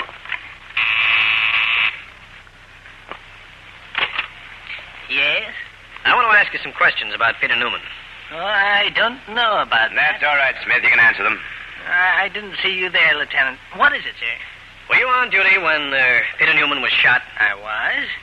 Now, how many people came to see him? He had only one visitor. That Mrs. Milroy. She came to see him. Nobody else, huh? No, sir. How about deliveries of one kind or another, like laundry or groceries? Well, now that you mention it, there was one delivery made. A messenger he was.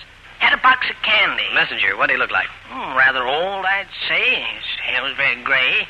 Had kind of a stoop. Was this his usual delivery? Never saw him before. Thanks a lot. Rankin, let's go back to Newman's apartment. I want to find that box of candy. Peter Newman's apartment yielded the box of candy. One piece was gone. Gave me an idea. One that took me back downtown to police headquarters. And another quick visit with Mrs. Edith Milroy. Mr. Grainger. Mrs. Milroy, how well did you know Peter Newman's habits? What habits, Mr. Grainger? Well, for instance, if he chewed gum or if he had candy. I don't think that Peter was very fond of candy. Mm-hmm. Would he be the type of person who'd have a box of candy sent to his apartment rather than go out and pick it up in person?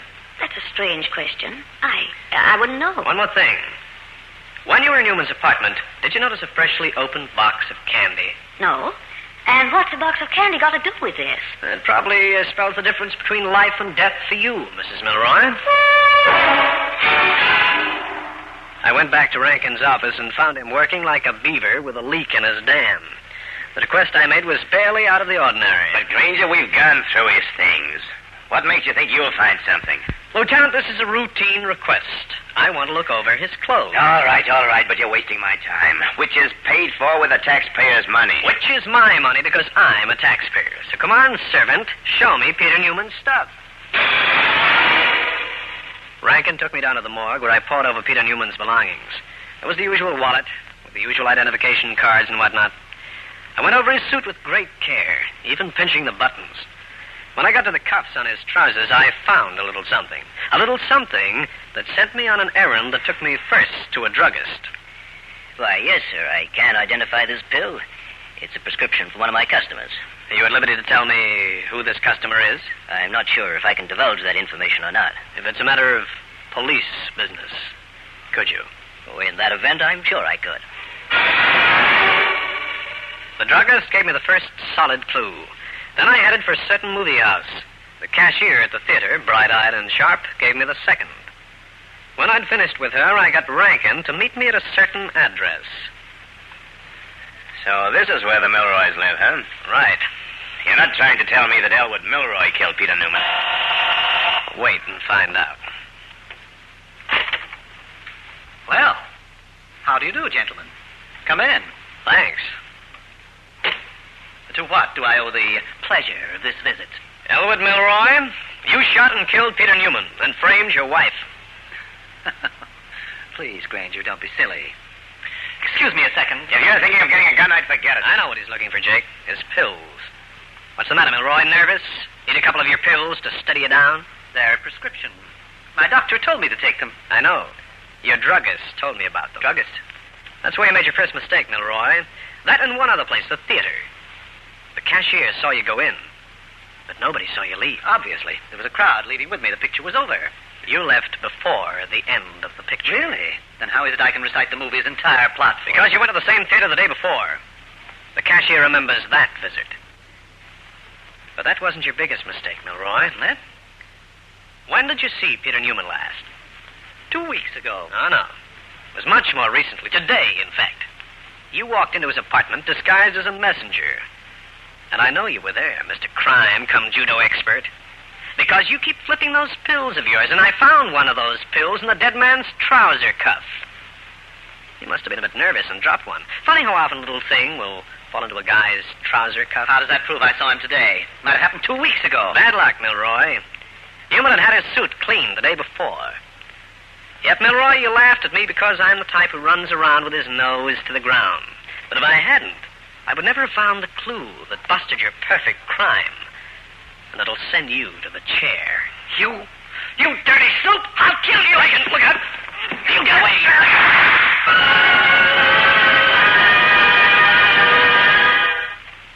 Well, friends, that's the story. I'll be back to wrap up the case in just a minute.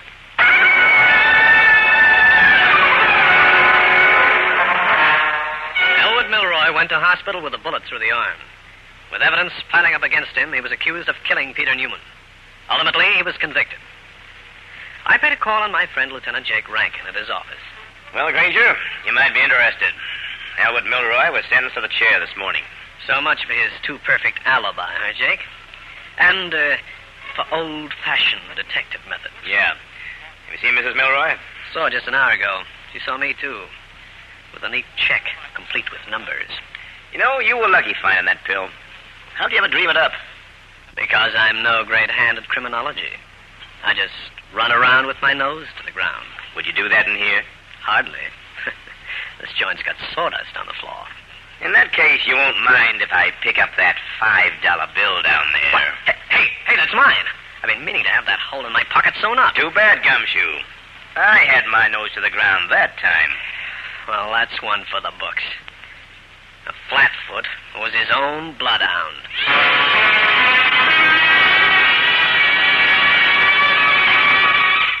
Steve Grainger again. You've just heard one of the most interesting cases in my files. And I'll have another one for you. So be around next time.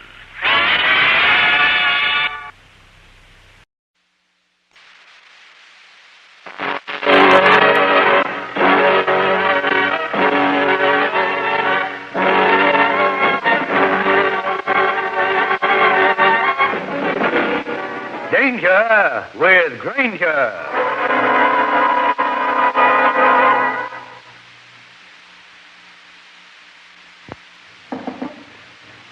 Come in.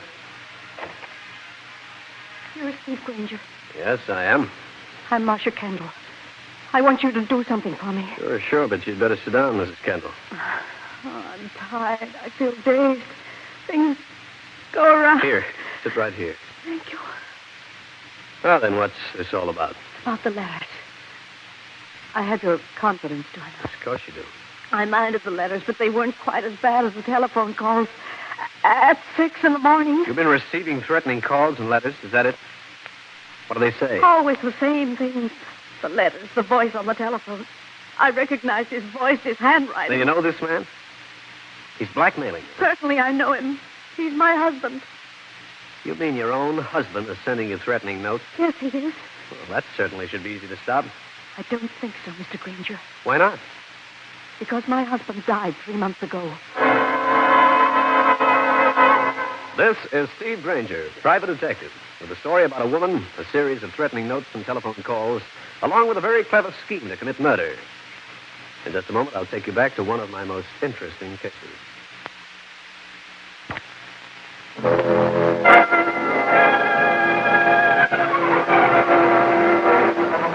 This is Grainger. It came as quite a shock when the woman, who was my client, announced she was getting notes and telephone calls from a dead husband. But it seemed like it was more of a shock to her than to me, because as soon as she'd got that much out, she keeled over in a dead faint. And just to make matters worse, that was the moment my newspaper pal, Cal Hendricks, picked to pay a call. Whoa. What's this? The Steve Grainger method for captivating beautiful women? Oh, what you do, Stevie boy? Knock 'em cold to make sure they fall for you? Look, go peddle your wisecracks to television. She fainted. Yeah, one good look at your homely puss, no doubt. You'd faint, too, if your dead husband had been writing you letters and calling you on the phone. Her dead husband? Well, that's a little twist. She's coming out of it. What happened? You just fainted. Here, let me help you up. Oh, thank you. There. Well, this is a friend of mine, Cal Hendricks, Mrs. Marcia Kendall. How do you do, Mrs. Kendall? Then maybe you better go home and have a rest. Would you like me to call you doctor? No, I must settle this thing. Now, Mr. Grainger, do you remember a man named Clark Kendall? The name sounds vaguely familiar. Sure, Stevie, I remember the story. He was drowned. Yes, Mr. Hendricks. And I'm his widow. Of course. He fell overboard off his boat.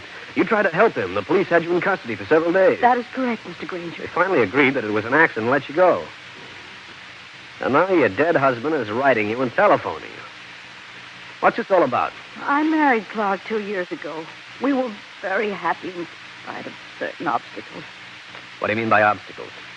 Some of Clark's relatives didn't like me at all. Clark and I loved boating. We spent most of our time aboard the Seafair, our 50-foot sailboat. Just how did your husband die, Mrs. Kendall?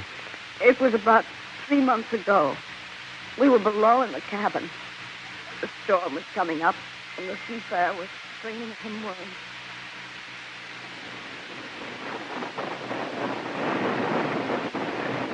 Darling, there's quite a blow coming up. I think I'll go topside and check the line. Oh, but Clark, you've been on deck twice.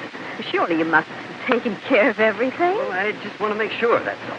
You act like you're afraid of a little wind, darling. Well, I am. I am. Uh-oh. I wonder what that was. Something bumped the hull. I do hope another boat hasn't slipped its moorings. You want me to go along? I'll call if I need you. I'll be right back.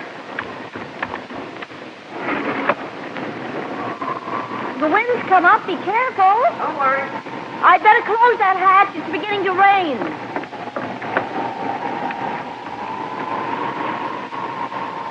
Clark, are you all right? Clark! Clark, where are you? Oh, did that boat come loose? Clark, what are you doing in that boat? Answer me! Clark, where are you? In the water! The life preserver! Clark, here! Catch!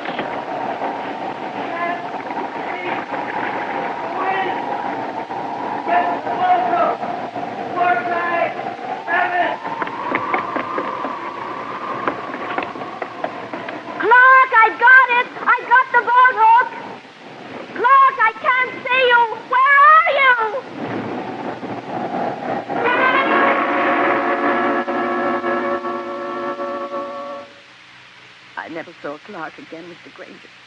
I got in touch with the Coast Guard on the boat's radio. They came out and searched the entire area, but it was too late. But his body was found, wasn't it? Yes, a week later. You identified him? Yes. Look, Mrs. Kendall, don't you think you better go home and get some rest? You're obviously unwell. Why go home? I can't sleep. Got to find out about those letters and telephone calls, and I need Mr. Grainger's help. Very well, Mrs. Kendall. I'd like to have a look at those letters. You have them with you? No, they're at the apartment. I'll pick them up later. And I'd like to have a look at your boat, if you still own it. I do. You can pick up the keys at the yacht club office. I'll telephone. And which club is it? The Island Yacht Club. Oh, yes, on City Island. I'll go out there today. Here's my card. When shall I hear from you? Probably later in the day, Mrs. Kendall. Thank you. And you, Mr. Hendricks. I didn't do anything. Goodbye. Well, Steve, you got yourself quite a deal, haven't you? Yeah. I wonder. You wonder what? How much Mrs. Kendall didn't tell us. An interesting conjecture, Stevie. You know, I think I'll go out to that anchorage with you. I'll continue with this interesting story in a minute.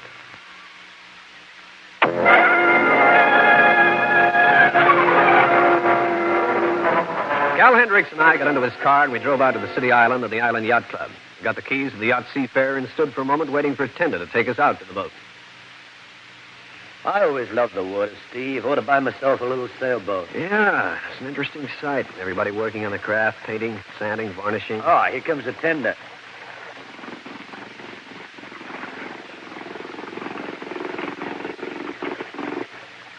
You, gentlemen, want something? Yeah, old-timer. You take us out to the Seafarer? I reckon I can. Ain't nobody aboard, though. You got a key? Right here. Okay, I'll have you out there in 2 shakes of lamb's tail. Hey, sit down in the stern here, mister. Boat right here. Right you are.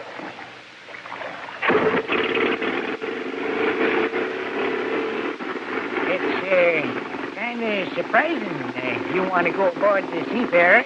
Oh, why? I talk around the yacht club. She might be haunted.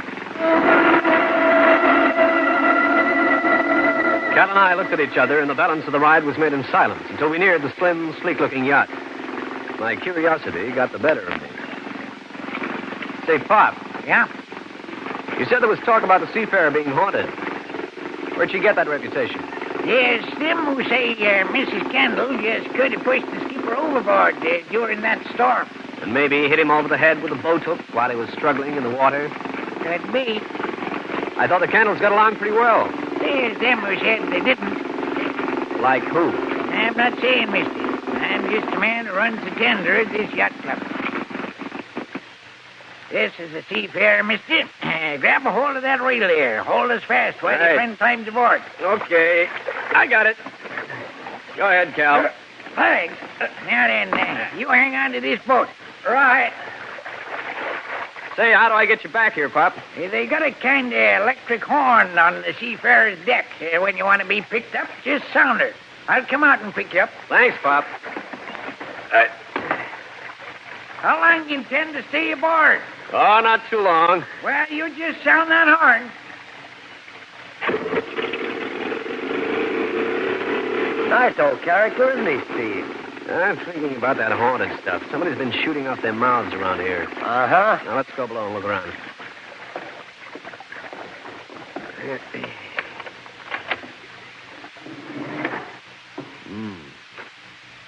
pretty musty down below. Coming along, Cal? Yes, certainly. Wow. Nicely arranged little craft. Say, look at the navigation aid. Ship-to-shore radio telephone. Everything a man would want. Steve. What? That bunk over there. Somebody's been aboard this boat. Very recently, too. Cal and I got curious, and we went over the Seafarer from stem to stern. The burner on the galley stove was warm, so was the coffee pot. There was pipe tobacco on the ashtray, but that was all. Well, Steve? Yeah, that's that. There's nobody aboard. Unless they're cleaning the bottom of the hull. Hey, go up on deck, Cal. Find that boat horn gadget. Give it a quick blast when we get back to shore. Right. You find it?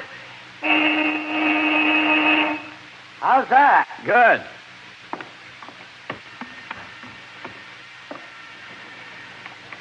What are we doing down below, Steve? I just opened a couple of portholes of ventilation. Whoever was here last had them all closed. Down, quick! Cal, are you all right? Cal! I crawled over to Cal Hendricks, looking around to try and discover the source of the mysterious shot. I saw no one. The newsman lay on his side, curled up like an unnatural kitten. There was no wound. There was a bullet hole through the brim of his hat. Cal! Cal, come out of it! Sorry, Steve. I didn't mean to pass out. Somebody punctured my hat with a bullet. I do the same act. You okay otherwise? Yeah. Hey, here comes Pop. Wonder if he heard the shot. You notice where it came from? No, it sound traveled in circles way on the water. Imagine it came from the shore, due west. Hey, look. The man running the tender boat. That isn't Pop. So I noticed. Probably a relief man. Yeah, maybe. You fellas want to go ashore? Yeah. Climb aboard, then. Right. You first, Cal. I'll hang on while you get in, Steve. Right. Right, all set, boss. Okay, here we go. Do you mind if I ask you a question? Go right ahead. Where's the old timer who brought us out here? You mean Pop. He gave me this $5 to come out here and get you. He said it was worth it not to come back out here. I asked the new boatman if he'd heard any shooting, which brought a negative shake of the head. At the dock, we asked for Pop, but no one seemed to know where he'd gone. From there, we automobiled it back to Manhattan. Cal had to finish off his story, and I headed back for my office. When I reached the door, I stopped. Through the frosted pane of glass, I could dimly make out a figure, bent over, as though it could be going through my desk. I got out my gun. Mr. Grainger. How's it going? I thought you were going home to rest, Mrs. Kendall. I tried. I became terrified. I thought the phone would ring. I couldn't stand it anymore. So you came down to my office. You make yourself at home. After all, the door was unlocked. Uh-huh. What's wrong, Mr. Grainger? Why are you looking like that? Have you found out something? Yes, Mrs. Kendall. How long has it been since you've been aboard the Seafarer? Not since the police made their investigation. Why do you ask? Do you permit anybody aboard your boat? Of course not. Why should I? Cal Hendricks and I went out to the Island Club. We were aboard the Seafarer. We found a warm stove plus a warm coffee pot. Also some tobacco in one of the ashtrays.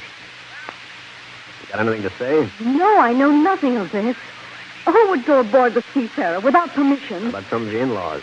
I don't think they trespass. Who are they? They're Clark's sister, Anne, his brother, Paul. They live in New York? Last I heard, Anne was in Canada. Paul's in Mexico, Veracruz. Just loafing, is that it? Paul runs a commercial fishing fleet. It's called the Kendall Company.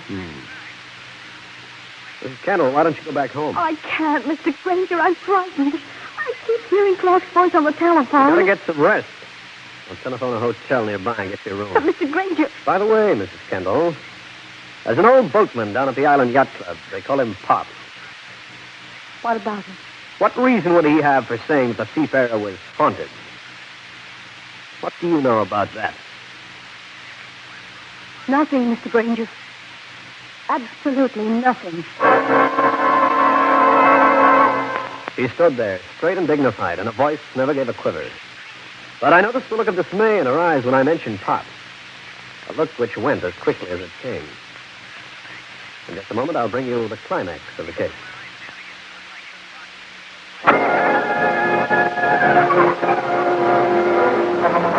I conducted Marcia Kendall to a nearby hotel and fixed her a room. If the letters and telephone calls from her dead husband were bothering her so much, I figured she ought to be safe from them for a while. But the look in her eyes at the reference to Pop, who'd taken Cal and me out to the Kendall's yacht, sent me in search of the old boatman. I was told he might be found in a bistro called the Crossed Anchor. This was quite a hangout that evidently was not frequented by the upper classes. It had an odor which reminded me of bilge water, which wasn't bad when you got used to it. The old-timer was seated at a back table. There was another man with him, a sailor, complete with dungarees and a beard. When he left, I moved over. Hiya, Pop. What do you want? You took me out of the Seafarer a couple of hours back. I might want you to do it again. Now.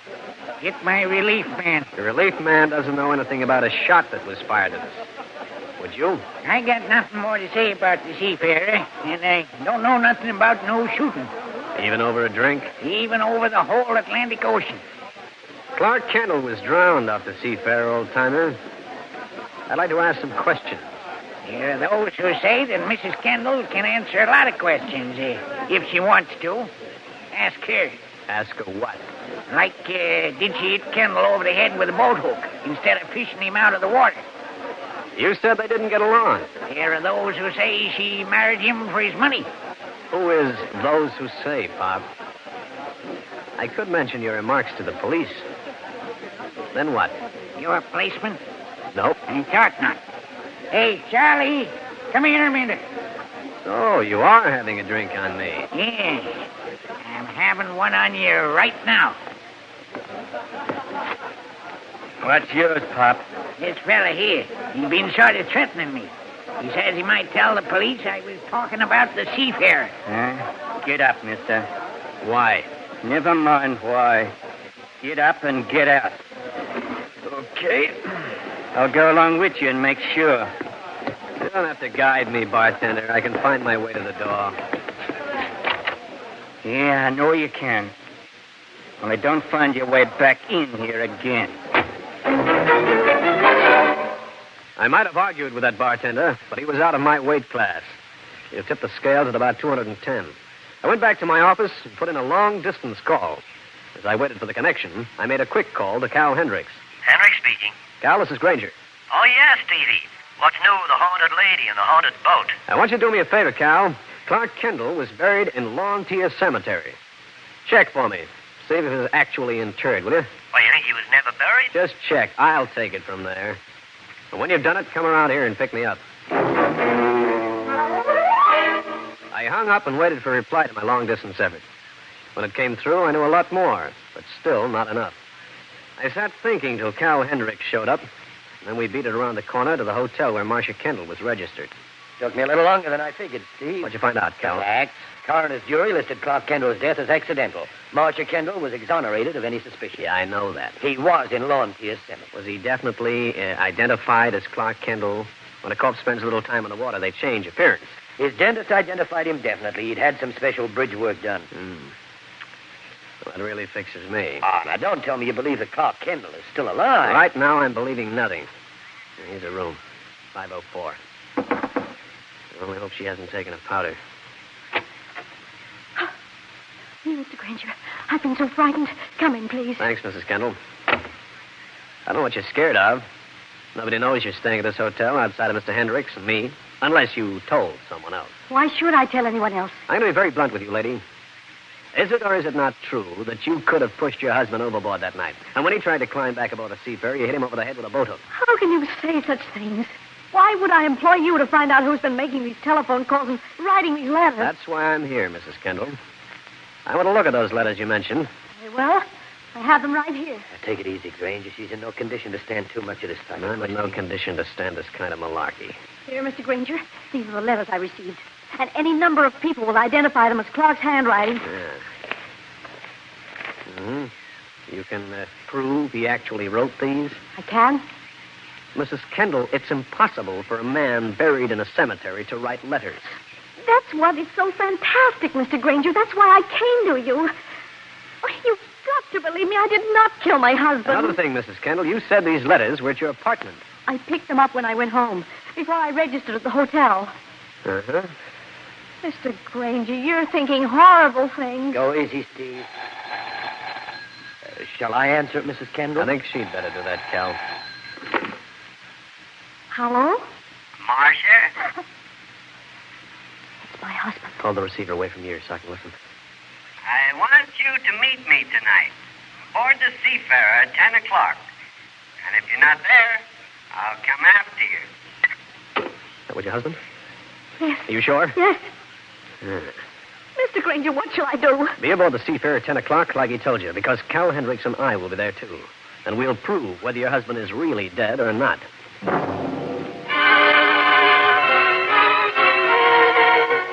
Cal Hendricks stayed with Marcia Kendall to make sure that she would be aboard the yacht Seafarer at 10 that night. With a few hours on my hands, I ran an errand, one which took me back out to the Island Yacht Club. and the old gent we knew as Pop. You back again? What do you want now? From you, I want nothing but the truth. I ain't talking to you. But you are, old-timer, and right now. This was 10 o'clock. Marcia Kendall had come aboard the Seafarer by herself. Cal Hendricks and I had rowed out from an inconspicuous spot. We were huddled in the forward cabin, waiting for a dead husband to come alive. Grainger, did you hear that? Yeah, small boat just tied up alongside. Think that's our man? Yeah, must be.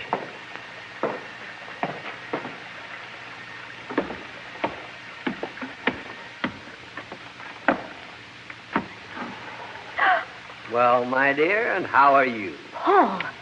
Not Clark, but Paul. That's right, I'm Paul. But you're supposed to be down in Mexico fishing up the coast. It was you who sent those letters and made those calls.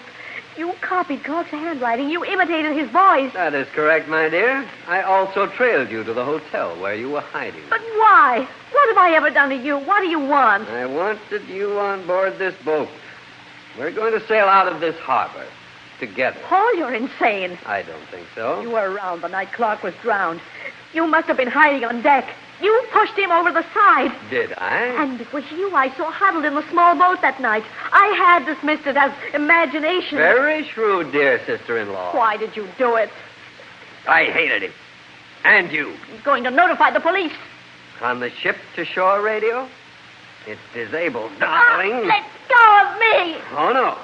First, I was going to take you with me. I still am, but I don't think you'll complete the entire trip. You're hurting. I'm going in there and get that character. Okay. Help!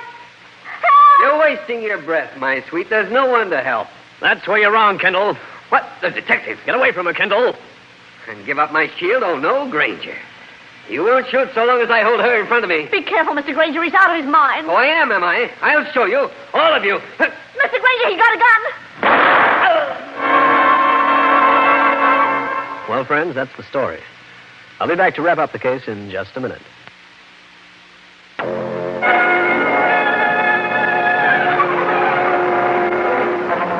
Paul Kendall started backing towards the hatch, but exposed one shoulder just enough for me to puncture it. That made it easy for Cal and me to overpower him and deliver him to police headquarters. The whole story came out a few days later. I didn't know that Paul was up here. He was supposed to be down in Veracruz. He had a run of bad luck. Came up here to try to get money from your husband. How'd you find out about that, Steve? I telephoned the offices of his company in Veracruz. They couldn't produce Paul Kendall on the phone. And I remembered the man I'd seen at the crossed anchors talking to Pop. It was Paul? Yeah. What was he doing with Pop? Now, Pop confessed that he'd been around the night of the killing. He saw your brother-in-law push your husband off the boat.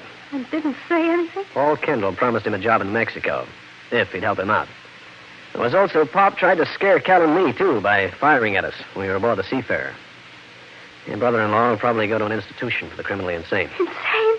Oh, it's... Catch her, Cal. She's passed out again. I got her. Good.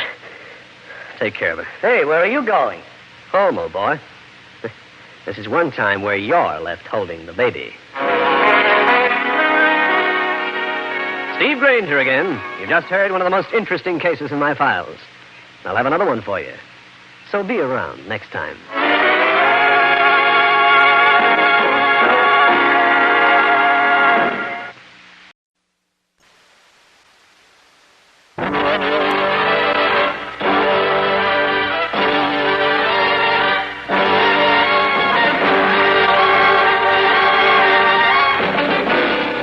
Danger with Grainger.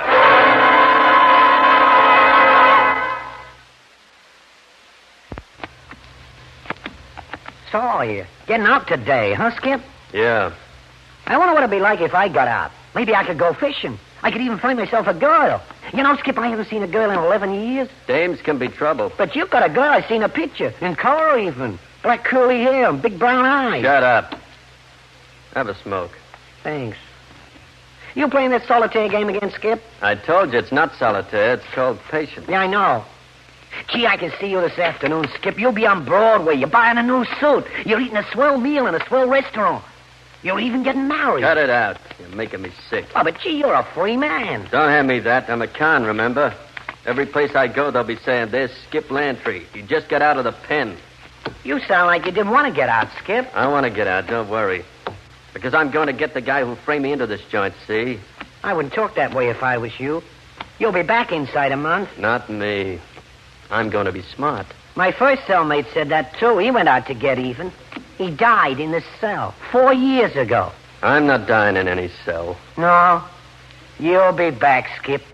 Unless you change your way of thinking. This is Steve Grainger, private detective, with a story about a guy who came out of the penitentiary and walked straight into trouble, with me as his front man.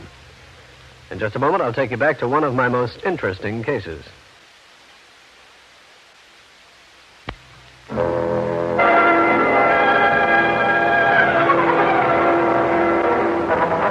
This is Grainger. It had been a pretty dull morning where clients were concerned. I was getting tired of the view from my office window when my phone sang a very cute melody. It was Skip Lantry, who wanted to see me at his midtown apartment as soon as it was convenient. The price he mentioned for my services made it convenient immediately. Come in. Hiya, Grainger. Hello, Skip. Come over and sit down. What'd you want to see me about, Skip? I just got out of the pen. 3 years on a phony rap. Go on. I want you to get the people who framed me. Details, Skip. A lot of them. Yeah. Wait till I finish this. What are you doing? Playing a solitaire game called Patience. If you got me up here just to watch you play card games, I'll scram, Skip. You know why I got you up here? I want to be cleared. If I remember, you were convicted of robbery. Open and shut case. Yeah. They opened the cell door and shut me in for 3 years. You understand, Grainger, I'm not quarreling with the court. The evidence was presented. The court had no other choice. That was 3 years ago. Won't be easy. How can you give me along the way of a lead? Nothing. I had no alibi.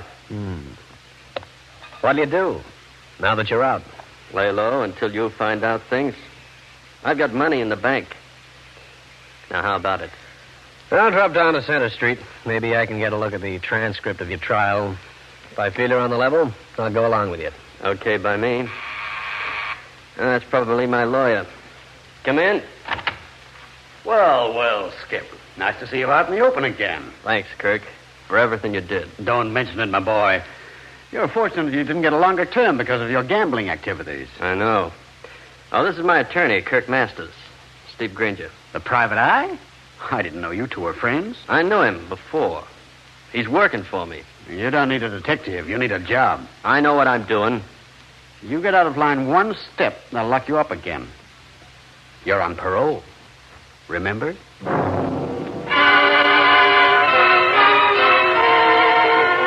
Skip Lantry nodded me on my way with a tight look around his eyes and mouth. I'd known him before his brush with the law, known him as a gambler, but an honest one and a nice character. When I got to police headquarters, Lieutenant Hal Kramer looked at me in disgust. Grainger, sometimes I think you're plain nuts. I'm trying hard to keep our personal feelings out of this, Hal. I'm working for Skip Lantry. But I told you I know all about his trial. The department had him dead to rights. They found part of the loot in his apartment. I know that. But how did the boys find out? A phone tip. Anonymous, of course. Naturally. Now, Lieutenant, wouldn't that make it look like a frame? Well, we get lots of anonymous tips from people who want to... Stay anonymous, I know. Look, Lieutenant, how about helping me get a transcript of the trial? Well, it'll take you 2 hours to read it, for which I'm grateful. Because it'll be interesting? Because it'll keep you out of my hair that long. Kramer got me a transcript of Skip Lantry's trial, and this time I felt like a man at a very dead end. The testimony was all there, as ironclad as a matron's girdle. Lantry had even been tentatively identified by the janitor of the apartment building where the robbery had occurred. I jotted down his name and went out there.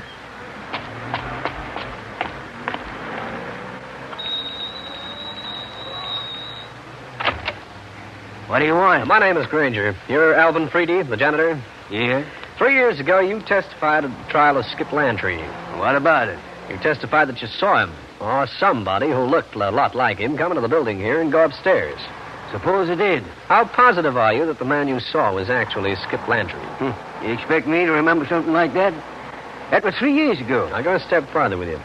If I brought Lantry out here, could you still identify him? I don't know. Okay, Freedy, hang around. I'll bring him out. We'll see how good your memory is.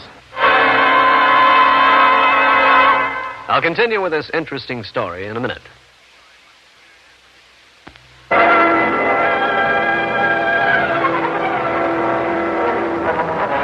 was something about the face of that janitor, Alvin Freedy, that I didn't like much, but that didn't actually prove he was lying. I made for a drugstore and called Lieutenant Kramer. I asked him to check on the janitor for me, and then I grabbed some transportation and went back to Skip Lantry's apartment. What did you find out, Grainger? I checked the testimony of your trial. Boy, they had you dead to rights. I know. Say, but that janitor at the building, he looked a little suspicious to me. Meaning what? Oh, if somebody really tried to frame you, they could have pulled the robbery, then fed the janitor a few bucks to say he sort of recognized you. It could be. Think I'll get an investigator friend of mine to tail him. Hey, I've got somebody who'll help you. A little dame named Phyllis Preston. Oh, no. Not a lady detective. Yeah, we used to live in the same block when we were kids. Look her up. She's in the book. I better get out of here. Hang around a second. I know who it is. Darling, I'm so happy to see you again. Okay, baby, don't take it so bad. Tonight, you and Kirk and I can go... Well, who's he? Well, this is Steve Grainger. My girl, Lucille Denane. Glad to meet you, Miss Denane. Hello. Oh, Skip, I brought that stuff... You mean the dough? Ah, you can talk in front of Grainger. How much did you bring? Almost all of it you had in the bank. 2,000. Here. Here it is. Thanks, baby. I think I'll be running along, Skip. I'll call you in a little while.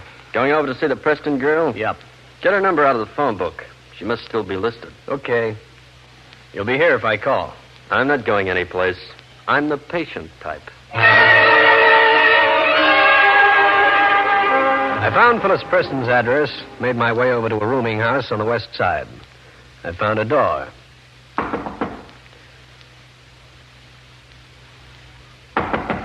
Then a door along the passage opened. She ain't in, mister. You see her go out? Sure, I seen her. Left about half hour ago. Guess she couldn't wait for you. She was with another guy. Got that cackling. Yeah, sure, mister.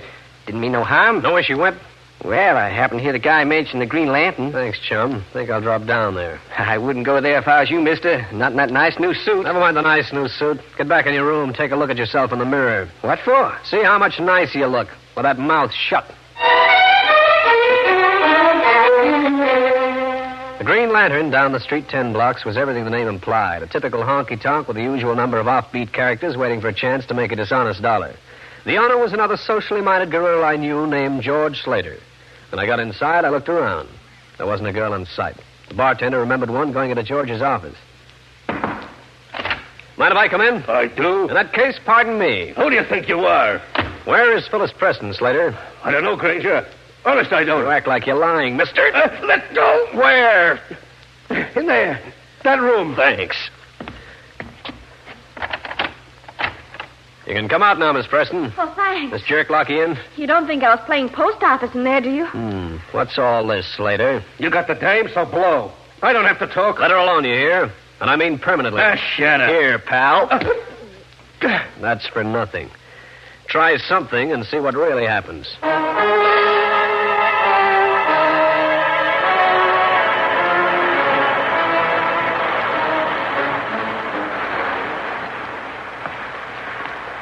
I'm Steve Grainger, Phyllis. Oh, I've heard of you. How come the just in the nick of time rescue at the Green Lantern? Skip Lantry told me to contact you. Oh? Said you were a lady private eye. Oh, I do a little investigating. Why did George Slater lock you in that room? And how'd he get you out of your apartment? Simple. He was there when I got home. He had a gun. He implied that it would be smart of me to come along quietly. Why? Because it... Well, listen, Grainger, why all the questions? Lantry claims he was sent up on a false charge. He wants to be cleared. Yeah. I think he was framed, too. How come? Well, I have my reasons. Private one? Maybe. Well, I got a job for you. Yes? Watching that janitor, Alvin Freedy. Oh, the one who testified at Skip's trial? That's the one. Yeah, that I'll do, just for laughs. It might not be that funny.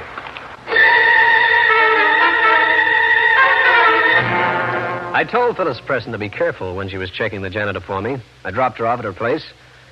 Wondered if I should have George Slater booked on attempted kidnapping, but decided to let him alone for the time being. I stopped off a few minutes later at Cal Hendrick's place. The newspaper man seemed pleased to see me. Steve, my boy, you're very popular around these parts. Well, am I? You've had more telephone calls than a chorus girl turned practical nurse. Skip Lantry, for one. Who else? Lieutenant Kramer of Homicide. He's at Plaza 89449. Well, that's no precinct station.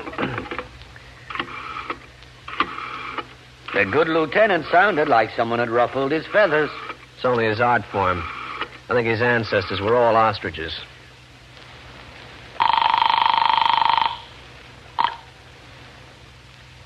Hello? Lieutenant, this is Grainger. You can stop trying to prove Skip Lantry's innocence. What are you talking about? I'm up at his apartment. Lantry's sitting at his desk. Also, he's carrying a bullet in him. Murder? Uh-huh. Suicide. This was something that didn't add up. Skip Lantry dead. Well, it was tough. But suicide, that didn't figure. Not with a guy who played a game he called patience, and his last words to me were that he was the patient type.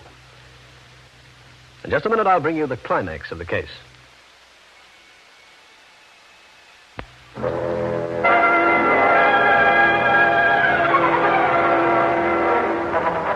Lieutenant Kramer's voice announcing the death of Skip Lantry was cut off sharp as I slammed down the phone, tossed a goodbye over my shoulder to Cal Hendricks, and made for my client's apartment. My dead client. There you are, Grainger. The whole layout, just as we found it.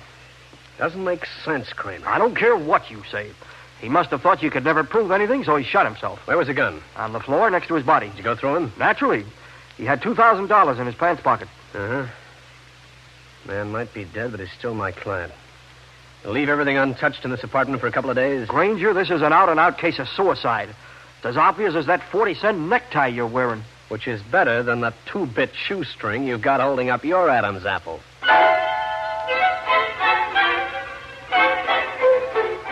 When the police photographer and the print men had finished their respective chores, I was left alone in Skip Lantry's apartment.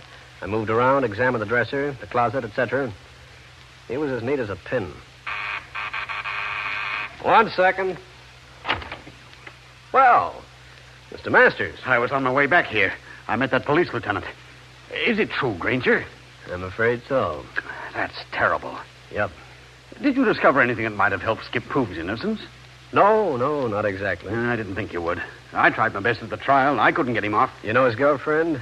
Lucille Denane? Of course. Know where she lives? Yes, at the towers on the east side. I've seen her today. I chatted with Lucille on the phone. She said she was coming over to see Skip.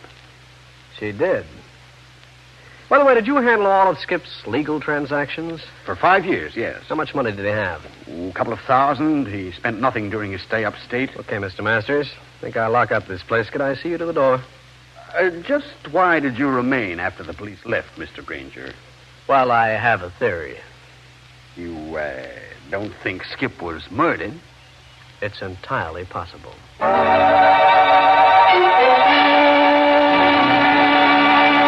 Kirk Masters was a typical barrister, middle-aged, with a convex front instead of a concave one, bright blue eyes, and a pleasant manner. I said good evening to him, hung around 5 minutes, and beat it over to see Lucille Denane. Oh, Mr. Grainger, come in. You've heard about Skip, huh? Isn't it terrible? He must have done it just after I left. How long did you stay at his place? Just a few minutes. I came home to get change for tonight. Kirk Masters and I were giving Skip a big dinner party. Too bad. Poor Skip. The time he spent in prison must have unbalanced his mind. What makes you say that? I watched him this afternoon in his apartment, still playing that solitaire game, over and over. And all the time he had that cold look in his eyes. That money you brought him, was that from his own account? Oh, yes.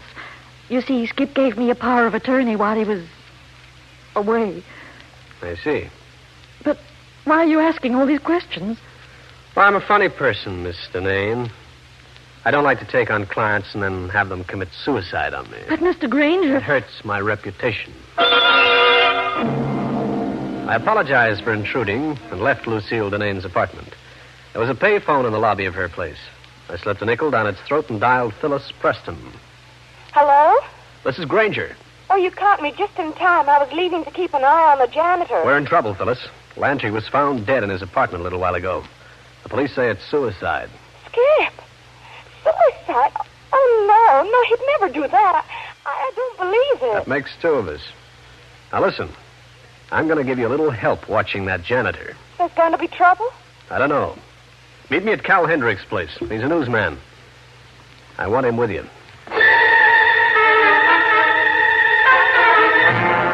Phyllis Preston was right on time. I introduced her to Cal, and I could see the look in the newshound's eye, which meant that a story wasn't the only thing he was interested in. So naturally, he was only too happy to cooperate.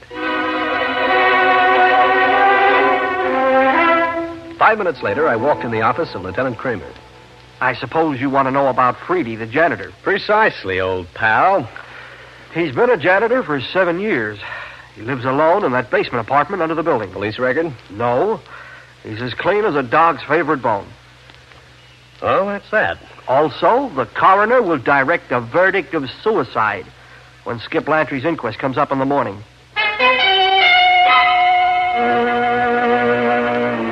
I thanked the lieutenant and went back to my office. I sat there trying to dream up a new lead, but my brain cells just laid there. Yep. Oh, Grainger, this is Phyllis Preston.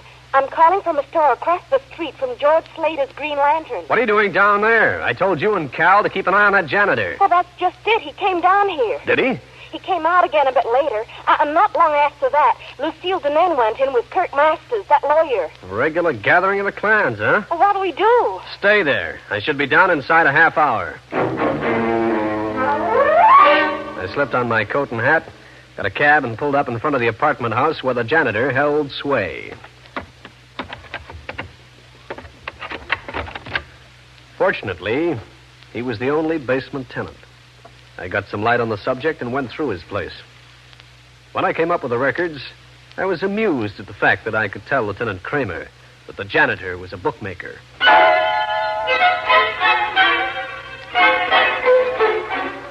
I left and went over to another apartment. This one on the 3rd floor. The door was locked, but a thin sheet of plastic, handled the right way, let me in. I flicked on the lights and went on the prowl. I knew that Lucille Deneen must have Skip Lantry's bank books around someplace. In a center drawer of Lucille Deneen's desk, I found Skip Lantry's deposit book, which handed me a surprise. Then I found another record, big as life and twice as potent as an H-bomb. And what I saw sent me to the phone, stabbing the private number of Lieutenant Kramer. Lieutenant Kramer speaking. This is Grainger. Can you get into the Hall of Records at this time of night, if it's an emergency? Don't tell me you proved that Skip Lantry was murdered. Can you get in? Sure. I'm playing a long hunch, Kramer. Check up on the ownership of a joint called the Green Lantern. Oh, for the love of... Then meet me there right away.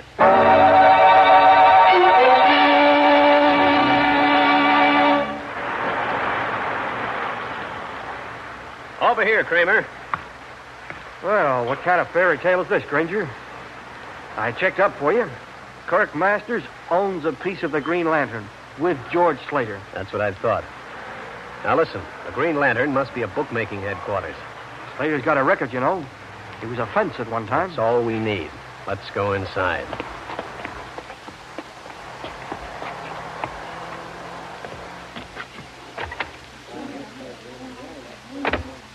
His office is over there. Now what? Just go in and bluff your way? You haven't got a shred of evidence, you know. Here we are. Listen for a second. Maybe we can hear something. George, you have to get rid of that Preston girl. Freddie saw her watching his face from across the street. She follow him here? He doesn't think so, but we can't take any chances. Okay. And you'll have to get rid of Grainger, too. He must have talked to the girl. He was in Skip's apartment earlier, snooping around. I'll take care of both of them, don't worry. You make sure you didn't leave a clue? At the apartment, I wore gloves. Nobody heard the shot. Hear that, Lieutenant? Lucille, go back to your place and burn those records. Tomorrow at 10, close Skip's account at the bank. In case Grainger gets away from George and snoops. Don't worry about Grainger. You need any more, Kramer? Let's meet these charming people in person. Listen, didn't I Put him up, George. Get out of here, or we'll call the police. In a minute. Mr. Nain, How much money did Skip Lantry have in his account? Just a few dollars. Take a look at this bank book I got out of your apartment. Made out to Skip. Balanced thousands of dollars. Give me that. Naughty, naughty. And here are the records of a bookie headquarters with your name, Kirk Masters, and George Slater's. Now, look here, Grainger. From where I stand, it looks like you were using Skip's account to hide the profits of a bookmaking. Was it on account of Uncle Sam and the income tax boys? Were you afraid that Skip would insist on seeing his bank book? George? Don't try it, George. Masters, you're under suspicion of the murder of Skip Lantry. Too bad your pal George is such a blabbermouth. We heard him. You're not arresting me. You said it, Master. Kramer, look out! Thanks, Grainger. Quick shooting. You killed him. I'm going for the police. You won't have to. The police are here. This is Kramer of homicide. Lieutenant, take this pair down to headquarters. The paraffin test ought to prove Masters fired a gun today. I'll show you. I'll scratch your eyes out. Let go. All right, Master, stand still. I hate you. I hate you. Cut it out, I said. All right. Oh. Grainger, you hit a lady. On the contrary, Lieutenant. I defended myself against a wildcat. Well, friends, that's the story. I'll be back to wrap up the case in just a minute.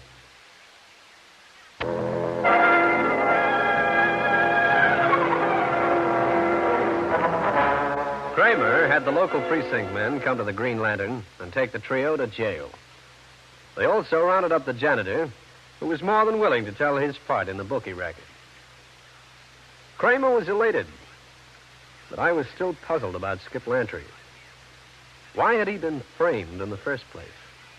Very simple, Grainger. Skip Lantry was in love with Lucille Denane. She was in love with Kirk Masters. Uh-oh. The faint glimmer of light is coming through the fog. Now, Skip had marriage in mind. So Masters and the Denane girl framed him to get him out of the way. And she got the bright notion to get a power of attorney over his bank account to hide illegitimate dough, huh? Take the head of the class. But what about the janitor? He gets off? No. He's up for perjury. Say, where's that Preston girl? I rather like her. Yeah, Cal Hendricks rather likes it, too. He's got her out for dinner. Handing her a line that reaches from here to Albany. Well, how do you know? I invited her, too. She turned me down flat. Well, so Grainger the Great gets the go-by, huh? Listen, pal. One more crack out of you, and they'll be locking me up for assaulting a police officer. Steve Grainger again. You've just heard one of the most interesting cases in my files. I'll have another one for you. So be around next time.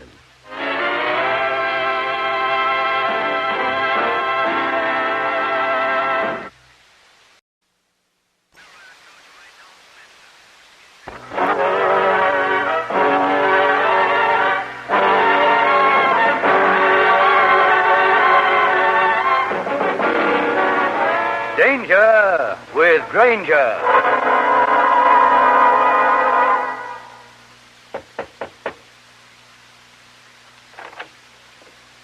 Hiya, Nat. How do you do, Mitch? We want to talk to you, Nat. Of course. Come in. Hey, you got a nice spot here, Nat. Oh, I'm glad you like it. I see you're still doing a little engraving, too. Oh, that. I was working on the design for a coupon. I want to be included in a soap wrapper. Mitch, what have I done? Why, you slapped me. Matt, where are they? They? What is this they you speak of? Come on, Nat. We haven't got all day. Where are the plates? For the coupons? I've not started them yet. Here, you see, this is just a design I've made up. Okay, Nat. You can cut the fairy tales. How much? How much for what? We got a tip, Nat. You're back in business again. We'll pay money, good money, for that set of plates. How much? I think you better leave. Of course, if money doesn't make you talk, Nat, there are other ways. Like this. This is Steve Grainger, private detective, with a story about a character who had ideas about going for killing. The killing got there first. In just a moment, I'll take you back to one of my most interesting cases.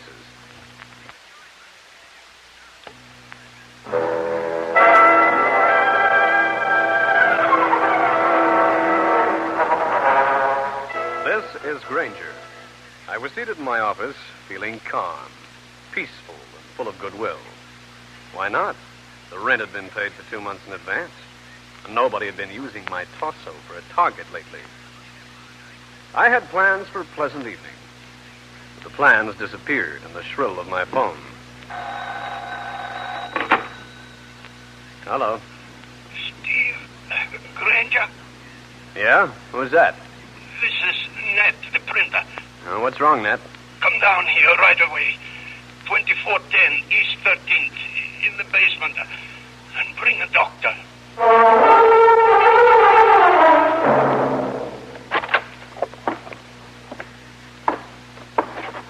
Nat! Holy... What happened? They came and took them. My plates. You've got to get them back for Take me. it easy, Nat. The doc should be here any minute. But you got to find those plates. What plates? I always wanted to make a pair of perfect ones. I finished them this afternoon. I made one print. Grainger, I did it. Uh-oh. Counterfeit plates again, huh? You've got to get them back, Grainger. I did it only for a hobby. That kind of hobby got you 10 years in the pen. Who cut you up like this, Nat? Who tortured you? It was Mitch. Mitch? What's his last name? I don't know. He's been coming around for some time. He found out that what I was doing. Was he alone? Another man, older, looked like big money. What was his name? I don't know. He just stood there and watched. He was enjoying himself. Wonder what happened to that doctor. Grainger. Got anything in your medicine chest? Maybe I can ease your pain a little. Nothing, Grainger. Just get back my plates.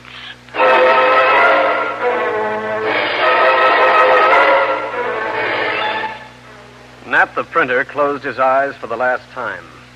I picked up his phone, called the police department, and then, because the government boys would be interested in Nat's plates, made a call to a friend of mine named Ed.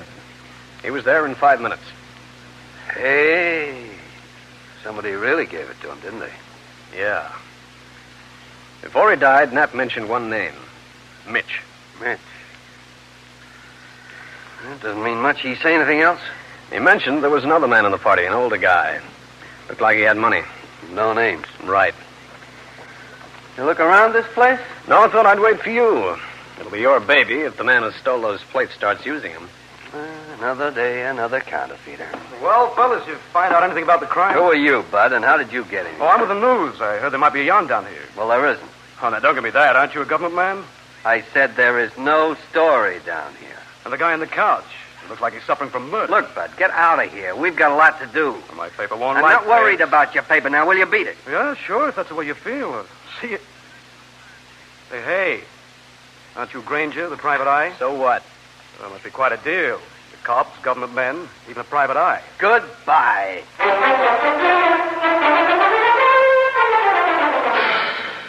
I always welcome a chance to work with the government boys, so when Ed suggested I'd check with him later in the day, I agreed. Also, I wanted a chance to get next to this Mitch, the man who tortured Nat the printer. I'd like to own Nat, even if he was a counterfeit artist. However, if I'd heard a conversation that was taking place in another part of town just then, I might not have been so eager. Well, what did you find out? I went back and pretended I was a newspaper man. Wasn't that dangerous? You have no credentials. Well, who cares about credentials? I found out something. Nat wasn't dead when we left. But I thought... Yeah, so did I. But he lived long enough to call that private detective, Steve Grainger. Seems that Nat knew Grainger. He told him my first name before he died. We'll have to do something about Grainger. Oh, no more killing. If we killed Grainger, we could get into trouble. He's got plenty of friends. Don't worry. I think I know just how to handle Mr. Grainger.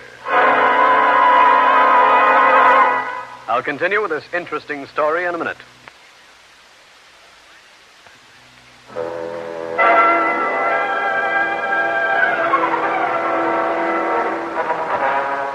I was sitting in my office checking with people in Manhattan who might know somebody named Mitch. So far, I'd come up with 50 men by that name.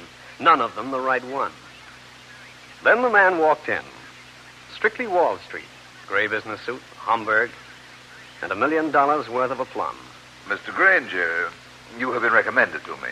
Thanks. Who did the recommending? And why? I have a delicate matter on my hands. It concerns my daughter. She's young, headstrong. She's in Philadelphia. A nice combination. I want her brought back to New York. Tactfully, of course. Be more explicit, Mr. My daughter is in love with a young man there. She refuses to come home. I want her brought back. She over 21? She's 22. I'm afraid she's mistress of her own future. There's nothing you can do. I thought that perhaps you could induce her, shall we say, to return. If I try to induce her, as you say, and she resented it, I could wind up in a Philadelphia pokey. I'm afraid I'll have to turn you down. Dear me, that's most unfortunate. Couldn't I urge you to change your mind? Not just this minute, no. However, I might reconsider. In case you should, Mr. Grainger, my card. Goodbye. I waited the proper length of time, after which I set sail astern of the portly gent. I stayed 10 feet behind him, keeping an eye on his Homburg hat, which stuck out above the rest of the crowd. Hey, Grainger, you're just the guy I want to see. Not now, reporter. I got things to do. Beat it. Oh, but listen, I want the answer to a very important question. Will you let go of me? I'm trying to keep an eye on somebody. For the few seconds in which I was delayed by the reporter enabled Mr. Homburg hat to be swallowed up in the crowd. And when I turned round to do a little verbal pasting of the reporter, he'd disappeared, too. I fished out the card the pompous character had left with me. It gave the name of Henry Glazer, and the address, when I found it, turned out to be an automobile dealer's. But it also turned out that Henry Glazer at that address bore no resemblance whatsoever to the guy in the Homburg hat. My deductive powers were really working that morning. It didn't take me more than 10 minutes to figure out that I'd been fooled. I left the place, wondering why Mr. Homburg had lied to me. Then I got that feeling up and down my spine and realized I was wearing more tails than a mink's toe.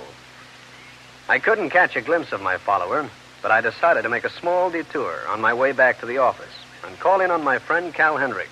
Well, how's the peripatetic private eye this fine morning? Hey, that's a $25 word. I'm only a $20 detective. Peripatetic simply means walking from place to place. Yeah, well, walking is something I'm not too fond of right now. I've got company. Someone on your tail? Yeah. I've been keeping one eye over my shoulder, one across the street, and one when I could stir it in front of me. Something brewing, huh? Yeah. I got a call from Matt the printer. I thought he'd gone out of business. He has. As of today. Somebody wanted a set of plates he'd made. And they weren't too squeamish about how they got them. Don't tell me I've got a tender stomach. Just keep your ears flapping and see what you can pick up, Cal. My friend, you may have 3 eyes, but I don't have fingers on my ears. However, I shall attempt to ascertain whatever information is available. Well, if you get any, just be a good guy and translate it before you pass it on.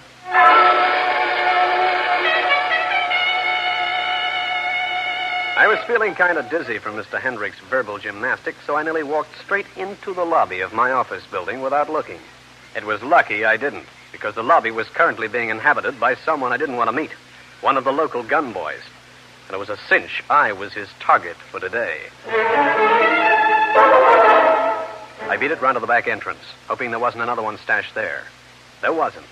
I waited till the gun boy moved towards the street entrance, then I made my break up the stairs into my office. I made straight for my phone and put in a call. Hello? Ed, this is Grainger. Oh, hi, Gumshoe. Say, how do you feel? Hotter than a bride's burned broccoli. What's with me anyway? Who hates me? Don't be concerned, Grainger. You had a man or two tailing you, but we protected you. Nab any of the men who were after me? No, but we will next time. Well, here we go again. Hey, somebody's coming down the hall, Ed. What, to your office? Yeah. Looks like a woman through the glass. Now listen, I'll unlock the door and let her in. I'll put a paper over the telephone so she won't notice it's off the hook. That way you can get an earful, in case she's got anything to do with the counterfeit plates. Right. 1 second.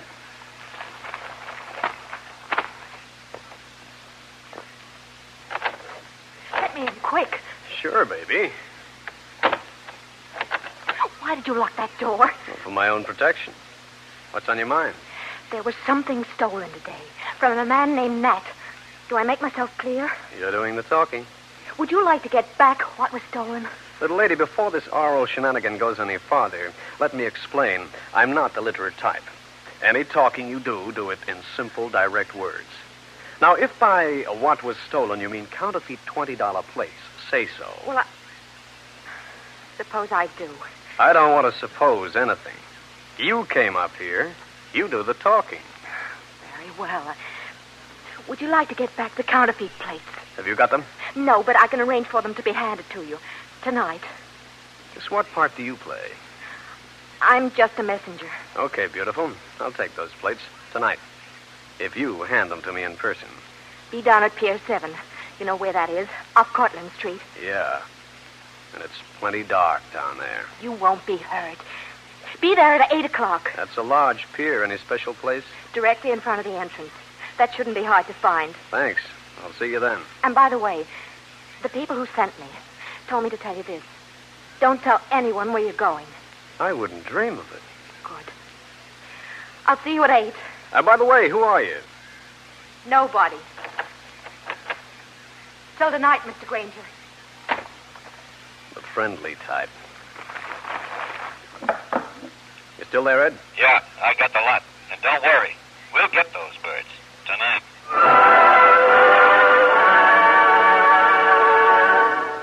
Ed sounded very confident, but I wasn't so sure. The whole setup felt phony. There were too many mysterious elements floating around. And if there's one thing I don't like, it's a floating, mysterious element. You only have to hit it hard enough, and you're liable to find yourself sunk. In just a minute, I'll bring you the climax of the case.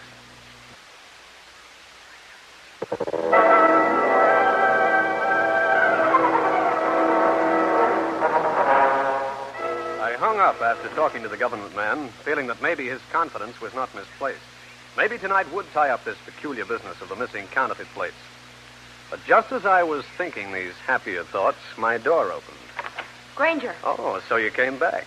Our arrangement was that you wouldn't tell anyone where you were going. Well, I didn't. No. But it was very convenient for you to have the telephone hidden under the newspaper, so he wouldn't notice it was off the hook. Oh. I didn't trust you, Grainger. I came back and listened at the door to make certain. So, what now? I don't know. I'll have to make sure you keep your part of the bargain. You may hear from me later. I didn't know what the girl meant by bargain, so I got on the phone and told Ed, the government man, what had taken place. He was as despondent as I, but nothing could be done for the moment. I killed several hours watching the minute hand on my office clock make the rounds. At 8 o'clock, things started to pop. Hello? Grainger, Yeah? will you give me your word that you won't have yourself covered if I make another date with you? Where and when? Oh, no. Your word first. Okay, you got it. The same place I mentioned earlier. 1 hour from now. Walk down the street from the north towards the pier. I'll be waiting. When the girl hung up, I got out my gun, looked it over carefully. Then, because I'm the cautious type, I oiled a small part here and there. Finally, I replaced all the cartridges, and as an extra precaution, dropped a few spares in my jacket pocket.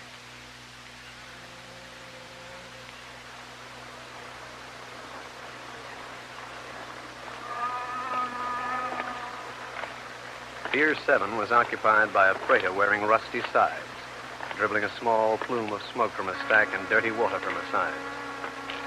As I neared the entrance, I could spot an occasional figure moving about the deck. I wondered if the girl could have come from there. Grainger. Hello. Over here. You've got them? Yeah, here. Take them. Thanks, baby. Mind if I unwrap this package and make sure you're not kidding? Go ahead, but hurry. Okay. Uh-oh. Guess you are on the level. Mind explaining why you turned these over to me? You know why. Goodbye, Grainger. Hey, wait a minute. Get back! Quick, here! Hurry! Granger, they shot at me. Yeah, and they shot at me, too. They're over in that doorway, 2 of them. I've got to get out of here. Oh, no, you don't. We're leaving together. There's a police car heading this way. That should worry him enough to give us our chance.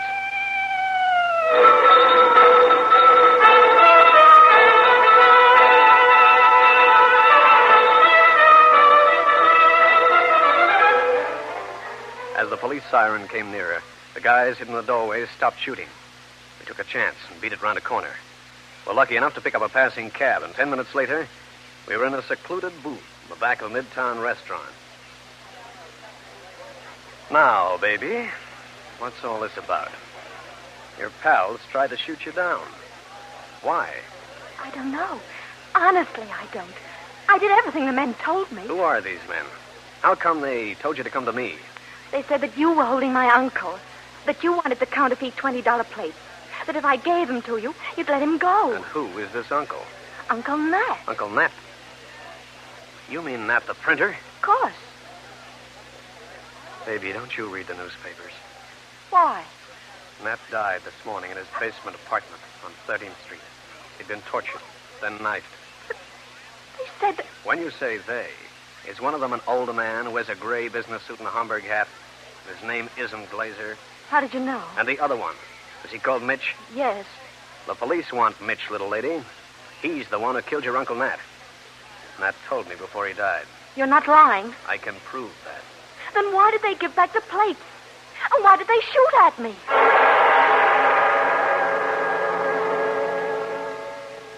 Why the two men, that must have been the well-dressed older man and Mitch, had tried to kill both of us, was just as much of a mystery to me.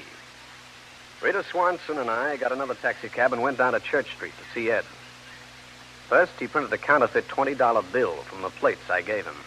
Well, here's your sample. Oh, no, Ed. Not anything that bad. I agree. Nat, the printer, was a real craftsman. These plates print like the engraver used a crowbar. That thing's so obviously phony, it wouldn't get past a 5-year-old child. That is that. Now, Miss Swanson, I'll get a stenographer in here to take down your statement. You willing? Of course. When Rita Swanson started talking, I heard a lot of things that hadn't been explained before. Also, the setup she revealed was a honey for passing counterfeit money in New York. And the reason for killing the girl and me became obvious. What are you talking about, Grainger? The girl hands me the plates, right? Then we're both knocked out. The plates are in our possession when our bodies are found. That puts our two friends in the clear to start using the plates Nat made. The good ones. What a place to pass counterfeit money. A theater ticket agent.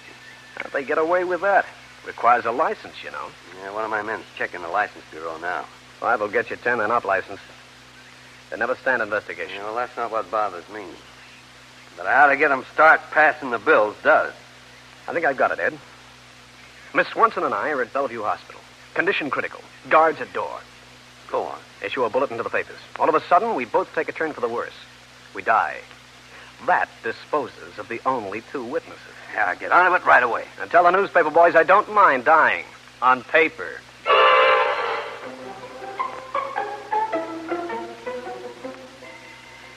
Ed set the stage as carefully as for a Broadway play. A spotter watched the 2 men operate their theater ticket agency. One that catered mainly to out-of-towners. 2 days later, the trap was baited. It was late afternoon, after the banks had closed. A government man posing as a tourist approached the ticket agency. A big window opened on the main hallway of the building the agency occupied. How do you do, sir? What can we do for you? Well, I was wondering, what about some seats for My Fair Lady? My Fair Lady? Tickets next summer. Oh, but my wife and I will be here only this week. I'd pay almost anything. Almost anything? Yes, even scalpers' prices. I'm sorry, we are a licensed and recognized ticket agency. However, under the circumstances, I could ask around. Perhaps I could obtain a pair at slightly over normal price. Slightly? About $35. That is, $35 each. Oh, my. Oh, yeah. Well, my wife said not to come back to the hotel without them, so I guess I'd... I'd better get them. Very well, sir. That will be $70. In advance. Oh, in advance. Yes, thank you. The tickets will be waiting here for you in 1 hour. Oh, thank you. Can you change 100? 100? Why, certainly, sir. Here you are, sir. Your receipt. Thank you. Presented when you pick up the ticket. And your change. 70, 90, 100. Oh, thank you. Let's go, Grainger. Just a minute, fella. Why? What's wrong? The United States government. Here, let me see that $20 bill. Stand still, Merling. What are you doing? Shut up, fatty. Grainger. Yeah. Alive and aching to be kicking. You. You saw this bill pass, Grainger. I did. Merling, you'll have to come with me. You're under arrest. Passing counterfeit money. Say, Merling, I was just going to... Grainger. Well, our reporter friend, alias the mysterious Mitch, I presume. Come here, pal. I want you. I don't think so. I do. Nice work, Grainger. You coming along with me and these two birds? But obviously.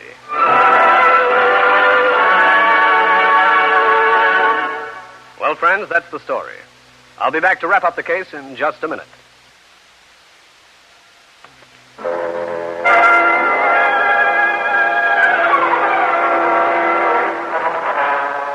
Merling, the big one, and Mitch, the wounded one, were taken places by Ed, the government man, and locked up. I went along. When things had been settled, got out of there. I wanted to break the news to Rita Swanson. Grainger, did it work? Went off like a $3 alarm clock, baby. Merling and Mitch are in jail. For Uncle Nat's murder? Presently, for counterfeiting. But the government and the local police will no doubt get together on the matter. I hope they both go to the chair. They're within walking distance now. You look great up in the witness chair. Thanks.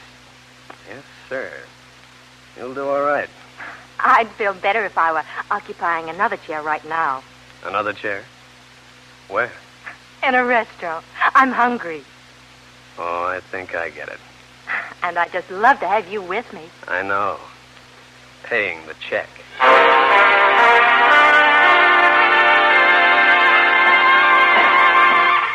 Steve Grainger again. You've just heard one of the most interesting cases in my file. And I'll have another one for you. So be around next time.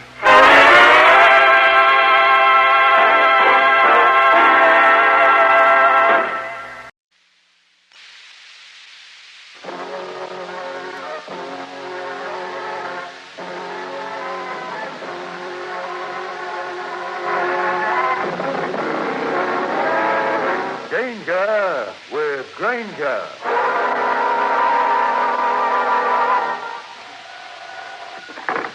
Police Department. This is Graham Dwyer. I'm calling from a drugstore in Ampere, McDonough, on the edge of Pelham Bay Park. Get a police car out here immediately.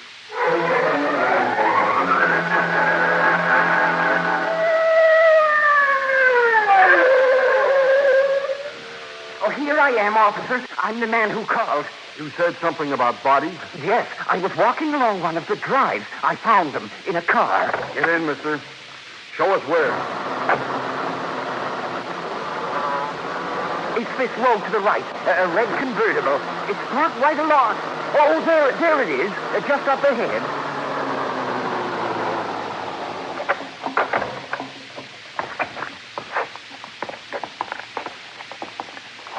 Two of them. Boy and girl. They're just youngsters.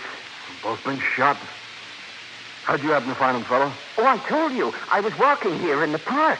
It's a nice night. I happened to look in. At first, I thought they were just sitting sort of, necking? Yes. Then I took a closer look. That's when I ran to the drugstore and called.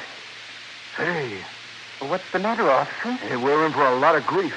You look at these marks. Made by a lipstick. 3 X's. This must be the work of some fiend. This is Steve Grainger, private detective, with a story about a killer with a trademark, a triple X, which meant murder plus mania.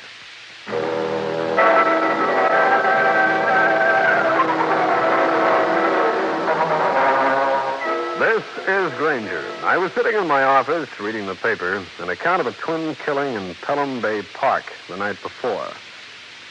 A killing signed by 3 X's on the forehead of each body. was the sort of case that gave you a cold, creepy feeling in spite of the fact that the sun was shining outside. Then my door opened.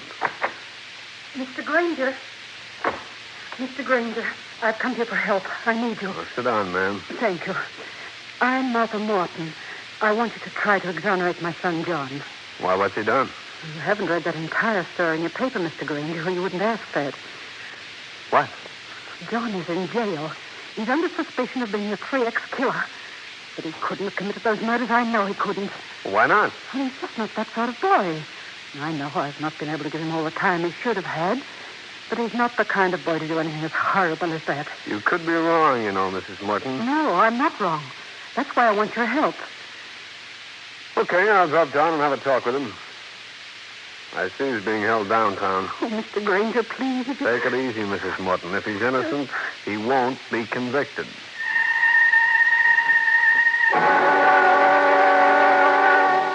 I grabbed some transportation and went down to police headquarters. I explained my errand and was ushered into the office of Lieutenant Mike Harding. Granger, I think you picked a bad one this time. Why? What have you got on young Morton? Everything. A girl came to us early this morning. She was scared to death, hysterical.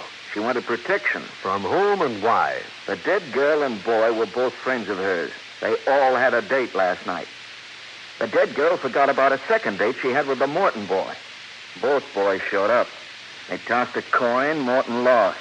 He went away angry with the girl who later reported him. That's still not proof of murder. The lab man made some casts around the car. They fit the boy's shoes. Shoes can be similar. Cut it out. We matched the tires on Morton's car with some tire prints. They were alike, too. I want to go talk with him, Mike. Okay. Come on.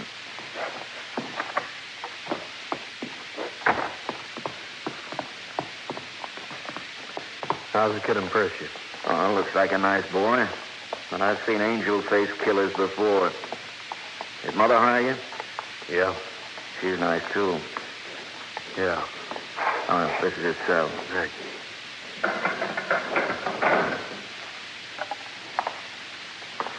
John, I'm Steve Grainger. Your mother employed me to try and get you out of this. I didn't do it. I didn't do it. Take it easy, kid. I'll do everything I can. What happened after you flipped the nickel and lost? I left him and went out with the other girl. The one who reported you? Yes. Anna Long. I was mad, see? I took her home early, and then I drove my car around the park. Looking for the other couple? Yeah. I wanted to spoil their fun if I could. I wanted to pick a fight with the other guy. I didn't like him. But, Mr. Grainger, I never killed them. But you did find them? Well, sure. I spotted the car parked on that side driveway. I coasted up in back so they wouldn't hear me. I wanted to see what was going on. So? When I got to the car, I could see there was something wrong. When I saw the 3 X's marked on their forehead, I went home as fast as I could. Why didn't you notify the police? Well, I was going to. But just as I got back in my own car, I heard the sirens. I got out of there. I guess I lost my head. Yeah, I guess you did. Okay, John, try and relax. I'll do what I can.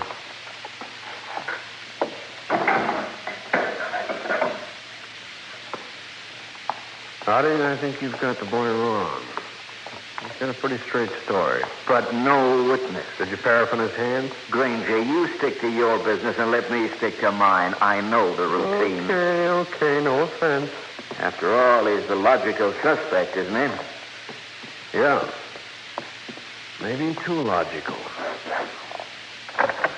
Well, anything else I can do, or will you permit me to go about my own affairs? Oh, Lieutenant Harding, I've been waiting for you. Oh, no. But I want to help that poor boy. I wish you two would go someplace and get lost. Oh, Granger, this is Graham Dwyer, Steve Granger. Yeah, according to the papers, you found the body. Yes, I did. But I don't believe that youngster did the killing. Uh-huh. I offered my services to the lieutenant here, but he's refused them. Oh? I happen to be interested in crime. I'm an amateur criminologist. I see. Well, so long, Harding. Oh, one moment, Granger. Has the boy's mother retained you? Oh, she has. Then why can't we work together? My work will be free, of course. You know, Granger, that's an excellent suggestion. Just a second, Harding. Then I'll have both of you Sherlocks out of my hair.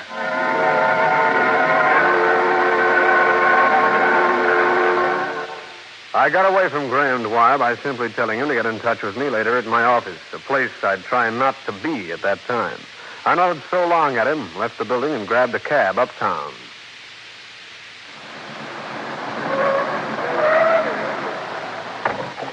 Thanks, driver. Keep the change. I moved towards the entrance of my building.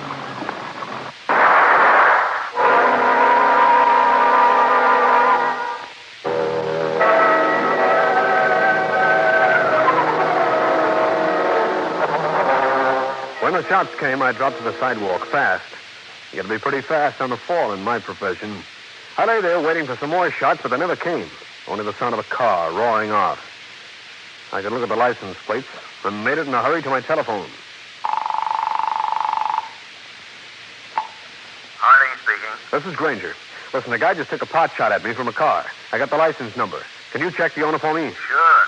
You think it's about the 3X killing? How do I know? I'm no prophet. You're not much of a private eye either.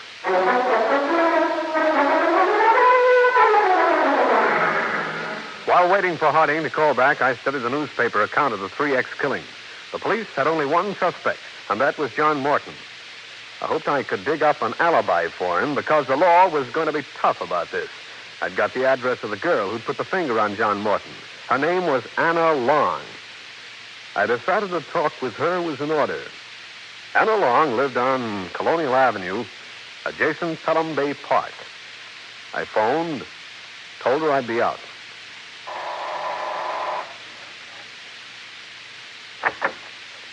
Yes? You're Anna Long?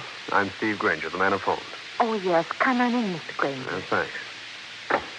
You said it was about John. Yeah. I want you to tell me everything you know about him.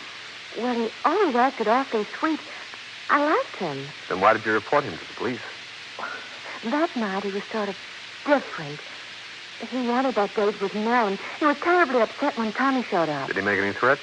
No, he just grumbled about it always being his luck or something like that. You said he acted different. What do you mean by that? Well, we rode around, and then we stopped off for soda at the corner, and well, John wouldn't talk or anything. Then he took me home, just like that. Didn't even say good night. Do you think he could have killed his two friends? He didn't like Tommy at all, and he was crazy jealous of Nell. The talk with Anna Long brought out nothing. There was no way of establishing an alibi for John Morton since he'd been driving around alone. I thanked the girl, left the house, and started down the street in search of a cab. I walked along, enjoying the clear weather. I hardly noticed the car as I came up to it. It was facing me. I dropped to the ground, but not until I'd got a good look at that driver. He was wearing a gray hat, dark glasses, and a mustache. I got something else, too. The license number on the plate. The same as before.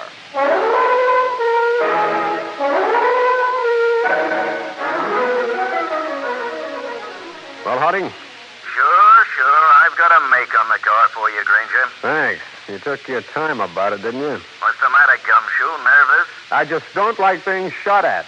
You want protection? I'd be glad to assign a uniformed officer to bodyguard Cut you. the comedy and give me the information. I'm afraid it won't make you happy. We checked with the car owner. He left his keys in the car. It disappeared naturally, and it's still missing. Thanks. There's one thing about you, Mike. You're always useful. About as useful as a nylon shirt in a blizzard.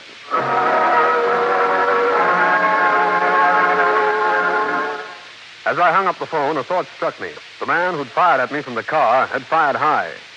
Since he had a perfect sight on me, he apparently was just trying to scare me off the Morton case. The trouble was, he was practically succeeding.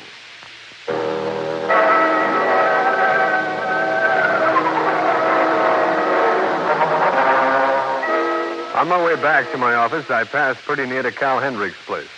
Since I was getting nowhere fast with this case, and since Cal has more than once been able to help, I thought I'd pay him a call. Well, in trouble again, Steve? What do you mean again?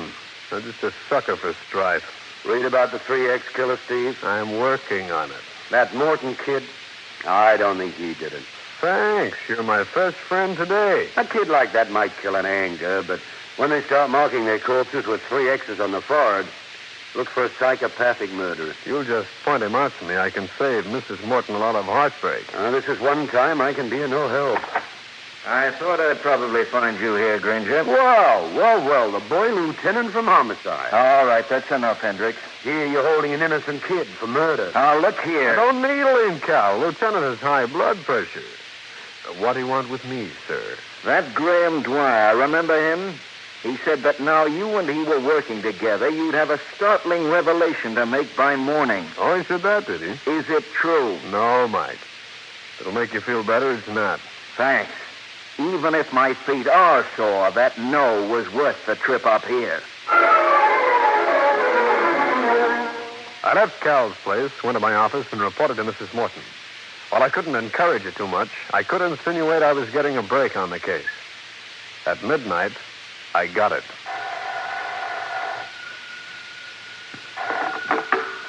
Hello. Grainger, have you been listening to the radio? No, who is this? Well, this is Graham Dwyer, the man who's working with you. Remember? Oh, yeah. I just heard it over the radio, Grainger, and it definitely proves that John Morton didn't kill that boy and girl. What proves what? What are you talking about? There's been another 3X murder. Say that again? The report, it just came over the radio. Same place?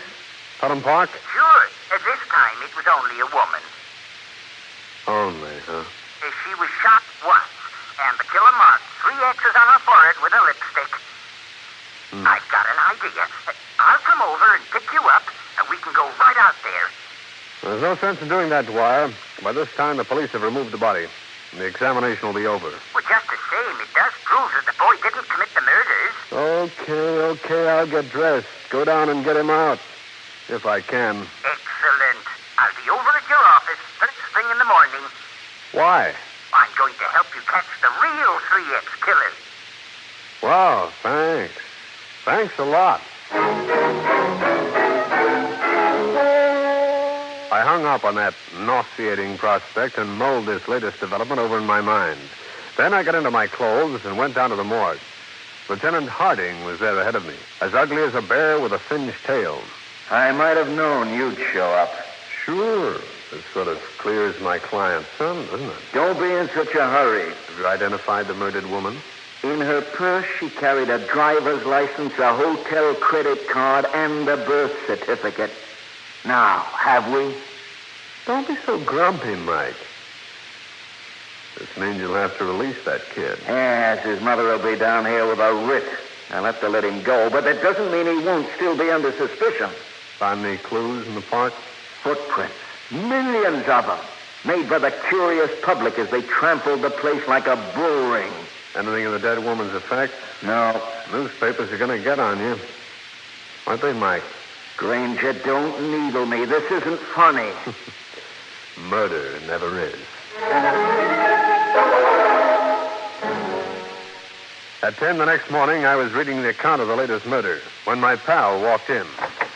Well, Mr. Grainger, here I am, just as I promised. I've been waiting with bated breath, Dwyer. Good. Now, here's what we can do. Go out to that dead woman's place and look around. Dwyer, just a minute. The police have done that already. But they could have missed something. Pardon me. Grainger. Mr. Grainger, this is Mrs. Morton. I called to tell you that John is home. Yeah, I know he'd been released.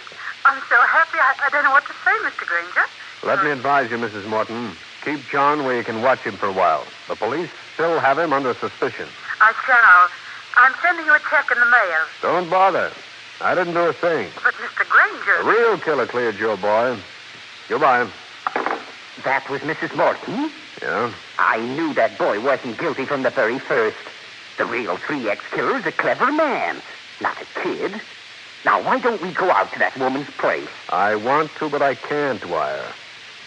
But why don't you go out and look around? Use my name if you want to. Thank you. And if anything breaks about another killing, we'll investigate it together. Right, Grainger. That's a deal. It was such a logical way of losing Graham Dwyer. I took it in a hurry. Also, he would do no more harm snooping around Pelham Bay Park during the morning. A few minutes after he left, I went down to see Lieutenant Harding. He still hadn't been to bed. Don't you start anything this morning, Gumshoe. Oh, now, take it easy, Mike. You're losing your perspective. Have you seen the papers? If we don't do something about this 3X killer, I'll lose more than my perspective, my job. I said take it easy. All I need now is that nutty Dwyer character around. I got rid of him. I sent him out to Pelham Bay. Look for clues. I hope he falls in the lake. Harding, have you ever figured that you're dealing with a psychopathic killer? I've figured everything, but he's still loose. I think I know how we can catch him. We? And what have you got to do with it? Figured I could help you trap him. Now, Grainger, if this is another stunt, Just listen, will you? Well, go on. The 3X killer must be an egomaniac. He loves to see his trademark written up in the papers. Now, suppose somebody comes along and claims to be the 3X killer. The real one gets jealous. You'll want to get even with the fake one. In short, you want me to take my gun, murder an innocent citizen to make it look like a 3X killing. You don't have to go as far as that. You can get hold of a body, can't you? Of an unidentified woman? You're nuts. No. You set up the whole thing. Get a police officer and a policewoman to stage it. The woman is found dead after being shot by the 3X killer. The wagon comes up and takes her down here. Nobody knows if she's alive or dead.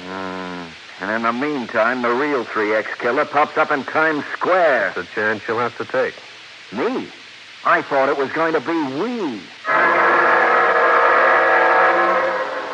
Harding demurred with every demur he could dig up. But I finally reasoned him into it, and he agreed it was one way the 3X killer could be brought into the open. That night, just before midnight, the supposed killing took place. The policewoman, posing as a casual pedestrian, was walking down one of the drives. A man slipped up behind her. The woman staggered to the grass and dropped. The man ran between some trees and disappeared. Two plainclothesmen ran out with the body of the woman brought from the morgue, a woman wearing 3 X's on her forehead. They placed her where the fake shooting had taken place, while the policewoman slipped out of sight. The stage was set.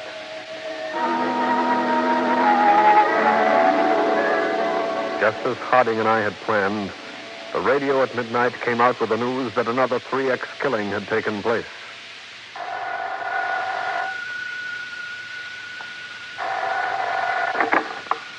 Yeah.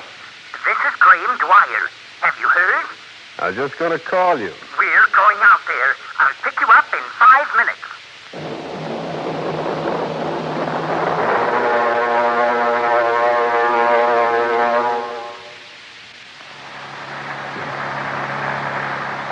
The radio said it was the left drive. Spot's right up ahead.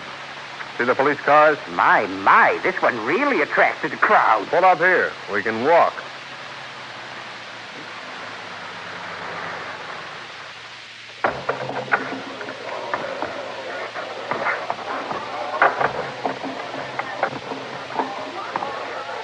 This time we'll pick up the clues.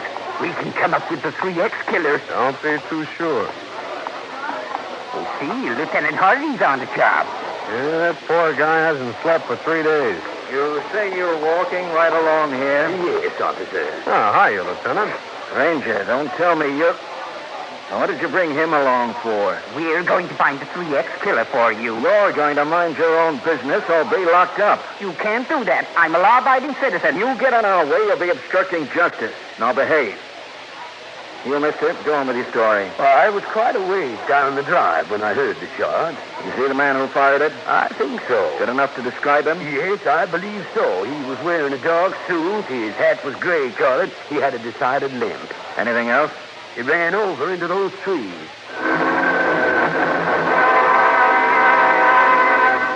Harding looked at me, and one eyelid dropped in a surreptitious wink. I nodded. A few minutes later, a man wearing a dark blue suit, gray hat, and sporting a decided limp was moving through those trees. Nobody except the police and I knew that this had all been rehearsed. That both the witness and the man with the limp were really police officers. I looked around carefully, hoping to spot anyone who looked suspicious. Then I discovered something something that sent me on the heels of the man posing as the 3X killer. It was not so light now, and I had difficulty spotting my quarry. Then he loomed up ahead, the limp as evident as ever. I stayed behind, just a little out of sight. The phony murderer was being obvious. Also, he was taking a chance because some civic-minded citizen might shoot first and ask later. Then another figure slipped out of a clump of bushes up behind the supposed killer. The gleam of a nickel-plated revolver glinted dimly. The second man prodded the first out of sight. I moved in. Don't stand there. I demand to know why you killed that woman. I'm the 3X killer.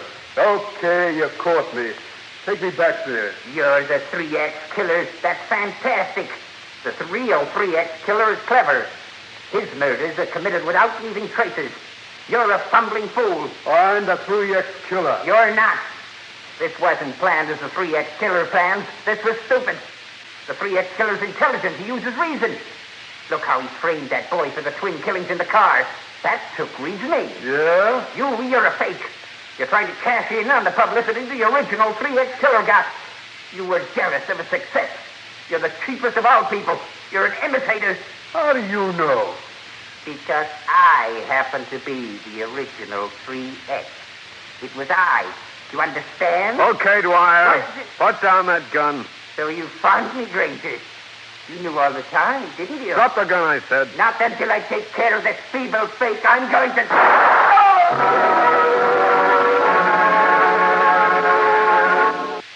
Mike Harding asked me to meet him the following day. Have you seen the newspapers? They're playing up the hoax we pull like they know about it all the time. They're good guys. And I suppose I'll have to thank you. You know, it was that dreamboat idea you brought in from left field that snared Dwyer. No, don't bother, dear boy. It was a pleasure to get you off the hook. Yeah, I was hanging there like a flounder. What happens with Dwyer? He's insane. When we raided his apartment, we found it was a storehouse of information on murder. Finally went to his head. Wonder why I never shot to kill when he chased me around in those stolen cars. He explained that. He loved making a monkey out of you. Thanks. Love being a monkey and alive. Pardon me, Lieutenant, but they want you at the office. What for? There's been a shooting on the west side. Coming along, Grainger? No, Lieutenant, this one is on you. I figure on taking a rest. A long rest.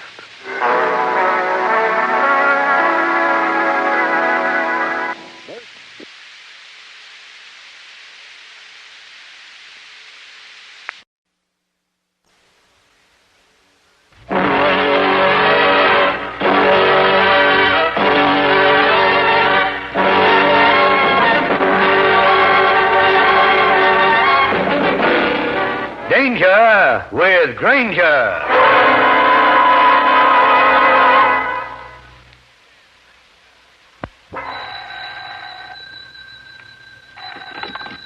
Hello? Is this Steve Grainger? Yes, it is. Steve, this is Paula Crane. I'm calling from Fairhaven. Paula, how are you? Haven't seen you for a long time. I called to invite you up to Fairhaven over the weekend. Are you free to come up? Certainly am. If you can take the 6:35 train up this afternoon, I'll meet you at the station. I'll be there, Paula. Certainly will be a treat to get a nice, relaxing weekend. Let me tell you in advance, it might not be so relaxing.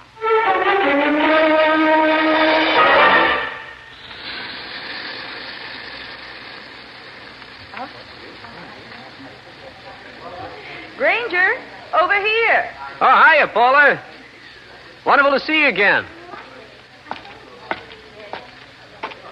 Bring your luggage. I've got the car. Okay. Hey, you certainly look like a million, Paula. I can't say I feel that way. That's why I got you up here. You mentioned the weekend might not be relaxing. Well, what's the trouble, beautiful? Twice so far this week. Somebody's tried to kill me. This is Steve Grainger, private detective, with a story set in a luxurious lakeshore country home. A beautiful setting for murder. In just a moment, I'll take you back to one of my most interesting cases.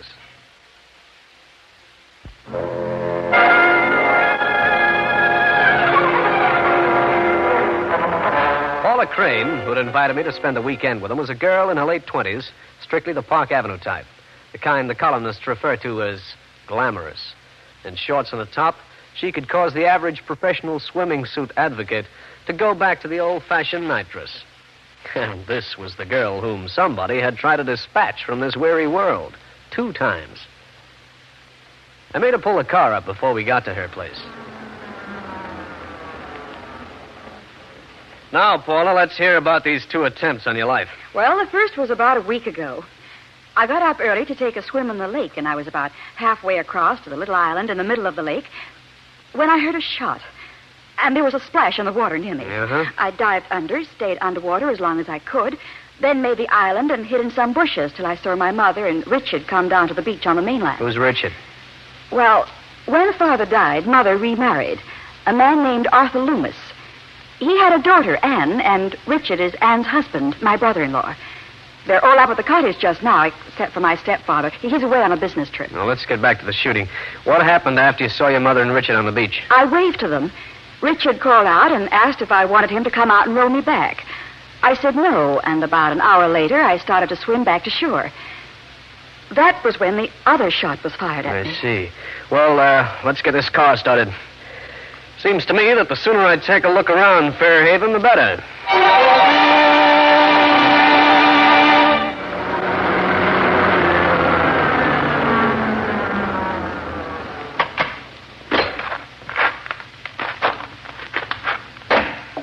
Well, this certainly is a beautiful spot. There's the cottage up ahead. Call it a cottage?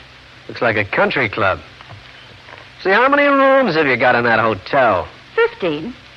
I wonder what the poor people are doing. Oh, there's Mother coming towards us. Don't say anything, please. Of course not. Well, darling, is this your friend? Oh, yes. Mother, I'd like to present Steve Grainger. How do you do, Mrs. Loomis? Not bad at all. Not bad at all. Mother, really? Tall, dark, attractive. My. I'll show you to your room. Then perhaps you'd like to go for a swim before dinner. Well, Don't tell me you're afraid of the water. Besides, I want your opinion on a new bathing suit I have. I'll break out my judge's badge and be with you in 5 minutes. Well, Grainger, I see you're ready for your swim. Yeah? How do you like my suit? You don't go around in public like that, do you? Why? It's nothing. That's exactly what I mean. After our swim, Paula and I dressed, drove into the village for dinner. We got back around 10. Thanks for a wonderful evening. Just having you around makes me feel secure. Thanks, Paula. Lock your door. I watched the girl walk into a room, heard the click of the lock. Then I turned into my own room, snapped on the light, and started unpacking my bag. Then I just sat by the window and listened to the calm, peaceful night sounds.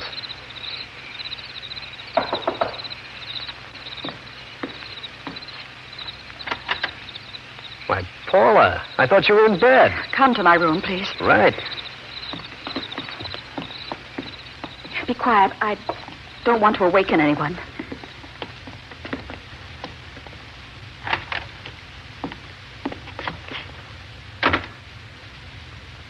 Well, what's wrong? It's my cat. Look, over there. Is it dead? She just died, very strangely, too. Oh. I always have a glass of milk at night. The cook puts it in my room. Tonight, when I walked in here, Junior, that's the cat, was on the nightstand lapping up the milk. Uh-oh. Almost a third of the glass was gone. That it over on the nightstand now? Yes. First you shot at, now someone puts poison in your milk. I told you somebody is trying to kill me. I'll continue with this interesting story in a minute.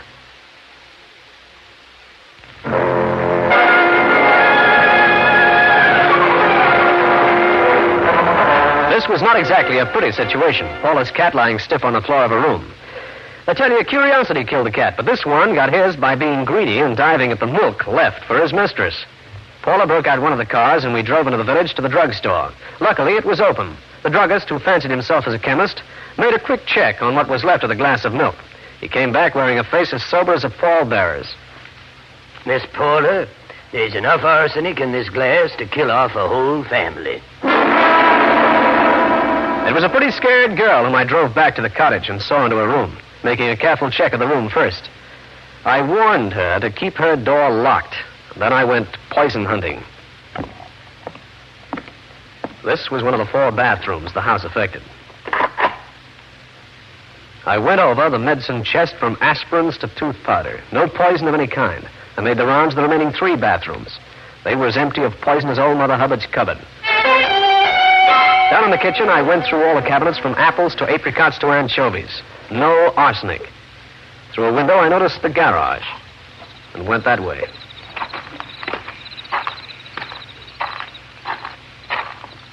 When I got there, I moved inside, felt around for a light switch, and flicked it on. This was a 5-car job. It was only slightly smaller than the house itself. The cars in it went from the $1,500 price to the category where one doesn't mention money because it's so distasteful. Then I found a garden cabinet on one side of the garage. On the shelf, I saw it, sitting between a garden spray and a hand trowel. It was insect powder and contained arsenic. I started back to the house. All right, you. Put up your hands. Now what? Walk ahead of me up to the house. One moment. Who are you? If you don't walk, I'll shoot. Are you Paula Crane's brother-in-law? Just walk, that's all. Because if you are, I might mention that I'm the new house guest, Steve Grainger. If you're a house guest, what are you doing sneaking around the garage? What are you going to do with that package of bug poison? Oh, some ants in my room. I figured there'd be some insect poison around. I found it back there. It was on my way to the house. I'm supposed to believe that? I see no reason why not. Let's wake up Paula. She'll identify me. Paula looked very surprised to see me at the receiving end of a gun, but recovered enough to introduce her brother-in-law formally as Richard Terrace. We waited till she closed and locked her door, and then Terrace and I went downstairs for a nightcap.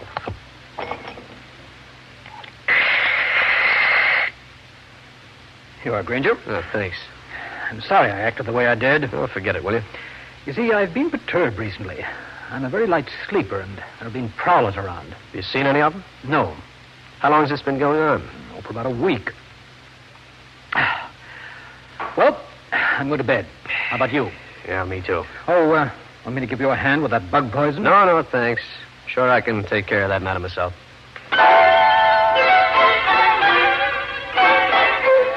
My night's sleep was a restless one.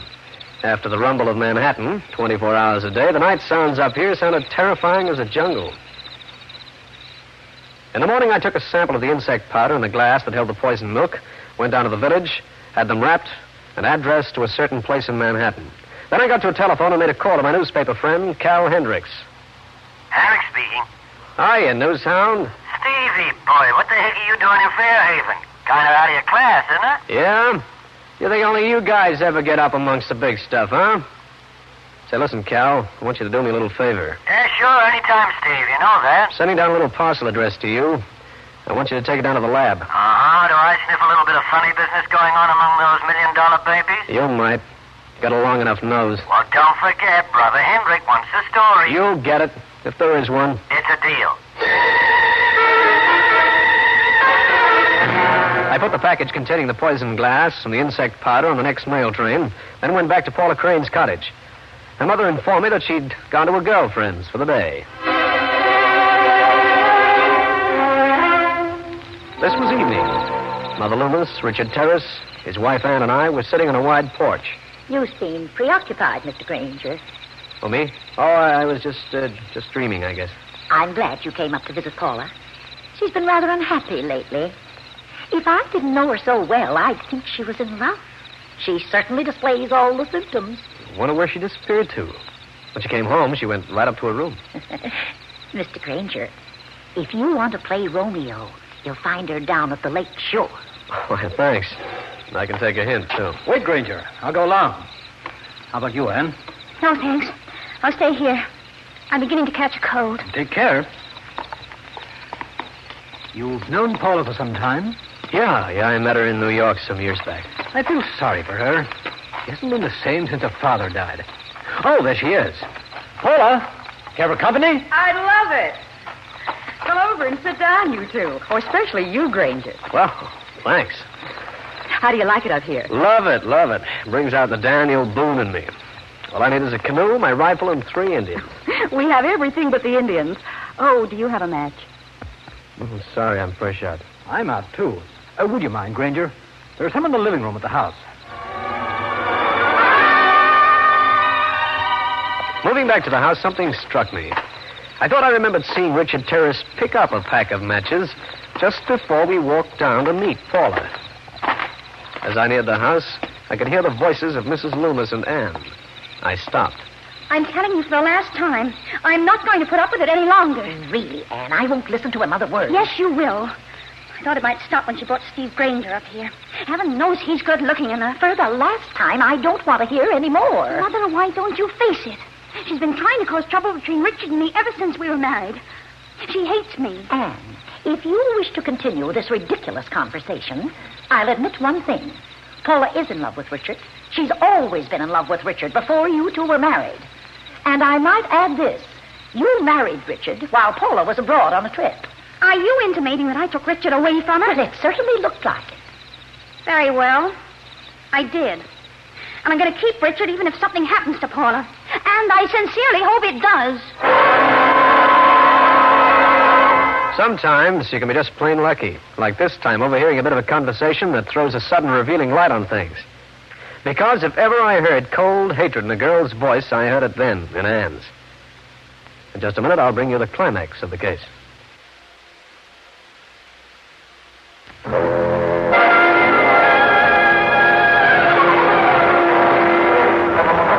Things seem to be clearing up a little bit.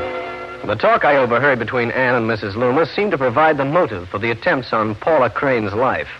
It was a lucky thing that Richard Terrace had sent me back for some matches. I sneaked into the house, came up with some matches, and moved back towards the lake without being seen. There was a rustling noise behind me. I crept into the shadows as quiet as a bird dog flushing a quail. It was Anne Terrace, a slim little shadow who slipped behind a convenient tree to do a little eavesdropping. I decided to do the same thing. Richard, we simply can't go on this way. I can't stand it. Paula, you're acting very foolishly about this whole thing. In the morning, you're going to ask for a divorce. I've told you 20 times. I don't want a divorce. I'm not going to get a divorce. And I want you to let me alone. Think it over tonight and meet me on the island at 7 o'clock in the morning. And, Richard. Yes? You have your choice. Be there or be sorry. I watched Anne Terrace, who'd taken in every word, slink past without noticing me.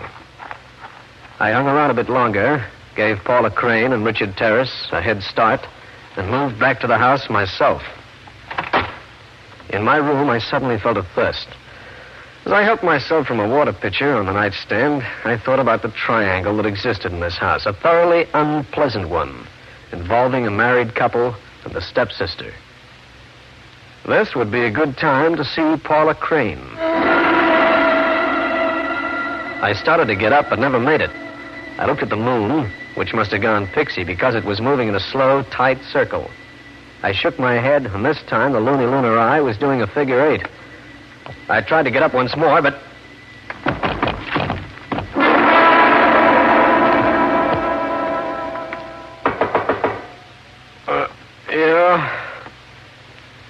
Yeah, what is it? It's me, Mr. Grainger. Aren't you coming down to breakfast? Hey? Oh, yeah. Yeah, Mrs. Loomis. It's 9 o'clock. In the morning? Of course. All right, I'll be right down. I got up. My mouth felt like it had been rinsed with a bilge water from a 100-year-old schooner, and I realized I'd been mickeyed with a capital fin. But I made it to the breakfast room. Sit down, Mr. Grainger. Have some coffee. Thanks. Morning, Richard. Morning. Do you feel bad this morning, Mr. Grainger? Oh, no, I feel wonderful. Just wonderful. Where's Anne, Richard? I don't know. She's gone off somewhere. Morning, everybody. Hi, Paula. Now, darling, don't tell me that you feel bad, too. Awful. Just like I've been drugged. Did you say drugged, Paula? I did. And I want some air. Grainger, how about going for a canoe ride? The exercise will do you good. Young woman, if I wiggled my eyebrows, my head'd fall off. Oh, come on. You need sunshine.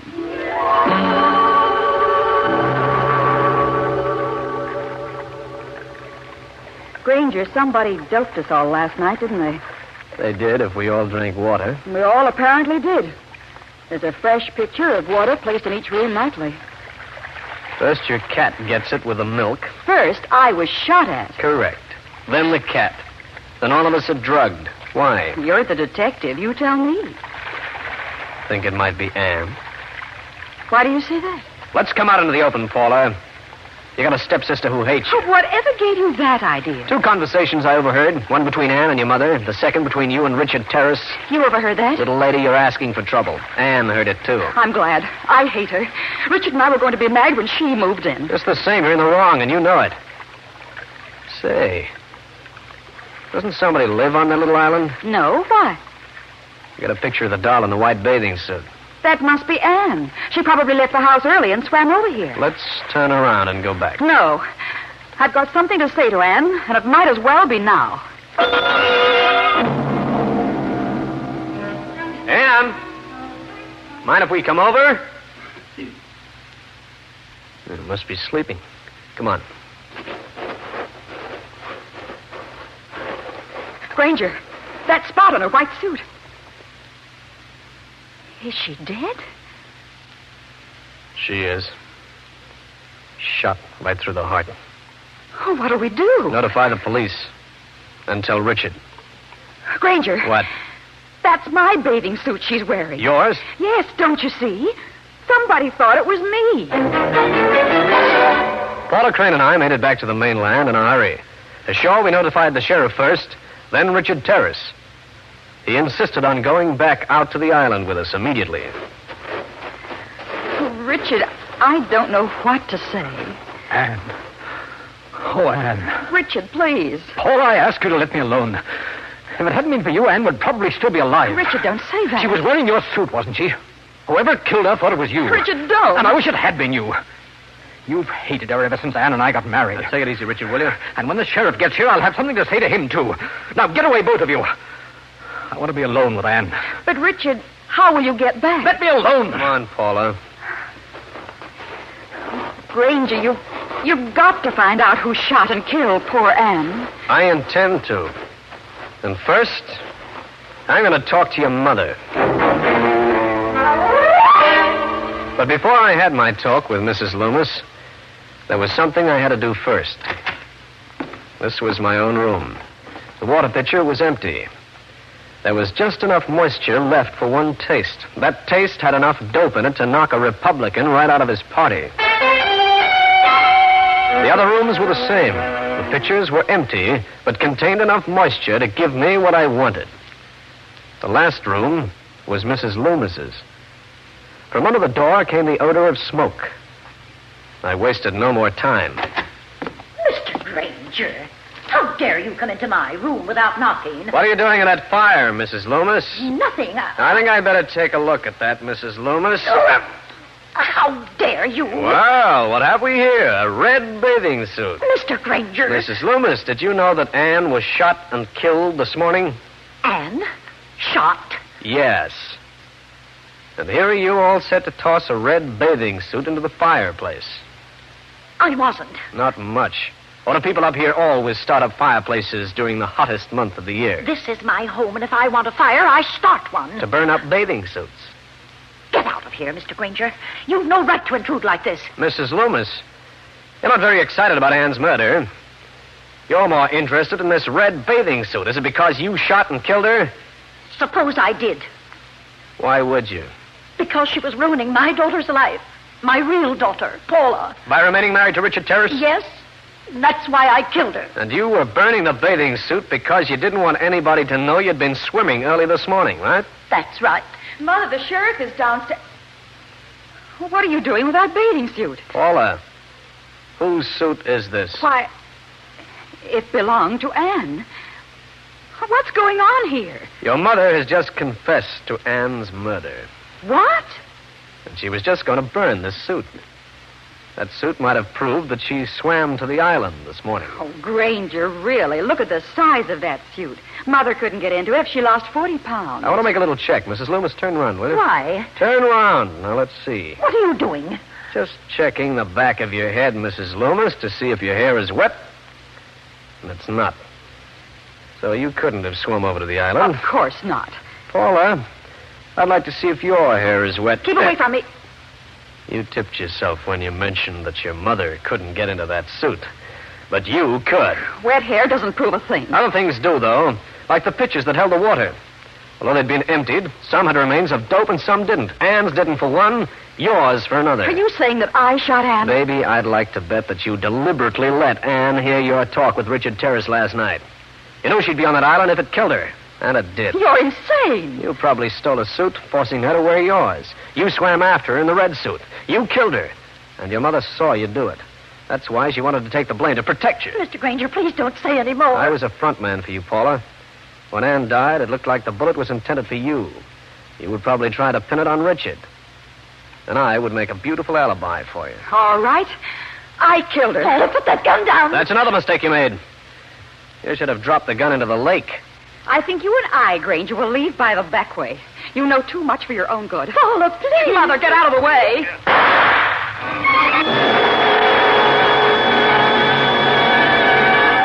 Well, friends, that's the story. I'll be back to wrap up the case in just a minute.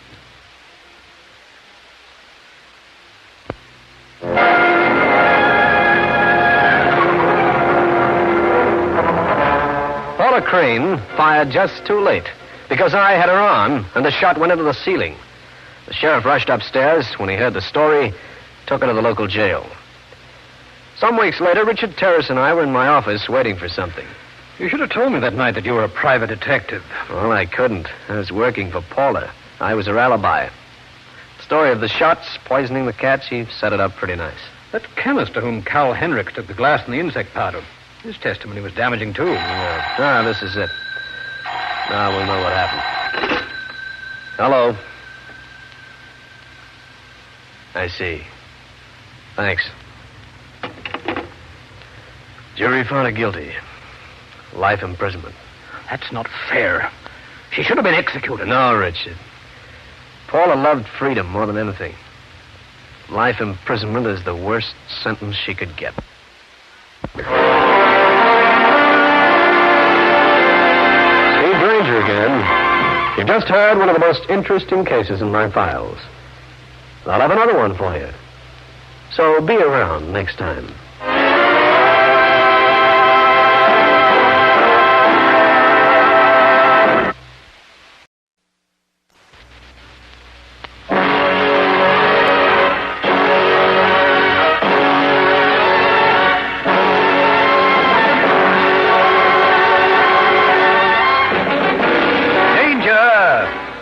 Grainger.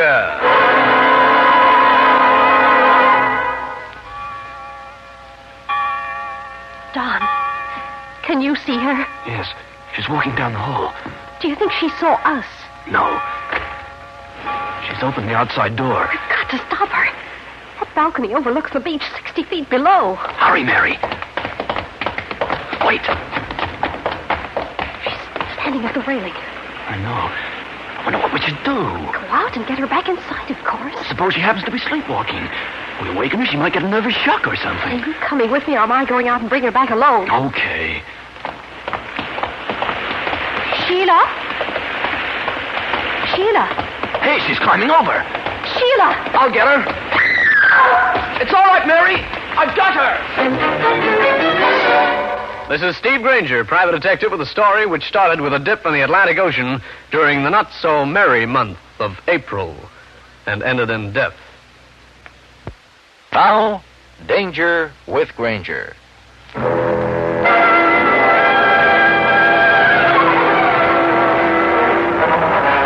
This is Grainger, out on Long Island at the home of James Randolph. It's a cute little bungalow of about 14 rooms located on the top of a cliff overlooking the ocean. I'm here because of Mr. James Randolph himself, a man with quite a problem on his mind. I'll be brief, Mr. Grainger. I need someone to keep an eye on my wife for a few days until I complete some arrangements. Arrangements? Sheila, my wife, is suffering from an extreme mental depressiveness. Well, last night, for instance, she tried to throw herself off the balcony at the front of this house. Her sister and a friend stopped her. Has she been taken to a doctor? She's been under a specialist's care for some time. She made remarkable progress until just a week or so ago. Then she suffered a complete relapse. The arrangements I mentioned are being made with the rest home. I feel that we here at the house can no longer take care of her. Uh-huh. I've had very little sleep recently. It's hard when a man knows his wife is trying to kill herself. Do you want me to keep an eye on her? That is correct. Where's your wife right now? She went for a walk along the beach. Alone? Oh, no. Her sister is with her.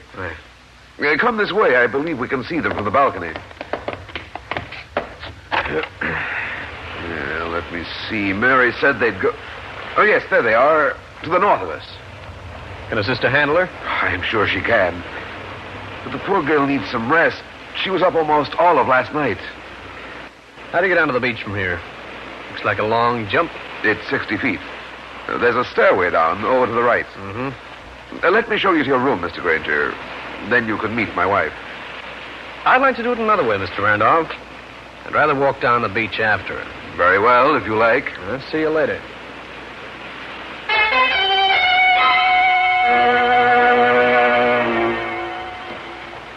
This was the long stairway Randolph had indicated, a winding affair that hung close to the cliff on its way down. Far up the beach, I could barely make out the two women. The going was slow in the deep sand, and little trickles of it ran into my shoes. The distance between me and the two women lessened. One was skimming flat rocks out over the broad Atlantic. Then it happened. The other woman deliberately ran into the boiling surf. Help! Help! By the time I got there, the second woman had gone out into the water after her sister. Help! Help! Hang on! I'll be with you in a second.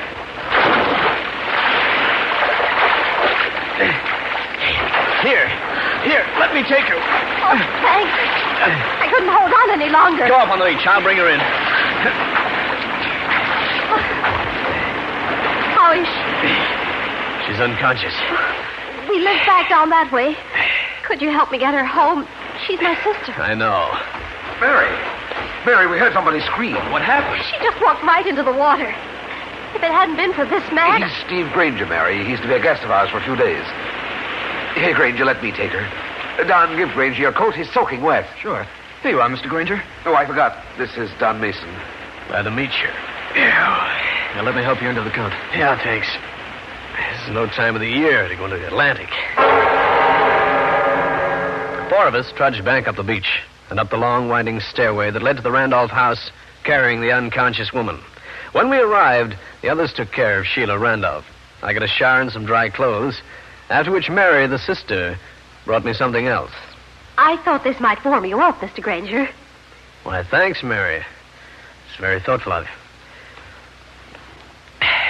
And, very excellent scotch, thanks again. Don't mention it. Say, I wanted to ask, who is Don Mason? An old friend.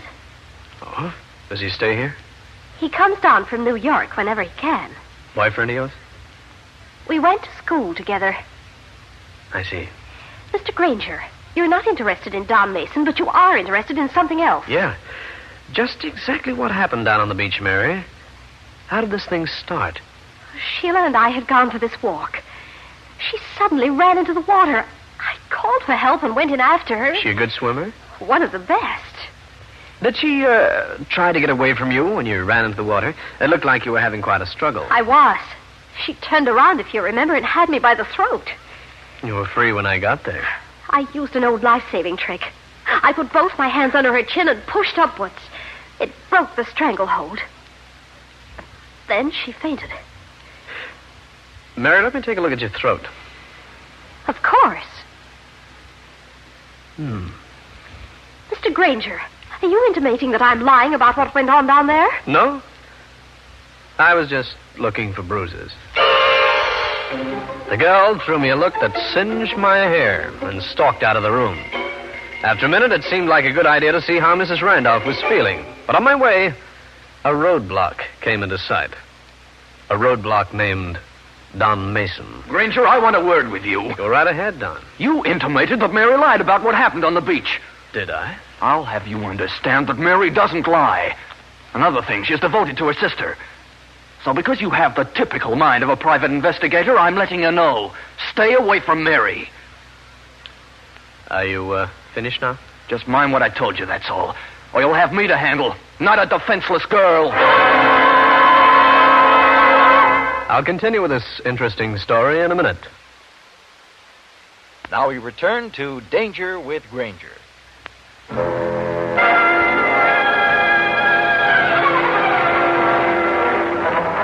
Don Mason was a very angry gentleman as he warned me to stay away from Mary. Very angry indeed. As he walked away from me, he threw me a last cold look. In fact, the way this case was going so far, if looks meant anything, both he and the girl he was so determined to protect were definitely anti-Grainger. What's been going on, Grainger? It sounded like you and Don were having an argument. Oh, it was nothing, Mr. Randolph. How's your wife? She's sleeping now. I gave her a sedative. Is that good? Of course. The doctor told me what to do any time that Sheila had one of her attacks. Uh-huh. Just what happened between you and Don? I hope you won't be offended at me, but you seem to think I called your sister-in-law a liar. Why? Mary said that her sister had her by the throat in the water. That sort of clutch should leave a mark. Well, it didn't. Grainger, you don't think that... Oh, that's ridiculous. What is? Your intimation that Mary might be... Trying to do away with her sister? I didn't say that, you know. No, you didn't. Let's leave it that way. I left Randolph and went down to the beach. I wasn't very hopeful about finding any clues on the water-swept sand, and I was right. There wasn't a sign of anything. I moved back up the beach to the stairway. An old man crouched there, peering at me from under bushy white eyebrows. Guess you didn't find anything, did you? What makes you think I was looking for anything, old-timer? I seen it happen. I saw her run into the water. Darn fool stunt that was. Yes, it was. But you still haven't told me why you think I was looking for something. You can't fool me, young fella. I know why you're here. I heard him make the call.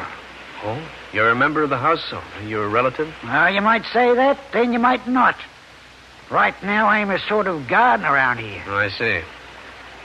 Work for the Randolphs for long? No, longer than Randolph's been around. And they can't do nothing about it, even if they do want to fire me. Fire you? I was provided for in the old man's will. Sheila and Mary's papa. And it sure makes him mad. As long as I'm around, I'm going to be around here. You act like you don't like the family. Lots of strange things going on. Lots of things never happened when the old man was alive, like the voices. Voices? What voices? The ones I heard in the house. I told Mrs. Randolph about them, and now they won't let me inside anymore. Where did you hear these voices, old-timer? I'm not going to tell you that right now, because I've got to talk to somebody else first. Who? I'll meet you back here in a little while. Then I'll tell you. The old-timer could have been a harmless old man with an overworked imagination, but then again, maybe not. Back in the Randolph house, I found a telephone with no one around. I dialed Cal Hendricks' number in New York.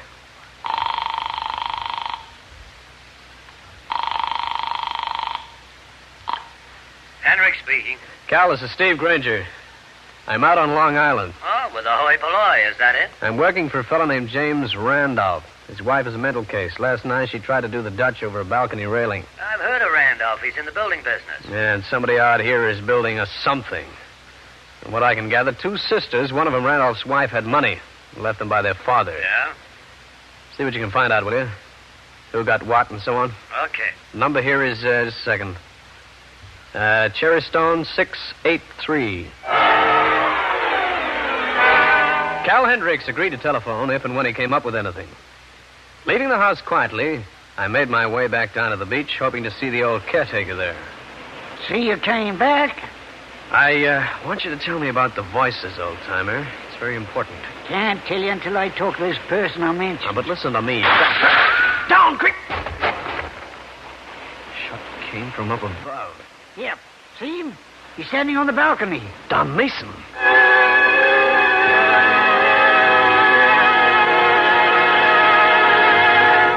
Things had started to hum. A bullet in particular. And standing at the top of the staircase that led down to the beach was Don Mason, with a gun in his hand. Seemed to me he was making it pretty obvious how much he disliked having me around. In just a moment, I'll bring you the climax of the case.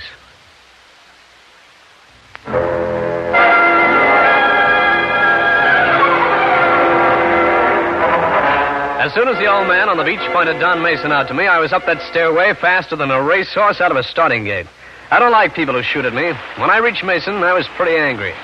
Here, give me that thing, Mason. What are you trying to pull? But it went off. The gun always goes off if some fool pulls the trigger. But Mary told me it was unloaded. Oh, Mary tells you it's unloaded, so you pull the trigger. The gun goes off, and you very nearly killed somebody. I didn't mean to do it. Quiet. Nice little target pistol. 22 caliber. What was that shot? Glad you showed up, Mary. Did you give this to Don? Yes, but it couldn't have gone off. Because you unloaded it. I did. Yeah. Well, if you unloaded it, why are there still 4 unfired shells in it? I don't know. Oh, it's impossible. Excuse me, I'd better answer that. Hello? Who? Oh, yes, he's here. Somebody for you, Mr. Grainger. Thanks. Hello? Can you talk? Who'd you say this was? They're listening, huh? I'm sorry, but I'll be engaged here for several days. Could we make it later? Listen, the 2 sisters, Mary and Sheila Ross, will lift a lot of dough by their father. Sheila Ross put her husband, James Randolph, in business. I see. Now, it seems that Mary, the younger, got the bulk of her father's estate. That's all. Well, you see, I'm working on a case just now. Take care of yourself. Thank you very much. I'll get in touch with you when I get back.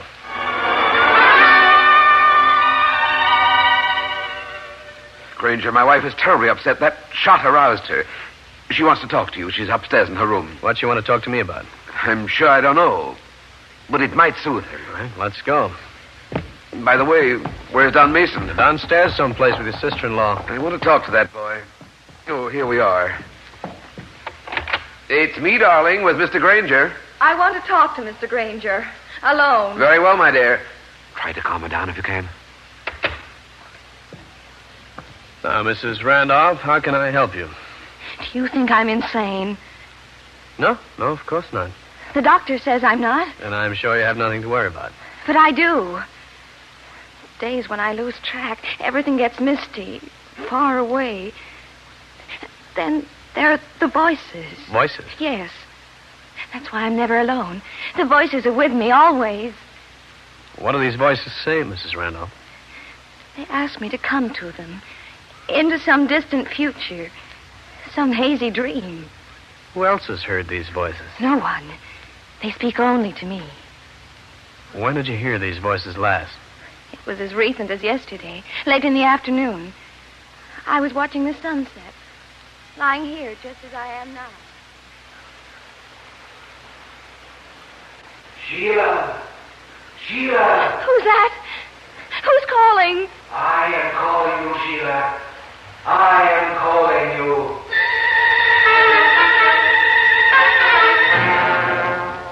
It's just the way it happened yesterday. But yesterday wasn't the first time? No. I hear the voices almost every day. I lie here and wait and wait, and I can't stand it anymore. I've got to get out of here. Take it easy. Randolph! Randolph! For heaven's sake, Grainger, what's this? The voices. Voices. Sheila, you must lie down. You mustn't excite yourself this way. I'll give you another sedative. Here's some water. Now, lie back, please, darling. Oh, very well. She'll be asleep in a few minutes. She's still going on about those voices. Randolph, I've got a hunch that she really heard voices at one time. As soon as she falls asleep, I'd like to search this room. Do anything you wish, Grainger. Because if somebody in this house is harming my wife, there's going to be trouble.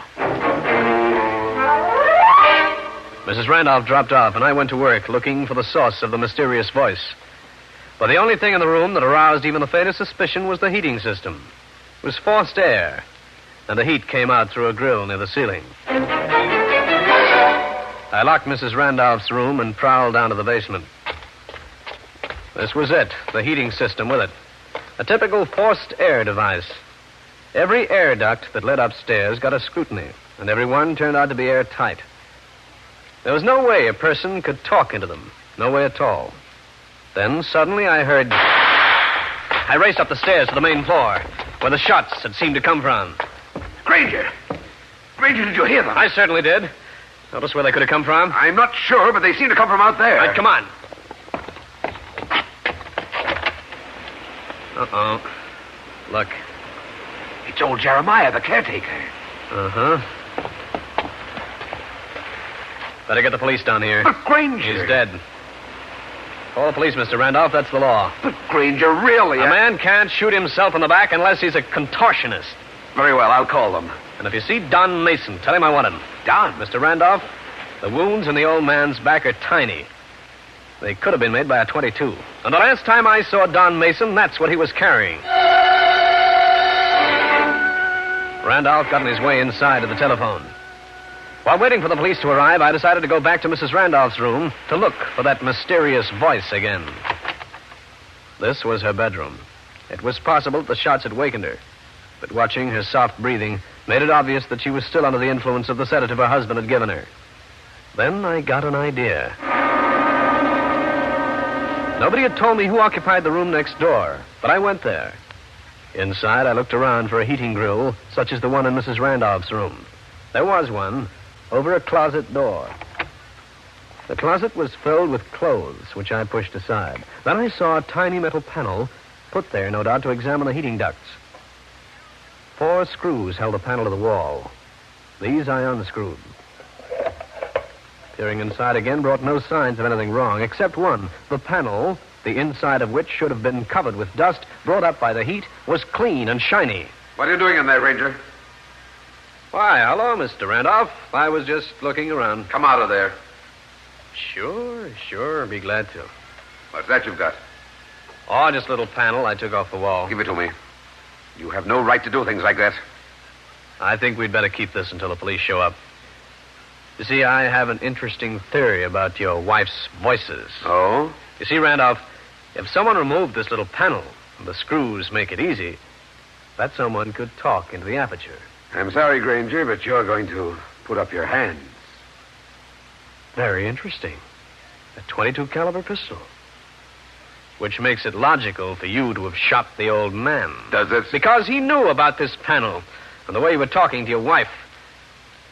What were you trying to do? Scare her to death so you could inherit her estate? You're very clever. Don't get ideas about that gun, Randolph. The police are on their way. If you called them. I did. And when they arrive in 10 minutes, they'll come in handy, too. I'm dead, is that it? I employed you to guard my wife. Instead, I found you rifling my room. There was a struggle for this gun. I shot you. Highly convenient. How are you going to explain the old man outside? He spied on you. He ran to find me. You shot him. But you have the gun. You had it. In the struggle in this room, I took it away from you. I don't believe that fantasy will gel, Randolph. James Randolph was so interested in taunting me, he didn't hear the soft steps of his sister-in-law, Mary Ross. She stood for a moment, wide-eyed and disbelieving, then moved forward. James, put up your hands. Hey, walk in there. Thanks, Mary. My own brother-in-law. A killer. Yeah, Mary. But there's more to this shenanigan than this. Now, tell me what you know before the cops show up. We tied up James Randolph, locked him in the closet. Then Mary mentioned a few things that put an entirely different light on the situation. After which, we moved to his sister's room. But, Mr. Grainger, she's still under the effects of a sedative. 2 will get you 10, she isn't. Don't come near me. I'll jump right out of the window. Go ahead. What? Jump if you like, Mrs. Randolph. You can even take along that traveling bag you just packed. Mary, this man's out of his head. I'm really going to jump. Right now. Sheila, you're a liar. A liar? Stop emoting, Mrs. Randolph. You were getting ready to leave because you heard your husband talking to me next door. You also heard what happened to him. You could pack a bag and beat it.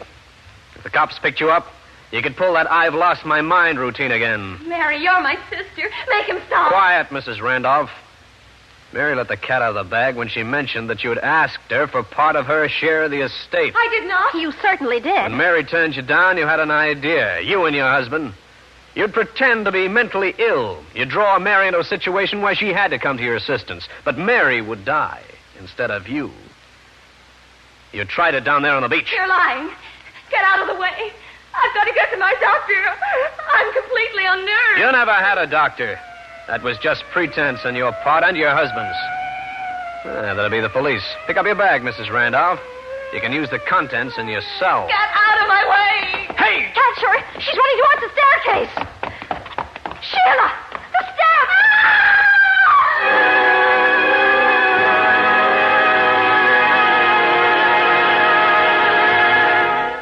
Well, friends, that's the story. I'll be back to wrap up the case in just a minute.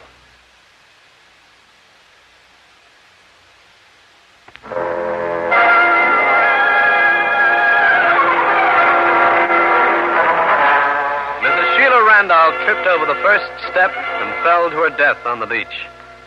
The police took charge of James Randolph. At local headquarters, he admitted the plan of killing Mary, and more important, having murdered old Jeremiah, the caretaker. That just about did it for me, except for a brief chat with Mary and Don. But, Mr. Grainger, why should James kill poor old Jeremiah? He was such a harmless old man.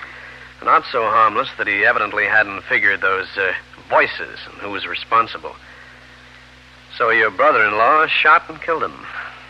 I don't know how to thank you, Mr. Grainger, for working with the police and keeping away as much publicity as possible.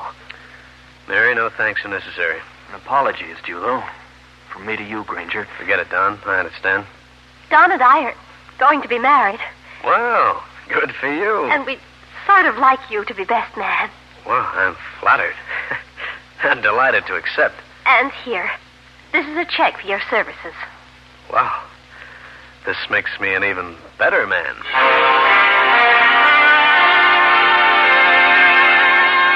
Steve Grainger again. You've just heard one of the most interesting cases in my files. And I'll have another one for you. So be around next time.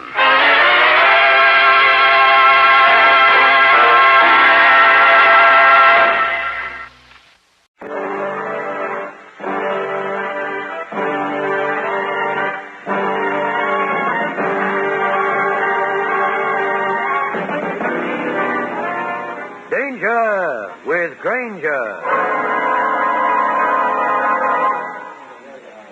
Paging Mr. Grainger. Paging Mr. Steve Grainger. Here, boy, over here.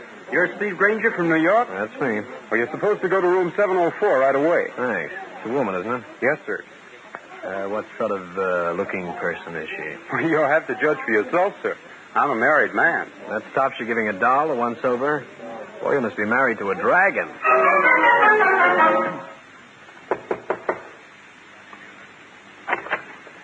You're Steve Grainger? And you're Charlotte Boyce. Come in, please.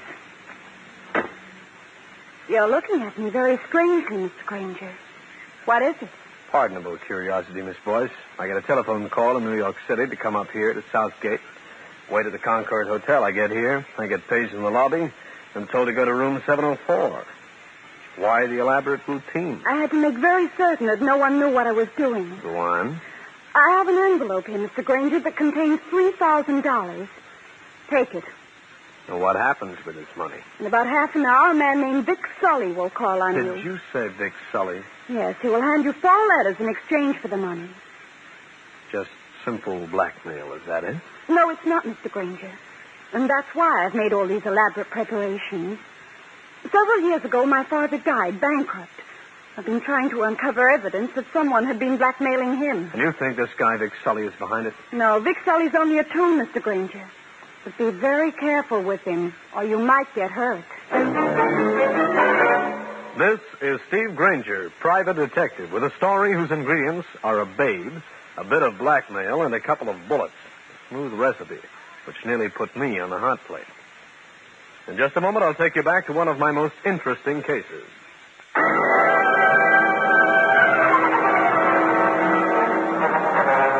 This is Grainger. I was alone in a hotel room in a town I'd never been in before.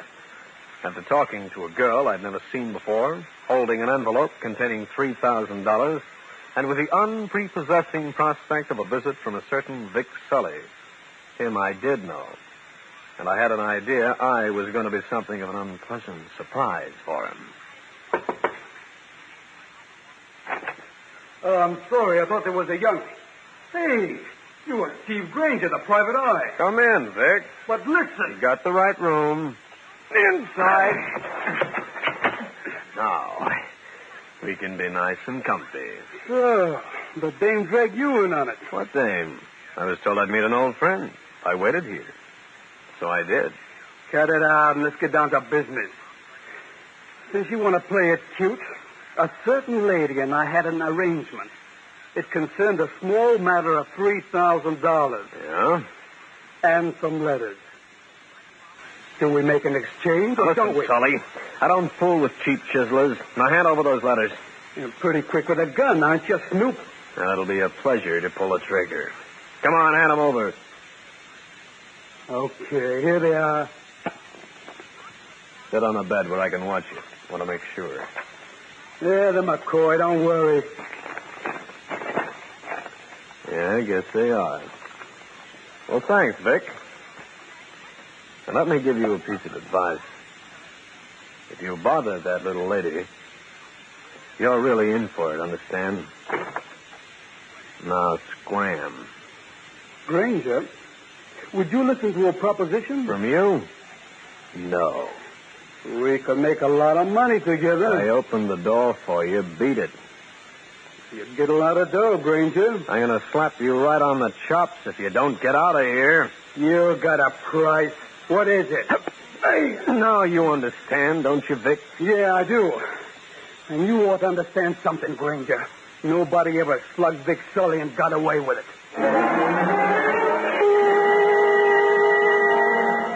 Vic Sully walked down the hotel hall. When he reached the elevators, he turned. Took a slow, malicious look. Look that said he intended to go all out to get even for what had happened. I got on the phone and told Charlotte Boyce to come over. Mr. Grainger? Here are your letters, Miss Boyce. You've got them? Better take a look and see if they're what you wanted. Yes, these are the ones, Mr. Grainger. Oh, how can I thank you? Now, here, take back your $3,000. You didn't pay him? I've met him before. Also, Miss Boyce, I didn't like the look on Vic Sully's face. I think I'd better stay over a day or two here in Southgate. Yes, Mr. Grainger, you'd better. Because there's more in this than you think.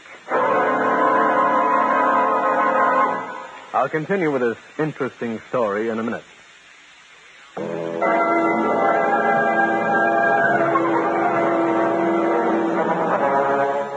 Charlotte Boyce thanked me again for getting the letters and saving her the $3,000. Then she said she'd call me later in the day and hurried out of the door. I sat down on the bed and devoted myself to considering how Vic Sully would go in a Mr. Unpopular contest when the phone beside me started ringing. Yeah. Is that Steve Grainger? It is. Mr. Grainger, I heard that you'd be in town for a while. I have a little problem you might like to tackle. Now, what kind of a problem? Oh, I can't explain over the telephone. My name is Walter Coleman. If you're not busy, I'd like to meet you at about 10 this evening. Can you make it? Where? I'll be waiting in a car at the corner of Main and Haller Street. Okay, Mr. Coleman. I'll be there at that time. Walter Coleman hung up the phone. So did I. I sat and thought for a while, then went down into the lobby. A question, tossed to the desk clerk, brought me a nod of the head towards a man sitting in a lobby chair. I moved over to him. Pardon me. You're the house detective? Yeah? My name is Steve Grainger. I'm a private eye from New York. Well, what do you want? I just got a telephone call from a guy named Walter Coleman. He offered me a job. Who is he? He's a big shot up here. He's got a lot of dough. Now he's getting old. He goes in for charities. Gives away like crazy. Maybe you'll give some of it to me. No, he endows hospitals, not healthy characters. I must go upstairs and put on my pallor. On you, I figure it'll look good. Well, how about a drink, mister? I owe you for the dope on Coleman. You forget I'm the hired help. If the manager saw me in a cocktail lounge, he'd have kittens. That I'd like to see.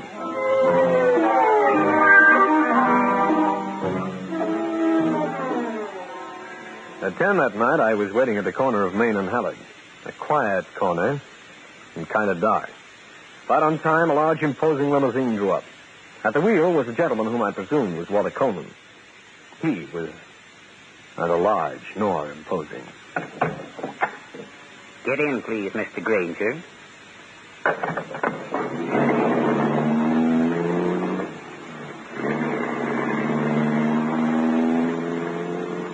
He turned the car away from the main center of the city, and we drove for a while in complete silence. Walter Coleman's eyes were fixed straight ahead. He never turned his head to look at me. Finally, we pulled up in front of an apartment house, and he led me upstairs. Now, Mr. Grainger, take a chair. We can talk here. Okay. Grainger, have you ever killed a man? Why? Oh, I don't mean in conflict or when your life was in danger. I'm speaking of cold-blooded, premeditated murder. You want me to kill somebody? Is that it, Coleman? For a price. A good price. Look, Coleman, I don't know who the man is or what the game is. But you include me as being among the absent. And I suggest you stop entertaining thoughts of murder. The state of New York reserves an electric chair for people like you. Grainger, I thought you might refuse. So, I have an alternative for you. Great. You will dispose of the body. I don't think so. I will pay you $5,000 for this service. Well, see you later, Coleman. Can't say it hasn't been a pleasure, though. Don't move, Mr. Grainger. And please don't try to reach your weapon. You know, guys like you shouldn't play with guns. I am not playing. You'll pardon me if I take the precaution of relieving you of your gun. Now what? I wanted to make certain that you would hear me out. Oh? $5,000 is a lot of money, Grainger, for a simple job like disposing of a body. I think you're out of your head. I have influence, you realize. You will be protected. Forget it, Coleman. Please stay where you are. Come in. Now, listen, Coleman, what's the idea of getting me to come over here? Grainger. I see you two know each other. Put up your hands, Vic, after you close the door. I'm not afraid of you, Coleman. I told you off this afternoon, remember? Our deal's over. Mr. Grainger and I have been talking. I believe that a man can kill another person and get away with it. No. Coleman, just a second. What's the matter, Vic? Nervous? That gun. You're just kidding, aren't you? Am I? What? We were pals. We worked together. Vic, you are a double-crossing liar. And you know what I'm talking about. Look, maybe I ought to let you two kids fight it out among yourselves. No, Mr. Grainger, I don't think so.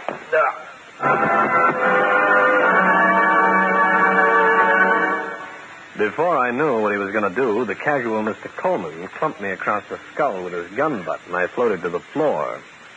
Minutes passed, and when I finally and slowly swam out of the fog of unconsciousness, the figure of Vic Sully swam into focus on the floor beside me. And even in my weakened state, it didn't take long to realize that Mr. Sully was extremely dead. In just a moment, I'll bring you the climax of the case.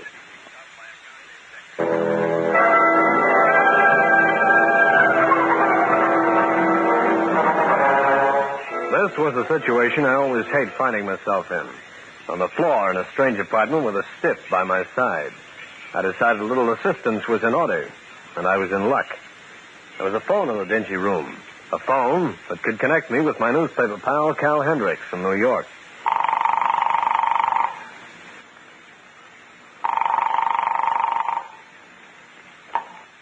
Hendricks speaking. Cal, this is Grainger. Wow, hiya. How's Southgate? Unhealthy for me. I look like being a candidate for an art gallery hanging on a wall, all nicely framed. Yeah, that's it. I have the best of all reasons to suspect that a guy named Coleman has just shot and killed Vic Sully. Well, there will be no flowers at that funeral. But there might be at mine. That's if you get generous and spend $1. Cal Vic Sully was shot with my gun. When last seen, which was just before he slugged me on the skull, Mr. Coleman was wearing gloves. Steve, my friend, it becomes increasingly obvious to me that you should not be allowed out without a bodyguard. You are so right.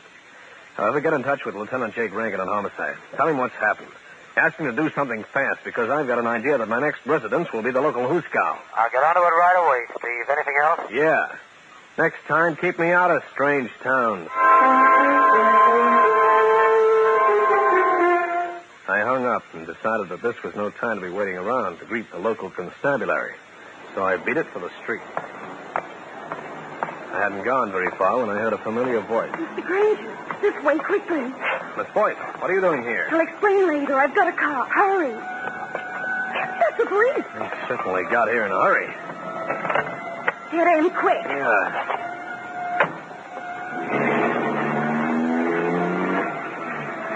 Now then, how about explaining?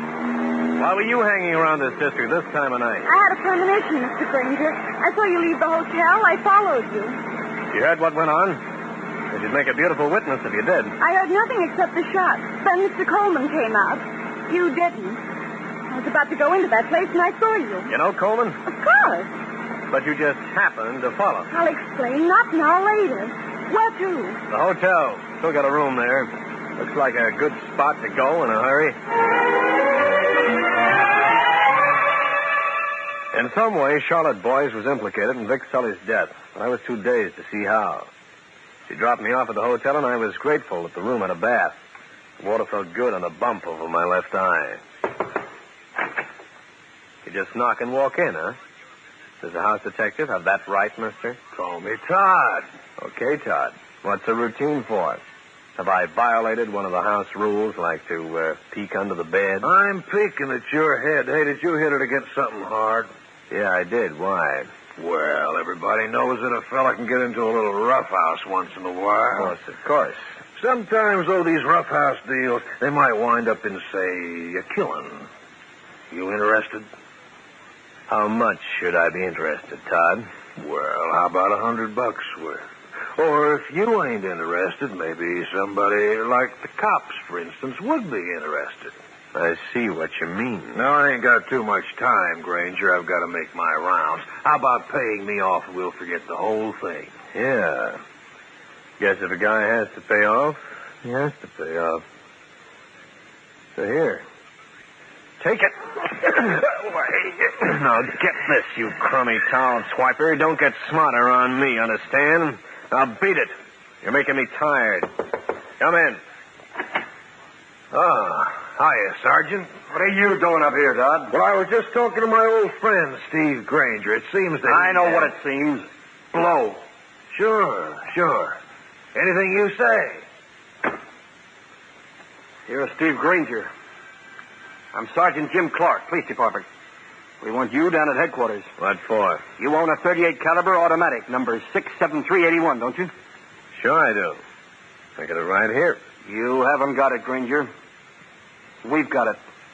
Well, Lieutenant. Stop it. I'm a sergeant, and you know it. We found your gun under Vic Sully's body. It had been fired once. So let's take a ride to headquarters.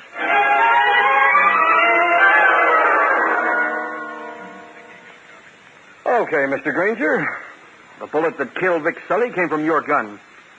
Now, what have you got to say? I'm afraid that if I said anything right now, you wouldn't believe it. Like what, for example? Like mentioning a man named Walter Coleman. You know him? Walter Coleman is the most respected man in this community. You wouldn't be trying to implicate him in Sully's death. You can easily prove that I never fired my own gun. There are tests for that, you know. Yes, I know. Hello? It's Jim Clark, homicide. Oh, you're trying to get me, Lieutenant. What's that? Oh, I see. Well, it's a rather unusual thing to ask. Oh, you will? Yeah, I'll go along with you, but just for a few days. Goodbye. That was Lieutenant Rankin of the New York City Police Department. Seems to know you quite well. He does. He was adamant in his belief that you were entirely truthful. Told me to ask you directly, did you shoot Vic Sully? I did not. Rankin also suggested that we have you work with us, that you could assist us. So I'm releasing you, but under surveillance.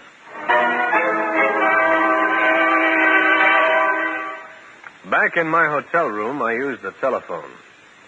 But Walter Coleman was not at home, nor was Charlotte Boyce. A baffled private eye went to bed with a bump on his skull and malice in his soul. This was the following morning in Walter Coleman's office. The secretary had her back to me, powdering her face, so I took the opportunity and sneaked into Coleman's private sanctum. Who are you? And what do you want? Don't give me that stuff, Coleman, or I'll come around behind that desk and start disassembling you. Now, one moment, please. We don't conduct business that way in here. Coleman, you are coming down to police headquarters and make a statement that you shot and killed Vic Sully. Really? But I don't know anybody named Sully. Why should I confess to killing? Can you prove you were at home all last evening? Whether I can or can't is of no importance. I did not kill the man. I think you're out of your head. I've never seen you before, and if you come any closer, I should call the police and prefer charges against you. Do I make myself clear? Do you? Grainger, take this advice. Leave town. Yeah, I think I'll do that. So long, Coleman. For now. It's a nice guy you work for, baby. Hey. Hey, what are you doing here? I work here. All right, Miss Boyce, what's the gimmick? How does paying $3,000 to a blackmailer named Sully tie in with Sully's death? Mr. Grainger, please don't say any more. Mr. Coleman might hear. What do I care if he... Please, Mr. Grainger, I'll get in touch with you later. Under these circumstances, young lady, you'd better. Charlotte Boyce threw me a scared look. I went back to the hotel for an aspirin and something stronger to wash it down. Then I started remembering things. I decided a few words with the nosy house Dick Todd would be in order, and a buck planted in the desk clerk's fist got me his address. He was off duty.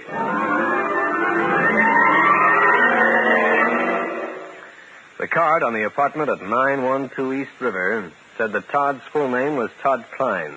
He lived on the ground floor primarily because it was a one-story building. Yeah. What do you want? Inside, Todd. What are you trying to do? What's the push around for? Todd, I'm going to ask some questions. You'd better answer them, or you'll be mixed up in a murder rap. Murder? How'd you know I was at that apartment where Vic Sully was killed? Well, I'm a dick, you know. I get around. You get around the hotel. How'd you know about me? Maybe I was suspicious. Maybe I followed you. Why? Well, because, look, I'm a hotel dick. I didn't want to bring any bad publicity to the place, you see. Listen, Chisler, start telling me the truth. You've kept an eye on me ever since Charlotte Boyce and I met in room 704, haven't you? No, it's like... Todd, tell me things. Or tell him to homicide. You knew I was at that apartment when Sully was killed. How? I told you. I followed you. Why? Was it because you hoped to get something on somebody else? Somebody like Walter Coleman? Listen, Grainger, I can't talk. If I say a word to you, I'm in trouble. I'm in bad trouble, you see? Okay, let's go. We'll talk to the cops. But I can't do that. Now, please, Grainger, I can't. You ought to understand these kind of...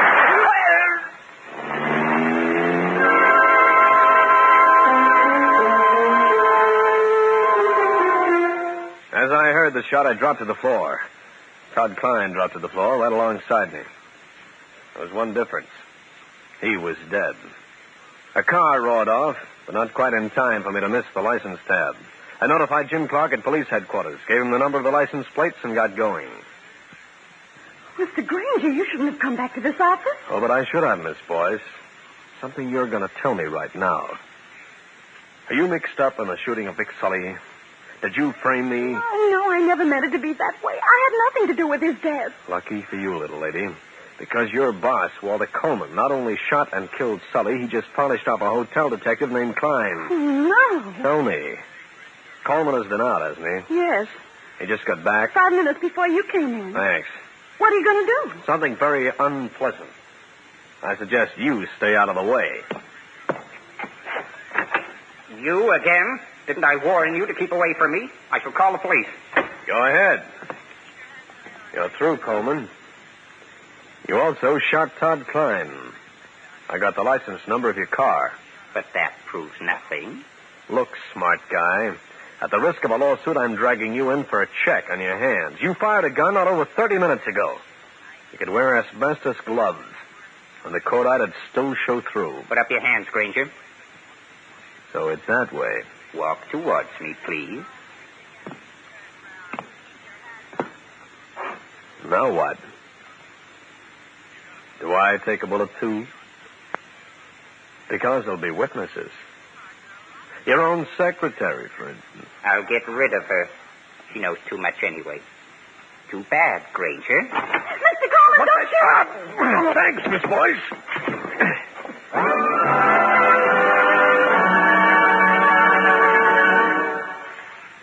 Well, friends, that's the story. I'll be back to wrap up the case in just a minute.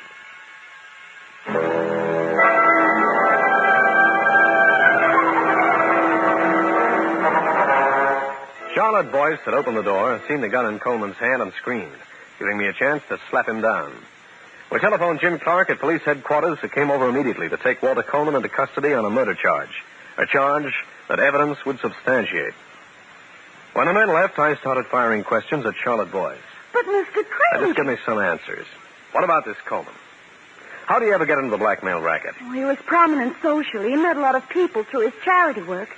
He always managed to get something on them. Then, because he couldn't do the dirty work in person, he used Vic Sully as a go-between. But about those letters that belonged to your father, why didn't you tell me the whole story at first? That Coleman was behind it. I intended to after you got the letters, but when you took them away from Vic Sully without paying him, I became frightened. Did you know that the hotel detective Todd Klein worked for Coleman, too? I suspected it when I noticed how curious he was. That was another reason I decided to keep quiet. Then if you were scared, why stay in Coleman's office as his secretary? I thought maybe I could get something more on him. How about your dad's letters? I destroyed them. I just wanted to know that what I believed was true. You helped me to do that. So you deserve a reward. Like this check. Well, thanks. I'm very funny about money. I never say no to it. Then perhaps you won't say no to a bonus. Like this. Lady. For that sort of bonus, I'm prepared to work overtime.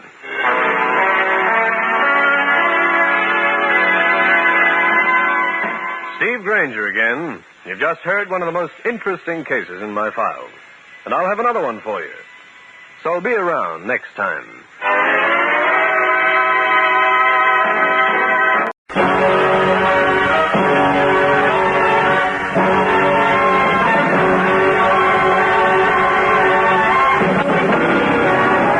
Danger with Grainger.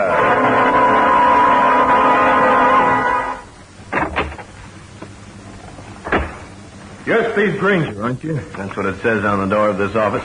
It also says, please knock. Grainger, I got a little job for you. All you have to do is sit behind that desk for a little while. That sounds like picking up a few dollars the easy way. A woman is coming to see you. She'll hand you some dough, then I'll come back and you'll hand the dough to me, okay? I see. First of all, I'd like to know who my clients are. Give out with a name, friend. I'm Larry Simons. Yeah, I've heard of you. You're one of those boys who haunt the cocktail joints uptown. Pick up some doll who's romance-minded. Only when you're finished with her, she's out money and in the set of hurt feelings. Never mind that. Do you want this job or not?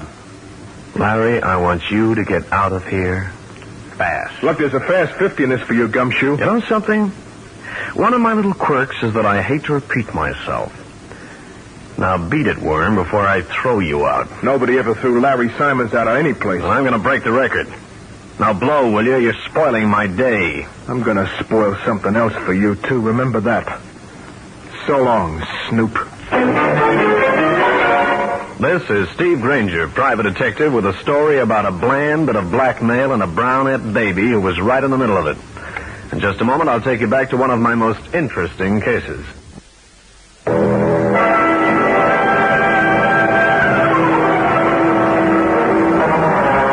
This is Grainger. I was sitting in my office after having shown Mr. Larry Simons the door, not too politely. I wasn't feeling any heartburning over that because that was one young hoodlum who left the kind of taste in my mouth that chlorophyll couldn't cure. Then I had another visitor. Mr. Grainger, I've come here for some advice. Yeah, most people do. What can I do for you? Suppose you knew that a certain person was going to kill someone else. Would it be against the law not to report it? What? You're not deaf, are you, Mr. Grainger? Listen, mister. How long have you been out of the booby hatch? I am asking for your professional opinion on a serious matter, Mr. Grainger. Take it to the police, pal. They love to interfere in incomplete killing. I thought of that, too. But you see, I don't particularly like the victim-to-be. I'd appreciate your opinion. Well, if you know a murder is to be committed, there's no law in the world that can make you tell about it. Because you're the only one who knows that you know. Or am I being too confusing? No, not at all. Thank you, Mr. Grainger. And good day. It wasn't starting out to be one of my best days. First a cheap hoodlum, then an elderly nut. I decided I needed a drink to put things right. There was a spot just down the street. I walked in, gave the bartender the nod, and sat down at a table to await my usual. It arrived simultaneously with something else. A girl. She had brown hair, swing and sway walk, and clothes that spelled, "What are you doing later, baby?" Mr. Grainger, why aren't you in your office? Because, little lady, I wanted to come in here. So I did. Any further questions? Larry told me you'd be upstairs. I saw you come out and come in here. Larry didn't tell me you were going to do that. Larry is not my master. I go where I please. I don't understand all this. Larry was very explicit. Larry should crawl into a hole. Let someone fill it with water. Well, I didn't think you felt that way. Oh? We might as well get on with our business. Well, here's the money. That green stuff makes it seem like St. Patrick's Day, but you're a few months late. Did Larry give you the paper? Baby, take this money and put it back in your handbag. Makes me nervous. What are you talking about? Larry told me you'd have a paper for me. I've got nothing. But he promised to sign a release. You were going to hand it to me. You're on the right track, but you got the wrong train. Your pal Larry came to me with such a proposition, but I threw both him and proposition out the door. Ergo, no paper. You threw Larry out of your office, but he said everything would be all right. He even promised. You put all of Larry Simon's promises end to end, it would end all promises. I think you're lying. I'm not lying. Also, I'm not in business with any cheap little blackmailer. Tell that to your greasy little friend. Friend? Yeah. Let me tell you something else. A young woman as attractive as you could have hundreds of boyfriends. None of them even remotely resembling Larry Simon's. Did I make myself clear? You think Larry is my boyfriend? Sure he's not your cousin. Mr. Grainger, I hate Larry Simons. That adds another name to a growing list. So do I. I'm glad to hear that, Mr. Grainger. Sorry I bothered you. Goodbye. Wait. What's your hurry, and who are you? I am the person who's going to give Larry Simons a bad time. The girl moved out the door of the cocktail lounge wearing an expression in her eyes that spelled trouble with a large T for one Larry Simons. I waited a split second, then moved after her. Grainger, wait. Hey, you deaf? I said wait. Larry, take your hand off my arm. Don't go tough on me, Grainger. I want that dough. I've got no dough. Now let go. I'm in a hurry. I'm not letting go until you hand over that money. I saw the dame go over to your table in that joint. I watched her give you the money. And you also saw me refuse it. Now get away from me. People might think we're friends. Now, look, Grainger, you don't know what you're doing. I gotta have that money. If I don't get it, it means my skin. And that's my wish for today. See you, Larry. Don't grab me again, you hear? Hand over that dough, Grainger. Moving up in your profession. Turning into a gun boy, are you? In the middle of the street, too. I'm not kidding, Grainger. This is serious with me. I'll say it's serious. Now, I'll take that gun, thanks. Here, what's going on? And give me that gun. Who do you think you are, waving a revolver around in public? Come on, hand it over. Here you are, officer. Now then, march, both of you. Guns in the middle of the day on Broadway. Now, just a minute, officer. Here's my license.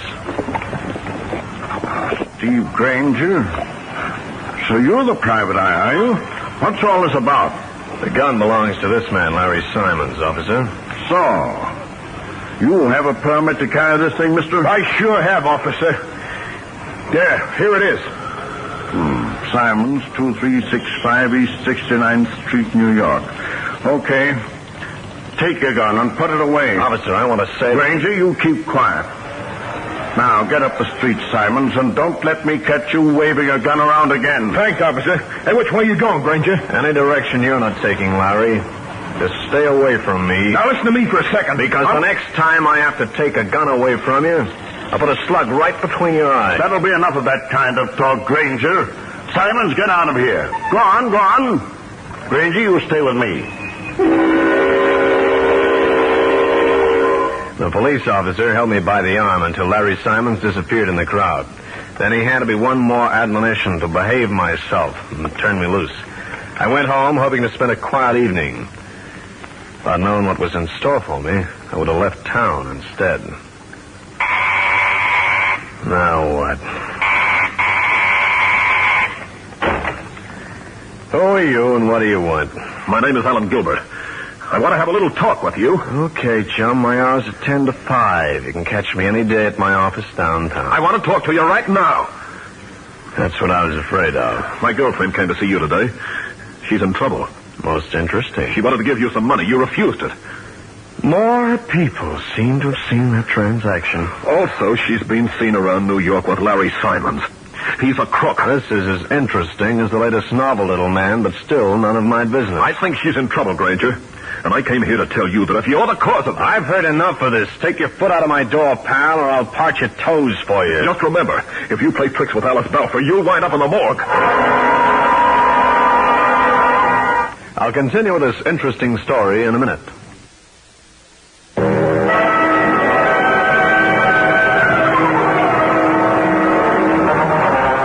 This was nuisance number 3. This white-faced young man who threatened me about his girlfriend and then moved away down the hall.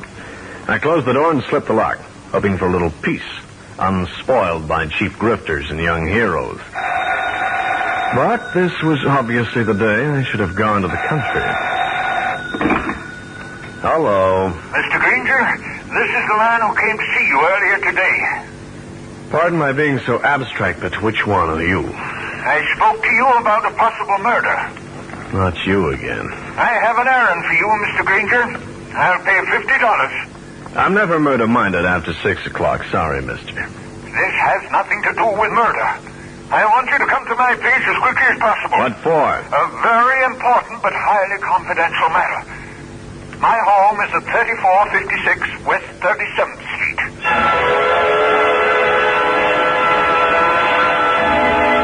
I jotted down the address and got on my way, wondering just what this was all about. But I decided to stop off at Cal Hendrick's place. This whole business had an odor about it, and I figured my newspaper friend might be useful. Hiya, Steve. How's business? Crazy, man. Crazy. I had a visitor this morning. Larry Simons. Oh, that creep. Yeah, I told him to creep right out of my door. Then I had another caller. Oh, here, hang on to this. Yeah, what's this address for? Concerns my second caller. An elderly gent with questions about what the law would say about people who know a murder is going to be committed and won't say anything about it. Your choice of clients leaves a lot to be desired, chum. Yeah, I know. Thought I lost him, but he just phoned. Asked me to come up and see him. This is his address. You want me to keep it? Yeah. Thanks so much. Don't mention it. I won't. Unless I don't happen to come back.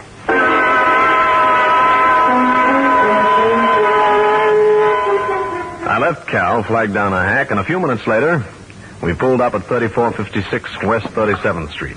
I was admitted by the elderly gent himself and taken into a large library. This room should do. Chair, Mr. Grainger? Now, I suppose we start at the beginning, huh? What's your name? I am Edgar Balfour. I have a niece named Alice. She's being blackmailed. I think I've heard this before. I am in a very unfortunate position, Mr. Grainger. Her father's will made me the trustee of her estate.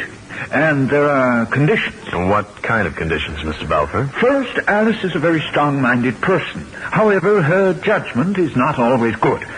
Her father was aware of this when he made out his will. Go on. For instance, the estate goes to charity should she be adjudged guilty of even a misdemeanor. Misdemeanor?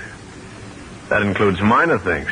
Traffic tags and whatnot. Mr. Grainger, I am not a man with a whip in his hand. I could overlook something as slight as that.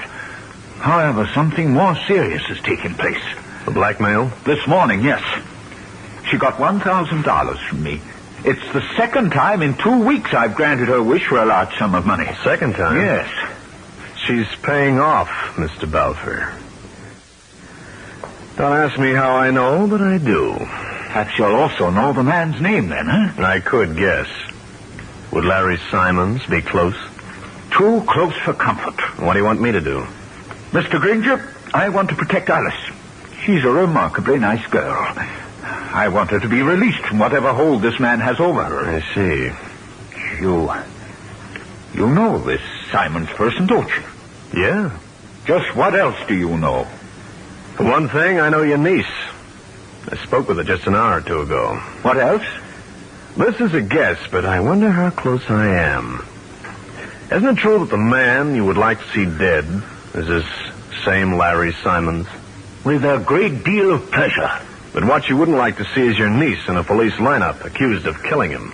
Mr. Grainger, we're seeing eye to eye. Thanks, Mr. Balfour. Well, suppose I drift over and talk to Simons.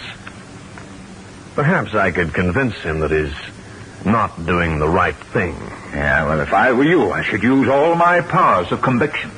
So long as those powers aren't lethal, is that it? On the contrary.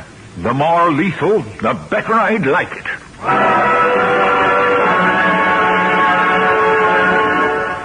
Edgar Balfour's eyes tossed a glance at me cold enough to deep freeze a sirloin steak. They also blinked goodbyes, so I got out of there.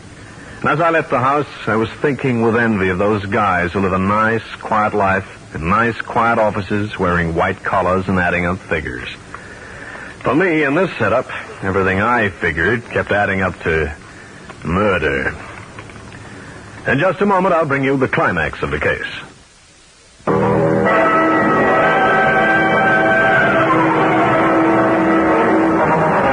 After my interview with Edgar Balfour, I made tracks for Larry Simons. I was going to enjoy tangling with him again, but I made one phone call first. Henrik speaking. Cal, this is Grainger. Do something for me, will you? Yeah, sure. What's on your mind? Make a phone call or two and get me a lead on a man named Edgar Balfour. He's got a niece named Alice.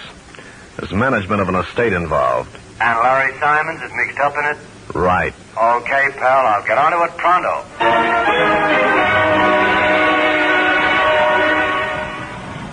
This was the block where Larry Simons hung his overcoat. As I moved towards the building where he lived, I saw something interesting. Miss Balfour. Why? It's Grainger. What are you doing in this neighborhood, Alice? Been up talking to Larry Simons? No, there's a girlfriend of mine who lives here. I dropped in to see her. Uh-huh. Don't you believe me? What's wrong? You're self-conscious? Alice, your uncle hired me to get you out of trouble with Larry Simons. Uncle Edgar? Yeah. Grainger, there's really nothing you can do. Why don't you just forget the whole thing? I'll explain to Uncle Edgar that I spoke to. I've got a better idea. Let's go up and have a little chat with Larry Simons first. No, I won't go. Come on. You let go of me. You snooper. Edgar Balfour was right about his niece being high-spirited. She gave one muscular tug and freed her arm, and flounced off down the street like a righteously insulted dowager. I watched her for a minute, then went on my way. Alice or no Alice, I wanted a piece of Larry Simon. A red-faced doorman with a penchant for stray buck gave me his apartment number. The elevator boy deposited me at the right floor. I moved towards Simon's apartment with a feeling that all was not good. His door swung open to my touch, and I stood there face to face with a sleek little blackmailer. He was sitting in an easy chair, all set for his last long rest. I went through him and came up with a grand prize, 10 $100 bills. Then I reached for the phone. Calling somebody, Grainger? What? Oh, Sergeant Ray, I was just calling you. You were, Mr. Grainger? What does it look like I was going to do? You might have been calling Grand Central for transportation out of town. Oh, stop that. You see, I was told to wait for you to come back. We figured that you'd forgotten something, sir. Me? Oh, what did I forget? The 10 $100 bills in your hand. Perhaps we should continue this downtown. Downtown? What for? I'm sorry, sir, but it's suspicion of murder. That's your story, Mr. Grainger. Can you substantiate it? Of course I can. Edgar Balfour hired me to have a little talk with Larry Simons. And that's why you knew what he had in his coat pocket, sir. Well, sure. Yes, Sergeant. Eddie, do you know this man? He's Steve Grainger. Where'd you see him last? Uptown, earlier today. Under what circumstances? Well, he was having an argument with another fellow named Larry Simons. He says to this other guy, the next time I see you, I'll put a slug right between your eyes. Did you make that statement, Grainger? Now, Sergeant, I can tell you... Just tell me if you said it or not. Sergeant Ray, usually one of my friends, just leaned back and waited for me to admit making the statement. I did, feeling certain that my next bedroom would have vertical Venetian blinds. The sergeant could, in view of the patrolman's evidence, hold me under suspicion. But after 15 minutes of explanation, I was released on my own recognizance. I left police headquarters, checked an address from a telephone directory, and went uptown. Little fragments of thought were beginning to gel into certainty. This was the apartment house where Alice Balfour's boyfriend, Alan Gilbert, lived.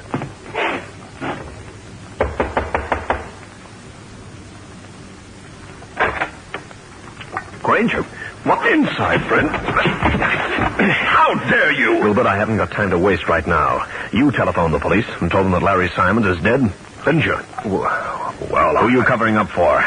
I'm covering for no one.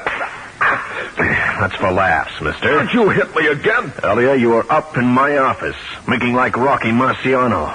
Now put up those hands of yours and we'll find out how much you were on the level. You stay away from me. Getting a little nervous, are you?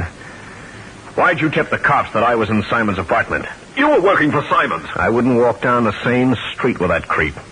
Tell me what I want to hear. Who's behind this move? Well, when you called the law, you implied that I could have killed him, didn't you? You also mentioned the $10 $100 bills, the money you stuffed in his breast pocket. I didn't, Grainger. It was Alice. I saw her come out of Simon's place. I went up after she'd left. I saw him sitting in that chair. This becomes really interesting. What else? Nothing. You're lying, and I think we'll prove that at Alice Balfour's house. Suppose I refuse to go. You can go with me now or with a police officer later. Now, where's your telephone? There.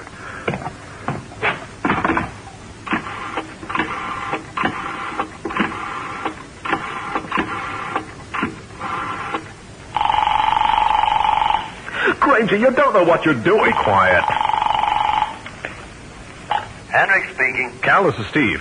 What about that information I asked you to get? Got it right here. Edgar Balfour administers an estate for his niece Alice. His administration has been strictly on the level. Nothing wrong? Not with the estate. But the rumor boys have drifted around a remark that Balfour has been under the influence of a blackmailer. That makes two of them. Thanks, Cal. Don't mention it. So long. So long. Now, come on, you. I shoved Alan Gilbert along ahead of me like a case of soft drink bottles. I got a hack and headed for the Balfour residence. A few minutes later, Alice answered the door. Alan! Mr. Grainger, well, what's wrong? Miss Balfour, do you know that Larry Simons is dead? Somebody shot and killed him. What? I can't believe it. Why can't you? Because he was still alive when you left his apartment earlier today? I wasn't in his apartment. I was visiting a dressmaker. Gilbert, tell your girlfriend what you saw. Honey, I'm sorry. Alan, you didn't. He did. Grainger, what are you looking for in that drawer? Just this. Nice little revolver, Miss Balfour. It's been fired, too. 2 shells gone out of the magazine. Police will enjoy a gander at this plaything. Grainger, you don't understand. Oh, but I do, Miss Balfour. You killed Larry, didn't you? I didn't. I think Simons was afraid to face you, baby. He knew you were gunning for him. That's why he came to me. I was to be the collector. Only the stubborn streak in my nature prompted me to turn him down, so you shot him. That's not true. Baby, don't bother lying anymore. I am not a liar. You lied twice, Alice. On the street, when you told me you were visiting a girlfriend in the same building where Larry Simons lived. Now it's a dressmaker you went to see. Well... You're not even a clever liar. I think I'll have a little chat with your uncle. But I don't think he'll like what I've got to say. My uncle isn't home. 2 will get you 5. That's a third lie, baby. Where is he? I don't know. Darling, please tell Grainger the truth. Oh, very well. Uncle Edgar is here. But I wish you wouldn't excite him. He has a very bad heart. Any little shock might prove fatal. Just the same, I've got to talk to him. I've heard something that throws an entirely different light on this little picture. Different light? Miss Balfour, your uncle was being blackmailed, too. What? Yeah. I just got this information. I'm going to talk to your uncle about it. Now, where's his room? Come Come with me. I'll show you.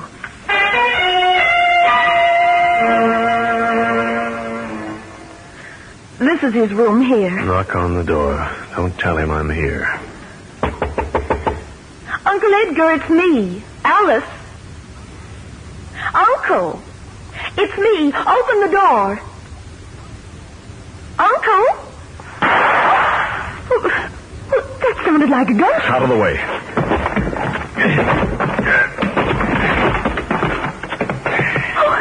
Uncle Edgar! Uncle! He's dead, Alice. He shot himself. In that case, I can tell you. I didn't shoot Larry Simons. Uncle Edgar killed him.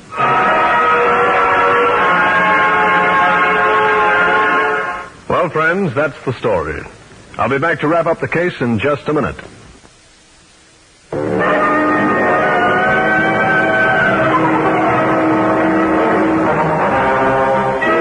When Alice Balfour made the statement that her uncle had killed Larry Simons, Alan Gilbert's face took on that look of disbelief that crosses an expectant father's face when he realizes it's two instead of one. I looked at the girl, too. I realized that my uncle murdered Larry, but I had to protect him. You were protecting him before, weren't you? That's why you were paying off to Larry Simons. Yes. Larry kept promising a release. When I ran into you, I knew he'd never keep his promise. How long have you known your uncle was the murderer? Just after Larry was killed. I went to his apartment. I saw his body. I knew then. When I got back here, I started to tell Uncle Edgar. He evaded me. Later, he handed me this letter. Here, Grainger, you read it. My dear Alice, I killed Larry Simons. You've been blackmailing me for years for a minor offense. I paid because I wanted to remain the custodian of your estate, which you will find in perfect order. When I found out he was taking money from you, too, I decided to do away with him. It was the only thing I could do. Your affectionate Uncle Edgar. You see? He was trying to help me. You missed badly. I found you in the neighborhood. If he had done away with the murder gun instead of sticking it on that desk, you'd have been in a jam. Yes, I know. Murder never pays, does it? Steve Grainger again. You've just heard one of the most interesting cases in my files. I'll have another one for you, so be around next time.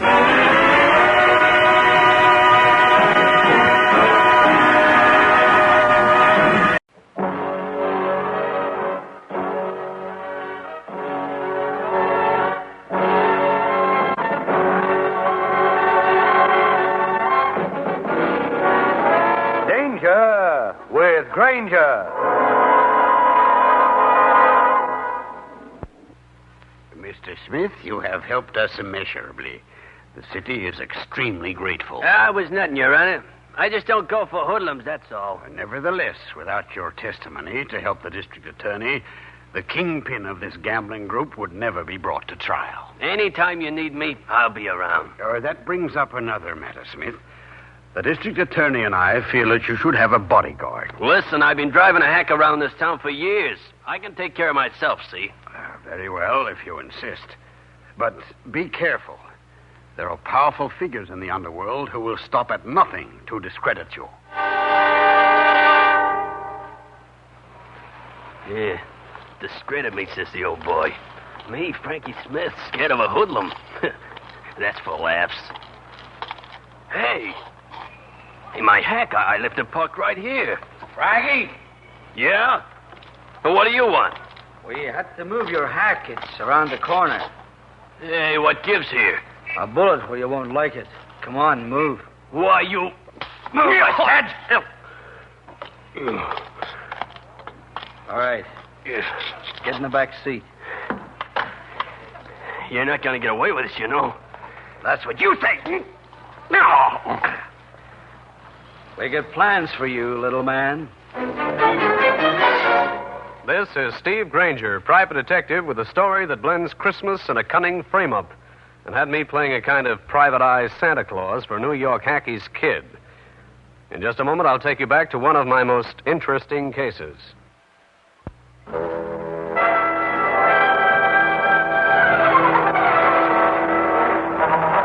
This is Grainger. It was pretty near Christmas, a time which is usually quiet for guys in my line of business. I was sitting in my office sending out a few belated cards when the door opened and the boy walked in. Are you Steve Grainger? Yeah? What can I do for you, Sonny? Some big, important job, maybe? My name is Frankie Smith. Wow. The only Frankie Smith I know is a cab driver. Been a friend of mine for years. That's my pop. I was named after him.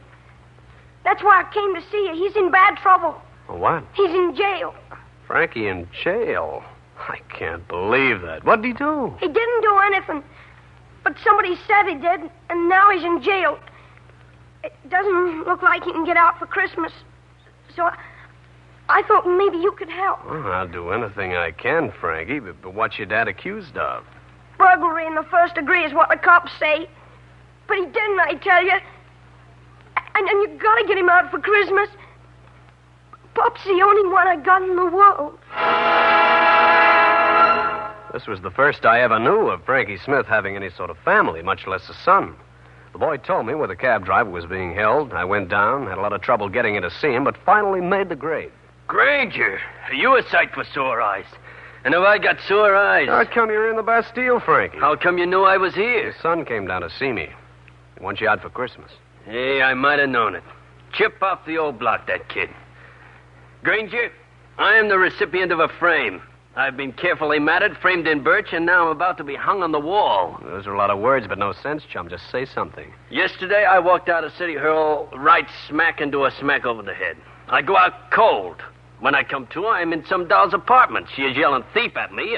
The cop shows up, and I wind up here. Yeah, sounds like the old frameroo, all right. They play it even safer. On the floor is the dame's fur coat. In a paper sack is the doll's jewelry. Downstairs in my hack, the cop finds some stuff that's been stolen from other spots around town. I wonder why they didn't just knock you off. I wonder, too, in a sort of grateful way. Of course, this will completely discredit any testimony you gave against the gambling syndicate. And when it's over and they're free... I wind up on the East River wearing concrete overshoes. I know what you mean. In any city, there are bail bond brokers. In big cities like New York, there are hundreds. But always there is one main guy. This one was named Ralph Hendon. I went to see him. What's on your mind, Grainger? One of your clients get in the clink because of a mistake? No, Ralph, nothing like that. There's a hacky locked up on a burglary rap. He's innocent. I'd like to spring him for Christmas. His kid wants him. You're talking about Frankie Smith? His kid's been here already. What's that mean? No dice. Why not? Grainger, I'm a bail bond broker. I take risks. There's some I don't take. Frankie Smith is one. So, he's dead. Also, you're wrong about him. He's guilty. The big boys telephone you and hand you the word. Is that why you won't go bail for Frankie? I'm very busy, Grainger. Right now, you're very busy being a rat. That isn't going to help you. Thanks. For nothing. Oh, one more thing, Grainger. Yeah? None of the other boys will go bail either. I went from office to office and got the same answer. Sorry, no bail for Frankie Smith. I wanted the police version of Frankie's supposed robbery and managed to worm it out of an embarrassed robbery detail man. Then I headed for my pal Cal Hendricks. Cal knew and liked Frankie Smith. Also, as a newspaper man, he had sources. I hoped he had one now. Hiya, Stevie. Why so nonplussed? Frankie Smith is in jail on a framed burglary rap. That doesn't make him worth much to that investigation group, does it? No. I think that's why the frame was made. Frankie didn't have an enemy in the world. I want him out for the kid's Christmas. What about bail? No soap, Cal. You see, the police have him dead to rights. This woman says she walked into her apartment. She saw Frankie rifling the joint. She went downstairs, got a cop who made the pinch. Who is the woman? I got the name here. It's Leela Rand. Lives on 50th Street. Have you talked to her? No. Well, why don't you? And let me make a few calls to find out if there isn't some way we can spring Frankie for Christmas.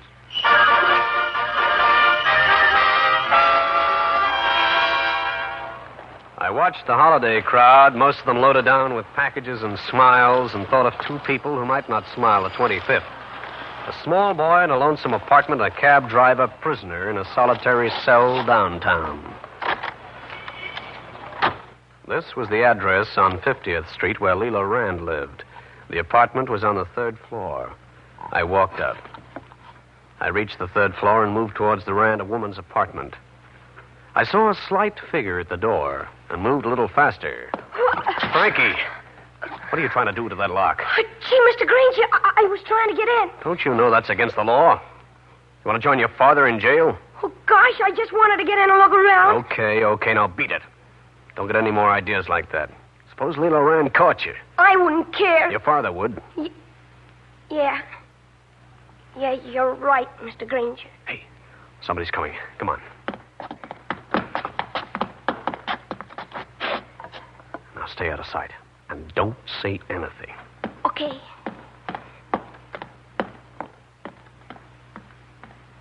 Is that the woman? Quiet. She's stopping at the apartment. She must be Leela Rand. Are you going to talk to her? In a few minutes. Now you walk downstairs and go home and stay there. I waited a few minutes, then moved to the door of Leela Rand's apartment.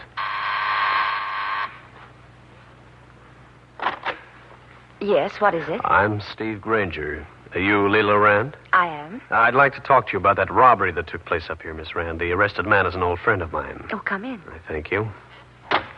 I wonder if you'd mind telling me what happened up here. Oh, not at all. It was yesterday. I'd been shopping for Christmas things. Let me see. I came home, I unlocked the door, and felt a presence. You know how women are. You saw him? Distinctly. He was going through that desk there. In the middle of this room, he'd piled my mink coat and a paper sack containing some jewelry. Mm-hmm. I closed the door very softly, went down the hall, and rang for the elevator. I rode downstairs and had the doorman get a police officer. Tell me one thing. Did Smith seem to be dazed? You know, sort of not quite himself? No, I don't think so. I see. Well, sorry I bothered you, Miss Rand. Oh, not at all. Oh, and I've not been a very good hostess. Would you like a drink before you go? I have some excellent scotch. Well, thanks. Holiday spirit, you know. Won't take a minute. I watched Leela Rand move towards a typical apartment bar stuck in one corner. She stood with her back to me. She got out the ingredients plus some ice, mixed the highball, and came back. Here you are, Mr. Grainger. I hope you like soda. I do, yes, thanks. A toast to your success. I'll drink to it, but I'm afraid I'm at a dead end. But cheers, just the same. Cheers. Well, how was it, Mr. Grainger? Delicious. Kind of strong, but... Mr. Grainger, what's wrong? You look like you don't feel so good. No, I'm all right. Just gotta get some air. Mr. Grainger, why don't you lie down for a minute? I gotta go. Gotta get out of here. Oh, no, Mr. Grainger, you can't go now. You're too tired. You're sleepy. Why don't you let me get a pillow for you and rest your head? Let go. I gotta get out of here. Oh, lie down, Mr. Grainger. Lie down like a good little boy.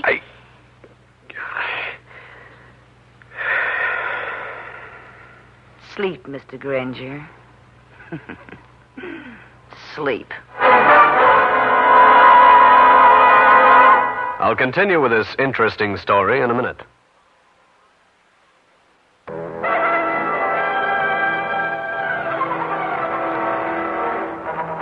I don't remember anything after Leela Rand telling me to sleep. When I came back alive, there was a taste like bear fur in my mouth, and my head was aching from every angle. I tried to sit up and found I couldn't move my hands. They'd been tied firmly behind my back, and my feet were laced together, too. Then I heard the noise at the door, scratching, as though someone was trying to break in. I hopped towards it. Who's there? Is that you, Mr. Grainger? Frankie! Open the door, Mr. Grainger. Just a minute. Let me see if I can do it. I'll just turn my back and see if I can reach the knob with my fingers. I nearly got it. Try harder, Mr. Grainger. I got it. Now, if only I can... My luck's in, kid.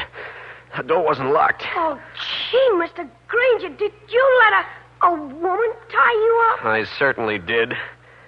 Undo me, will you, kid? There. Here, I got your hands free. Thanks, son.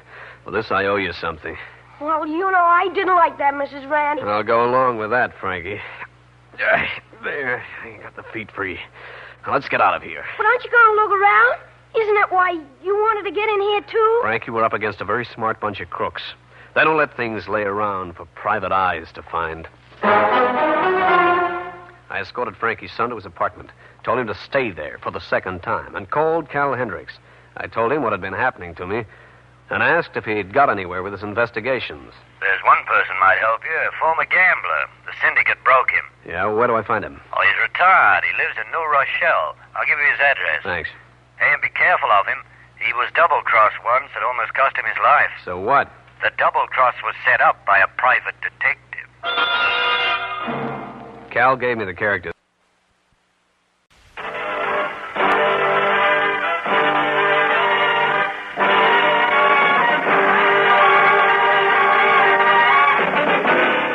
Danger with Grainger.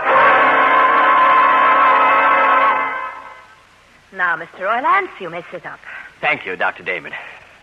How do you feel? Wonderful, Doctor. Simply wonderful. Oh, it's been a long series of treatments, I know.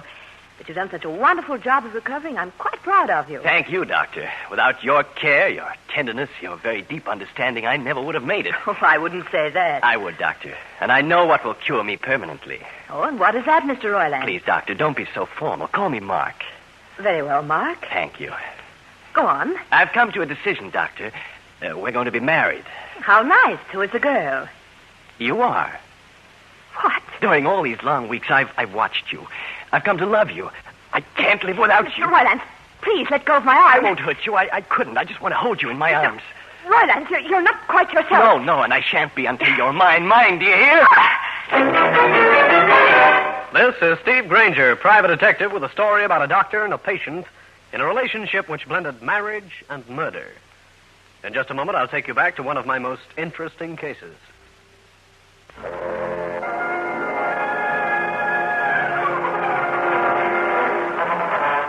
This is Grainger. It was a sunny summer day. The kind of day when a private eye's fancy finally turns to thoughts of folding money and a hoodlum's heart to homicide. In response to a message, I was on my way to the offices of a Dr. Damon. Yes? What is it? I'm Steve Grainger. Got a message to see Dr. Damon at 2 o'clock. Oh, come in, please. Thank you. Won't you sit down? Thanks. Where's the doc? Mr. Grainger, I am the doctor. Yep. Dr. Elsa Damon. A lady doctor, no less. I'm a psychiatrist. I had you come over because I have a serious problem. Don't tell me. Let me guess. You got a patient who needs protecting. On the contrary, Mr. Grainger, it's the doctor who needs protecting. Meaning you? Yes. Well, suppose you give me the lowdown on this situation, huh? Very well. I have a patient named Mark Roylance. Mm-hmm. He was released from a mental institution some time ago. It's a promising start. However, he responded readily to treatment, so the institution released him. He continued his treatments with me. Now, that's what I would call a pleasure. Please. Now, Mark Roylance is a very attractive man. Mm-hmm. But our relationship has always been that of a doctor and patient. Until recently.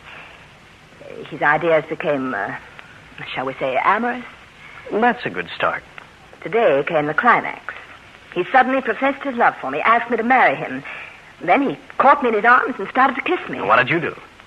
Obviously, I screamed. Obviously. Mr. Grainger, this is a serious situation. Mark Roylance was on the verge of being completely cured. Any little thing might throw him off balance again, and months of work go to waste. What happened after the kissing routine? Well, I managed to get rid of him. That evening, I was at home doing some work. He came to my apartment. Started to pound on the door, talking about his love for me. I was extremely annoyed. The neighbors were, too. So, Doc, you want me to keep this gentleman away from you? Precisely. Elsa! This is the guy, huh? Yes.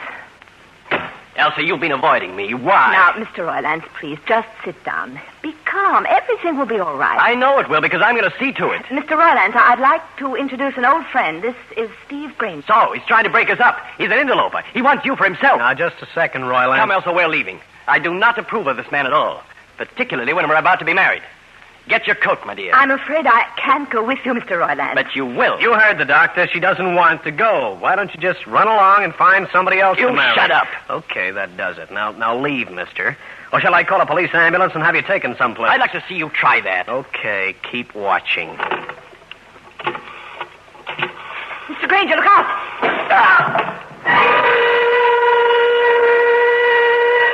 I should never have turned my back on Mark Roylance. Because when I picked up the receiver and started to dial, he picked up a vase and let me have it. Rhododendrons and all. When I came to, Romeo Roylance had gone. So had his doctor. I got in touch with my friend, Lieutenant Jake Rankin, at police headquarters. He agreed to send out a pickup on the couple. Then I started for Dr. Damon's files, hoping to pick up a little information on Roylance. Under the proper initial in this file, I found what I was looking for. Gave his name, address, and record right down to the day before. On the bottom, there was a notation in red ink which said, if aroused, this man could become homicidal. I'll continue with this interesting story in a minute.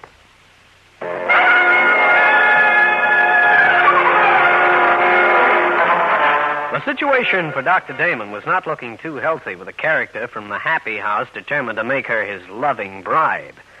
I tried the belligerent bridegroom's phone number. No answer. So I got on to Lieutenant Jake Rankin again and passed on the added information I'd discovered. Well, thanks, Grainger. We'll do all we can. Well, I hope you can do it fast. This guy had a pretty murderous look in his eyes. Where'll you be if we want you? I'm going out to Dr. Damon's apartment. Maybe I can find something. I hope it's not another vase over the head. I got into the lady doctor's place with the help of the superintendent's pass key. This was it, an apartment on the Upper East Side. And Dr. Damon must have had her feminine side, too, because it was as frilly as a French boudoir. The living room was deserted except for the decor and something strange, a traveling bag, resting in the middle of the carpet. I moved into the bedroom. Well, Dr. Damon, it's a pleasure to see you again. Isn't it time funny? Just take it easy. We'll have you free in a minute. Hey, this boy knows how to do this. How's that? Oh, thanks, Grainger. That was most uncomfortable. You look like the victim of an Indian rope trick. Only you're still here. I'll have these ropes off in a minute. Grainger, we've got to get Mark Roylance back to that institution. He's dangerous. I presume that traveling bag in the living room is yours? Yes. He insisted we were to elope as soon as he returned. How'd he get you here? Why didn't you scream or something? I didn't dare. He's got a gun. Look, Doc, you'd better go to a hotel. I'll stay here to greet him. You? Yeah. What a bride I'll make. Please, this isn't funny. If he's crossed in any way, he may become homicidal. I know. Are you sure you'll be safe when he comes back? I think so. I want to return what he gave me in your office. Phone. You don't suppose... I'll answer it. Hello. So, it's you, Grainger. Yeah. Why don't you come over here, Roylance? We'll all sit down and talk this thing over. We will? You mean Elsa, you and the police? I'm not that stupid. Listen, the police are looking for you, Roylance. Better give yourself up. I won't do that. And Grainger, stay out of my way, because the next time we meet, I'll kill you. Dr. Damon and I cabbed down to police headquarters, where I explained what had happened to Lieutenant Rankin. Then the doctor filed a complaint. I suggested that she stay with Rankin while I went to Roylance's apartment, on a hunch. There was a detective outside Roylance's apartment house to grab Roylance in case he tried to get into the building. I got to the apartment door. I never got a chance to look around. Put up your hands. How'd you get in here, baby? I'll ask the questions. Don't move, please. Anything you say. What are you doing here? I might be a friend of Mark Roylance's. Maybe he sent me up here after something. You're lying. You're a prowler. I'm going to call the police. I wish you would. When you get him, ask for Lieutenant Rankin and homicide. It'll save time. You're a police officer? I'm a private eye. My name is Steve Grainger. Why are you here? Lady, both the police and I are looking for Mark Roylance. What? Why? What's he done? Oh, a little abduction, a threat to kill, assault with a dangerous weapon, if a vase can be called that. Mark would never do those things. Also, he kidnapped his doctor. His doctor? You mean Dr. Damon? Why? Because he's under the delusion that he's in love with her. He wants to marry her. Marry her? That's the funniest thing I ever heard. What's so funny about it? Mark is already married. To me. I stared at the woman as she laughed and identified herself as Celia Roylance, a silver-plated blonde with curves that would scare a hot rod driver. Don't look so surprised, Mr. Grainger. This is really fine. Like to answer that? Hello? Yes, he's here. It's the police department. Thanks. Hello? Hi, Grainger. Say, did Dr. Damon get up there okay? What? Say that again. You mean she's not there? Of course not. But you called and told us to send her up there. That wasn't me, Jake. Did you take the call yourself? No, one of the boys outside did. Then the delectable doctor has been grabbed by a homicidal maniac. The way this case was going, I was beginning to feel I'd be happier inside a nut house myself. And I wasn't too sure that I was not a candidate for one. What with a doctor who disappeared, a patient who was panting to pair himself off when he already had a wife, my head was dizzier than a kid with hiccups on a roller coaster. In just a moment, I'll bring you the climax of the case.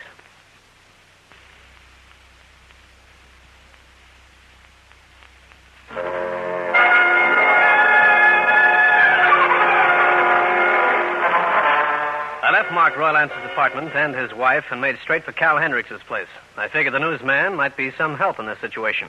Well, Stevie, why the flustered look? I've got problems with a psychiatrist, Cal. Oh, don't tell me you've taken up that Hollywood hobby. This is business.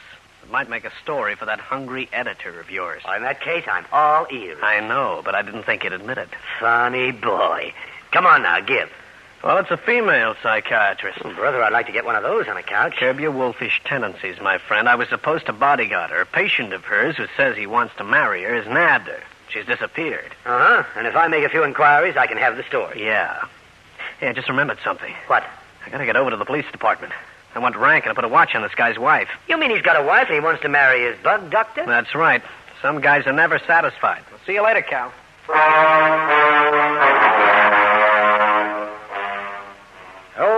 Okay, Grainger. I'll put a man to watch Celia Roylance. Thanks, Jake. Any news of a husband? We've got every available man on the force looking for Mark Roylance. Nothing happens. 3 or 4 rumors that he's been seen, that's all. Maybe he got out of the city. It's possible, but not probable. The highways are being covered. So are the trains and the stations. We've got to find him, but I don't know when. I hope it's pretty soon. If he gets an idea that she might double-cross him, we'll have a killing on our hands. Just a second, Grainger. Right. Lieutenant Rankin. Lieutenant, this is Dr. Damon. I want to drop the charges against Mark Roylance. I see. Will you confirm that in the morning, Doctor? Certainly. Doctor, is that Doc Damon? Yeah. I want to talk to her. Oh, just a minute. Steve Grainger's here, Doctor. He wants to talk to you. Here, Grainger. Right. Hello? Doc, where are you? Grainger, I'm glad you're there. I want you to hear this, too. Just a second. Rankin, get a check on where this call's coming from. But, Grainger... Go on, don't waste time. Still there, Doc? Grainger, I've just told Lieutenant Rankin to drop any charges against Mark Roylance. What? And I mean just that. You with him now? I'm still a doctor, and he's still my patient. I made this decision in his interest. Doc, are you all right? Is he violent? I can't say any more. Listen, is he standing there telling you what to say? Mr. Roylance is across the room from me. I'm using my own judgment, and I think it's good. You going to marry this character? Why? Well, he'd better get a divorce first. He's got one wife now. What's he trying to do? Corner the market? Goodbye, Mr. Grainger. Well, I got it for you, Grainger. It's up north a ways, that summer resort section, near Bear Mountain. Thanks, Rankin. You know, I'm going to run up there. I don't like this thing. Want to come along? Grainger, Dr. Damon dropped our charges. We can do nothing. I can. I still owe him for that hit on the head. Lieutenant Rankin gave me detailed information. I nodded so long, got outside, rented a car, and went north. Sometime later, and after some sleuthing, I slowed down near the spot designated. This was it. The last cottage in the group. The place was completely dark.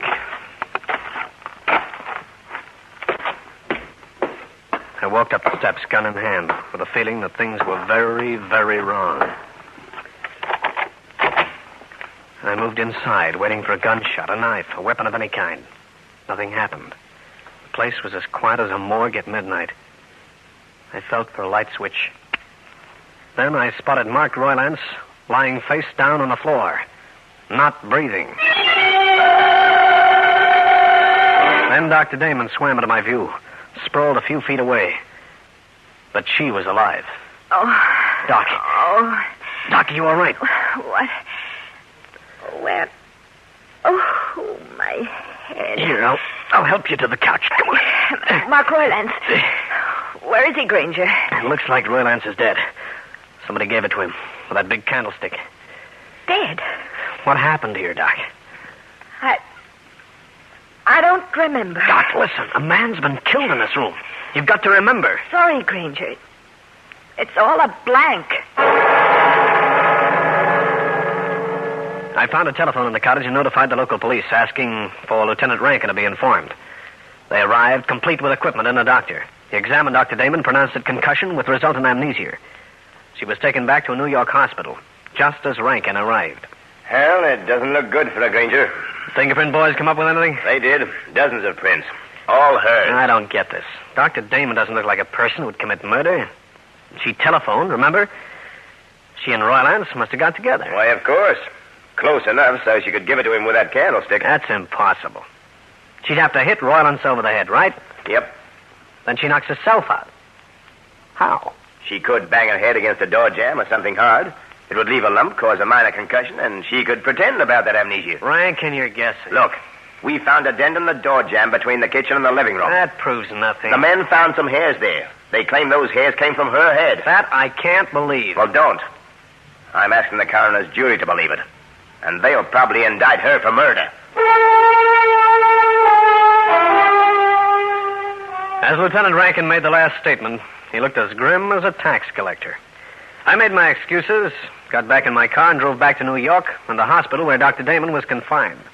The attendant doctor was non-committal. Grainger, Dr. Damon won't be able to speak rationally for several days. Of course, she mutters things now and then. Mutters things like what? Nothing important. Sometimes she appears to be in conversation with the dead man, Mark Roylance. Doc, this is extremely important. What does she say when she talks to the dead man? What have you heard? Rambling things. She mentions divorce. How he won't have to go back to the sanitarium. Things that don't make sense. To you they don't, but to me, that's a different story. Let me use your telephone. Rankin speaking. This is Grainger. Did you find anything else out at the Roylance cottage? No, except the remains of his watch crystal. Was he wearing a watch? Yeah, he was. Thanks, Lieutenant. This is something I want to sleep on. I did just that. The following morning, I remembered something written on Mark Roylance's file card. The address of an attorney, Alan Stafford. I was at his home as early as I dared. You say you're a private investigator, Mr. Grainger, and you want information about Mark Roylance. Why? Why? Because he's dead, Stafford. Murdered. What? And I'm working with the police on it. Now, what's your opinion of Roylance's mental condition before he was murdered? Well, I've always said he was rational, completely so. Would it be rational for a man to want to marry one woman when he had a present wife? Grainger, I can't discuss this. It's highly confidential. Stafford, Mark Roylance was brutally murdered. This is no longer whimsy. This is the McCoy. All right, I'll tell you this much. Mark Roylance was going to file for divorce. Why? I can't tell you unless it's vitally important. Would you think it vitally important to save somebody from a murder rap? A rap they're not guilty of? What would you want to know? Just lean back and start talking, Stafford, because I want to know everything. Alan Stafford was still the wily attorney. He wanted my identification. Apparently still doubtful, he double-checked with Lieutenant Rankin of the police department. Then he loosened up and told a story. A story that wrote finish to the mystery of Mark Roylance's death. Rankin speaking. Jake? Grainger. I asked you to have a man watch Celia Roylance. Yeah. Did you get a report on what happened? Yeah, wait a minute. I've got it here somewhere. Yeah?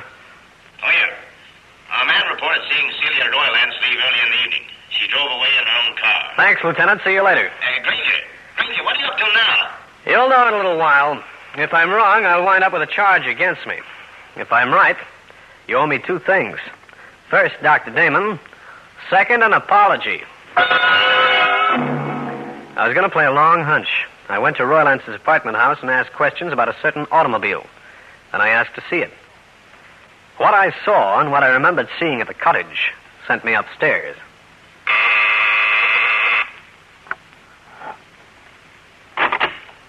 Hi, it's Mr. Grainger. How do you do, Mrs. Roy Lance? I'd ask you in, but I just heard about Mark. It's terrible. Well, despite your apparent grief, Mrs. Roylance, I want to talk to you. No, how dare you? Mrs. Roylance, where were you last night? Were you in this apartment? Why, yes. Then who drove your car away, your twin sister? Well, I did go for a drive. I know you did. Grainger, you have no right to act like this. You are not a police officer. I want you to leave immediately. Mrs. Roylance, was your husband filing suit for a divorce? No, of course he wasn't. Then I got news for you. The papers are being drawn up in his attorney's office. I saw them. That's not true. Mark was in love with me. You're saying horrible You're things. very clever. You married your husband when he actually was mentally incompetent. Before he was sent to that institution. He knew what he was doing. Not then. But he realized what he had done when he was released. Then he contacted Alan Stafford, his attorney. Why don't you let me alone? I don't know anything about this. When your husband started his treatments with Dr. Damon and conceived this plan of remarrying, you got worried. You knew that the doctor could declare him incompetent. His estate would go under the management of his attorney. That couldn't be done without my permission. The doctor might be able to override your refusal. Alan Stafford would take over, and you'd never be able to get your hands on that lovely, lovely money. How dare you talk that way to me? Get out! Mrs. Roylance, you killed your husband last night. You were at the cottage. You slugged Dr. Damon with that candlestick. I understand her fingerprints are on the candlestick, not mine. Also, they found a mark on the door jamb. Some of her hair got cut there, too. How do you know about the mark on the door jamb? Because I... Read it in the papers. They haven't got the story yet. Get out. Your husband's watch crystal broke when he fell. You probably stepped on a piece of glass because there's one piece missing. Care to let me look over the soles of your shoes? All right, Grainger. Put up your hands. Oh. The lady also has a gun. The lady will use it, too, if you make one move. This begins to resemble the old Mexican standoff. How are you going to get rid of me? You're a man. You're oh so commercial. I thought we might talk. Not while you're holding that gun. I don't intend to put it down. No. I think you will.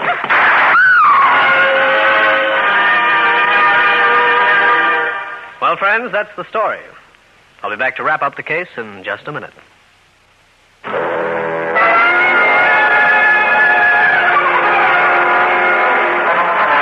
Celia Roylance hesitated that one vital second necessary for me to grab a gun hand. The gun was fired into the ceiling.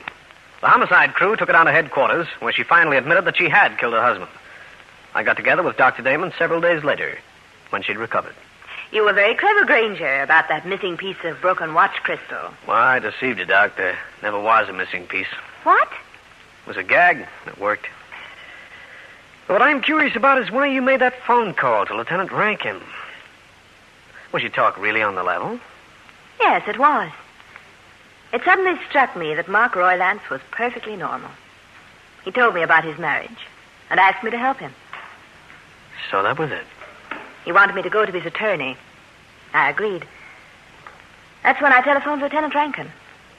Well, why were you so mysterious? Why not just tell the truth? I wasn't being mysterious.